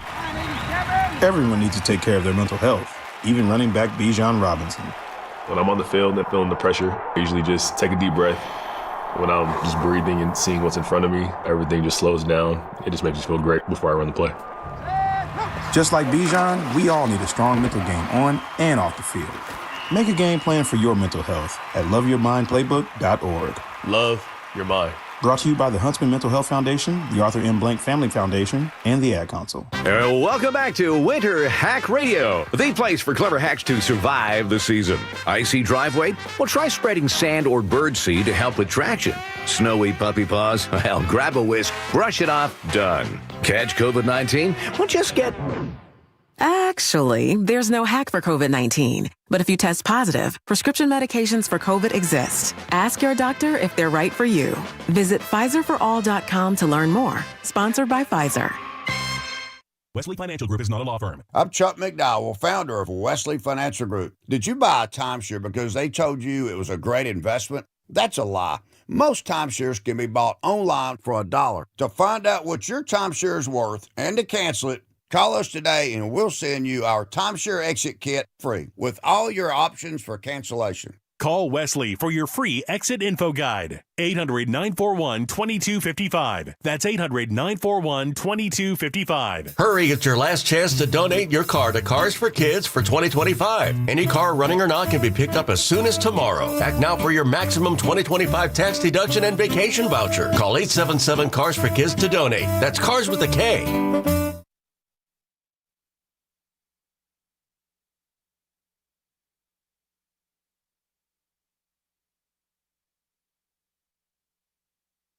Now, back to Steiny and Guru on 95.7 The Game. Hey, how's the Warriors game on Christmas with your son? Oh, it was great, Steiny. Got a win. It was raining hard, cats and dogs. That was the only thing, but nothing like getting up and head to the arena after you do your gifts, have some breakfast. So it was fun. How was Clay? Clay was okay, but the story was his girlfriend. Who? She came in, she timed it. Meg, Steiny, that place got quiet like it was Princess Diana walking in, and people said, Meg! Well, she's dead, so that would have left people speechless. Yeah, but I had a good time. We had a good time. And they were giving away the Christmas scarves. Oh, yeah. I'll bring you one. That's all right. You want it? Nope. Evan text, you better get on this. He said he asked both of us a gift. It doesn't matter. You have to give him something. I got you something. I'll give it to you tomorrow. I should have brought it in. Kind of glad I didn't. I might take it back. You keep acting up. I don't want anything from you. Wow. Well, you get good radio, baby. Get radio. Good radio. Good radio. By the way, if you're just joining us, we were all Niners today. Because what a game. But there was a game before that game involving the Warriors. Stop it. My phone was blowing up. And I'm going to make a New Year's resolution, which means I've got 5 hours of the radio before it kicks in, so maybe tomorrow. But I am no longer going to talk about this team in unrealistic ways. Oh, no. I'm sorry. Well, how can you do that prematurely? We've got, how about this? Got the 15th. We have another problem that I haven't heard anybody mention all year long, but now it's a problem. They can't handle pressure. Well, yes. Because they're slow, small, and unathletic. But that's how you constructed the team. Well, Melton's going to help that. He wasn't there yesterday. He's playing tonight. He's not a great ball handler. But better than what they have. That's all look, I'm with you. The bottom line is, what are you going to do, though, man? Well, that's what I mean. You know what you're going to do? You're going to talk about this team more realistically. That's what we're going to do. Or trade Jonathan Kuminga and whoever else and get something back that a guy can handle the peel. Okay. Dude, that was high schoolish the way they were turning it over. And I get it, but that third quarter, how did the lead go? But Bob, and I love you, Fitz, he's like, we're in a good spot. I'm paraphrasing. Then that just went off, and it was 4 points going in the fourth quarter. Then they get their wits about them, get it back up to 11 or 12, and I'm thinking this bad boy is done. My phone blew up. People calling, texting. Like, did you believe what we just saw? My question would be, why wouldn't you believe what we just saw? Because I keep throwing that word about pedigree. And here we go. Pedigree. What are they now in clutch games? Oh, boy. 5-11? Man, it's bad. Fitz was bringing that up, too. Exactly. It's like they lose games late because they're old. That's when you turn it over. But yesterday was something different, man. No, it wasn't. It was the Toronto Raptors just saying they can't handle our pressure, and we're not going to pressure you 48 minutes because we can't, and nobody can do that in the NBA. But we'll just pick two spots in the game, and we'll turn you over, and we'll get a run, and we'll change the way the game is. And that's the difference between you and I, and I'm admitting it. Once they blew the lead got down to 4, and then it got back up to 11, I'm looking at Toronto like, you guys just lazy asses. But you said they just put that card away and broke it out at a point or a juncture in the game where I thought it wasn't feasible to come back. The Warriors, you weren't going to get them to turn it over like you did in the fourth. Why would you say came that? back, and then the overtime was, I'm being honest, embarrassing. It was like we quit. Well, they didn't quit. They were tired. Oh, my God. They're old, Goo. come around? The 15th. That's when we'll know it'll be that what we're something's got. Hey, did you hear Chris Haynes over the weekend? Warriors might be in on Anthony Davis. I had to call Bonte like, okay, that dude's he gets hurt walking. I looked over to little Daryl Christmas like, did that dude just head to the locker room chasing a ball? He said, that happened, Pop. Yeah. But I don't know what the answers are. Or do they have the answers? That's the question. But the 15th, Stoney, do you know, real quick, do you know how bad it's going to look if Kuminga's still on this roster? Just forget his production. How bad is it going to look? I don't know, Goo. Is it going to look worse than the last 2 years? You know what I mean? Yeah, because you've been getting ready for this moment forever. I'm sick of it. You've been getting ready for this moment forever. Stop it. Getting rid of this kid, and now you're nothing's popping? You act as though it's going to make a difference. Well, at this point, all you can do is hope. Shout out, Bob. We've got who's with me? Can we start talking about this team in a realistic manner? Who wants to join me? What is that? What is it? Come on now. The Toronto Raptors put together 2 6-minute stretches of good basketball, and they beat the Warriors. Man. Steph had 39. Draymond making shots, 20-plus. Butler doing Butler. Come on now. Now, Toronto was 18-14 heading into that game. Yeah. Keep telling yourself that. They got length. Keep telling yourself that. Steven in Oakland. Hey, Steven. By the way, R.J. Barrett stunk last night. He hit a couple threes. But what's up, Steven? Hey, man, the Kool-Aid's a little sour this morning or afternoon. But, I wanted to say that, it's not about so much age. It's about coaching and dedication. One of the things I noticed at the end of the game, one of the turnovers was Will Richard. And I'm asking myself, why is Will Richard a rookie, like a second-round rookie, bringing up the ball in a decisive moment of the game? Like, that just shouldn't happen. Steph has to, no matter what it is, Steph's got to go get that ball. He can. He can. But he goes and gets it, and then one guy's on him, and another guy comes over, and then he's got to get rid of it. And we found that he's getting that pass taken more and more. But I hear you.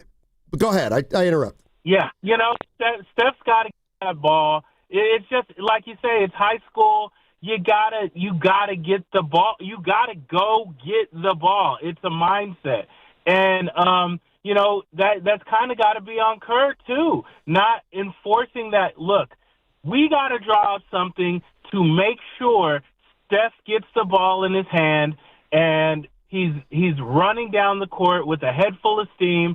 So if they want to stop him, they got to foul him. It really is high school basketball.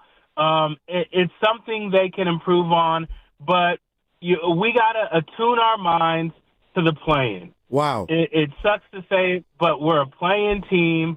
Maybe. And we just gotta kind of hope we do well in the play-in, and then when it's best of 7, then we'll see what's up. I hear you too. I'm not with you. It looks like you guys might be right, but this what hurt me real quick yesterday, caller, is the trap. Even Steph, it was like Steiner, you guys could tell me, it takes energy to throw the ball out of the trap, but the trap to all our young old guys felt like kryptonite. And that's why I was like, I can't believe they've cut into the lead this faster than they even thought. So that was mind-boggling to me. 2 guys conversion on guys like Steph and even Jimmy and Dre, and they were uncomfortable. Pods threw one across the court, and they were just I was like, I was astonished, man. That might be too strong, but I was astonished. Yeah, that's the word I'm looking for. That's the word I'm using, Steiny. So the Warriors are one of the worst teams in the league with turnovers.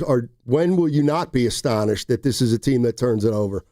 And let me tell you why. I think yesterday, now, you know what? I parked a car where I'm with what you're putting down. I don't care. Like, I get it. It's an opinion, but the Draymond turnover with a minute to go, that's age. Out of a timeout. That's age.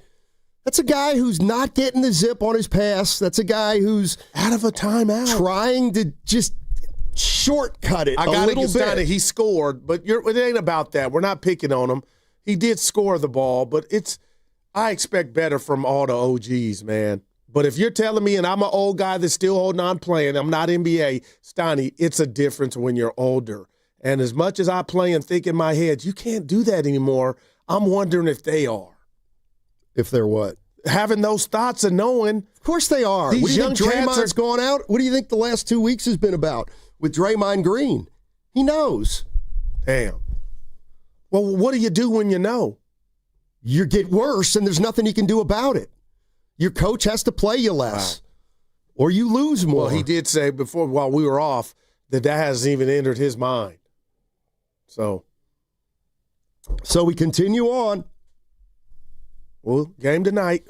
Yeah, we got that new lineup we like. Oh, let's go to Caleb in Newark. Hey, Caleb, how you doing? Happy holiday, baby. Happy holidays, guys. Steiny and Goo. What's up, fellas? You got it. Hey, Steiny, man, are you doing okay, man? Because earlier when I was watching you on YouTube, you looked a little sad, man. No. Is it the fact that you're back on the radio, you're a little sad? Sure, that's why. I don't want to work today. Hey, what do you want to know? He got you. I don't want to work today. I mean, I made a mistake. I should have taken the whole week off. No, actually, you know what? I'm going to tell you a little something about Matt Steinmetz, Caleb. You ain't feeling well. No. I always work the week after Christmas because there's tons of sports going on and there's a lot to talk about.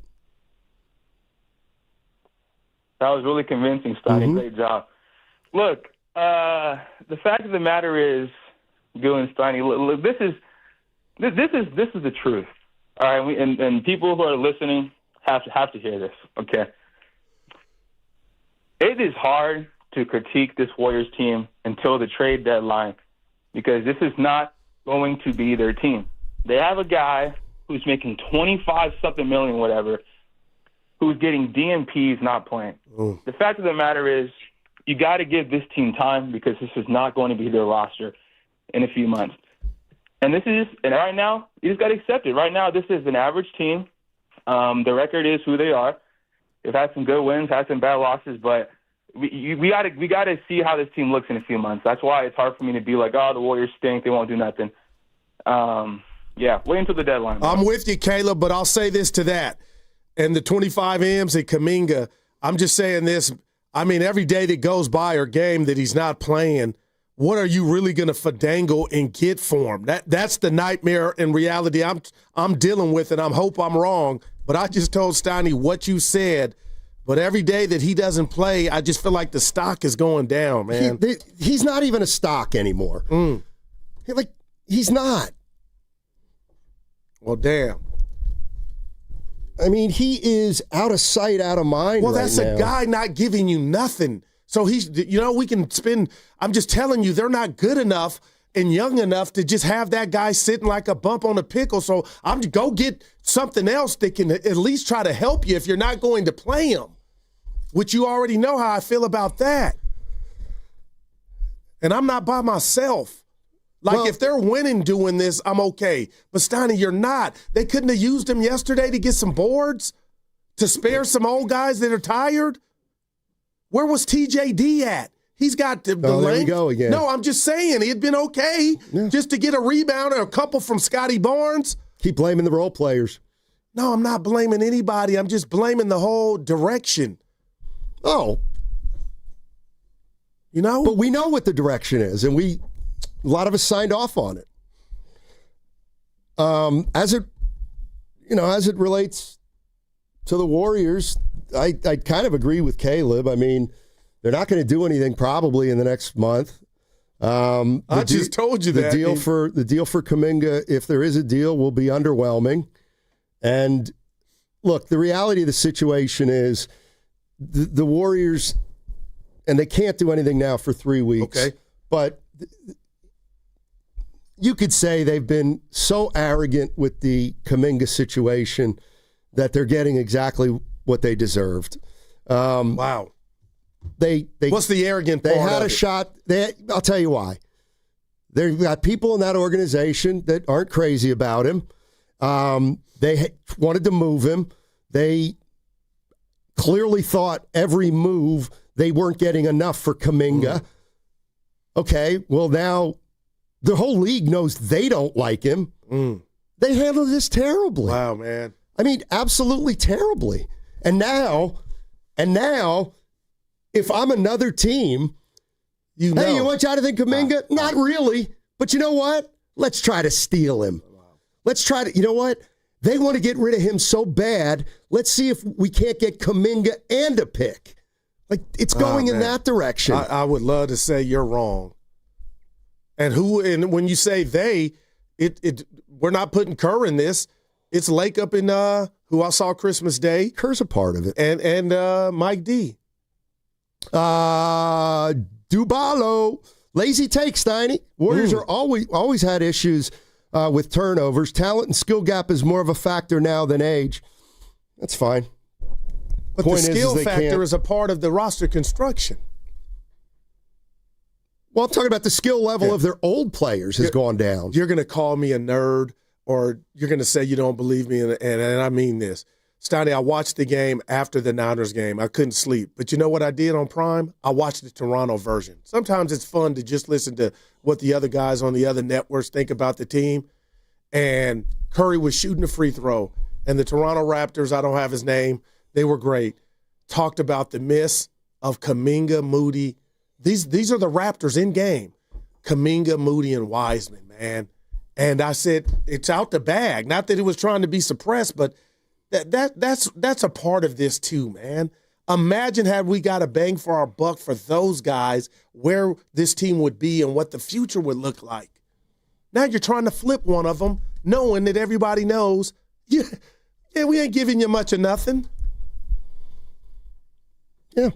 And a year ago, I'm thinking, oh boy, wait till they try to shop him what you're going to get.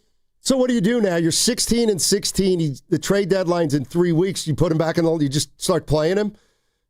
And to me, that this is why to me. What would you do? Like, seriously, because he would play tonight. He wouldn't be on the team at this point. But that's the point. What are you going to do? You got to play him.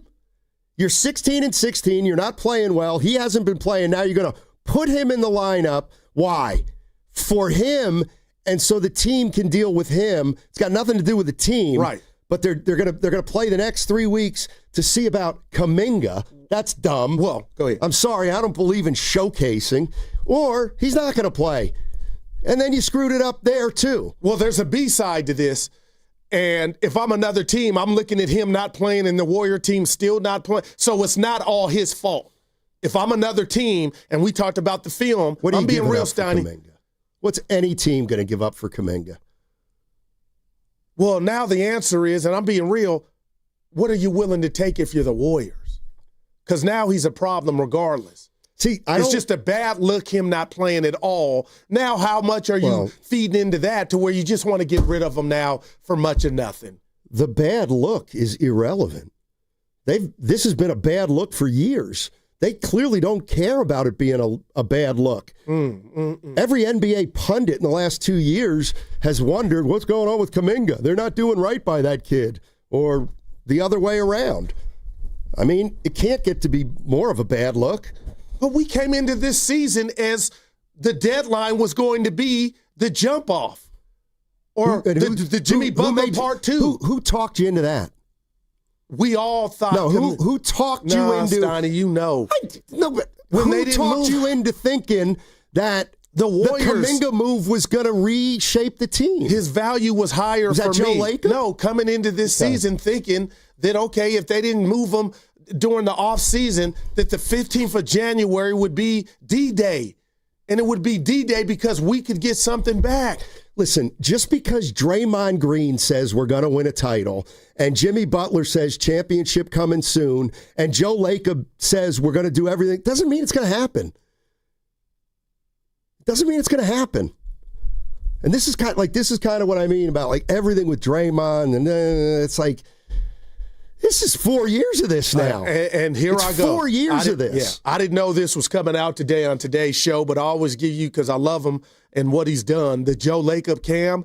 And he was in the building, and I always tell you he's enthusiastic, and he looked like a madman that just doesn't want to win. Listen to when I tell you from the guru binoculars, Steiny, I watched him, and I was close enough to watch him. Even when the Warriors were at their best or went on a run, he looked like he had something else on his mind. There was no pom-poms.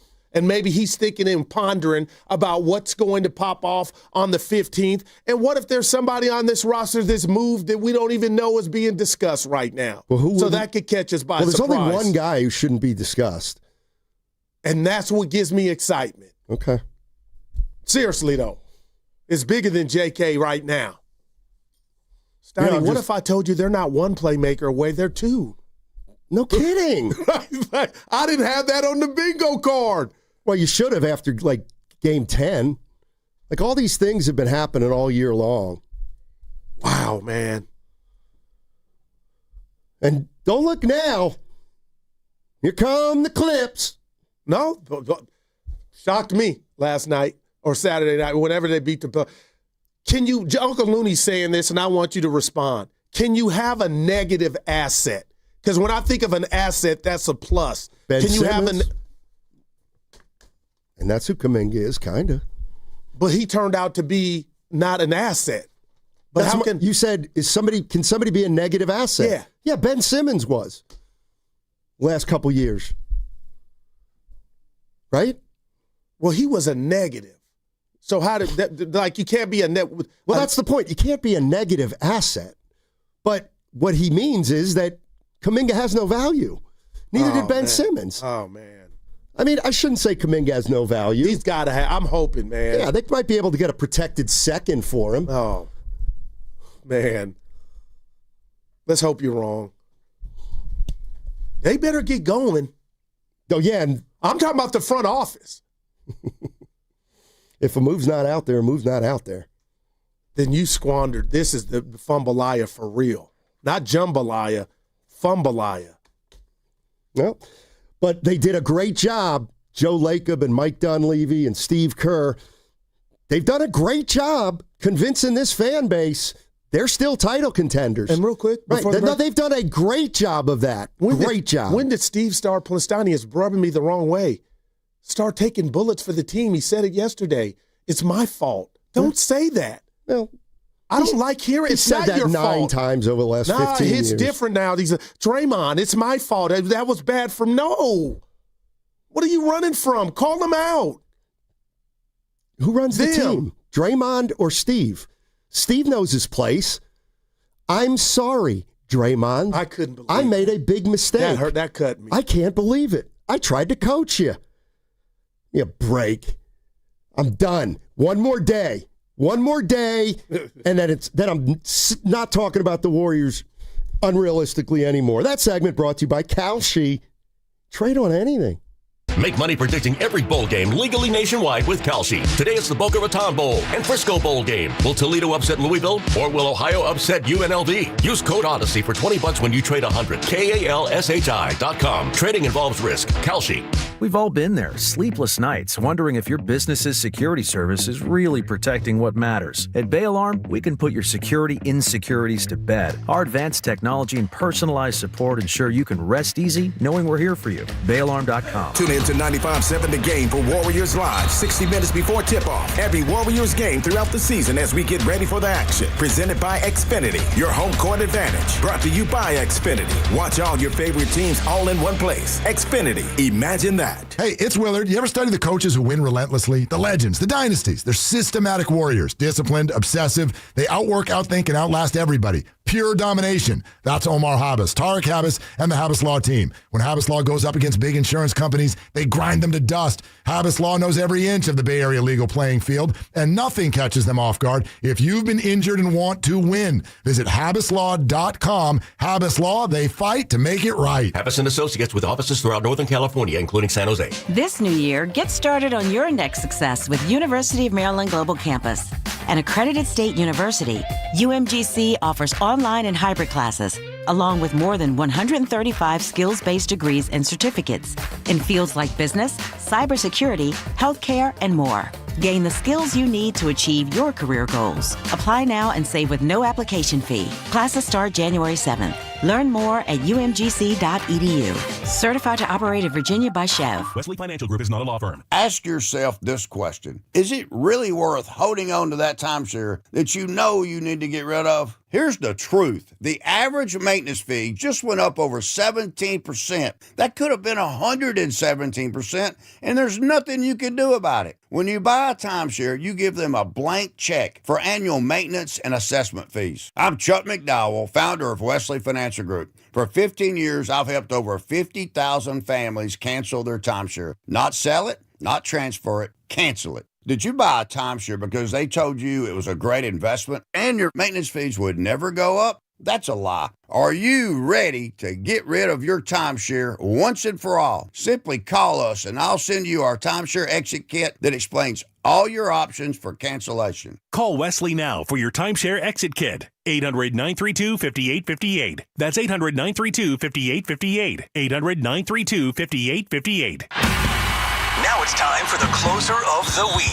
Presented by LiftMaster and RNS Doors. Turn your garage into the envy of the neighborhood. Visit rnsdoors.com. This week's closer comes from Janet from Pregame. We had such a great experience with this company, especially with our technician, Sergio. He took the time to explain what was going on, what our options were, and how to keep everything running smoothly in the future.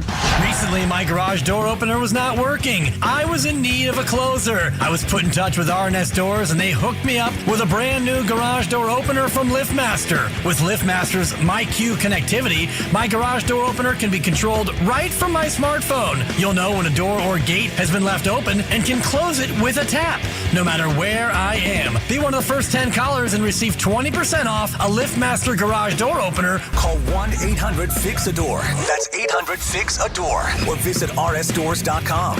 R&S Doors. Look for the red truck. In a world of endless scrolling and skipping, podcasts are where real attention lives. With Odyssey Digital Services, your brand doesn't just advertise, it becomes part of the conversation. From true crime to health, business to sports, we connect your message with listeners who trust the voices in their ears and take action. It's not just ads, it's storytelling that converts. Ready to grow your brand? Partner with the Odyssey Podcast Network and be heard where it matters most. Contact us today at sfdigital@odyssey.com. It's a classic odor tale. You fried fish for dinner, cleaned up, but the smell is still in the house. And the neighbors are coming over for game night. They're on their way. And then you spray Febreze Air Mist. Febreze Air starts working instantly to fight even your toughest odors, so you go from fish to fresh like that. Now all you have to worry about is Pam cheating at charades. Breathe happy, Febreze, la la la la la. Makita's built for the pros who show up early, who don't do shortcuts, only precise cuts. With tools built to last, job after job, year after year. Performance that pays off, because when the job calls for the best, you answer. And when you need the best, you call on Makita. Built to be the best. Available at the Home Depot. Nationwide is so much more than a great insurance company. They're one of America's largest financial services companies. Like how I'm more than just Peyton Manning. I'm also motivating Manning. When I say insurance, you say financial services. Insurance. Financial services. Insurance. Financial services. Now when I say nationwide, you say is both. Nationwide. Is both. Nationwide. Is both. For your insurance and financial needs, Nationwide is on your side. Nationwide Investment Services Corporation, member FINRA, Columbus, Ohio.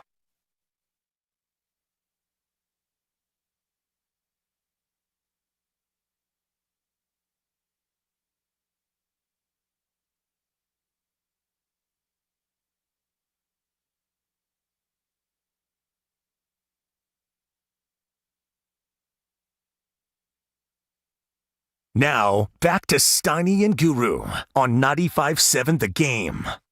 All righty. Hey, got a little news for you. It is, first of all, it's crossover time, so we welcome in Mark Willard and Dan Dibley. But first, starting Hold on. It's today. That's my quarterback. This is today. Monday through Thursday. Starting today, the crossover is brought to you by Bay Alarm. Rest easy. We've got you covered. BayAlarm.com. They're going to be our sponsor Monday through Thursday. Atco holding on barely on Fridays. The crossover, Bay Alarm, right in your face. Gotta love it. What's up, guys? What's going on, Steiny? About time somebody got themselves locked into the biggest, baddest segment in the day. There you go. Like, Tell them, Will. Hello? Somebody asked Nahegan how much we're getting for that from Bay Alarm. Yeah. What's one of those accounts cost? Risotto, get on it. Gucci! Thank you. That's right. What about the game, damn it? That was a great game. That was incredible. Oh my God, I'm still tired. Woo, that's a journey. Don't stop believing. Oh my God. That's a 4. What was that? That was Purdy's defense. on fire. Purdy's on fire, and the defense was really, really poor until they had to be actually halfway decent. Held And into they a were. field goal in the third, and that won you the game. Exactly. And then on that last drive, the hook and lateral, and What are you Diamond doing? Lenore saw it. He squared it up. He held his ground. He made the tackle, and that was it. And How bad was Ben with the clock? I thought he didn't want to give the Niners the ball back. That's how scared. That was on his mind when he. What are you doing? No question. All right, no question. I thought Ben started that process when it was 35-28, and it's 4th and 5 at the 30. Oh, And there's you're right. still 10 minutes to go in the game. Man, Will. And he's like, we're going for it. Man. And I actually, Ephraim and I, by the way, hate Sunday night football. I'm so glad. I forgot you were doing it. I know you guys are all bummed the Niners aren't Sunday night. Selfishly, I'm so glad they're not Sunday night. That's big. So I don't have to host a stupid show during the middle of the game. But anyway, I said to Ephraim, I joked, I go, first team to kick a field goal loses. And that's exactly what happened. And that's the way Ben, that's the way he coached it. He's like, if I settle for a field goal now, we're dead. We're going to be down by 10. And he would have been right. So anyway. And Kyle on the 4th and 3 doesn't punt or kick that. It would have been, I think, a 60-yarder. They go for it, they get it, and they score a touchdown on that drive. Like it's these games are coming down to 6 stops or non-stops. You know what I mean? Hello. Like you get a stop or you force a field goal, that may end up winning the game down the line. I also think, I know it's uncomfortable to watch the 49ers try to play defense right now. It's not that abnormal across football. Big 12's been doing this for 20 years. Gotcha. A lot of college football does, and if you even look around the NFL, let me ask you guys, how many defenses in the NFL are you like, oof? There's 2. They play one this weekend, and I got to give the Eagles, not their offense, the Eagles' defense I put up there on a good day could cause the Niners problems. Are you talking NFC only? Yeah. No, I went the whole league, NFC. Houston's, okay, I forgot that. Houston's the dog. Buffalo has no D. They were good yesterday, but yeah, okay, so 3 to me. Denver at times, but then when Jacksonville came in there and torched them a couple weeks ago, and then even people go, the Rams and Seahawks have good defense. No, I'm down on the Rams. I'm old enough to remember a week and a half ago when they played a 38-37 football game. Now, was that – well, the Niners had prolific offense. I was going to say, is that because Seattle – both the Rams and Seahawks, to me, got offense, you know? Of course. But still, it doesn't mean you can't stop one another. And they didn't. And the forecast is calling for rain. Steiny brought that up, Tibbs. That's not good for Purdy. No, not good for the Niners, a team that loves a fast track, like the greatest show on Levi's and whatever it is. They're putting up 40 all the time. So if it's rainy and you have to rely on McCaffrey in the ground game, well, you can do that. And we'll do a little bit of not a deep dive, but a medium dive on, oh boy, the Niner run game is back. Well, is it? You had the 143-yard run from McCaffrey, and he had a 17-yard run that ended the first half. And beyond that, tell me how they did. It was mostly like 0s, 1s, 2s, and 3s again. So, yeah, the O-line was good, and Brock Purdy was amazing. But when you get into a sloppy game like you're going to have, can you really run it consistently and win? So you're saying the 6.1 yards a pop for McCaffrey, if you didn't watch the game, kind of was skewed because of the long run? It's a little inflated. I mean, there were 2 of them, and it doesn't mean that those don't count because McCaffrey was amazing on that one where he scooted along the left side and stayed in bounds and shook a guy and juked a guy, and McCaffrey was awesome. But it's not that they were able to run it for 4 and 5 a pop every time. So what were his final numbers McCaffrey? I'd have to look. He averaged 6.1. Right, he's like 25 and 140, something like that. That's about right. Yeah. Okay, so if you take those runs out, which I know you said he can't do, then that game resembles more of the way they've won games all year. And I'm telling you, I'm convinced that this yards per carry, it doesn't look good, but there's something about it that's not killing them. I don't know. See, because first of all, anytime a running back averages 5-6 a carry, that means they busted one. Because Chicago averaged 5, but only ran it 22 times. Yeah, you're going to get a 25 in there or whatever.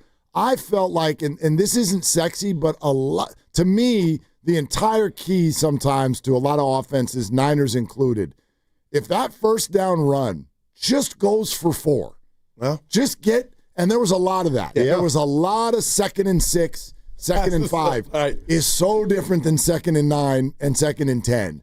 So I thought it was actually pretty effective. Yes, there were a few, because look at Brian Robinson. He only had 4 carries, but he averaged 5.5. You know what I mean? And yes, he had a 15-yard carry, but I don't know. I thought the Niners last couple weeks, they've been a lot more successful not setting up 2nd and long. Yeah. Which that's when Shanahan and Purdy are just like they are in a zone deadly. right now. Yeah, absolutely deadly. And I can't wait. And I love that the football gods are bestowing upon us the Seattle Seahawks, who I believe is a top 3 defense. I left Houston out of there, and then possibly Philly. But the play of the year in the NFL, tell me if I'm doing too much, guys, is the touchdown and the ski skirt, the crossover, if you want to call it, from Purdy to Juice in the end zone. And I told Steiny and the listeners, there's Michael Vick, Donovan McNabb, all these dudes, Lamar Jackson that run, but they run differently.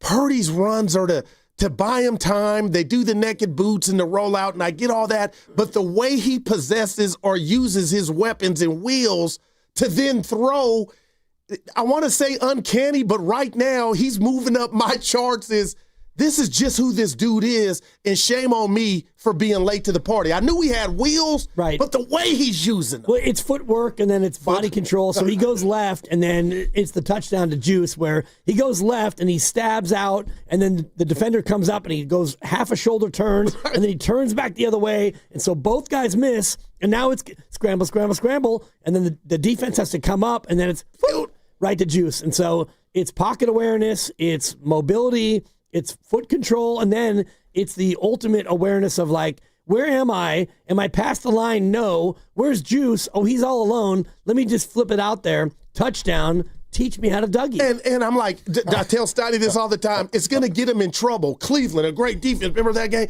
And if you think you got him, he just throws it away to live another down, no yards lost. Well, they had the one against Chicago where he rolls right and he's setting up and he's looking, and then next thing you know, kaplow! Oh, dude, from the backside. Had he not ducked, Chris said it on the thing. Something could have been loose in that back. Yeah. Jim Bird on Montana. Yeah, I just think, even looking at, his first throw of the game, first play of the game, it's already 7-0 Chicago, and you can feel everybody go, okay, here we go. But this is, I don't know, when you look around the league, I'm cool with somebody who is going to, this play that you now call the play of the year. Kyle Shanahan admitted, like, it made him super uncomfortable. He did say it, right? But that's what the really good players are made of. Like, they're gonna push it a little bit. Steph, why you shoot? Oh, you made it. Yeah, you're gonna turn the ball over. He's on fire. Here or there. He's on fire. 10 touchdowns, 2 games. Yeah, he's a really good player. I mean, the other thing is what we might be seeing is their offense is coming along, and they're also just playing a little riskier, maybe taking a little more chances, because they know down the line they're going to have to score. They're going to have to. So, I always think of Kyle Shanahan as a pretty safe coach, but maybe that's changing a little bit because he knows they've got to put up an extra touchdown or so a game. It's a weird dynamic for a team like the Niners. It's a big brand. Vegas loves the Niners. They're 12-4. They're home. They have everything on the line for the 1 seed, and bettors immediately bet them to being an underdog in their own building. And they opened as a favorite. So I think that speaks to what you're talking about right now, Steiny, is no matter how fun and impressive this is, seemingly whatever they do, it's not going to bring belief with it. Well, would the 1 seed? I don't know. I don't either. I mean, it'll be more. But wouldn't you want to play the team coming to San Francisco just on their defense alone? Wouldn't you be like, that's what we want to play? We know your offense is then you got to stop them. Yeah. You got to stop them. But you feel like they got to stop you too. You know what I mean? I know, but okay, so the Bears went up and down the field on them, right? Until they need, By the same token, as you sat in your seat last night in that game, you spotted the other team. A 7-0 lead and the ball coming out at halftime. You spotted them that. You still won. So, I hear you. Yeah, it's probably going to be fun for the playoff quarterbacks to go against the Niners. But it's not going to be fun for them to sit on the sideline and watch what their defense is going to have to do. I asked Steiny this. What do you two do? It's a short week, quote unquote, with Kittle and Trent, because no matter what happens, you're going to be in the offs. Right. Hopefully it's 2 games. But I'm asking you too, if they say I can go, you go, or do you say, hey? Kittle plays, and he said that he was close, and that was part of the sideline reporting, and I watched it back again today. And, Kittle was like, I was close, but we're going to go ahead and be cautious. He plays. Trent, I don't know. Probably not. We wait until we get I said first play. Probably not on Trent. And he was trying to chase down the pick six. And, Anthony Davis just running after the ball Christmas Day. Right, and it was a hammy, and it was an immediate the tent, and where's my hat, and take off my tape. That wasn't even like maybe let me give it another shot. That was a hammy and gone. So I think that you're hoping for the 1 seed because he might be out 2 weeks or more. Wow. And Pleasance played well he was enough. Very pleasant. Right? Yeah. So you're like, it's a 2. Again, it's too easy. It's too easy. You're listening to 95.7 The Game, KGMZ FM and HD1 San Francisco, on Odyssey Sports Station, always live on the free Odyssey app, now broadcasting from the Laughing Monk Studios. Any thought on Pearsall going down at the 1? Or never crossed your mind? Jennings, you mean? I mean Jennings, sorry. I go, he's crazy. They scored with 2:15 fast. left. Oh. No way. No. Not when you're losing. Okay. Not when you're losing. If the game was tied, sure. They were down 3. Yeah. That's the 1 with 2. That's a hell of an assumption. Can you imagine if he goes down and then McCaffrey fumbles the next play? Can you imagine? Or I just don't think you mess with that. That's kind of like if you're down 1 in the NBA and you got the ball with 20 seconds to go and someone gives you a layup. I said fouling on the 3 when you're up. Let's just hold it and shoot it. Boy, I would never do that. The ultimate disrespect to your defense would be to fall down because it's like we don't want the other team to have the ball. I get it. I get your question. But they ended I feel like the clock ended up beating the Bears last night. I really messed that up. I didn't like the way they went about that from the get-go. It just felt like they were too casual. And it's almost like he had thought, well, the only way we can win the game is if we score on the last play of the game. Right. But you could have left 20 or 25. You got it. But you got to take one with 34 seconds left. Okay, let me ask you. If the Bears go up by 3 with 34 seconds, what do you think happens? I think the Niners could get in field goal range. Yeah, we're going overtime. Because the Niners were going to get back. They were down at that point. They had 2. No, the Niners they used one defense. They used 1, but they had 2 timeouts. They used 1 earlier. They had 1 left. I'll get my notes. Wait, what are we talking? Which? Either way, even if it's 1 timeout in 34 seconds, you think the Niners with the kickoff rules are going to get the ball in the field goal range? But they would have been down 3. They would have been down by 3. Yeah, I give them time to go get the field goal. Is what he said. I'm not saying I don't want a touchdown with 30 seconds left to go. Ben was scared of his defense against what that Niners. Who the hell wasn't? What was here's the play that I thought got him beat with the time. I think they completed a pass to the 49ers 40, 35-ish. Yep. And instead of calling their first timeout, they went up and spiked it. And then the next thing you know, there's 34 seconds to go, and they're still sitting with 3 timeouts. That was bad. They actually threw a pass on, and I know what you're talking about. They complete to Burden on 3rd and 10. Yes. And he gets to the 32-yard line, and that's the one where he caught it, and he jabbed, and he ran by, and he got the first, and he went down, and Collinsworth was like, timeout. Yeah, Collinsworth said it. Here. So what was the time difference there? Well, then they threw to Burden for 6 yards, and then they called timeout with 40 seconds left. So they didn't spike it? No, they threw it, and he got 6, and then they called timeout, and it was 2nd and 4 at the 26, and they used their first timeout. How much time? 40 seconds. And then they threw to Duvernay, which, why would you throw to Duvernay? He's your kick returner, but whatever. Incomplete. And now it's third down, and they threw to Burden, and incomplete. You had the drop. Yeah. It was the drop. That was a big one. It was high, but he went up and he dropped it. Yeah, and that's why they had to call timeout before the fourth down, right? No, the ball's incomplete. No, that was third down. Timeout. Oh, okay, They called timeout before the fourth down play because they were a little discombobulated. Yeah, they want to get the play. And then they found Loveland for 13, and they used their final timeout there with 26 left. So, did anybody not convert a fourth down last night? It felt that 4th and 5. I'm like, this is the game. Yeah. They got it. I think the Bears went for 3. The Niners went for at least 1. Felt like they got everyone they needed. I think everybody got them all. So Loveland catches the ball to the 13. Okay. That's the time where maybe you run up and spike it with 18 seconds and you still have 1 left. Perhaps. I mean, it was 26. They called timeout after that one, didn't they? They did. Yeah, they called timeout after that one. That was their last one? Yes. Yeah. You're talking about 3 plays earlier. Yeah, if they had saved those 15 seconds. Totally. Because what down was it the last play?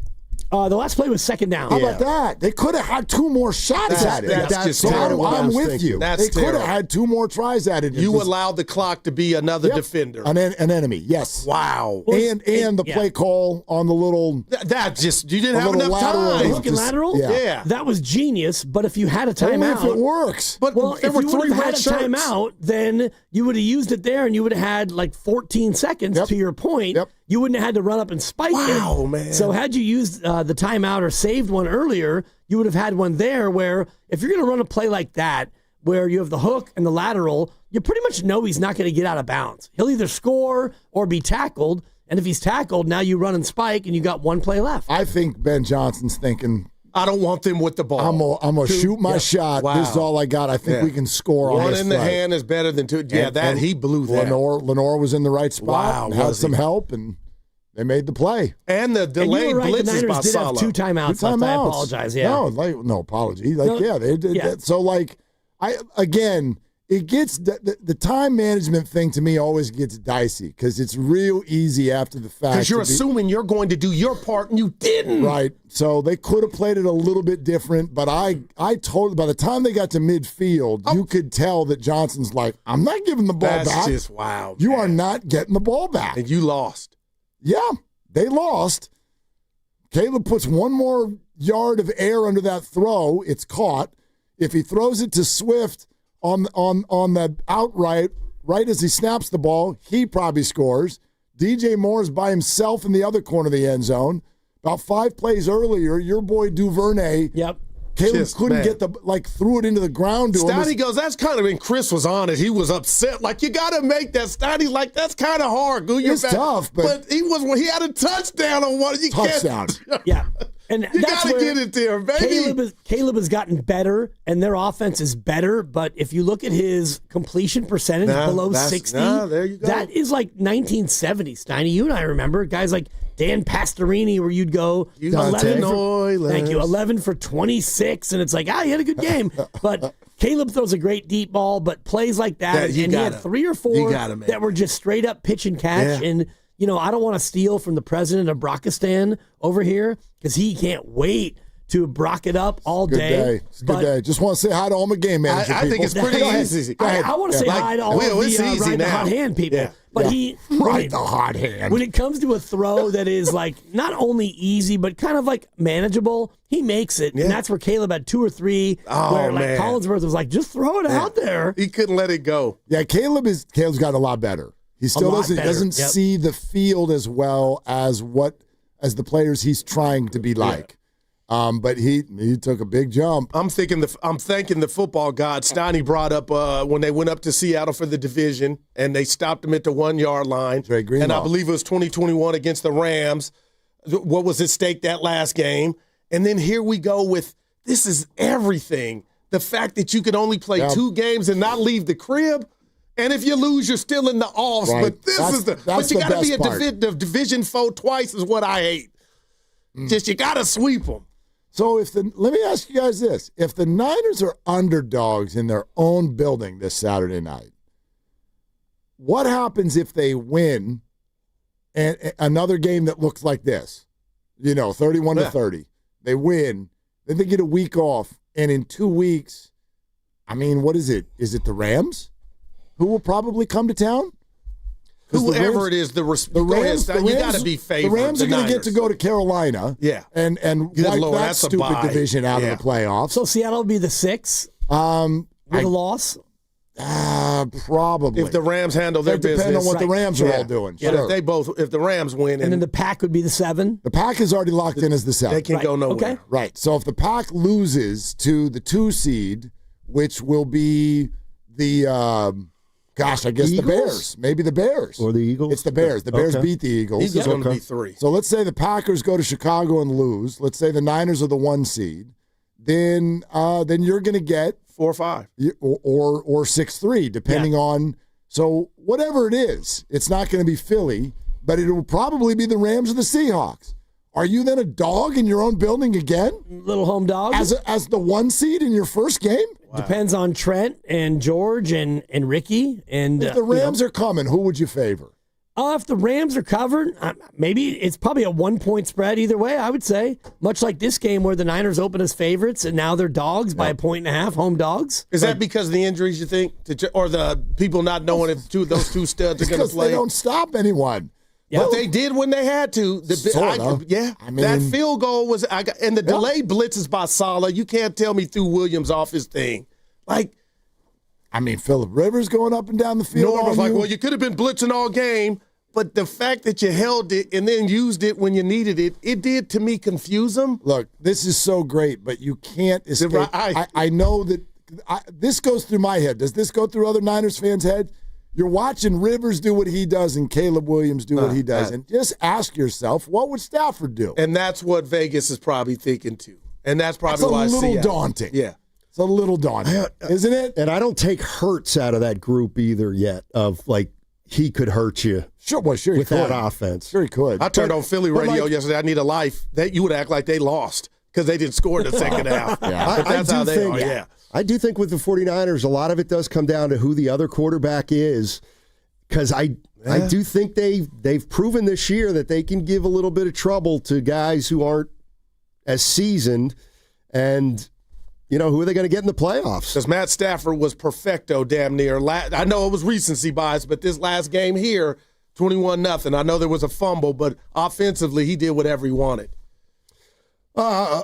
Who's in tomorrow? Both you guys? We're here. Okay. Right. We're here. Yeah. Okay. And then what about Wednesday? Yeah. We got the Warriors. We're preempted. During the show, where am I going to be on Wednesday during the show, Steiny? Wednesday during the show. What's your favorite part of the show? So where am I going to be? Check your Evite. Where am I going to be? That's right. Okay. Yeah. All right. Where won't he be? I won't be at 95.7 the game. There you go. That was nice. You're of you, welcome. Dibs.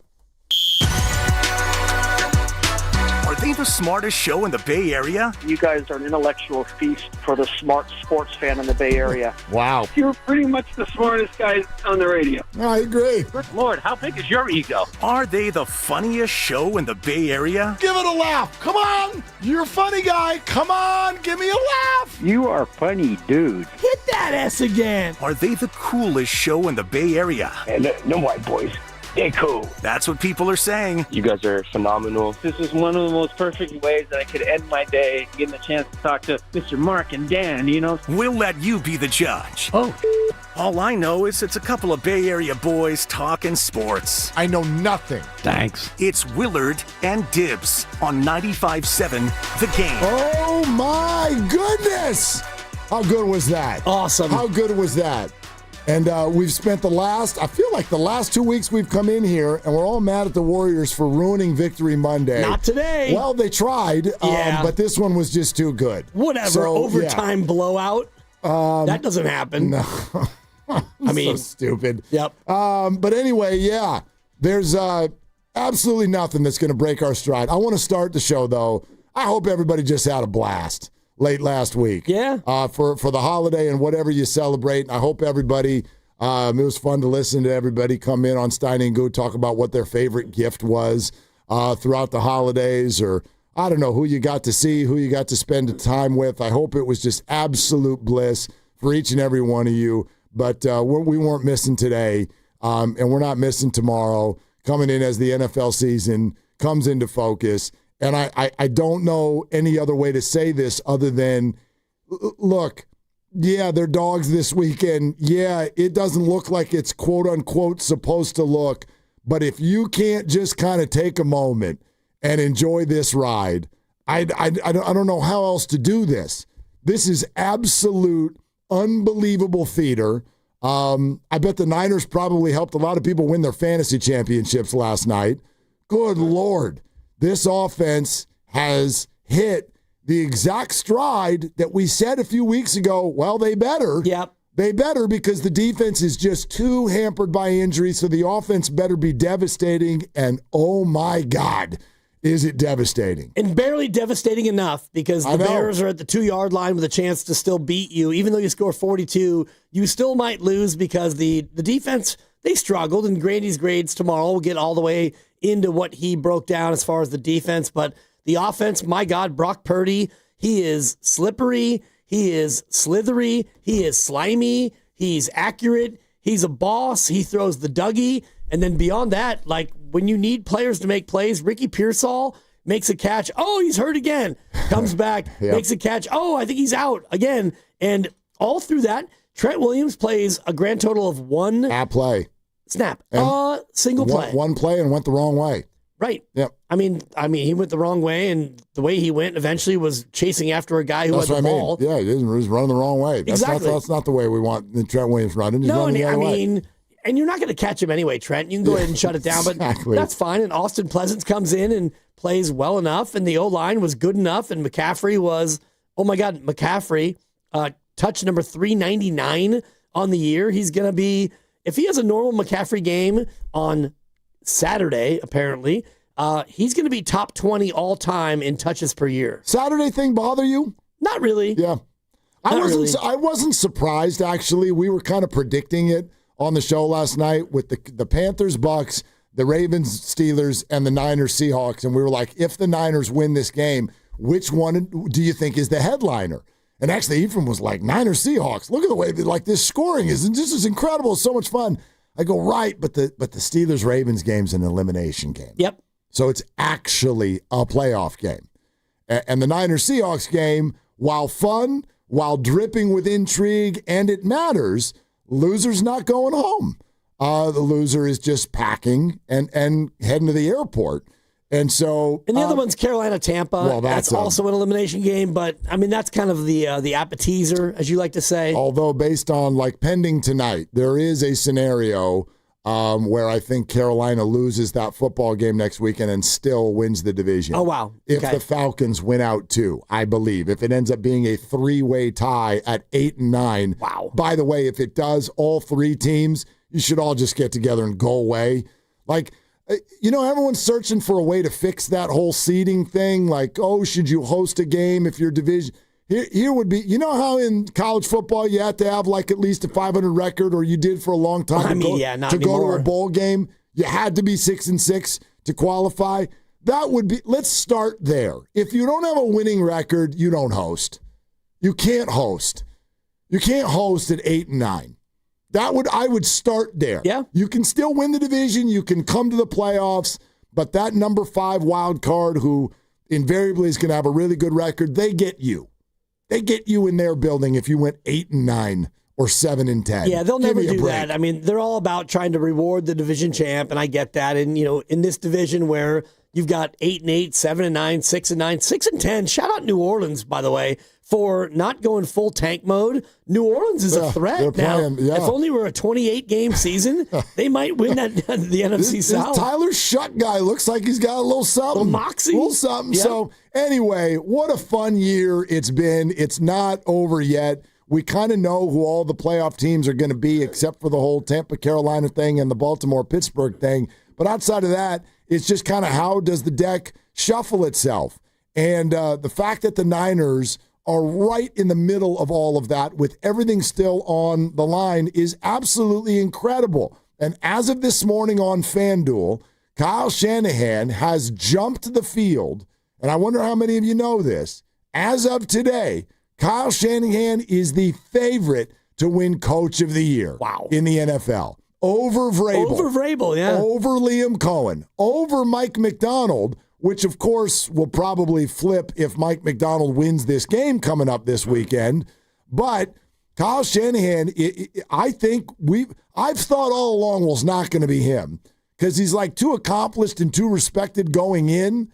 But the injury situation is so intense to end up playing that game last night. No Fred, no Nick, no Trent, no George. 42 points against Michael. Right, I mean, all the way through it, and going against another 11-4 team. I don't know, man. I know it triggers a lot of Niner fans through the years whenever they're like, "Why does everyone call him a genius?" How about now? I'll at least say this is a genius season from Kyle Shanahan. 8 games with Mac, 8 games with Brock, very few, like George out, Ricky out, Trent now out, no Nick, no Fred, 12-4? This is the definition of Coach of the Year. It's been a masterclass, and if you look at the red zone offense, they are number 2 behind Philly, and yesterday they were 5 for 5 in the red zone, and so even though the game starts in the worst possible way, other than fumbling the kickoff and having them score on that play, they scored on the next play. And I'm watching with my father-in-law, shout out Pop, and my wife is there, my daughter's whatever, playing Candyland, beating up on somebody else other than me for a change. And that's nice. My wife is like, wait, oh my God, is that how the game starts? Yeah. I'm like, yeah, it starts, you're down 7-0. And the overarching feeling in the room was like, oh boy, this one, yeah. I mean, this ain't going to be good. No, I know. It's like, oh gosh, they're going against an actual team. The Bears lead the NFL in turnovers. Yep. And it was funny. Again, and it was a great play, too. Great. Yeah. It was not a bad throw, per se. He shouldn't have thrown it. He got.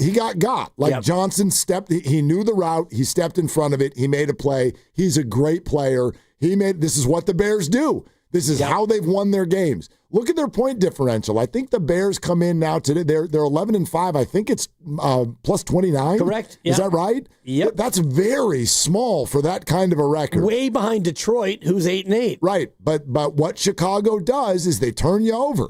They lead in turnovers. They lead in turnover differential. The whole key to the game yesterday was to protect the ball. One play in, they didn't do it. The rest of the way, they did. Yep. And therefore outscored them by pretty much 2 touchdowns the rest of the way.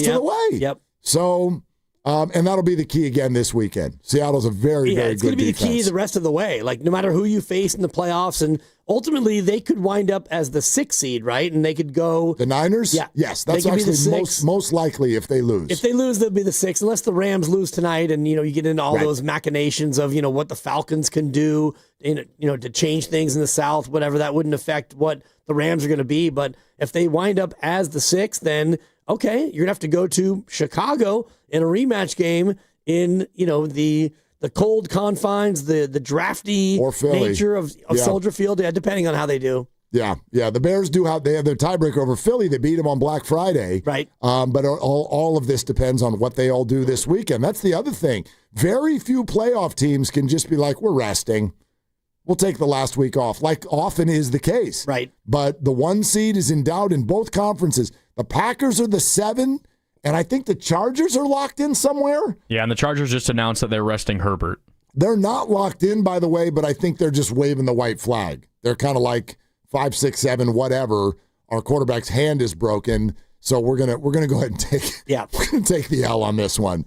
But yeah, everybody's got something to play for this weekend. Pretty fun. Yeah. Even through 17 games and, the Niner game being a Saturday marquee, I don't mind. And it's a double short week, whatever. And it's going to be here. And so, yeah, you go ahead and do what you do. And then Sunday, you clear the decks. And I don't know if this automatically means they'll play Saturday in the wild card round. I heard that thrown out as like, well, they're doing this. That way, whoever loses will play on Saturday next week. Feels to me like the Niners will be a marquee Sunday game. Yeah, I don't think that's locked in at all. I think the thought is that Carolina-Tampa thing, whatever, will probably be a Saturday game. So they're playing on Saturday. But the loser between the Niners and Seahawks is no lock to end up being the team that gets to go to Carolina or Tampa. And I wonder who is the Monday night, like, we bury you on Monday night. Not that it's a burial, but that's usually like the like the first game on Saturday is the game the NFL's least interested in. Right. But then you have the standalone Monday game, and normally you don't put one of your marquee teams in there. That's got Jacksonville written all over it. Jacksonville, Houston, right? Yeah, one of those two. Yeah, Do the Chargers end up in Jacksonville? We feel like nice Monday night game. Exactly. Something like that. Yep. Yeah, we'll see. All right, hey, there's a Warrior game here in 2 hours. So we got that going on as well. Aren't they fun? Yeah. How about that? The Golden State Warriors, everybody. Good freaking Lord. Anyway, we got time to get to that later because we got Warriors Live coming up in an hour. Until then, Dub Nation, let's get engaged. You know we do this before every game. You vote in our Engaging Dub Nation poll on 95.7 The Game's Twitter page, brought to you by Shane Co., your friend and jeweler, where you'll find the Bay Area's best selection of unique engagement rings and their unmatched free lifetime warranty. Visit shaneco.com today. All right, Steph Curry had 41 minutes last night. Jimmy Butler played 38. Does Steve Kerr kind of half-step with them today? We'll see. Will those two combine tonight to score more points than the Niners did last night, which was 42? Wow, that's a great question. It's a yes or no question. Go vote on Twitter. We'll share the results. Will Curry and Butler combine to score more than the Niners did last night in this? Well, that's a great question. Yeah, we'll see. It might be a blowout. I don't know, but Warriors in Brooklyn coming up. As you know, especially on this show, we're always super interested in kind of the fan experience. And so we have an hour to play around with what happened last night in Santa Clara. 888-957-9570. How does this team make you feel? Like how would you describe this experience? Because we can all wake up today and go, man, that offense. But half the game was played on the other side of the ball. And it's very, it's very uncomfortable to watch this. So it is a true kind of a roller coaster ride. And so you watch last night.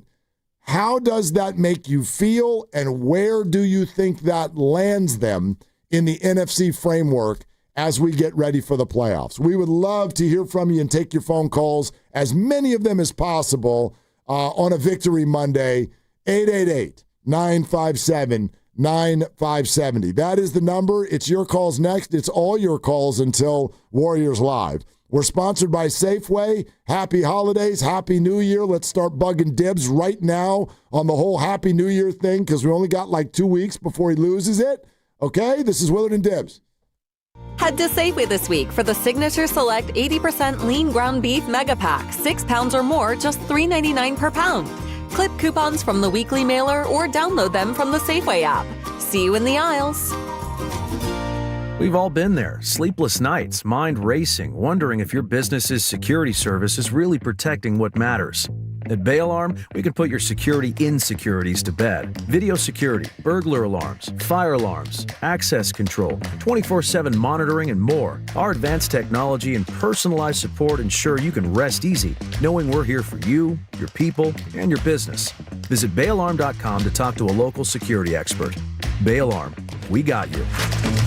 Tune in to 95.7 The Game for Warriors Live, 60 minutes before tip-off. Every Warriors game throughout the season as we get ready for the action. Presented by Xfinity, your home court advantage. Brought to you by Xfinity. Watch all your favorite teams all in one place. Xfinity, imagine that. If you're one of the millions of Americans behind on your taxes, if you're afraid to open your mail because IRS collection letters could be coming, listen carefully. The IRS is cracking down, taking paychecks, freezing bank accounts, revoking passports.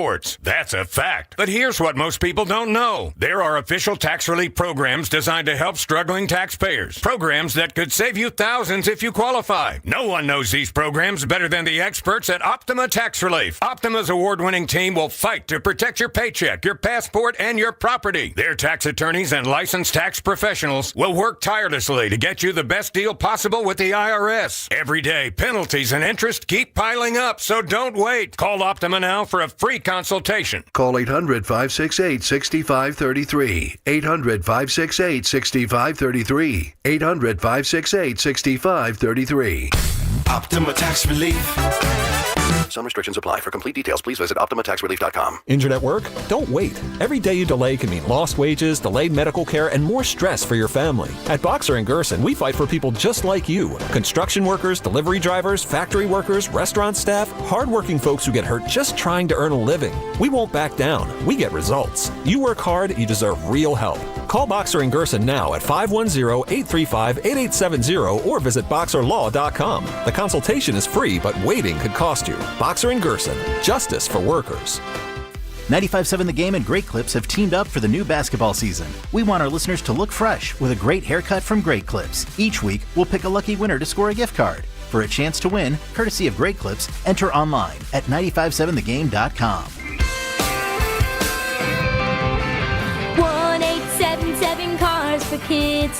KARS Cars for Kids. Hurry! It's our last chance to donate for 2025. Donate your car today. 1-877 Cars for Kids. Donate your car today. Ready to get rid of that old car? Donate it to Cars for Kids. Call 1-877-CARS-FOR-KIDS to reach a friendly live agent. Donation's super easy, and your car can be picked up as soon as tomorrow. Call us now, 1-877-CARS-FOR-KIDS. That's Cars with a K to donate your car today. 1-877 Cars for Kids. KARS Cars for Kids. KARS Cars for Kids. 1-877 Cars for Kids.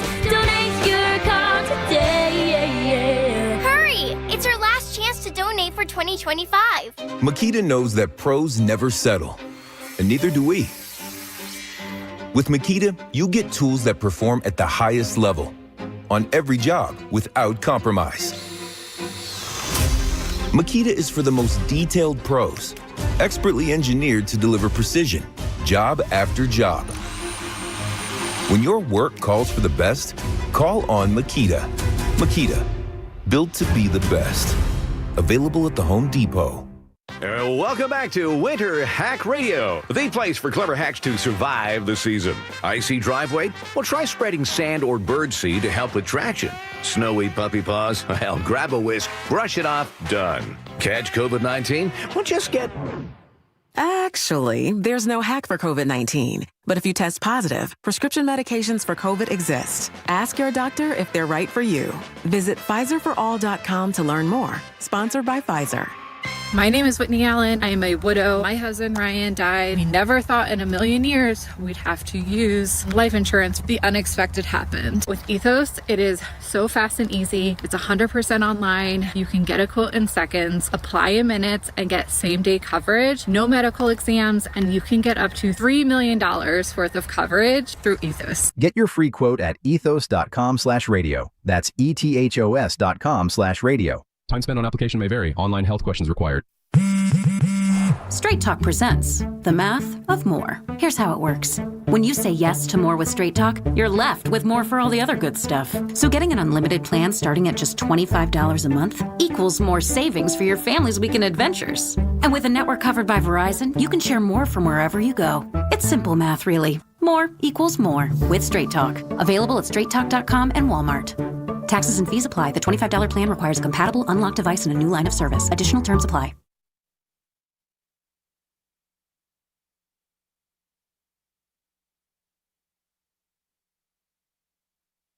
Watch out! He's got it to add to the running yard total here. McCaffrey first down, sideline. McCaffrey's longest run of the year. All the way down to the 23-yard line. By far his longest run of the season, 43 yards. Goodness gracious, if he gets running the football, no telling what this offense could be. Now, back to Dillard and Wibbs on 95.7 The Game. I think these 49ers, they challenge our historical sensibilities. I made fun of, remember the Burrow comments 4 weeks ago, 3 weeks ago, whatever it was, and everyone's like, dude, Joe, you all right? Are you going to play football? Maybe not. Do you hate the Bengals? And now it's different because I don't think the Niners' offensive line is trash, but the Bengals are like, we got a quarterback and we got two fancy receivers. Let's play football. And I get it. That's frustrating for a quarterback because you don't give them an offensive line, you don't give them a defense, and if they don't score 45 points, they lose and you hate them. And that's not what works in the NFL. And then here come the Niners. Offensive line has been fine. Purdy's not getting physically beaten, so that's good. But this defense is currently setting up a situation where it feels like you better score a touchdown pretty much every time you touch the ball. And in December, they pretty much have. And so they've won all the games, but historically, don't we feel like that doesn't work? That doesn't work in the. That's what not always. That's what I keep fighting. This is fun. This is amazing. I'm impressed. But my historical brain goes, this doesn't work. It doesn't work in the NFL. It just depends on the matchup and where you are and what the conditions are. And I think that this Sunday, if in fact it is rainy, or Saturday rather, at Levi's, if it is wet and rainy and more of a sloppy track, well, then you're going to have to do things a little bit differently, most likely. And the Seahawks defense is better than the Bears, certainly. The Bears defense is not great. And you can go back to the Colts defense, which was really hampered and injured. They lost both their quarters. So you're looking at a defense you're going to face that's better than what you've had over the past month or so. And with a sloppy track, well, you're going to have to do things a little bit more different. Yep. Now, the other thing is, though, I mean, Sam Darnold's fine, but like the Seahawks don't offer a whole lot in their running game. Smith and Jigba is terrifying, but Caleb Williams is much more dynamic than Sam Darnold. You've been saying all year from your fantasy wounds. Oh, boy. Like if I had $1 audience for every time we've gotten to a commercial break and Dibbs has looked at me and gone, Sam Darnold sucks. You've said that a lot. Well, and then he plays when I have him on my bench, and he plays awesome. All right, well, then play him this weekend. Well, then I played him, and the season's over, so I won't play him. Yeah, but play him anyway. Go into your app and play him. Just for the sake of having him play poorly, because that's what happens when I play him. I got a text from my mom yesterday. Niners win. Whole family's text. Who won the family league? Not over yet. It's down to the lovely Christy and Abe. Oh, okay. But she's down, but she got action tonight. So we'll see. So Kyron Williams will decide the family championship. Anyway, I get a text from my mom. Everybody's like, Niners, wow, great, this, that, boop, boop, boop. About an hour later, she goes, by the way, I just wanted to let you know that we beat you in the fantasy league. I'm like, we fifth place game? weren't playing, Mom. Like fifth place game. I'm like, Mom, I didn't set my lineup. There's nothing on the line. And I didn't get a response to that. So anyway, you can still go in there and start your guys. Yeah, and even if you don't have a game. I did against Ken in the fifth place game. Oh, good. Just to try to improve my profile for next year, because in Yahoo you get gold, silver. Yeah, you get points. Yeah. So I mean, by getting fifth place, that'll give me some status next year. It's important. Congrats. Thanks. Congrats on that. All right, 888-957-9570. How does watching this 49er team make you feel? It's a little like, I'm trying to liken it to something. I don't know. It's kind of like flying to Vegas or something like that. There's like butterflies. It's exciting. It's fun, but there's some butterflies in there. Maybe it's like going to ask somebody out on a date for the first time. It's exciting. Whew.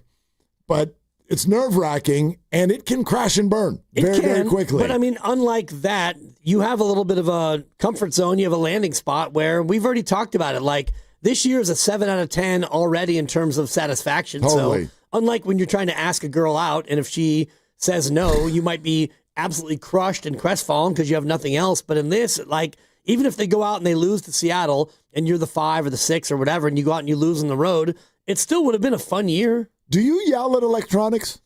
Not usually. Like, what was the loudest moment last night? That's another one I want to throw out to everybody, because this is like a video game. What was the loudest moment in your house? Probably on the hook and lateral where, Chicago's going to Swift. Right. Okay. I think it was Loveland to Swift. Loveland to Swift, yes. And then it was because, the Stones, to have that be your call, I love the call. And Ben Jones, he's got no timeouts. So you're either going to throw it in the end zone 3 times or 4 times and hope for the best. But no, he runs Loveland over the middle and a little flippy flip to Swift coming the other way. And it was, And then Diamond Lenore, he just breaks down like a football player. And he just, he's doing the quick step. And he's like, okay. And he came up and he made the tackle. And he had help as well. But if he would have run up, he might have gotten juked and the game's over. No doubt. So the defense was bad. I'm not going to defend them other than, and I'll run through the plays maybe more so tomorrow. We have more time. But there were 3 or 4 plays that the defense made that were, oh my God, yes. Big time. No doubt. Big plays and big moments. Yes, you gave up, 38 or whatever points. it was. But when they needed a defensive play, they had it, and that was one. And then the next one where Huff almost gets the sack, and they pressured Williams, and they forced him to roll in the final play of the game. And the defense on that play, they were up to it. And there might be defensive players on the Niners driving around right now going, we did not give up 38. Right, 31. We gave up 31. That's fair. Yep. Just a clean 31. It's just 31. Yeah. Not that that's anything to brag about. For us, loudest moment was definitely the Jennings touchdown. Largely, though, that's because I think that was the only score that came after my show ended.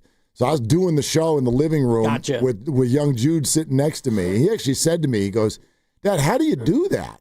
How do you, like you're so invested in this game, and you're just talking through it like the Bears will go into the end zone, and you'll just talk through it like nothing happened.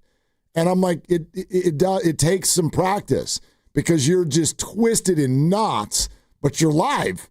And you're not going to just start screaming.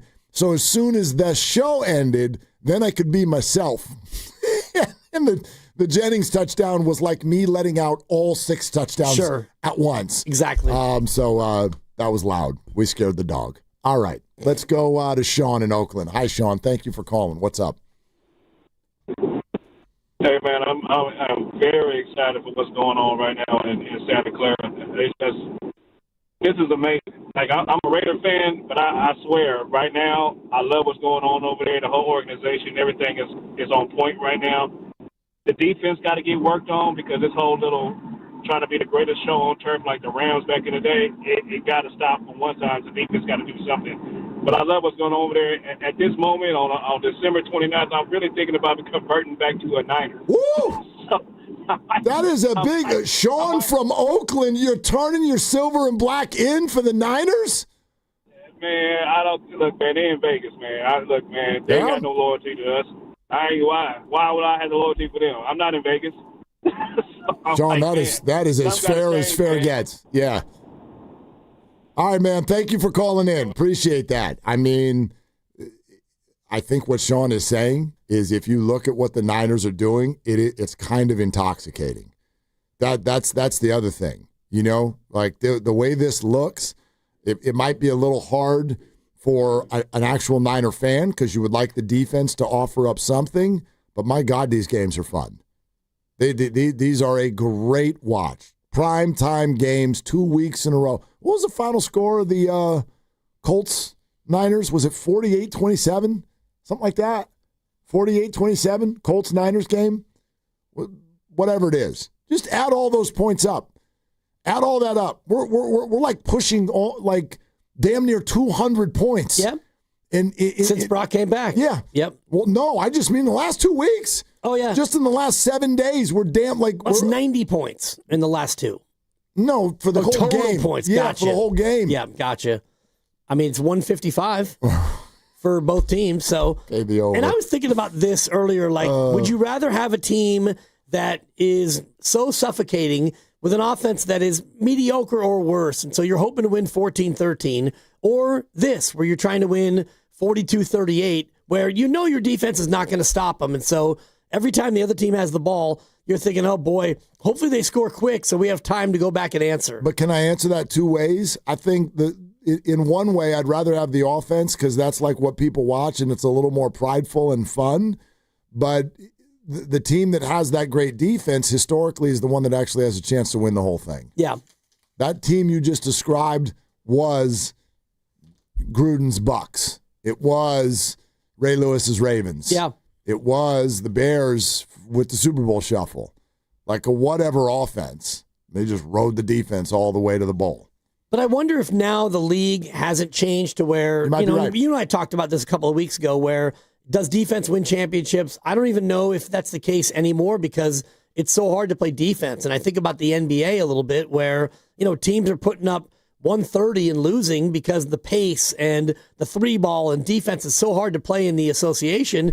And football's kind of similar where you get 5 yards where you can manhandle a guy, and then the passing game is so efficient now. You got these guys, other than Caleb Williams, completing, 65 or 68, 70% of their throws. And, these receivers have these fancy gloves now, so there are fewer drops and the rest of it, and just the offenses are now so sophisticated that maybe you don't need an elite defense anymore to win. Javier in Richmond is next. Hi, Javier. We're taking all your calls on this. How does this team make you feel, this experience? 888-957-9570. What's up, Javier?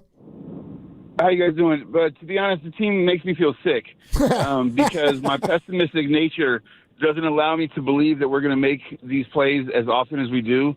And despite the fact that the defense gives up booty, far too often they seem to make the big play when it's needed.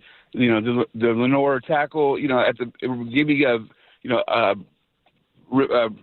me of Greenlaw on the goal line. It's that kind of importance as far as what they're doing out there on defense, just to keep us in it. And the offense, I can't believe we make all the plays when my nature is to not believe that we're going to make any. I think that's all well said. Like some of this does, Javier, thanks. This does, I like that he points to his nature. Yeah.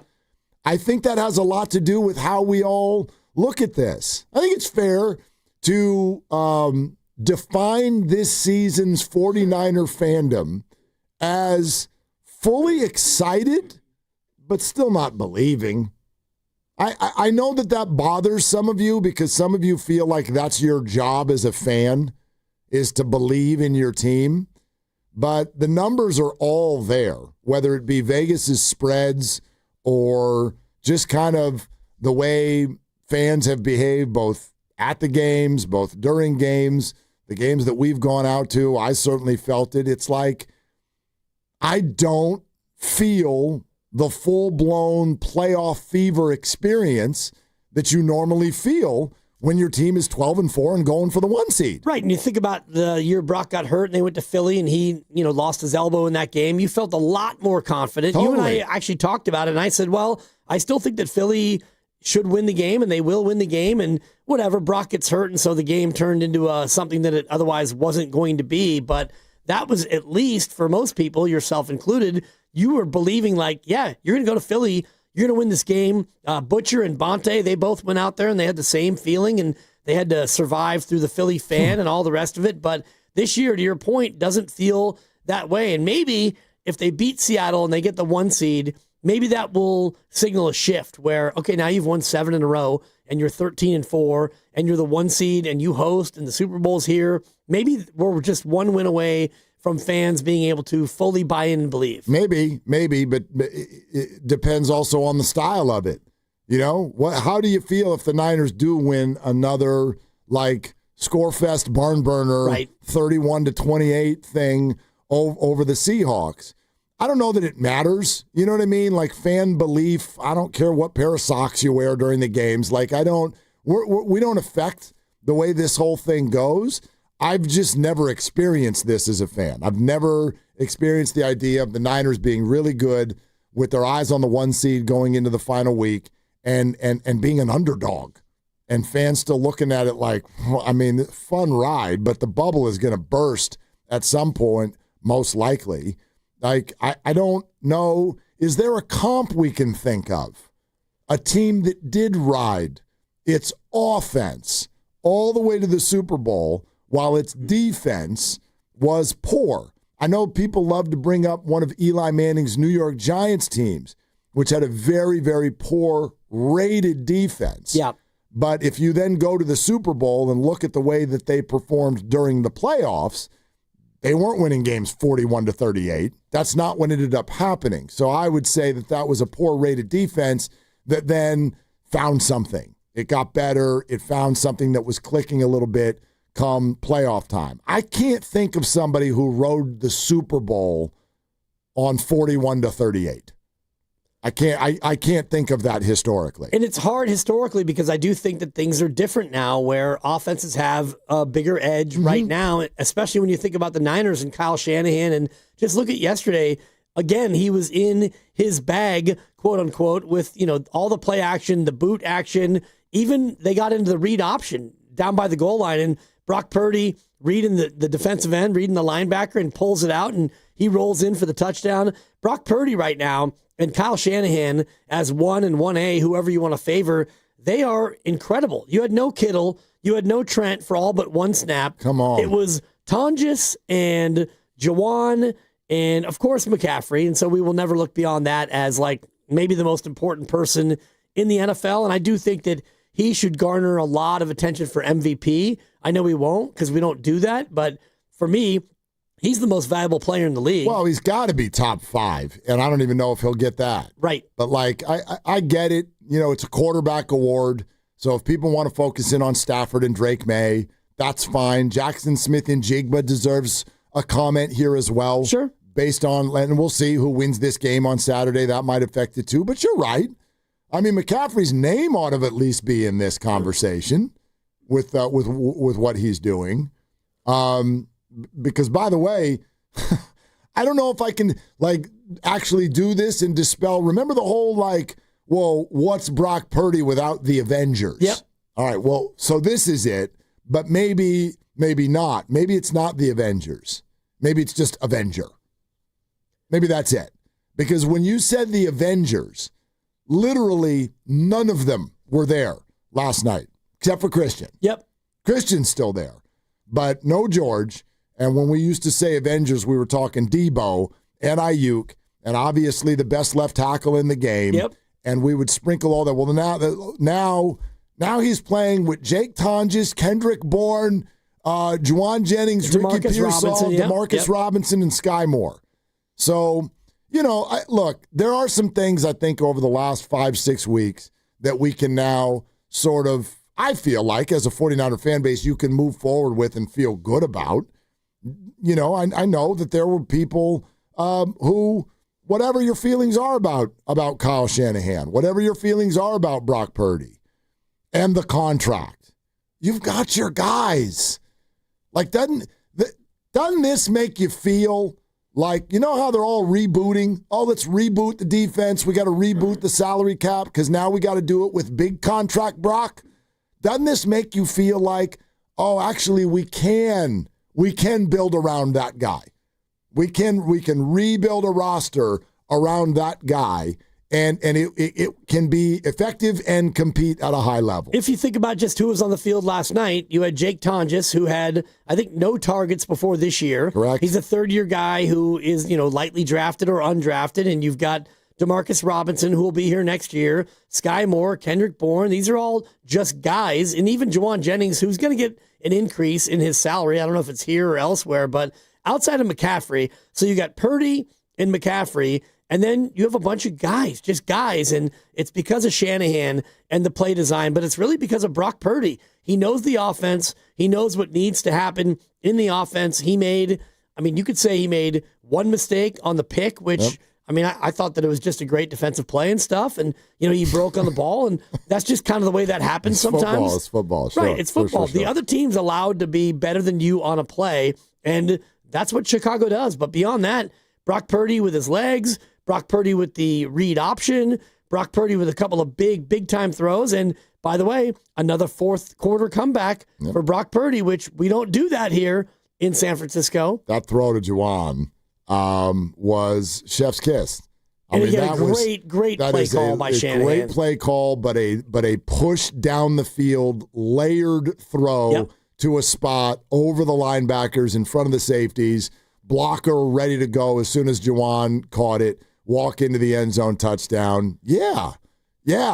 That's the fourth quarter drive you want. Put the ball in your quarterback's hands. Down 3. Go get us points. Boom. Yeah. And some big third down conversions on that drive. And 2 plays before that that I thought was the play of the day from Shanahan. They run the fake stretch left, and everyone's going to the right, and you fake it that way, and then you boot the other way, and just when he's booting, all the blockers are right. He swings around and throws it right to McCaffrey. Back to McCaffrey. Yeah. And he rumbles for 18 down the sideline. That was a first down play, but that got you down to where, you get the 38-yard touchdown to Juwan. But just that play design where You knew that Chicago was so thirsty to come and get him on that play. You fake it to him, you boot, the defense readjusts. Nope, we're still going back that way. Yeah, that was very, genius. very, very good. Well executed. Steve in Oakland is next. Hi, Steve. Thanks for calling. Hi. So I'm a diehard 49er fan, and I'm trying to get as excited as everyone else. But I'll tell you why I stay a little worried. If you take your lesson from baseball, the best hitters ever, they get hot, but eventually they cool off. But defense never goes into a slump. And I just think expecting the 49ers to score 40 points or 35 points or even 30 points every single week is just unrealistic. Whereas if their defense was just, off the charts, that is a little bit more reliable and you can count on that. And so I don't know. I don't know how long they can stay hot, but it's very rare that offense stays hot for a long time.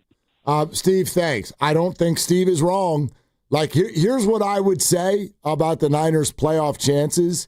If you're trying to do what they did last night the whole time, like all the way through January and into February, I don't think that's going to work. The defense is going to have to play better. That does not mean they have to suddenly be stuff them, hold them to 16 points type of a defense, but there's going to have to be more playmaking.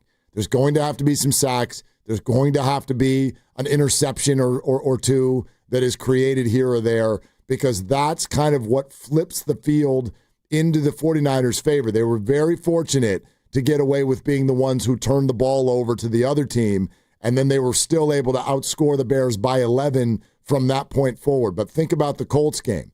Colts up 7-0. You answer.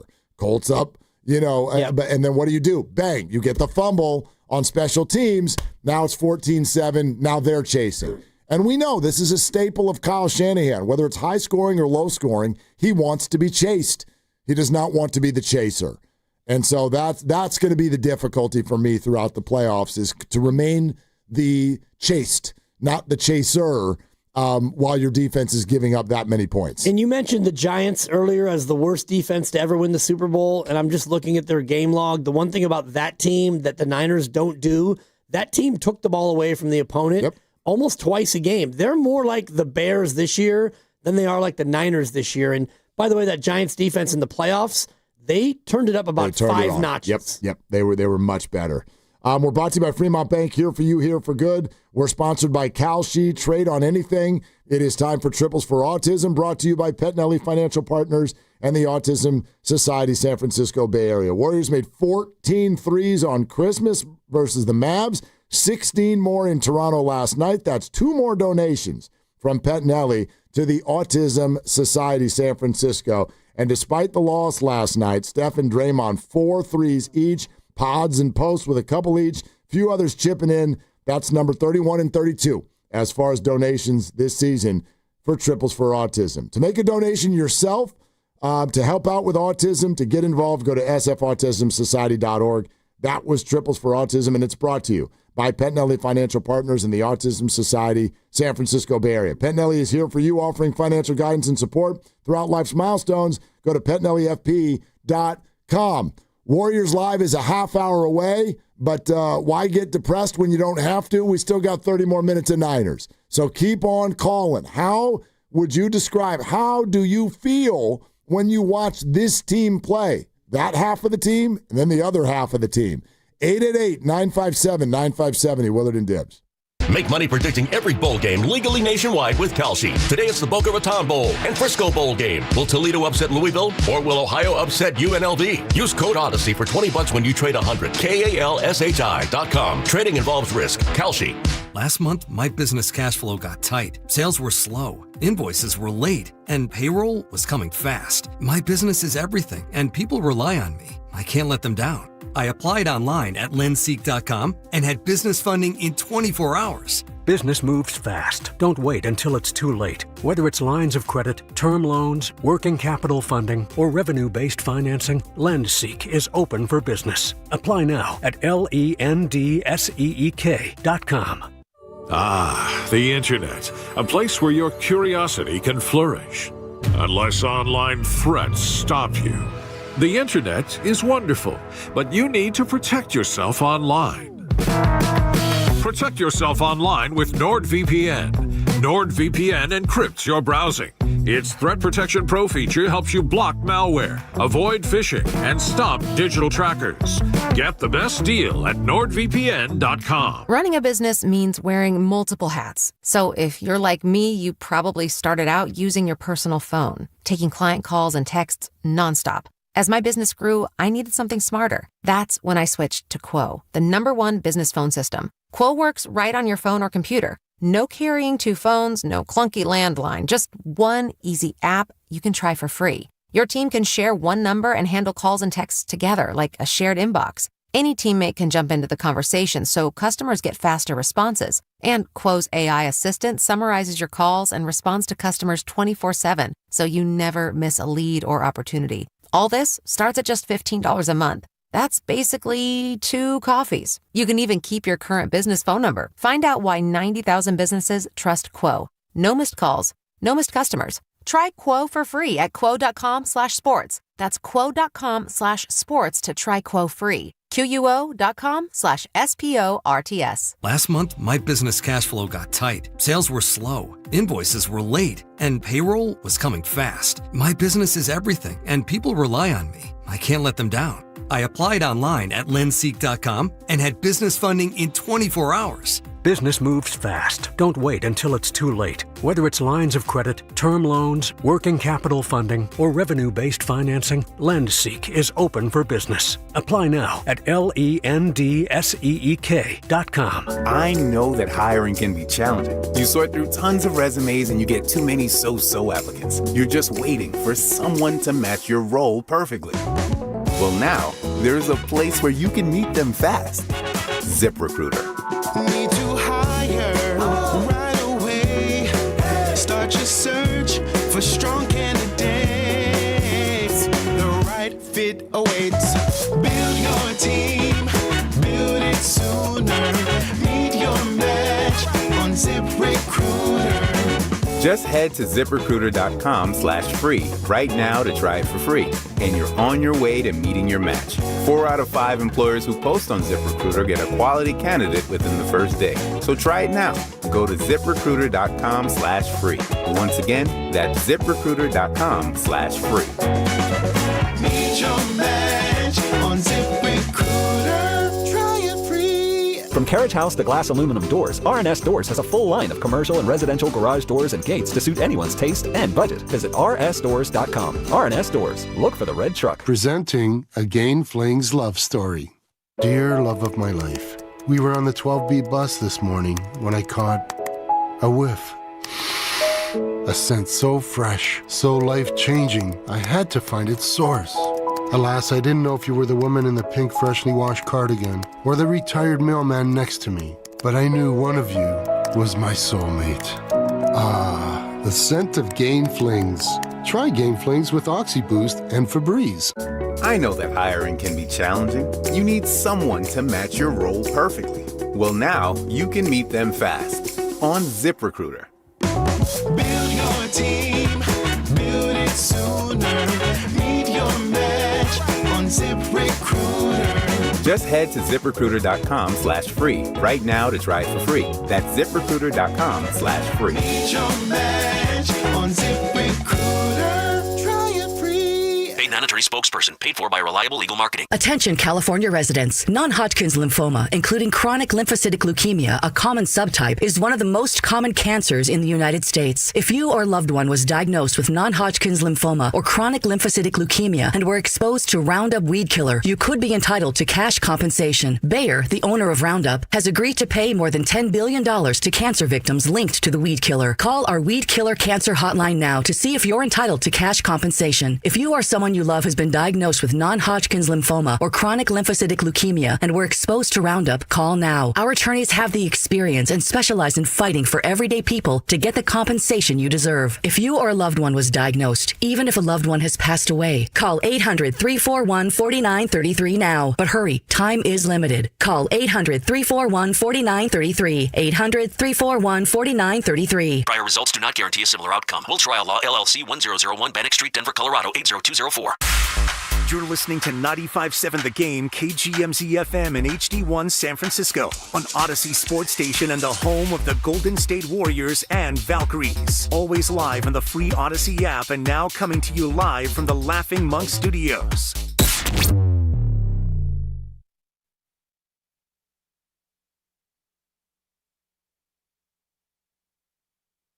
And it goes quick with the play clock running down. He did.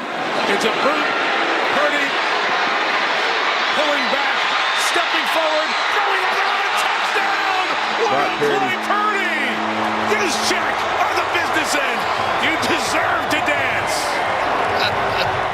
Now, back to Will and Dibby on 95.7 The Game. I do like this new version of Purdy. A little more trash talky, but not really.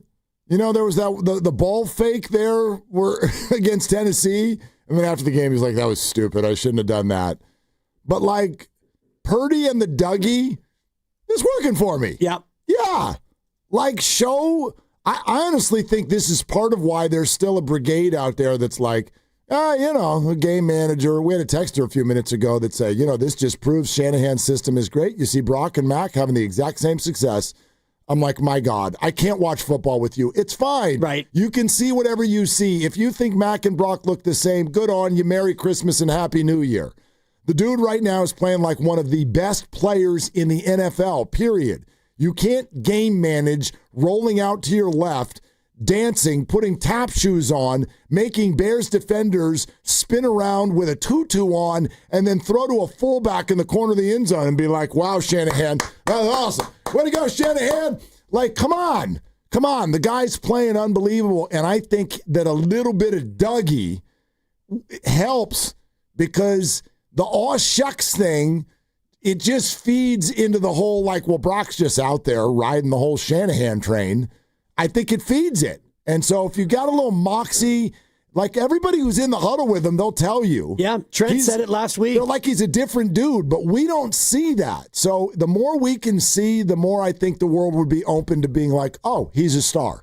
I guess, and the draftism will always dog him. And even last night, they showed the montage of Caleb going number 1 overall, and then he goes to, I guess there's a Mr. Irrelevant. I don't know if it's a banquet or a camp. It used to be like a parade. It's something. There's a party. He brought his parents, and it's like, yeah, Mom and Dad, I'm Mr. Irrelevant. Ha ha ha! Isn't this great? And now those two are squaring off, and he's the one with the extra level of moxie, and Caleb Williams is much, much better. He still has a ways to go before he can be, I think, as good as Brock Purdy. I don't know if he ever will be, but accuracy is still a problem. But you look at what Brock does in the offense, he has great command of it. He's able to execute the fakes, and when they ask him to run, whether it's a scramble or a design run or the play you're talking about where he rolls left and he's able to get skinny and avoid one guy and then juke another and still run up to the line and run up to where I might run it, guys. Yep. And then the Bears defenders both had to kind of take a step or two up, and then it's just boom, right to a use check. He ran for 2 touchdowns also last night. Yep. I mean, like, I don't know why we would hesitate to say that Brock is one of the better legs quarterbacks. Two-way threats, in the NFL. We all talk about Josh Allen and Jalen Hurts. Right, he's not Lamar. He's not Josh. But he's definitely one of the better, right? Right, and if you wanted to go from, like, different categories of running dual-threat quarterbacks, well, there's Lamar, who is always a threat because he's such a great athlete when healthy. Josh is just a big hoss where if he chooses to run, even if you hit him, he's getting 3 or 4 because he's just so big. And he's also quietly very quick and nimble, and he can sneak it. Jalen Hurts is more of a short yardage guy, and they've turned him more into a pocket passer. Yeah. Then there's Kyler Murray, who's more of a Lamar, lightweight Lamar, but if he even is a quarterback anymore. He's not very good with the other stuff. But beyond that, if you want to talk about the semi-fast, semi-mobile guys like Brock, I mean, I think he's more mobile than Justin Herbert. And Herbert's mobile, but I agree with you. Yeah, but I mean, if you think about guys of his ilk, like guys who they don't always look to run, but when they run, they can be effective. And you can also run like design stuff with them. Like they ran a lot of read option last night where, Purdy had the choice, and that's when he scored his touchdown, where he made the perfect read and was able to waltz in. Yep, elusive. And then there's a few runs, like there's the off-schedule stuff where he'll just gain 4 yards. Yep. As opposed to taking a sack, I can't stress how important that is. To turn the 4 or 6 yard loss into a 4 yard gain, it's just a drive changer. We'll go back to the phones here in a second. Rex Ryan on Get Up on ESPN said this morning. For those of you who started your day with us on Sunday NFL Countdown, you might have heard Rex Ryan say what about Brock Purdy? That he's the most underrated quarterback in the league. And it ain't close. I think when people look at him, they never give him props. Here's another 5 TD day for him. Mm-hmm. But people will focus, he threw an interception. Yeah, okay, that happens. No quarterback in the league throws with more accuracy, with timing and anticipation better than this guy. He throws people open. And to me, it's crazy because this young man right here doesn't have the great NFL skill set of, the rocket arm, the size, the athleticism. No, but he plays the position about as well as anybody. And that's why he reminds me of Drew Brees, an undersized guy. But Drew, I had to defend against all of them. But anticipation, timing, accuracy, that was Drew Brees. That's this kid. And I always think it's funny because when everybody was talking, Mac Jones should be the starter. What? No, he shouldn't. Now, Mac Jones did a great job with this coach. This coach is phenomenal. Shanahan is amazing. But Brock Purdy is special. Yeah, Mac Jones has his fingerprints on this season. There's no doubt. He went 5-3 and did a wonderful job in those 8 games. And then there's this. And Brock Purdy's gone 7-1 in his 8 games, and the Niners have busted like 35 to 40 points in a bunch of them. So anyway, all of this, the likening him to Drew Brees, I wonder how that makes everyone feel. And by the way, I don't think he's accomplished obviously what Drew has in the passing game yet, but we were talking about his mobility. He's more mobile than Drew. So if he's Drew Brees, if that's where his passing career is headed, or even 3/4 of it, and then add in the mobility that he has, I mean, you're talking about something that I think is pretty exciting. Very special. And I think the comp for Brees is not only the throwing style, and Collinsworth did a good breakdown last night on Sunday Night Football about the way they deliver it with their feet, and the way that their feet are always moving, because as a smaller quarterback, which Drew might be 6 feet, I don't know if Purdy's 6'1" or whatever, he had a couple more passes batted down when he's in the pocket. You have to move Brock Purdy a lot for him to be effective because he's shorter than every defensive lineman he'll ever face. And so is he more mobile than Drew Brees? Yeah, I think when it comes to breaking containment and running the ball, but Drew Brees was elite at what Brock is also very good at, which is pocket mobility, outside the pocket, and the ability to make plays happen, not so much on the run, but off schedule, but also outside the pocket. And that's where, you remember Drew Brees in New Orleans when he passed 70% completion, and he was one of the first guys to do that. It's because they were able to move him away from danger and the other tall guys, and I think that's what Shanahan's doing with Purdy. Yeah, no doubt about it. By the way, Caleb Williams had a couple balls batted last night as well. I just want to point that out. You watch For NFL, batted balls, that's just... It happens. That's the deal. Everybody gets a few of those a game. Yeah, no doubt. But, I mean, your point is well taken, though. No question. All right, we do need to fade the Dibbers. We'll do that at 3:20. Okay? Do we have to? Yeah, we have to. And for those of you not tuned in on the daily, it's fading season because your boy is struggling. Yeah, you're colder than the weather, and it's chilly. Fade.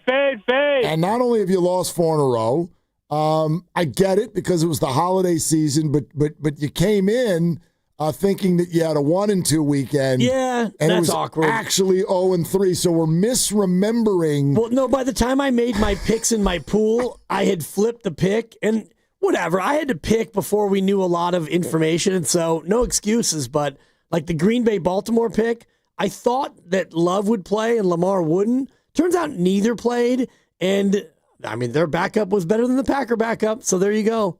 Was he? I mean, I guess Derrick Henry won that football game. Right. Malik Willis's name could come up this offseason. He's a free agent coming out of his rookie deal. And I thought he was pretty intriguing the other night. And so if you're one of these quarterback needy teams that's not thinking draft, I know we've all been talking about, is somebody going to call the Niners? They should. And offer a 2 for Mac Jones? What about Malik Willis, who is just a flat free agent? And I thought he did it all. And he's done it all now a few times this year. He's thrown the ball well. He's also got great legs, great speed. I thought he played a smart game. He was really good. He was really good in that game. And the only reason they lost is because, my God, Derrick Henry just ran roughshod over a Packers defense that looks like they're licking their wounds with Micah Parsons out. Yeah. He only had 216 yards on the ground. That's right. And 4 touchdowns. 36 carries. Yeah, exactly. Like, they're running him in the ground.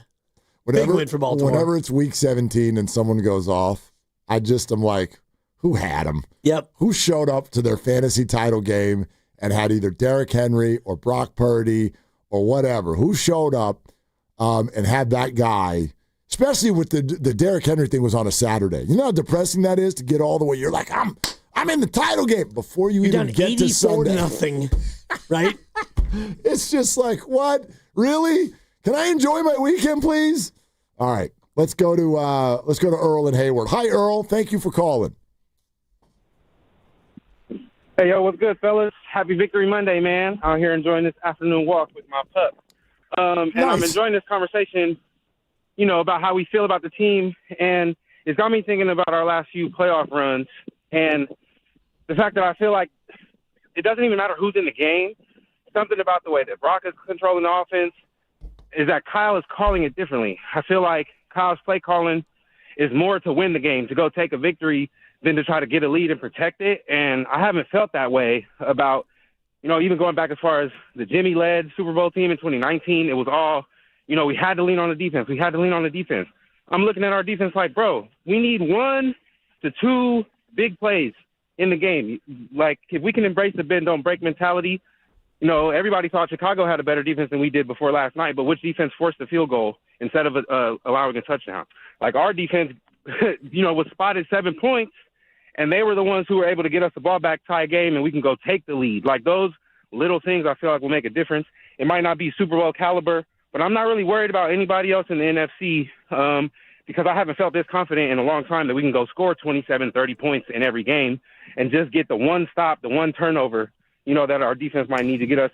Plus, with the special teams better than it's been, come on, man. Like, that's also a big swing, of leverage that I feel like we could take advantage of that we haven't had in a long time. So I feel good, man. We need one more dub, and let's see what happens, baby. Hey, Earl, if I don't know that Kyle is calling it differently because sometimes I think it's hard for us to watch a game on TV and be able to tell what a call actually was. But if he is calling it more aggressively, what does that tell you?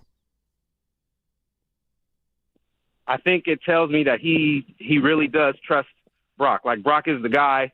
There's no more questions about whether, whose offense it is or the best quarterback that Kyle Shanahan has had as a head coach.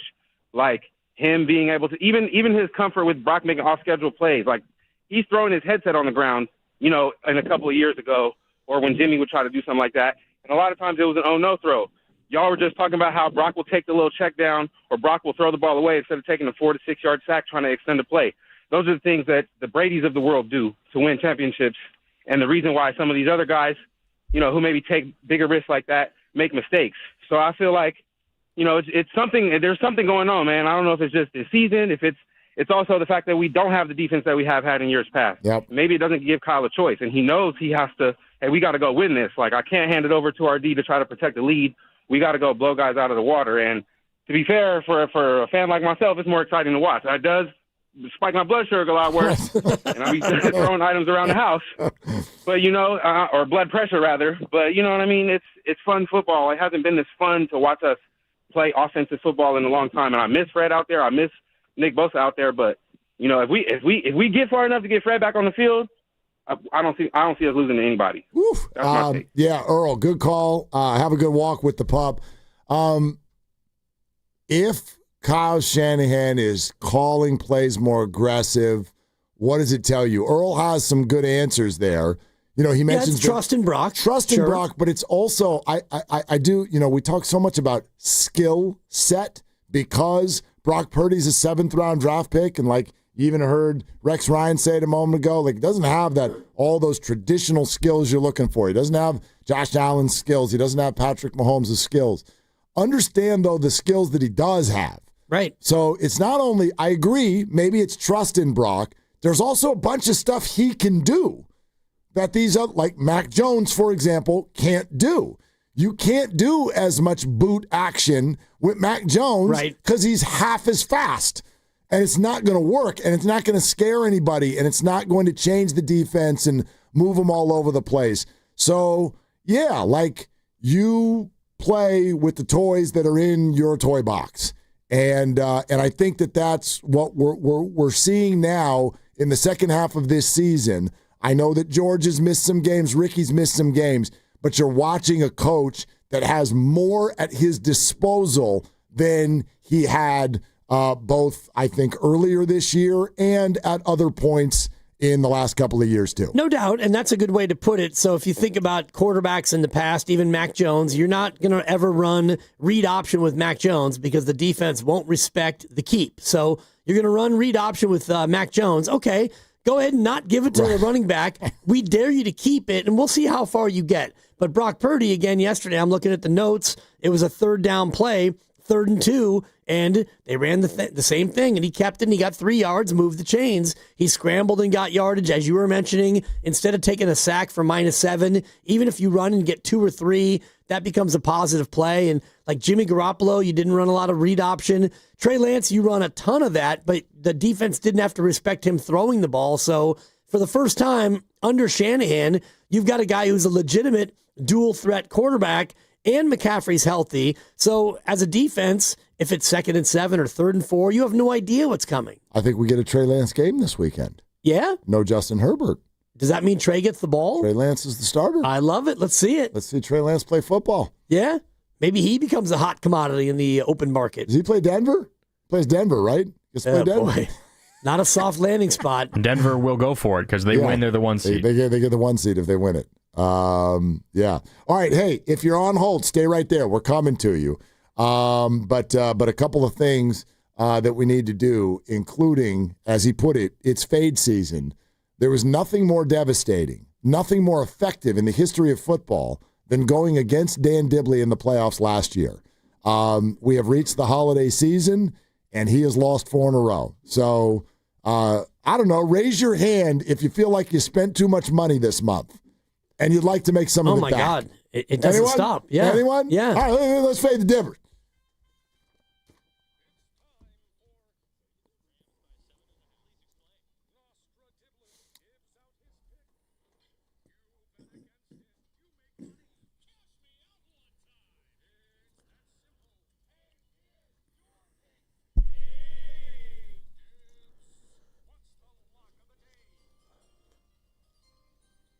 Well, tonight, Hot Atlanta is the spot, and 49er fans, for the first time in a long time, can sit down and watch a Rams game and go, I don't care. I don't care what Puka Nacua does. It's also the final game of the fantasy football season. So everybody get your Bijans and your Pukas and have a day, will you? And while you're doing it, maybe you can make some Christmas cash, courtesy of Dan Dibley. The Rams are -7.5 against the Atlanta Falcons. Dibs? Well, this is an easy one if you think about it. And just for the audience and just some background on what I've done this week, I pick every game in a pool in which I am number 1 in the season. I am the season points leader. Fancy. Going into this week. Mm-hmm. This week I have gone 2-12-1. Must be the holidays. 2-12-1. And one of the only games I won was a game that I changed because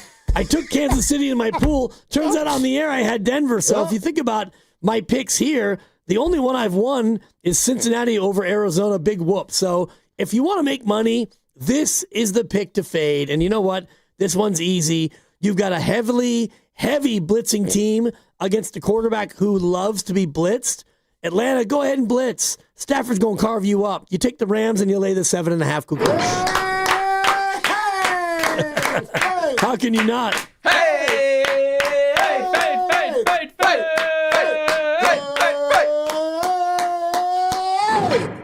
Say it one more time. You gonna fade? In 2025. Fade the diver. Fade. What's my overall record now, Grandy? fade. I'm probably like 35 and 28 or something. I've come back to earth. You are now 39 and 31, but you've lost 4 in a row. And let's see here. You are 5 and 9 in your last 14.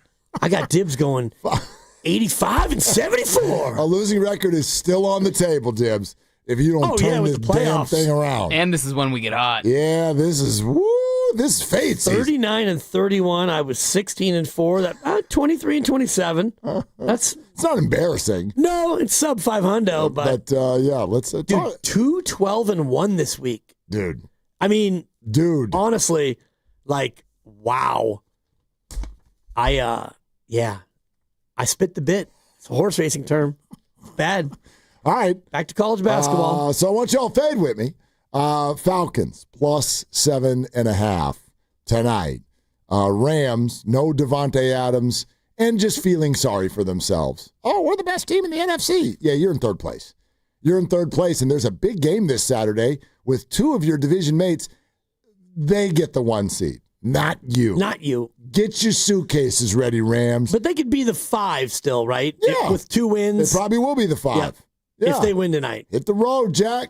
Yeah, you might end up in Carolina, but hit the road, Jack. I remember a game in Carolina against the Rams just a couple of weeks ago, and I remember you losing that game. Yeah, it's a tough one. This is exactly why you're in this position.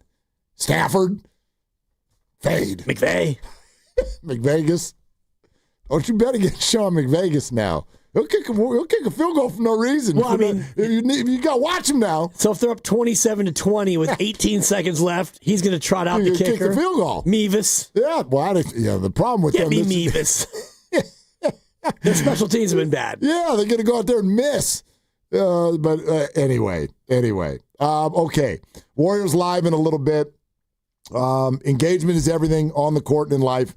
We ask you to vote in our engaging Dub Nation poll on 95.7 The Game's Twitter page before every game. It is presented by Shane Co., your friend and jeweler. And earlier we asked, Steph Curry played 41 minutes last night. Jimmy Buckets had 38. So what will they do for an encore after last night? Will Steph and Jimmy combine to score more points tonight than the Niners scored last night, which was 42? Thank you for all of the votes.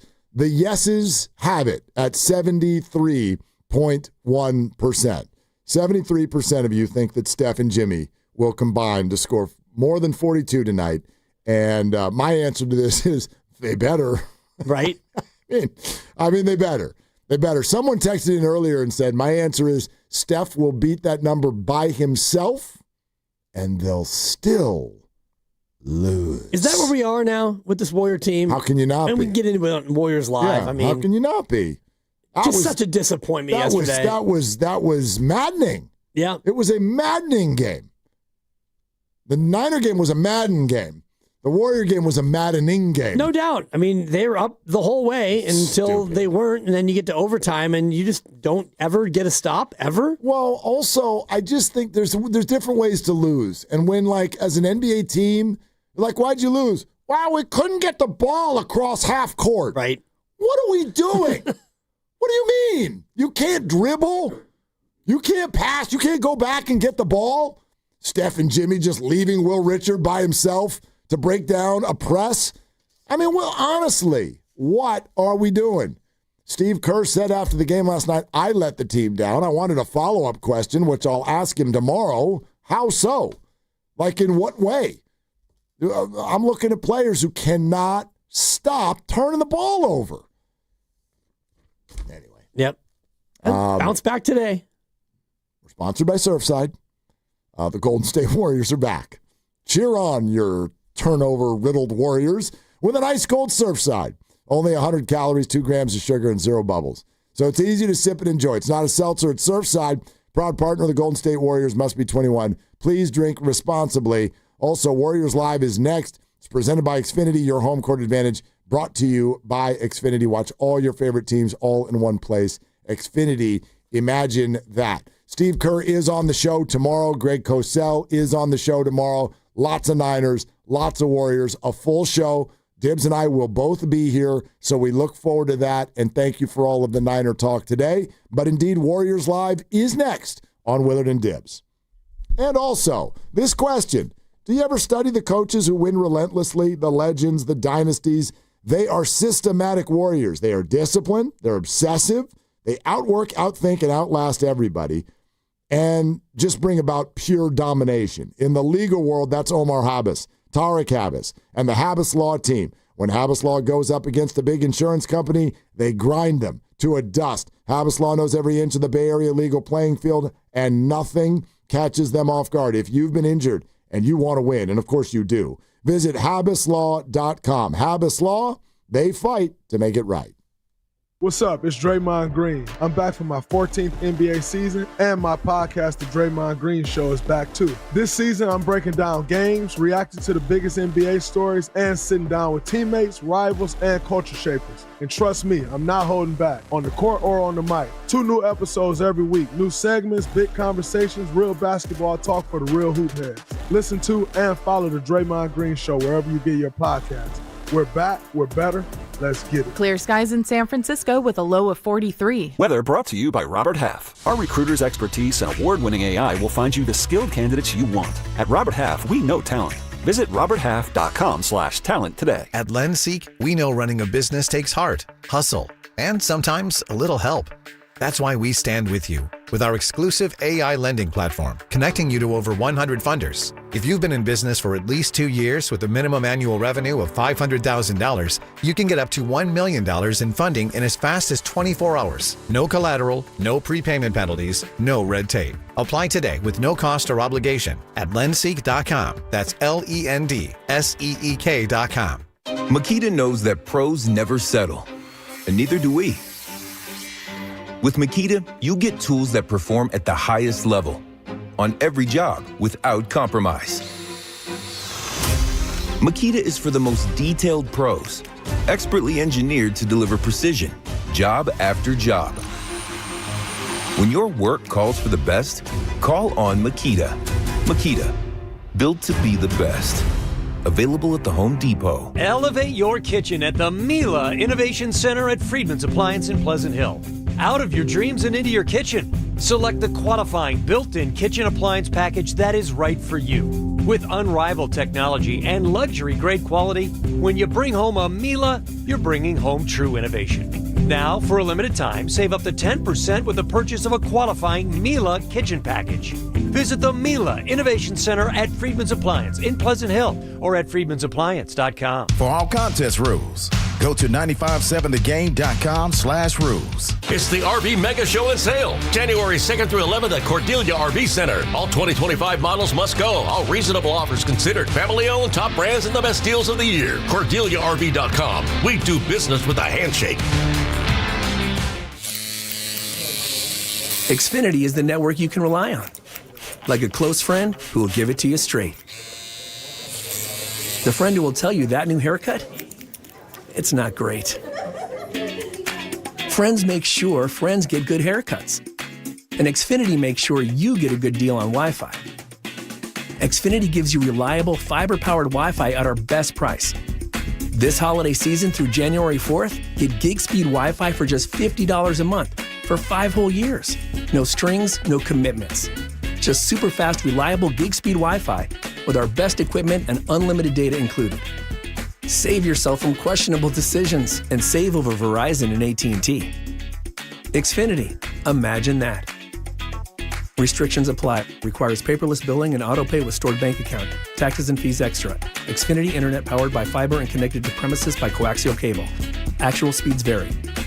I'm Piera Palazzolo, VP of Digital Marketing for the American Management Association, a company focused on the management training skills needed to enhance the careers of business professionals. We did our research when it came to the best companies for website development and chose AmericanEagle.com. And we couldn't be happier. AmericanEagle.com worked closely with us to understand the front and back end requirements needed to launch an e-commerce website that could handle the complexities of running thousands of seminars nationwide, our robust new website and improved SEO saw immediate increases in site traffic and web revenue. If you're in need of managerial effectiveness and success, visit our website at amanet.org. If you're in need of a website that provides an unparalleled consumer experience, I highly recommend AmericanEagle.com.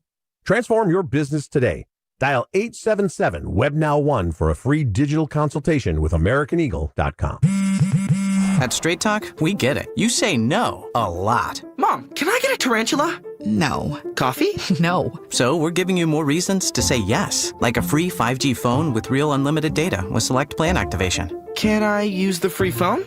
Yes. See? Doesn't it feel good to say yes to more? Absolutely. Face tattoo? Absolutely not. Available at straighttalk.com and Walmart. Taxes and fees apply. In-store activation of Gold Unlimited plan or higher required. For network management practices, visit straighttalk.com.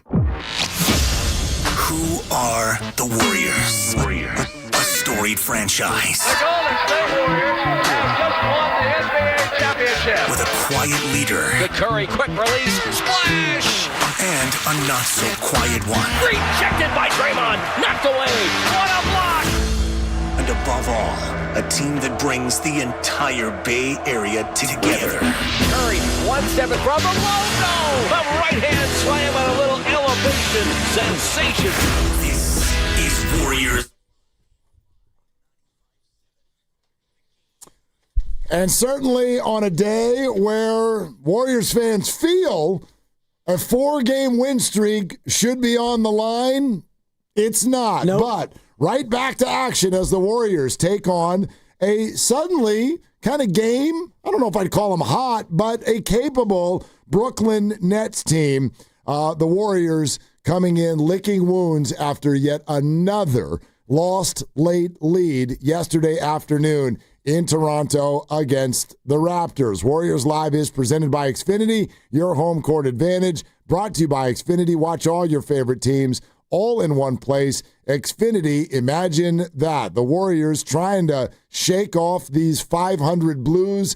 Could have been 2 games over, but they're right back to the 500 mark at 16-16. That's 8th in the West, going against the Nets, who are 10-19, 13th in the East. But again, a team that has been playing better. The Warriors' key players went heavy minutes yesterday and have to turn around and do something that they hadn't been doing as of late, and that's a back-to-back. So we'll see how they react in this one this afternoon. And I know they all won't be in there based on the fact that it is a back-to-back, but yeah, you're going up against a team that's won 7 of its last 10. They started out a dreadful 3-16, and since then, they've been better than the Warriors have been, and that's the frustrating part of yesterday, Mark, where you could get to 15 or 17 rather than 15, and you'd be 2 above, and you'd feel like, okay, we're starting to put things together. It's a game that was very winnable. They had the lead much of the game, and then you found a way to let it slip into overtime, and you give up 19 points in 5 minutes in overtime. That's on pace for like a 45-point quarter for the opposition. Veteran teams don't do that. No. And again, as I pointed out a few minutes ago, and to your point about veteran teams don't do that, it's not just losing games. Sometimes other teams get hot.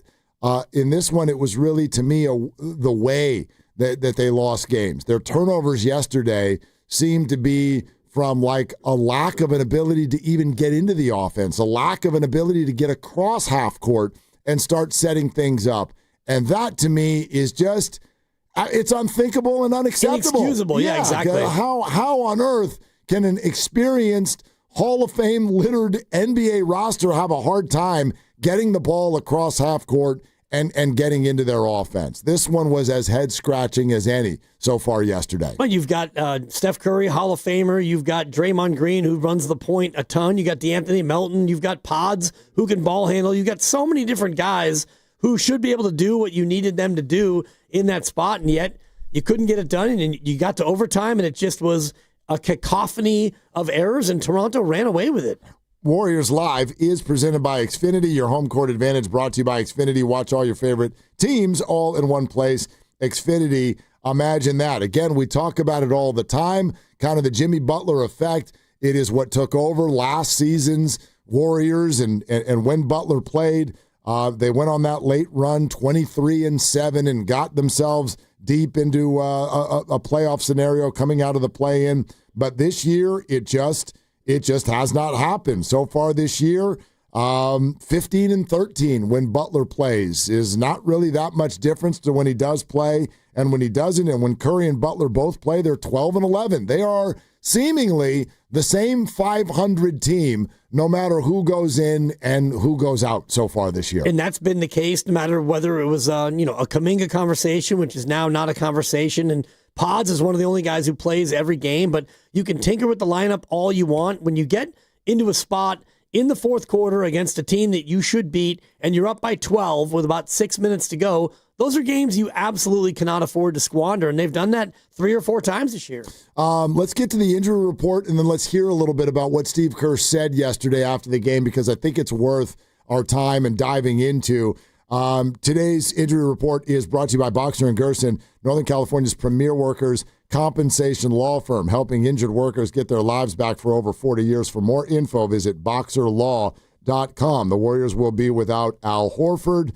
That is a left toe injury management, and also not playing in back-to-backs this year. Seth Curry with sciatic nerve irritation is also out. This will be his 6th straight game missed, but just the 2nd with the sciatic issue and the injury. So we've still seen very little of Seth Curry so far this year. For the Nets, they're missing just one player, Haywood Highsmith, who is recovering from right knee surgery and has not played yet this season. So the Nets team that you see right now, that's the Nets team that you're going to get. And I know some of you may have been like, what is Willard talking about? The Nets are hot. They're 10-19. Well, dive into this, because just a couple of weeks ago, the Nets were 4-16. Yep. And now they're 10-19. So do all the math. They've won 4 of their last 5.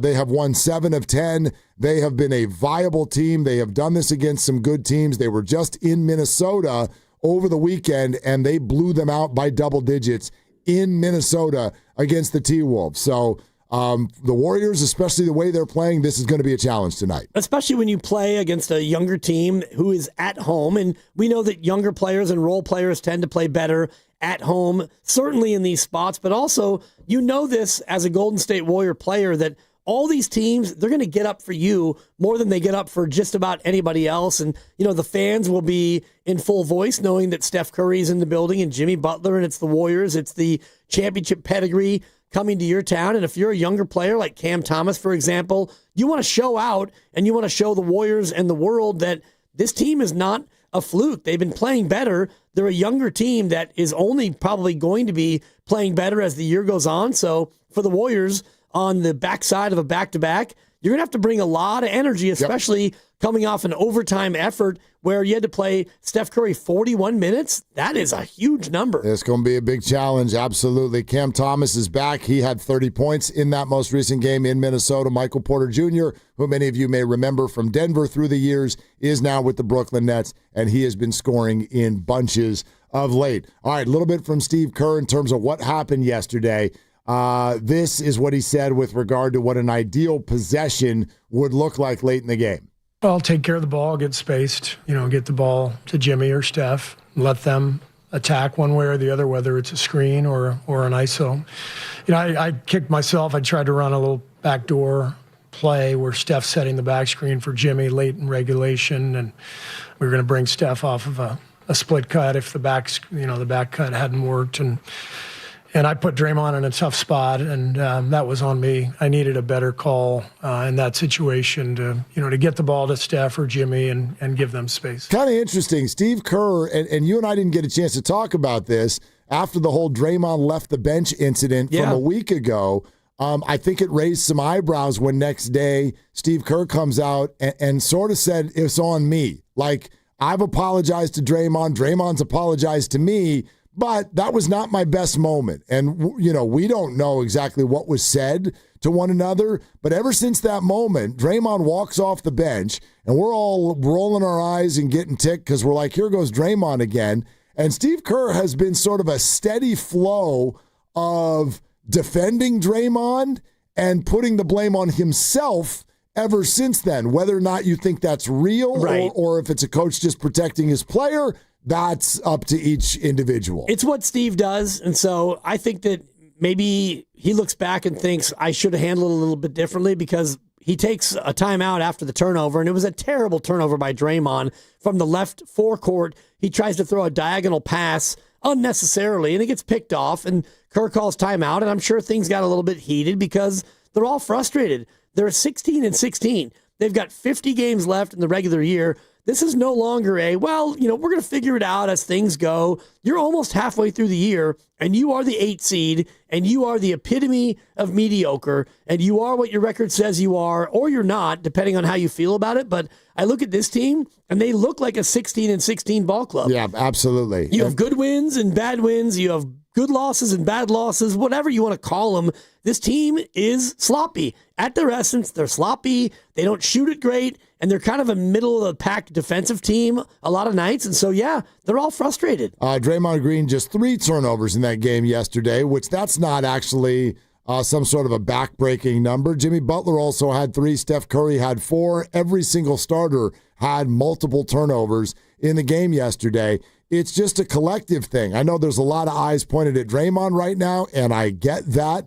But here's what Steve Kerr said specifically about Draymond in the game. Draymond was great tonight. He played his tail off, great energy, great defense. So he did everything he could to help us win. Like I said, I feel like I let us down tonight. Yeah, 4 threes. He also was an offensive force, 21 points for Draymond in that game yesterday. So Steve's got all the defenses up for Draymond Green. To me, the question is larger. Steve Kerr, again, will be on with us at 5 o'clock tomorrow. We'll ask him this. I'm sure he's going to go, you got to be kidding me. I've answered this for probably 11 years. But the disease of the turnover right now, I don't know if the Warriors just haven't taken their ibuprofen. I don't know what's going on. They are diseased. They cannot stop. 20 turnovers again yesterday. Yeah. And that's been the norm. And that number is just too big. And you can point whatever player you want. You can point at Steve Kerr. I think it's all fair. The Warriors are not dynamic enough anymore to turn the ball over as much as they do. Well, it's that simple. As much as they were dynamic, now every other team is as dynamic, if not more dynamic, because every team does what they used to do, which is, fine, you turn it over, come down, you hit a 3 because you shoot more threes, you make more threes, you have a high percentage, and you shoot the most. Well, now every other team does that, and also the teams that you face night in and night out are going to be younger and more athletic than you. So these turnovers, especially the live ball turnovers, they turn into points, and it used to maybe turn into a dunk on the other end. Now it might turn into a 3. So the turnovers are a lot more damaging than the old days. Warriors Live is presented by Xfinity, your home court advantage. Brought to you by Xfinity. Watch all your favorite teams all in one place. Xfinity, imagine that. Just one more from Steve Kerr, and this is what he thought went wrong come overtime. Yeah, it's just turnovers. End of the third and end of the fourth, we just got scattered. I've got to get us better organized during those stretches. That's on me. They turned up the pressure. We didn't handle it well, and they scored 35 points off our turnovers. That was the game. I mean, I'm certainly not going to sit here and say that a lot of this isn't on Steve Kerr. I also don't think that turnovers are always on the coach, especially when you've got players who are this experienced. So it's fascinating to me that we're now getting this steady flow of Steve Kerr trying to kind of put a chest protector on and get in front of all of his players and take all the bullets for what this team is doing. That's fine. That works. I know people appreciate that from an accountability standpoint. At the same time, I'm intrigued as to why we're suddenly getting that. Is there something that feels, I don't want to use the word toxic, but tense enough around the locker room where Steve is feeling like he needs to take pressure off of the players? Don't forget, because we've been now doing Warriors for about 15 minutes here, we've still not mentioned the name Jonathan Kuminga. Right. I just did. But he is, remember 2 weeks ago, I'm going to reward Jonathan and put him in the lineup, 9.5 minutes, and then we have not seen him since. And so, and we're getting closer and closer to January 15th every hour. So that's kind of where my mind goes. There's something tension-wise, to me, happening with the Warriors right now that's feeding Steve to want to talk like this. Yeah, and I think the tension comes from a number of different directions, whether it's the Kuminga playing time issue or it's the fact that, this team ultimately is flawed. It's a flawed roster. And I'm just looking at the overtime box score. the Raptors had 9 rebounds in overtime, 5 on the offensive end. Yep. The Warriors had no rebounds. Right. 5 minutes of basketball, no rebounds. They went 2 of 7 from the floor. They had only 2 turnovers, but you got run out of the gym because they missed their shots. They got the rebound. They scored. You barely got 7 shots up in 5 minutes. They were completely flaccid in the extra session. They're too short. They're too old. They're too slow. And if they don't have a number of other guys playing awesome other than Steph Curry, you're going to lose. I think it's a totally fair point. I mean, Scotty Barnes was ridiculous in overtime. He got all the rebounds. The ball was bouncing. Only 6 of them. Only 6 of them. And by the way, he didn't even have to try for them. Yep. They were like standing on the ground rebounds. It was the kind of thing, it kind of looked like, at the end of your youth practices where all the parents are there to pick the kids up, and then they're like, we got a few extra minutes. Let's do dads versus kids. Let's do dads versus kids. And you get people out there who are 6 feet tall, and they're playing against 3-footers. And so the ball, and you're kind of, that's what this, and I'm, again, not all the time. It doesn't look like that all the time, but in overtime it sure did. Yeah. And that's absurd. And even in the fourth quarter where, things started to swing that way and the Warriors were up 11 or up 12 with about 5 or 6 minutes to go, and even late, up, by 5 or 6 with a minute and a half to go, they just could not get to the finish line. So I think a lot of the internal frustration stems from the reality that they realize that their roster is not good enough. And is Kuminga the answer? Well, maybe, but probably not. They don't think so. They don't think so. They don't think so. And so now the vibe sort of feels like, well, let's just kind of find a way to hang on through whatever it is we're going to do at the trade deadline. But, man, that's still a long time away. Yep. I know you talk about J.K. Day. 17 days. Right, but Nick Friedel keeps pointing us. It's not like he's just get traded that morning. He can, but I doubt it. Like, there's going to have to be a process here. There's a lot of basketball games between now and then. This is the schedule stretch where they're supposed to do well. They've done better. They had 1 3 in a row coming in, but you've put yourself in a position where it almost feels like you have to get these gettable games against bad teams. You let yesterday slip, and then here comes another one that physically you wonder if you're even ready for, but this is one that you had marked ahead of time. Well, they'll get that one. They'll get that game in Brooklyn. Well, I don't know now. We talked about a 3-0 trip being not unlikely based on how they were playing, and then you have a little hiccup in Toronto, and then now in Brooklyn, second half of back-to-back, and then at Charlotte on Wednesday, the Steph Curry special, New Year's Eve day, and so then you come back to OKC, you got the Clippers coming up. There should be a stretch of games with Utah and Sacramento. There should be a stretch where you could actually fatten up a little bit, but you take nothing for granted now with this team. No, absolutely nothing. So it's time for the Take It to the Bank prediction. It's brought to you by Fremont Bank. Here for you, here for good. Where do you want to go as far as your Take It to the Bank prediction? I'll start with Pods because I am so tired of the Pod slander. He's actually been quietly one of the most consistent, better Warriors this entire season, and he's coming off a pretty good game as well. So I'm going to put Pods. I don't know what the actual over-under is. It's probably about 10.5 points, but I'm going to put him at 11 or higher for the Poughkeepsie kid. Okay, you're going to do a double digit for Pods. I'll do a double digit for Will Richard. I love Will Richard. Well, I just think that this one's set up for him. First of all, 35 minutes in that game last night. He did have 10 points. He had 5 steals in this game. Wow. Because you're coming off of a back-to-back, your older players played a lot of minutes, the Warriors are going to be in serious need of fresh, young legs and energy today.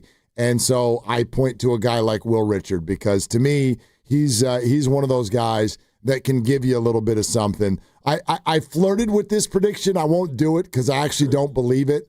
But a piece of me would love to predict Jonathan gets in the game tonight. Ooh. And the reason I say that is, why wouldn't you? Like, if you're all exhausted, you're on this East Coast trip, and everybody gave their best shot last night, and you still lost, and things are not working, you're admittedly searching for something new, and you're tired. Well, I don't know. I have at least an idea. How about somebody who is beyond fresh? Yeah. He just hasn't played in 11 days. So, I don't know. This is Jonathan Kuminga. Give it a look. Just give it a look. he has given you that sort of one-game energy boost before. He has, yeah. I'm not saying you need to sign up for anything long-term. Throw him out there, see what happens. What the hell do you have to lose right now? Not a thing, and I'm with you. Grandy actually in my ear said the Will Richard over-under is 6.5. Okay, take me. Yeah, I'll go 7, but then, I said 10. Yeah, and Pods is 11.5, so I'll go to 12 because I do think it's an over. I thought it'd be 10.5. It was a little bit higher, so I'm going to put Pods at 12. But I like your JK prediction. I like the thought as well because there'll be no Al Horford, and you had a lot of guys play a lot of minutes, and it is a back-to-back, so. Yeah, go ahead and play him. I mean, just a look. You know, like he played December 6th, he played the 18th, and that's it in the past 23 days. And you can't get a rebound? Right. You know what I mean? Like, and last night, it's like a lot of times Steve will be like, well, Guy is playing really well. He didn't play last night either. No. And you can't get a rebound. And these are two, So, I don't know, man. Warriors Live is presented by Xfinity, your home court advantage. Brought to you by Xfinity. Watch all your favorite teams all in one place. Xfinity, imagine that. All right, this one ought to be real interesting. And then I'm sure Steve Kerr is just thrilled to get on a long cross-country flight and then talk to us tomorrow. Can't wait. I mean, he's going to be thrilled. Hope they win. I don't like Grumpy Kerr. Well, I don't know. Grumpy might be what the doctor ordered right now. Might be. Anyway, you want to do it again tomorrow? Can't wait. All right, we're going to do it again tomorrow. For Dibs, for Granny, for Lucas, I'm Mark. Shoot your shot. It's all you got. We'll be back in full force coming up tomorrow. But right now, let's send you out to the arena next. Ready for your next adventure? Welcome to San Francisco International Airport, your getaway to the world. With over 130 nonstop destinations worldwide, SFO offers seamless travel experiences, stunning art installations,